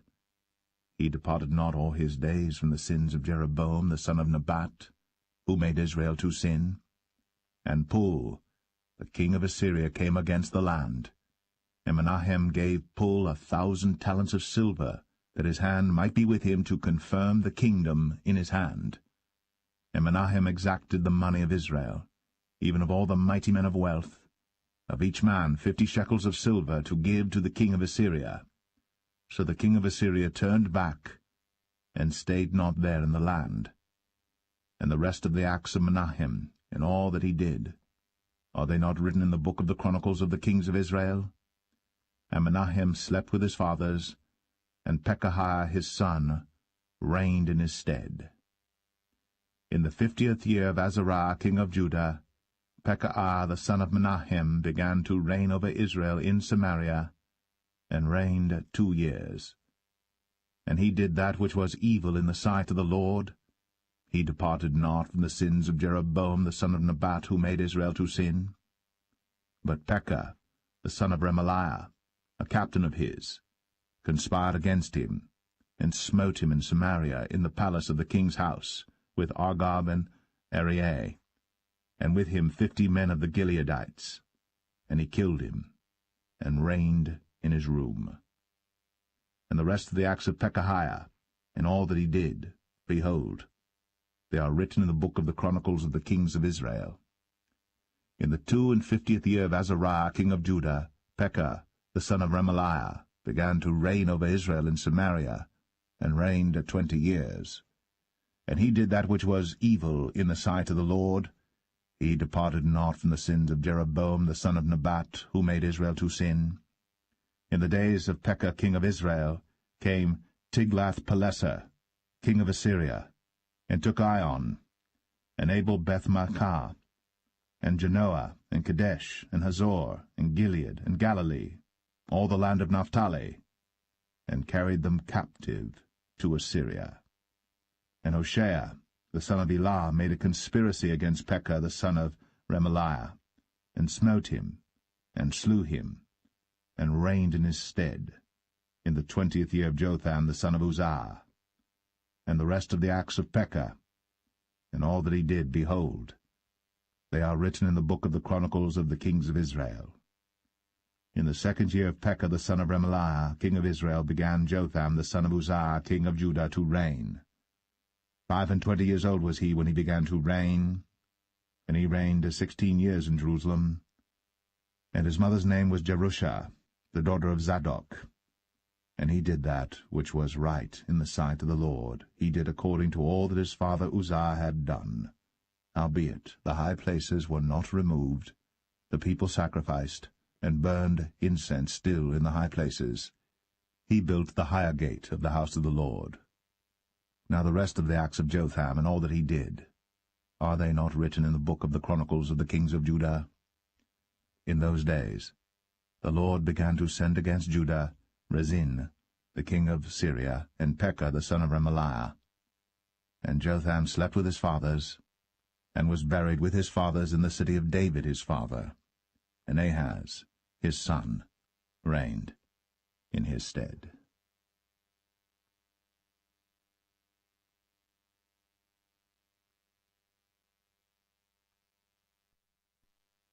Second Kings 16.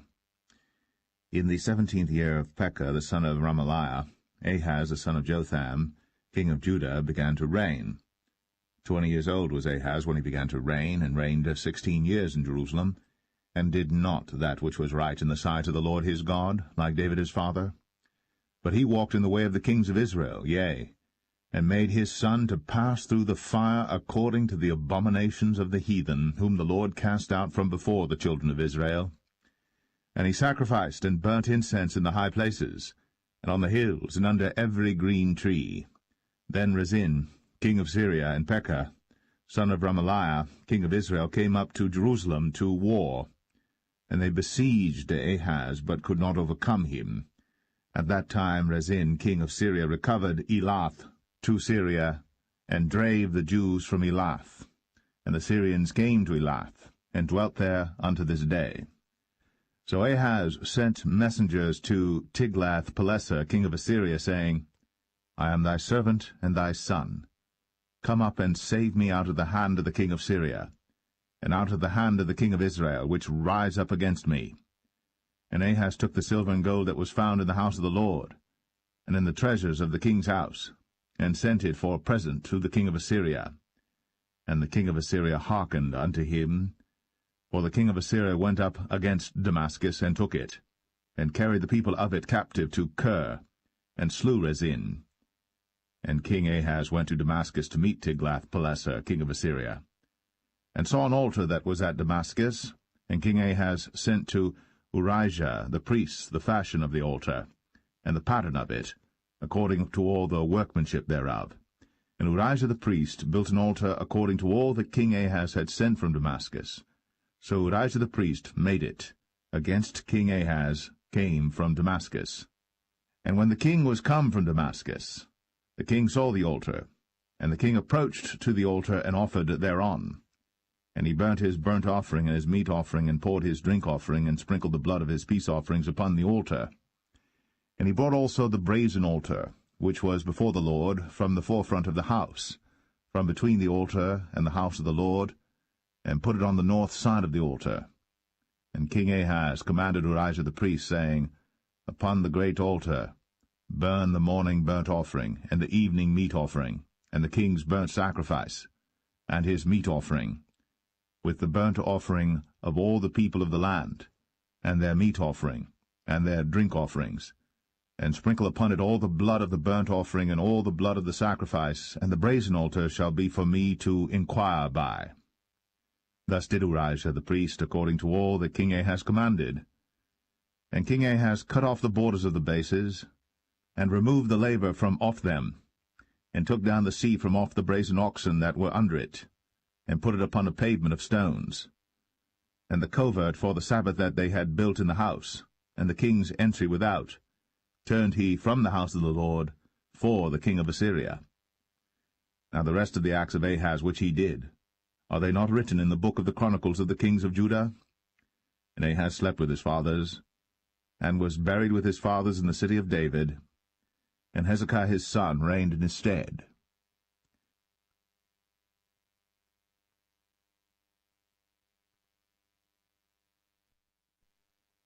2 Kings 17. In the 12th year of Ahaz, king of Judah, began Hoshea the son of Elah to reign in Samaria over Israel 9 years. And he did that which was evil in the sight of the Lord, but not as the kings of Israel that were before him. Against him came up Shalmaneser, king of Assyria, and Hoshea became his servant, and gave him presents. And the king of Assyria found conspiracy in Hoshea, for he had sent messengers to So, king of Egypt, and brought no present to the king of Assyria, as he had done year by year. Therefore the king of Assyria shut him up, and bound him in prison. Then the king of Assyria came up throughout all the land, and went up to Samaria, and besieged it 3 years. In the 9th year of Hoshea the king of Assyria took Samaria, and carried Israel away into Assyria, and placed them in Halah and in Habor, by the river of Gozan, and in the cities of the Medes. For so it was, that the children of Israel had sinned against the Lord their God, which had brought them up out of the land of Egypt, from under the hand of Pharaoh king of Egypt, and had feared other gods, and walked in the statutes of the heathen, whom the Lord cast out from before the children of Israel, and of the kings of Israel which they had made. And the children of Israel did secretly those things that were not right against the Lord their God, and they built them high places in all their cities, from the tower of the watchman to the fenced city. And they set them up images, and groves in every high hill, and under every green tree. And there they burnt incense in all the high places, as did the heathen whom the Lord carried away before them, and wrought wicked things to provoke the Lord to anger. For they served idols, whereof the Lord had said unto them, Ye shall not do this thing. Yet the Lord testified against Israel and against Judah by all the prophets, and by all the seers, saying, Turn ye from your evil ways, and keep my commandments and my statutes, according to all the law which I commanded your fathers, and which I sent to you by my servants the prophets. Notwithstanding they would not hear, but hardened their necks, like to the neck of their fathers, that did not believe in the Lord their God. And they rejected his statutes and his covenant that he made with their fathers, and his testimonies which he testified against them. And they followed vanity, and became vain, and went after the heathen that were round about them, concerning whom the Lord had charged them that they should not do like them. And they left all the commandments of the Lord their God, and made them molten images, even 2 calves, and made a grove, and worshipped all the host of heaven, and served Baal. And they caused their sons and their daughters to pass through the fire, and used divination and enchantments, and sold themselves to do evil in the sight of the Lord, to provoke him to anger. Therefore the Lord was very angry with Israel, and removed them out of his sight. There was none left but the tribe of Judah only. Also Judah kept not the commandments of the Lord their God, but walked in the statutes of Israel which they made. And the Lord rejected all the seed of Israel, and afflicted them, and delivered them into the hand of spoilers, until he had cast them out of his sight. For he rent Israel from the house of David, and they made Jeroboam the son of Nebat king. And Jeroboam drave Israel from following the Lord, and made them sin a great sin. For the children of Israel walked in all the sins of Jeroboam which he did. They departed not from them, until the Lord removed Israel out of his sight, as he had said by all his servants the prophets. So was Israel carried away out of their own land to Assyria unto this day. And the king of Assyria brought men from Babylon, and from Cuthah, and from Avah, and from Hamath, and from Sepharvaim, and placed them in the cities of Samaria instead of the children of Israel. And they possessed Samaria, and dwelt in the cities thereof. And so it was at the beginning of their dwelling there, that they feared not the Lord. Therefore the Lord sent lions among them, which slew some of them. Wherefore they spake to the king of Assyria, saying, The nations which thou hast removed and placed in the cities of Samaria know not the manner of the God of the land. Therefore he hath sent lions among them, and behold, they slay them, because they know not the manner of the God of the land. Then the king of Assyria commanded, saying, Carry thither one of the priests whom ye brought from thence, and let them go and dwell there, and let him teach them the manner of the God of the land. Then one of the priests whom they had carried away from Samaria came and dwelt in Bethel, and taught them how they should fear the Lord. Howbeit every nation made gods of their own, and put them in the houses of the high places which the Samaritans had made, every nation in their cities wherein they dwelt. And the men of Babylon made Succoth-Benoth, and the men of Cuth made Nergal, and the men of Hamath made Ashima, and the Avites made Nibhaz and Tartak, and the Sepharvites burnt their children in fire, to Adramelech and Anamelech, the gods of Sepharvaim. So they feared the Lord, and made unto themselves of the lowest of them priests of the high places, which sacrificed for them in the houses of the high places. They feared the Lord, and served their own gods, after the manner of the nations whom they carried away from thence. Unto this day they do after the former manners. They fear not the Lord, neither do they after their statutes, or after their ordinances, or after the law and commandment which the Lord commanded the children of Jacob, whom he named Israel, with whom the Lord had made a covenant, and charged them, saying, Ye shall not fear other gods, nor bow yourselves to them, nor serve them, nor sacrifice to them. But the Lord, who brought you up out of the land of Egypt with great power and a stretched out arm, him shall ye fear, and him shall ye worship, and to him shall ye do sacrifice. And the statutes and the ordinances and the law and the commandment, which he wrote for you, ye shall observe to do for evermore, and ye shall not fear other gods. And the covenant that I have made with you ye shall not forget, neither shall ye fear other gods. But the Lord your God ye shall fear, and he shall deliver you out of the hand of all your enemies. Howbeit they did not hearken, but they did after their former manner. So these nations feared the Lord, and served their graven images, both their children and their children's children, as did their fathers, so do they unto this day.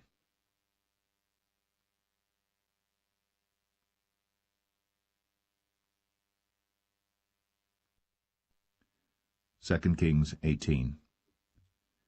Now it came to pass in the 3rd year of Hoshea son of Elah, king of Israel, that Hezekiah the son of Ahaz, king of Judah, began to reign. 25 years old was he when he began to reign, and he reigned 29 years in Jerusalem. His mother's name also was Abi, the daughter of Zechariah. And he did that which was right in the sight of the Lord, according to all that David his father did.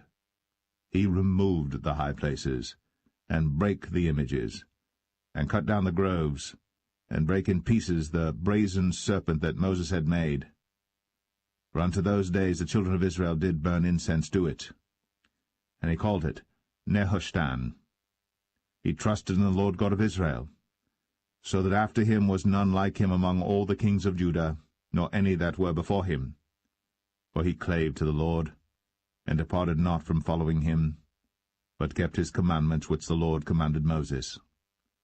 And the Lord was with him, and he prospered whithersoever he went forth. And he rebelled against the king of Assyria, and served him not. He smote the Philistines even unto Gaza, and the borders thereof, from the tower of the watchman to the fenced city. And it came to pass in the 4th year of King Hezekiah, which was the 7th year of Hoshea, son of Elah, king of Israel, that Shalmaneser, king of Assyria, came up against Samaria, and besieged it. And at the end of 3 years they took it. Even in the 6th year of Hezekiah, that is the 9th year of Hoshea, king of Israel, Samaria was taken. And the king of Assyria did carry away Israel unto Assyria, and put them in Halah, and in Habor by the river of Gozan, and in the cities of the Medes, because they obeyed not the voice of the Lord their God, but transgressed his covenant, and all that Moses the servant of the Lord commanded, and would not hear them, nor do them. Now in the 14th year of King Hezekiah did Sennacherib king of Assyria come up against all the fenced cities of Judah, and took them. And Hezekiah king of Judah sent to the king of Assyria to Lachish, saying, I have offended, return from me, that which thou puttest on me will I bear. And the king of Assyria appointed unto Hezekiah king of Judah 300 talents of silver, and 30 talents of gold.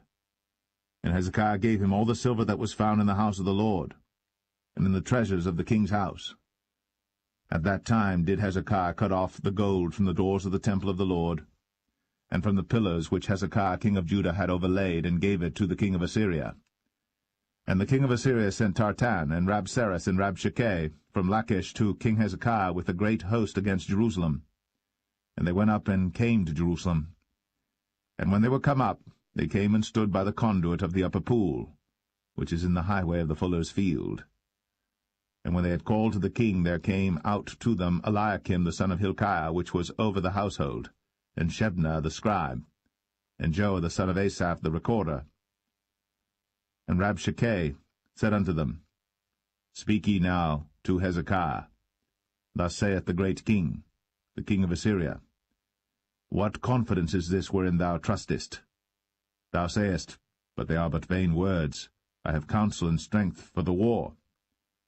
Now on whom dost thou trust, that thou rebellest against me? Now behold, thou trustest upon the staff of this bruised reed, even upon Egypt, on which if a man lean, it will go into his hand, and pierce it. So is Pharaoh king of Egypt unto all that trust on him. But if ye say unto me, We trust in the Lord our God, is not that he whose high places and whose altars Hezekiah hath taken away, and hath said to Judah and Jerusalem, Ye shall worship before this altar in Jerusalem? Now therefore I pray thee, give pledges to my lord the king of Assyria, and I will deliver thee 2,000 horses, if thou be able on thy part to set riders upon them. How then wilt thou turn away the face of one captain of the least of my master's servants, and put thy trust on Egypt for chariots and for horsemen? Am I now come up without the Lord against this place to destroy it? The Lord said to me, Go up against this land and destroy it. Then said Eliakim the son of Hilkiah, and Shebna, and Joah, unto Rabshakeh, Speak, I pray thee, to thy servants in the Syrian language, for we understand it, and talk not with us in the Jews' language in the ears of the people that are on the wall. But Rabshakeh said unto them, Hath my master sent me to thy master, and to thee to speak these words? Hath he not sent me to the men which sit on the wall, that they may eat their own dung and drink their own piss with you? Then Rabshakeh stood and cried with a loud voice in the Jews' language, and spake, saying, Hear the word of the great king, the king of Assyria. Thus saith the king, Let not Hezekiah deceive you, for he shall not be able to deliver you out of his hand. Neither let Hezekiah make you trust in the Lord, saying, The Lord will surely deliver us, and the city shall not be delivered into the hand of the king of Assyria. Hearken not to Hezekiah, for thus saith the king of Assyria, Make an agreement with me by a present, and come out to me. And then eat ye every man of his own vine, and every one of his fig tree, and drink ye every one the waters of his cistern, until I come and take you away to a land like your own land, a land of corn and wine, a land of bread and vineyards, a land of oil olive and of honey, that ye may live and not die. And hearken not unto Hezekiah, when he persuadeth you, saying, The Lord will deliver us. Hath any of the gods of the nations delivered at all his land out of the hand of the king of Assyria? Where are the gods of Hamath and of Arpad? Where are the gods of Sepharvaim, Hena, and Eva? Have they delivered Samaria out of mine hand? Who are they among all the gods of the countries that have delivered their country out of mine hand, that the Lord should deliver Jerusalem out of mine hand? But the people held their peace, and answered him not a word, for the king's commandment was, saying, Answer him not. Then came Eliakim the son of Hilkiah, which was over the household, and Shebna the scribe, and Joah the son of Asaph the recorder, to Hezekiah with their clothes rent, and told him the words of Rabshakeh.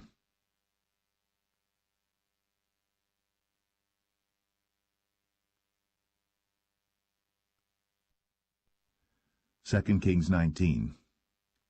And it came to pass, when King Hezekiah heard it, that he rent his clothes, and covered himself with sackcloth, and went into the house of the Lord. And he sent Eliakim, which was over the household, and Shebna the scribe, and the elders of the priests, covered with sackcloth, to Isaiah the prophet, the son of Amoz. And they said unto him, Thus saith Hezekiah, This day is a day of trouble, and of rebuke and blasphemy, for the children are come to the birth, and there is not strength to bring forth.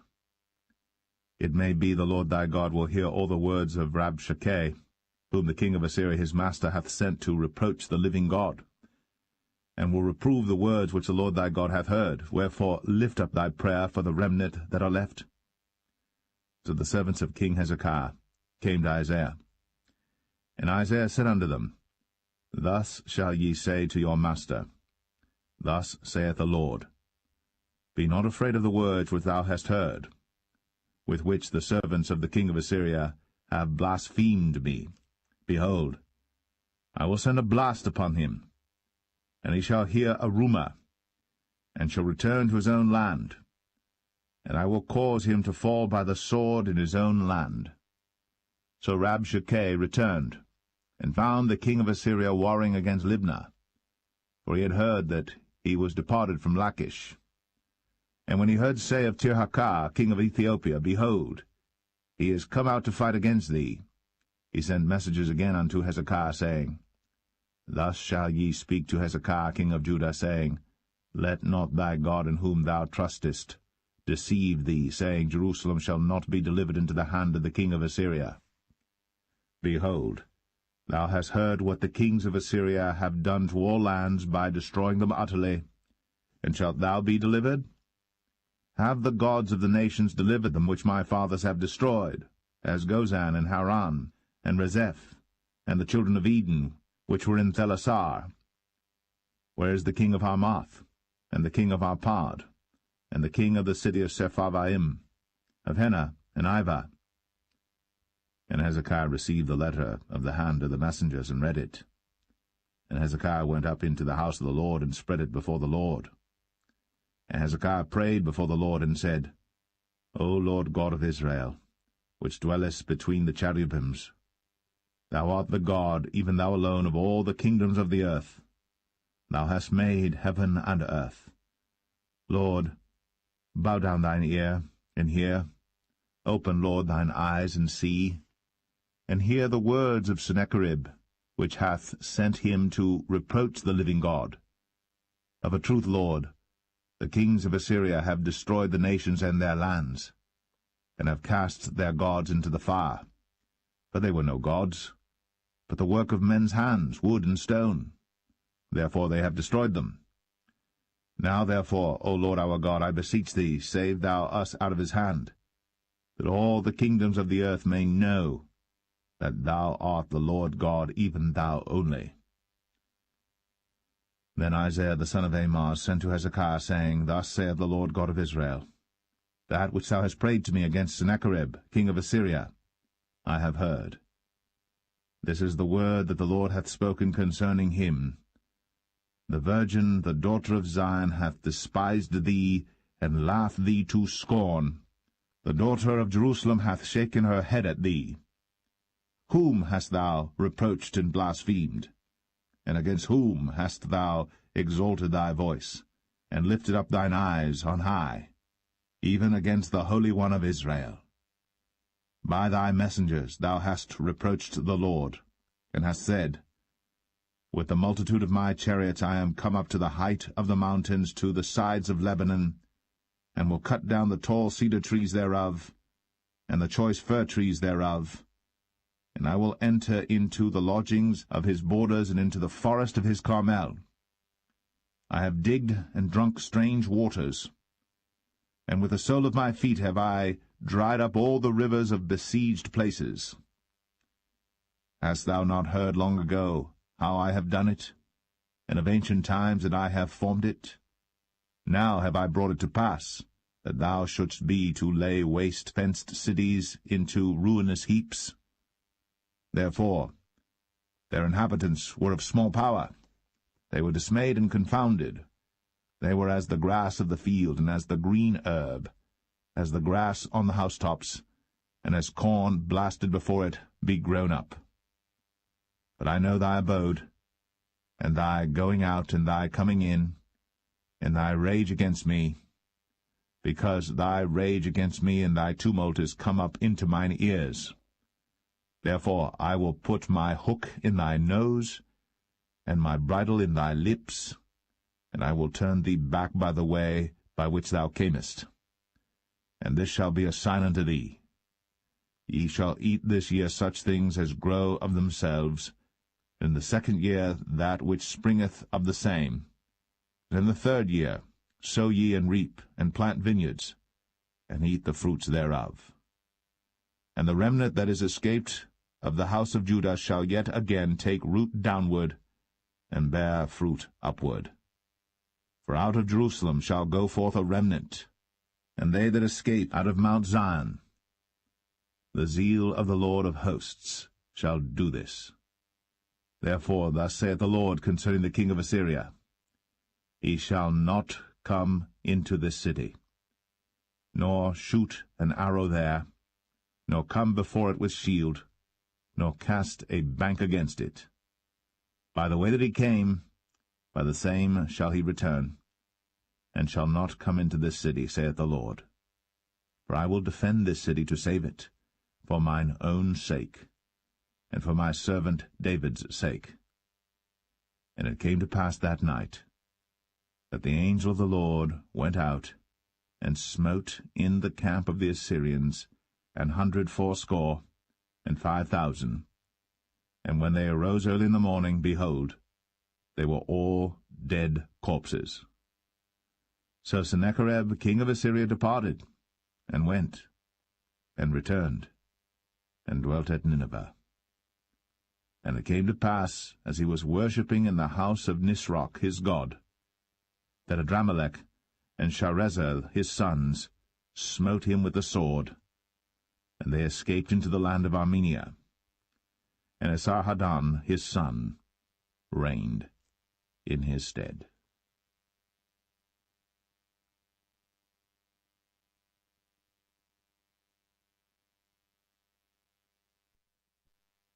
Second Kings 20. In those days was Hezekiah sick unto death. And the prophet Isaiah the son of Amoz came to him, and said unto him, Thus saith the Lord, Set thine house in order, for thou shalt die, and not live. Then he turned his face to the wall, and prayed unto the Lord, saying, I beseech thee, O Lord, remember now how I have walked before thee in truth, and with a perfect heart, and have done that which is good in thy sight. And Hezekiah wept sore. And it came to pass, afore Isaiah was gone out into the middle court, that the word of the Lord came to him, saying, Turn again, and tell Hezekiah, the captain of my people, Thus saith the Lord, the God of David thy father, I have heard thy prayer, I have seen thy tears. Behold, I will heal thee. On the 3rd day thou shalt go up into the house of the Lord. And I will add unto thy days 15 years. And I will deliver thee and this city out of the hand of the king of Assyria. And I will defend this city for mine own sake, and for my servant David's sake. Then Isaiah said, Take a lump of figs. And they took and laid it on the boil, and he recovered.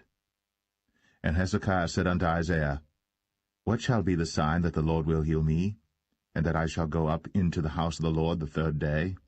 And Isaiah said, This sign shalt thou have of the Lord, that the Lord will do the thing that he hath spoken. Shall the shadow go forward 10 degrees, or go back 10 degrees? And Hezekiah answered, It is a light thing for the shadow to go down 10 degrees, nay, but let the shadow return backward 10 degrees. And Isaiah the prophet cried unto the Lord, and he brought the shadow 10 degrees backward, by which it had gone down in the dial of Ahaz. At that time Berodach-Baladan, the son of Baladan, king of Babylon, sent letters and a present unto Hezekiah, for he had heard that Hezekiah had been sick. And Hezekiah hearkened unto them, and showed them all the house of his precious things, the silver, and the gold, and the spices, and the precious ointment, and all the house of his armor, and all that was found in his treasures. There was nothing in his house, nor in all his dominion, that Hezekiah showed them not. Then came Isaiah the prophet unto King Hezekiah, and said unto him, What said these men? And from whence came they unto thee? And Hezekiah said, They are come from a far country, even from Babylon. And he said, What have they seen in thine house? And Hezekiah answered, All the things that are in mine house have they seen. There is nothing among my treasures that I have not showed them. And Isaiah said unto Hezekiah, Hear the word of the Lord. Behold, the days come, that all that is in thine house, and that which thy fathers have laid up in store unto this day, shall be carried into Babylon. Nothing shall be left, saith the Lord. And of thy sons that shall issue from thee, which thou shalt beget, shall they take away, and they shall be eunuchs in the palace of the king of Babylon. Then said Hezekiah unto Isaiah, Good is the word of the Lord which thou hast spoken. And he said, Is it not good if peace and truth be in my days? And the rest of the acts of Hezekiah, and all his might, and how he made a pool and a conduit, and brought water into the city, are they not written in the book of the Chronicles of the kings of Judah? And Hezekiah slept with his fathers, and Manasseh his son reigned in his stead.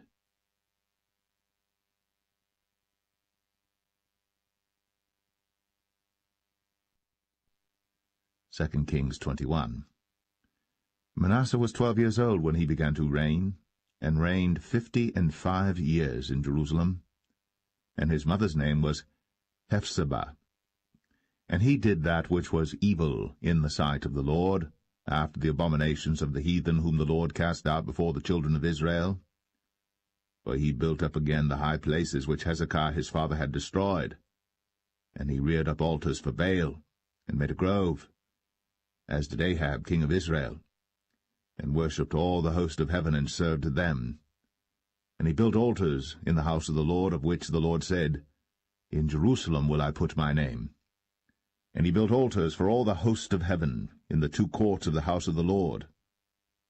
And he made his son pass through the fire, and observed times, and used enchantments, and dealt with familiar spirits and wizards. He wrought much wickedness in the sight of the Lord, to provoke him to anger. And he set a graven image of the grove that he had made in the house, of which the Lord said to David, and to Solomon his son, In this house and in Jerusalem, which I have chosen, out of all tribes of Israel, will I put my name forever. Neither will I make the feet of Israel move any more out of the land which I gave their fathers, only if they will observe to do according to all that I have commanded them, and according to all the law that my servant Moses commanded them. But they hearkened not.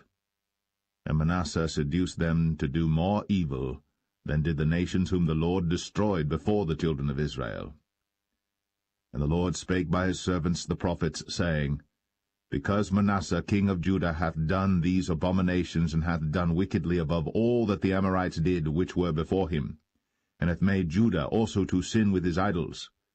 Therefore thus saith the Lord God of Israel, Behold, I am bringing such evil upon Jerusalem and Judah, that whosoever heareth of it, both his ears shall tingle.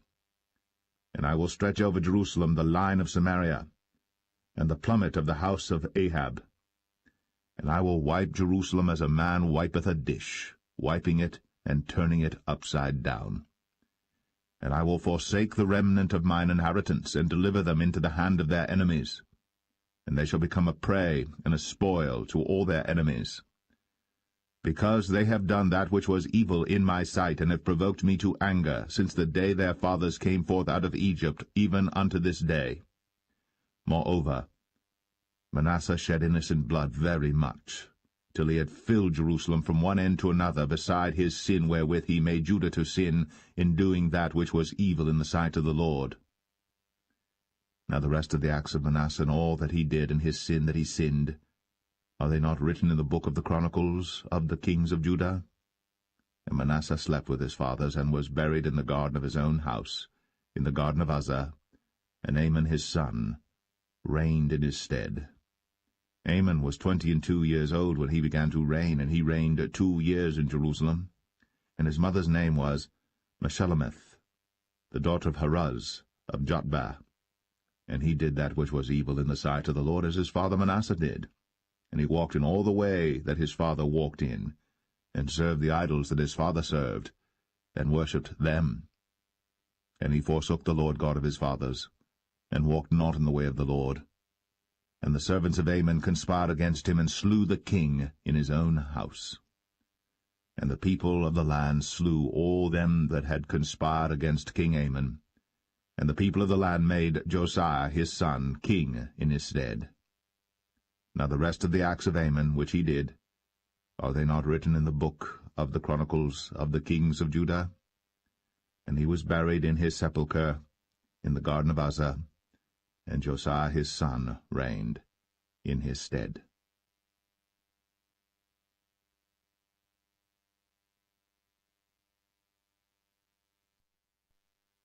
Second Kings 22.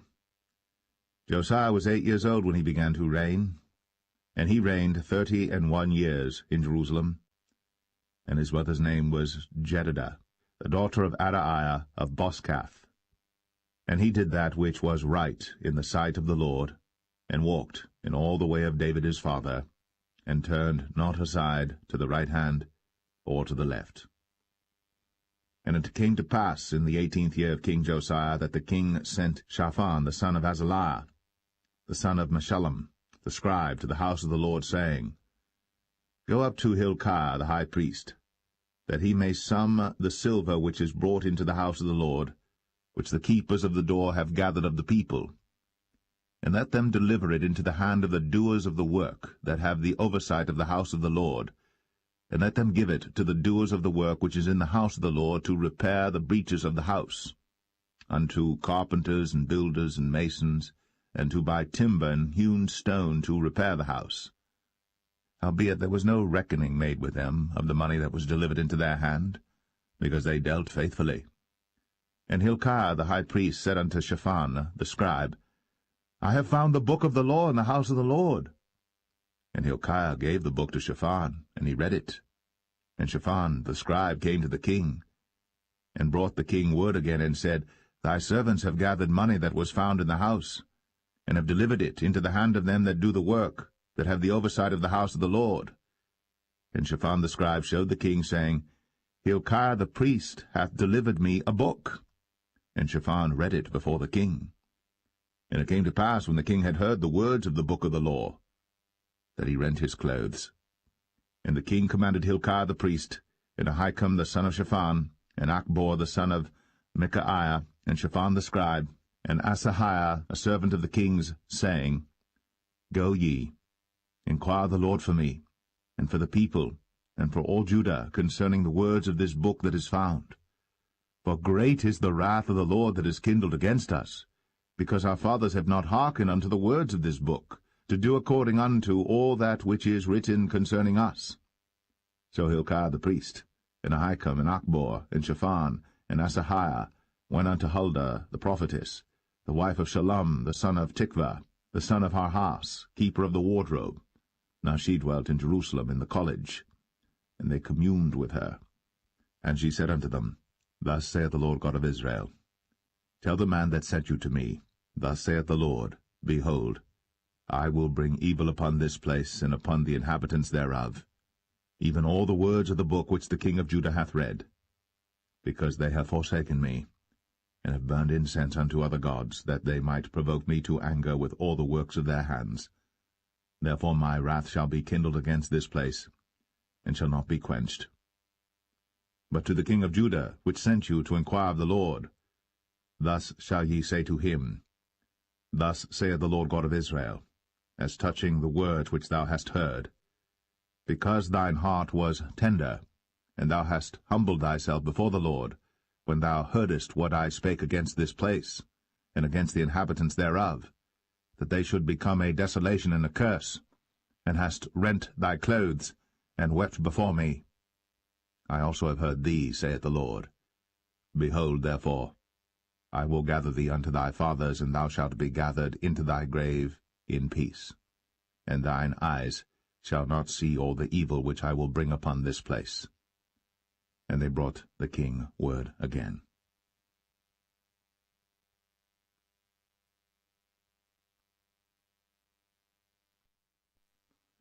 2 Kings 23. And the king sent, and they gathered unto him all the elders of Judah and of Jerusalem. And the king went up into the house of the Lord, and all the men of Judah, and all the inhabitants of Jerusalem with him, and the priests and the prophets, and all the people, both small and great. And he read in their ears all the words of the book of the covenant which was found in the house of the Lord. And the king stood by a pillar, and made a covenant before the Lord to walk after the Lord, and to keep his commandments and his testimonies and his statutes with all their heart and all their soul, to perform the words of this covenant that were written in this book. And all the people stood to the covenant. And the king commanded Hilkiah the high priest, and the priests of the second order, and the keepers of the door, to bring forth out of the temple of the Lord all the vessels that were made for Baal, and for the grove, and for all the host of heaven. And he burned them without Jerusalem in the fields of Kidron, and carried the ashes of them unto Bethel. And he put down the idolatrous priests, whom the kings of Judah had ordained to burn incense in the high places, in the cities of Judah, and in the places round about Jerusalem, them also that burned incense unto Baal, to the sun, and to the moon, and to the planets, and to all the hosts of heaven. And he brought out the grove from the house of the Lord without Jerusalem unto the brook Kidron, and burned it at the brook Kidron, and stamped it small to powder, and cast the powder thereof upon the graves of the children of the people. And he brake down the houses of the Sodomites, that were by the house of the Lord, where the women wove hangings for the grove. And he brought all the priests out of the cities of Judah, and defiled the high places where the priests had burned incense, from Geba to Beersheba, and brake down the high places of the gates that were in the entering in of the gate of Joshua, the governor of the city, which were on a man's left hand at the gate of the city. Nevertheless the priests of the high places came not up to the altar of the Lord in Jerusalem, but they did eat of the unleavened bread among their brethren. And he defiled Topheth, which is in the valley of the children of Hinnom, that no man might make his son or his daughter to pass through the fire to Molech. And he took away the horses that the kings of Judah had given to the sun, at the entering in of the house of the Lord, by the chamber of Nathan-Melech, the chamberlain, which was in the suburbs, and burned the chariots of the sun with fire. And the altars that were on the top of the upper chamber of Ahaz, which the kings of Judah had made, and the altars which Manasseh had made in the two courts of the house of the Lord, did the king beat down, and break them down from thence, and cast the dust of them into the brook Kidron. and the high places that were before Jerusalem, which were on the right hand of the mount of corruption, which Solomon the king of Israel had builded for Ashtoreth, the abomination of the Zidonians, and for Chemosh, the abomination of the Moabites, and for Milcom, the abomination of the children of Ammon, did the king defile. And he brake in pieces the images, and cut down the groves, and filled their places with the bones of men.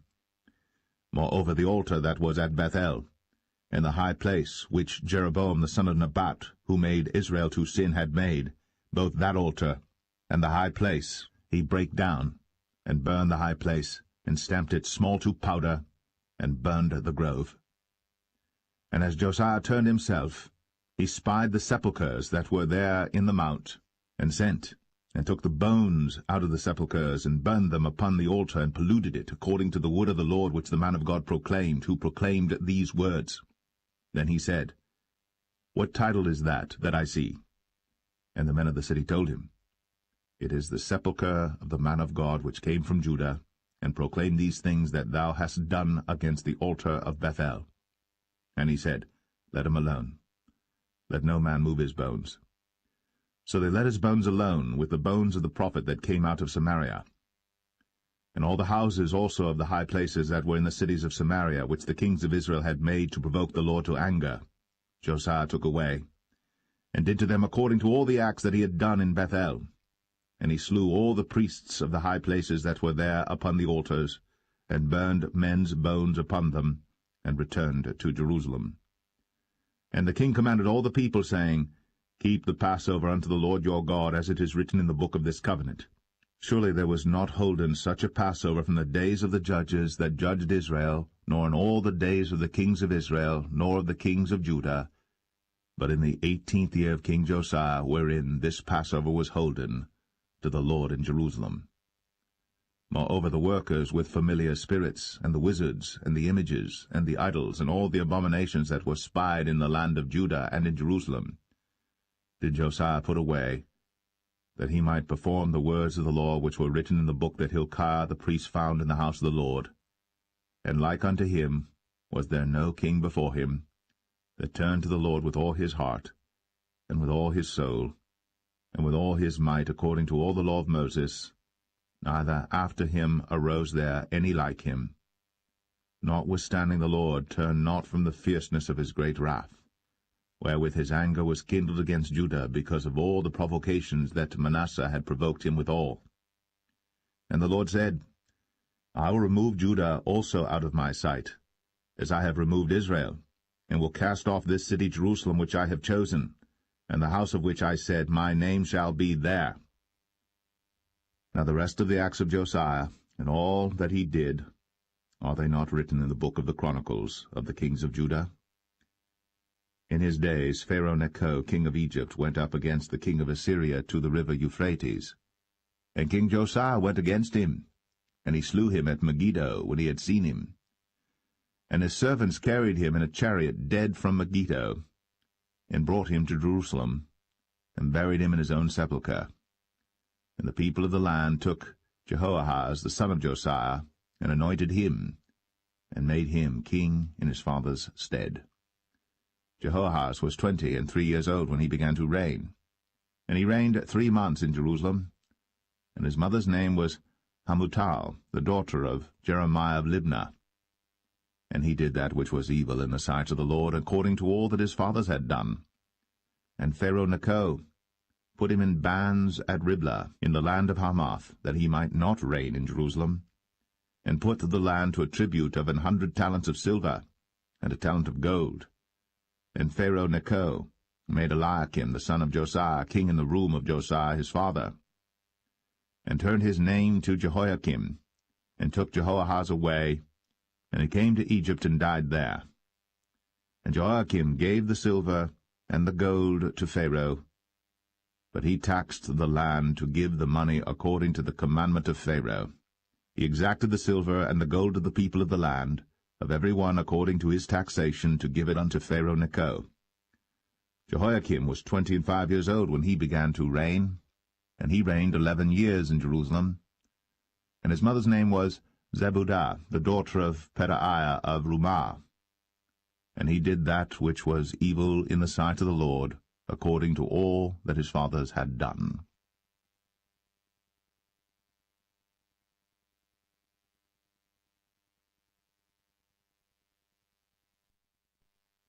Second Kings 24. In his days Nebuchadnezzar king of Babylon came up, and Jehoiakim became his servant 3 years. Then he turned and rebelled against him. And the Lord sent against him bands of the Chaldees, and bands of the Syrians, and bands of the Moabites, and bands of the children of Ammon, and sent them against Judah to destroy it, according to the word of the Lord which he spake by his servants the prophets. Surely at the commandment of the Lord came this upon Judah, to remove them out of his sight, for the sins of Manasseh, according to all that he did, and also for the innocent blood that he shed. For he filled Jerusalem with innocent blood, which the Lord would not pardon. Now the rest of the acts of Jehoiakim, and all that he did, are they not written in the book of the Chronicles of the kings of Judah? So Jehoiakim slept with his fathers, and Jehoiachin his son reigned in his stead. And the king of Egypt came not again any more out of his land, for the king of Babylon had taken from the river of Egypt unto the river Euphrates all that pertained to the king of Egypt. Jehoiachin was 18 years old when he began to reign, and he reigned in Jerusalem 3 months. And his mother's name was Nehushta, the daughter of Elnathan of Jerusalem. And he did that which was evil in the sight of the Lord, according to all that his father had done. At that time the servants of Nebuchadnezzar king of Babylon came up against Jerusalem, and the city was besieged. And Nebuchadnezzar king of Babylon came against the city, and his servants did besiege it. And Jehoiachin the king of Judah went out to the king of Babylon, he and his mother and his servants, and his princes and his officers. And the king of Babylon took him in the 8th year of his reign.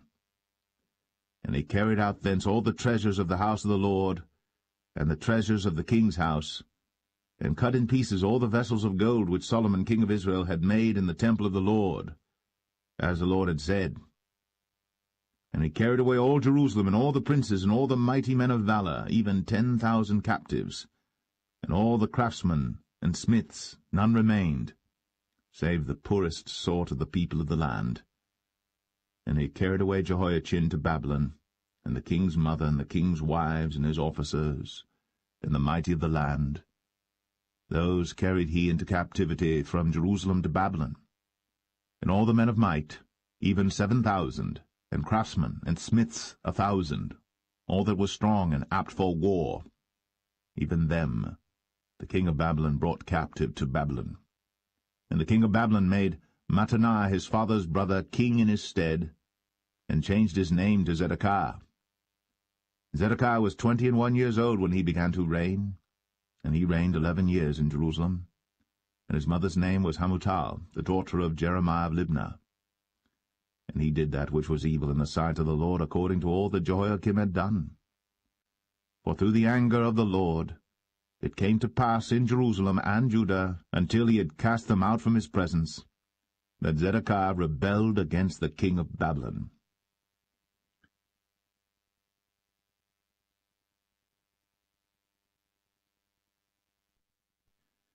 Second Kings 25. And it came to pass in the 9th year of his reign, in the 10th month, in the 10th day of the month, that Nebuchadnezzar king of Babylon came, he and all his host, against Jerusalem, and pitched against it. And they built forts against it round about. And the city was besieged unto the 11th year of King Zedekiah.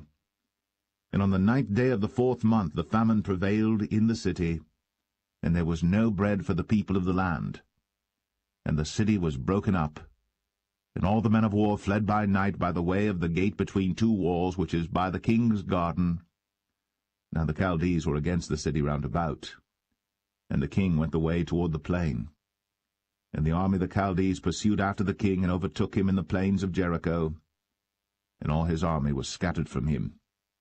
So they took the king, and brought him up to the king of Babylon, to Riblah, and they gave judgment upon him. And they slew the sons of Zedekiah before his eyes, and put out the eyes of Zedekiah, and bound him with fetters of brass, and carried him to Babylon. And in the 5th month On the 7th day of the month, which is the 19th year of King Nebuchadnezzar, king of Babylon, came Nebuzaradan, captain of the guard, a servant of the king of Babylon, unto Jerusalem. And he burnt the house of the Lord, and the king's house, and all the houses of Jerusalem, and every great man's house burnt he with fire. And all the army of the Chaldees that were with the captain of the guard brake down the walls of Jerusalem round about. Now the rest of the people that were left in the city, and the fugitives that fell away to the king of Babylon, with the remnant of the multitude, did Nebuzaradan, the captain of the guard, carry away. But the captain of the guard left of the poor of the land to be vine-dressers and husbandmen. And the pillars of brass that were in the house of the Lord, and the bases, and the brazen sea that was in the house of the Lord, did the Chaldees break in pieces, and carried the brass of them to Babylon. And the pots, and the shovels, and the snuffers, and the spoons, and all the vessels of brass wherewith they ministered, took they away. And the firepans, and the bowls, and such things as were of gold, in gold, and of silver, in silver, the captain of the guard took away. The 2 pillars, 1 sea, and the basis which Solomon had made for the house of the Lord, the brass of all these vessels was without weight. The height of the 1 pillar was 18 cubits, and the chapiter upon it was brass, and the height of the chapiter 3 cubits, and the wreathen work, and pomegranates upon the chapiter round about, all of brass, and like unto these had the 2nd pillar with wreathen work. And the captain of the guard took Seraiah the chief priest, and Zephaniah the 2nd priest, and the 3 keepers of the door. And out of the city he took an officer that was set over the men of war, and 5 men of them that were in the king's presence, which were found in the city, and the principal scribe of the host, which mustered the people of the land, and 60 men of the people of the land that were found in the city. And Nebuzaradan, captain of the guard, took these, and brought them to the king of Babylon to Riblah. And the king of Babylon smote them, and slew them at Riblah in the land of Hamath. So Judah was carried away out of their land. And as for the people that remained in the land of Judah, whom Nebuchadnezzar king of Babylon had left, even over them he made Gedaliah the son of Ahikam, the son of Shaphan, ruler. And when all the captains of the armies, they and their men, heard that the king of Babylon had made Gedaliah governor, there came to Gedaliah to Mizpah, even Ishmael the son of Nethaniah, and Johanan the son of Kareah, and Zeraiah the son of Tanhumeth the Netophathite, and Jaazaniah the son of a Maacathite, they and their men. And Gedaliah sware to them, and to their men, and said unto them, Fear not to be the servants of the Chaldees, dwell in the land, and serve the king of Babylon, and it shall be well with you. But it came to pass in the 7th month, that Ishmael the son of Nethaniah, the son of Elishama, of the seed royal, came, and 10 men with him, and smote Gedaliah, that he died, and the Jews and the Chaldees that were with him at Mizpah. And all the people, both small and great, and the captains of the armies, arose and came to Egypt, for they were afraid of the Chaldees.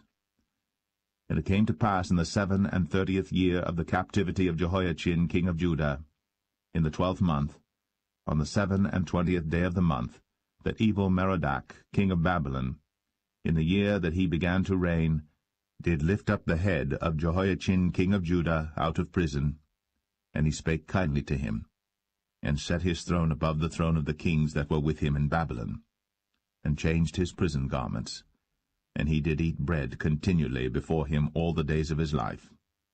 And his allowance was a continual allowance given him of the king, a daily rate for every day, all the days of his life.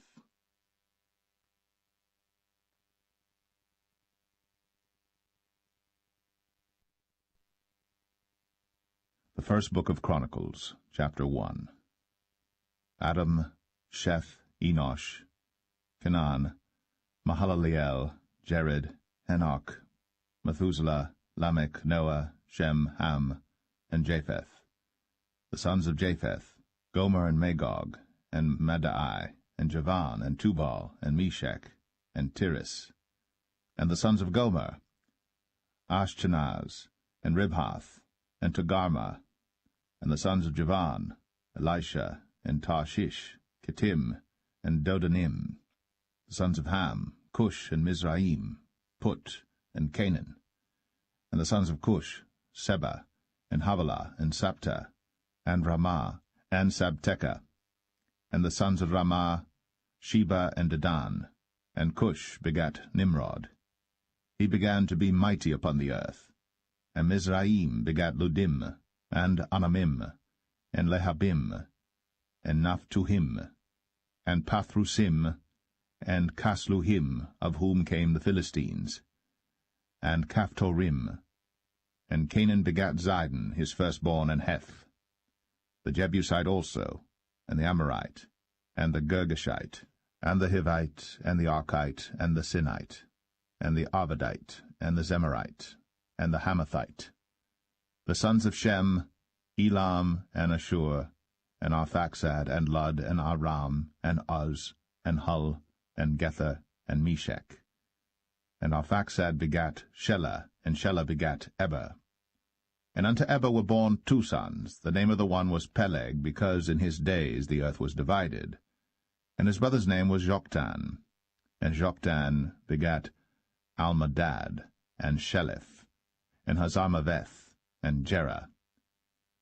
Hadoram also, and Uzal, and Diklah, and Ebal, and Abimael, and Sheba, and Ophir, and Havilah, and Jobab.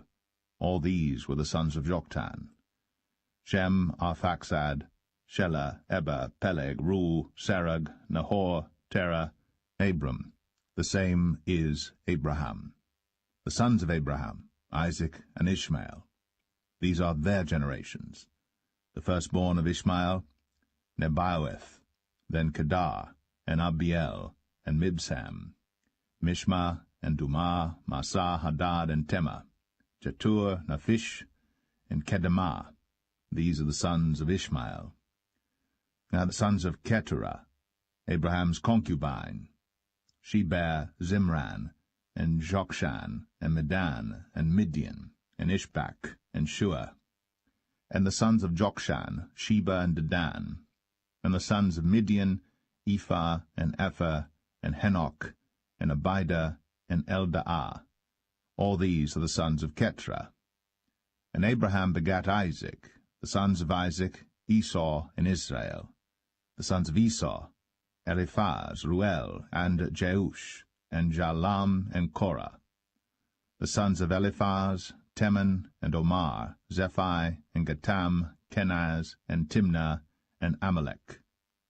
The sons of Ruel, Nehath, Zerah, Shammah, and Mizah. And the sons of Zia, Lotan, and Shobal, and Zibeon, and Anah, and Dishan, and Ezar, and Dishan. And the sons of Lotan, Horai, and Homam, and Timnah was Lotan's sister. The sons of Shobal, Alian, and Manahath, and Ebal, Shephi, and Onam. And the sons of Zibeon, Ai, and Anah. The sons of Anah, Dishon. And the sons of Dishon, Amram, and Eshban, and Ithran, and Cheran. The sons of Ezer, Bilhan, and Zavan, and Jachan. The sons of Dishan, Uz, and Aran. Now these are the kings that reigned in the land of Edom, before any king reigned over the children of Israel. Bela the son of Beor, and the name of his city was Dinhabah. And when Bela was dead, Jobab the son of Zerah, of Bozrah, reigned in his stead. And when Jobab was dead, Husham of the land of the Timonites reigned in his stead. And when Husham was dead, Hadad the son of Bedad, which smote Midian in the field of Moab, reigned in his stead. And the name of his city was Avith. And when Hadad was dead, Samlah of Masrekah reigned in his stead. And when Samlah was dead, Shaul of Rehoboth by the river reigned in his stead. And when Shaul was dead, Baal-Hanan the son of Achbor reigned in his stead. And when Baal-Hanan was dead, Hadad reigned in his stead, and the name of his city was Pai. And his wife's name was Mehetabel, the daughter of Matred, the daughter of Mezahab. Hadad died also. And the dukes of Edom were Duke Timnah, Duke Aliah, Duke Jetheth, Duke Oholibamah, Duke Elah, Duke Pinan, Duke Kenaz, Duke Teman, Duke Mibsar, Duke Magdiel, Duke Iram. These are the dukes of Edom.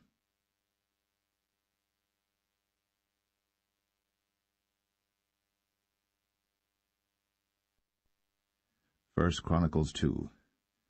These are the sons of Israel: Reuben, Simeon, Levi, and Judah, Issachar, and Zebulun, Dan, Joseph, and Benjamin, Naphtali, Gad, and Asher.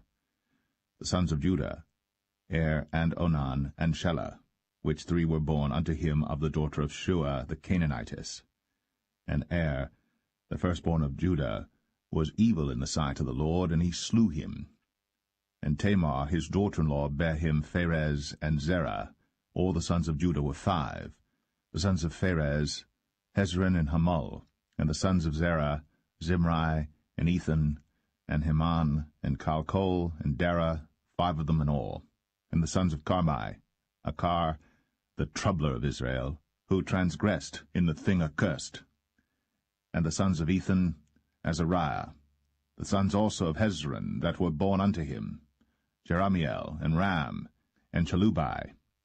And Ram begat Aminadab, and Aminadab begat Nahshon, prince of the children of Judah. And Nahshon begat Salma, and Salma begat Boaz, and Boaz begat Obed, and Obed begat Jesse.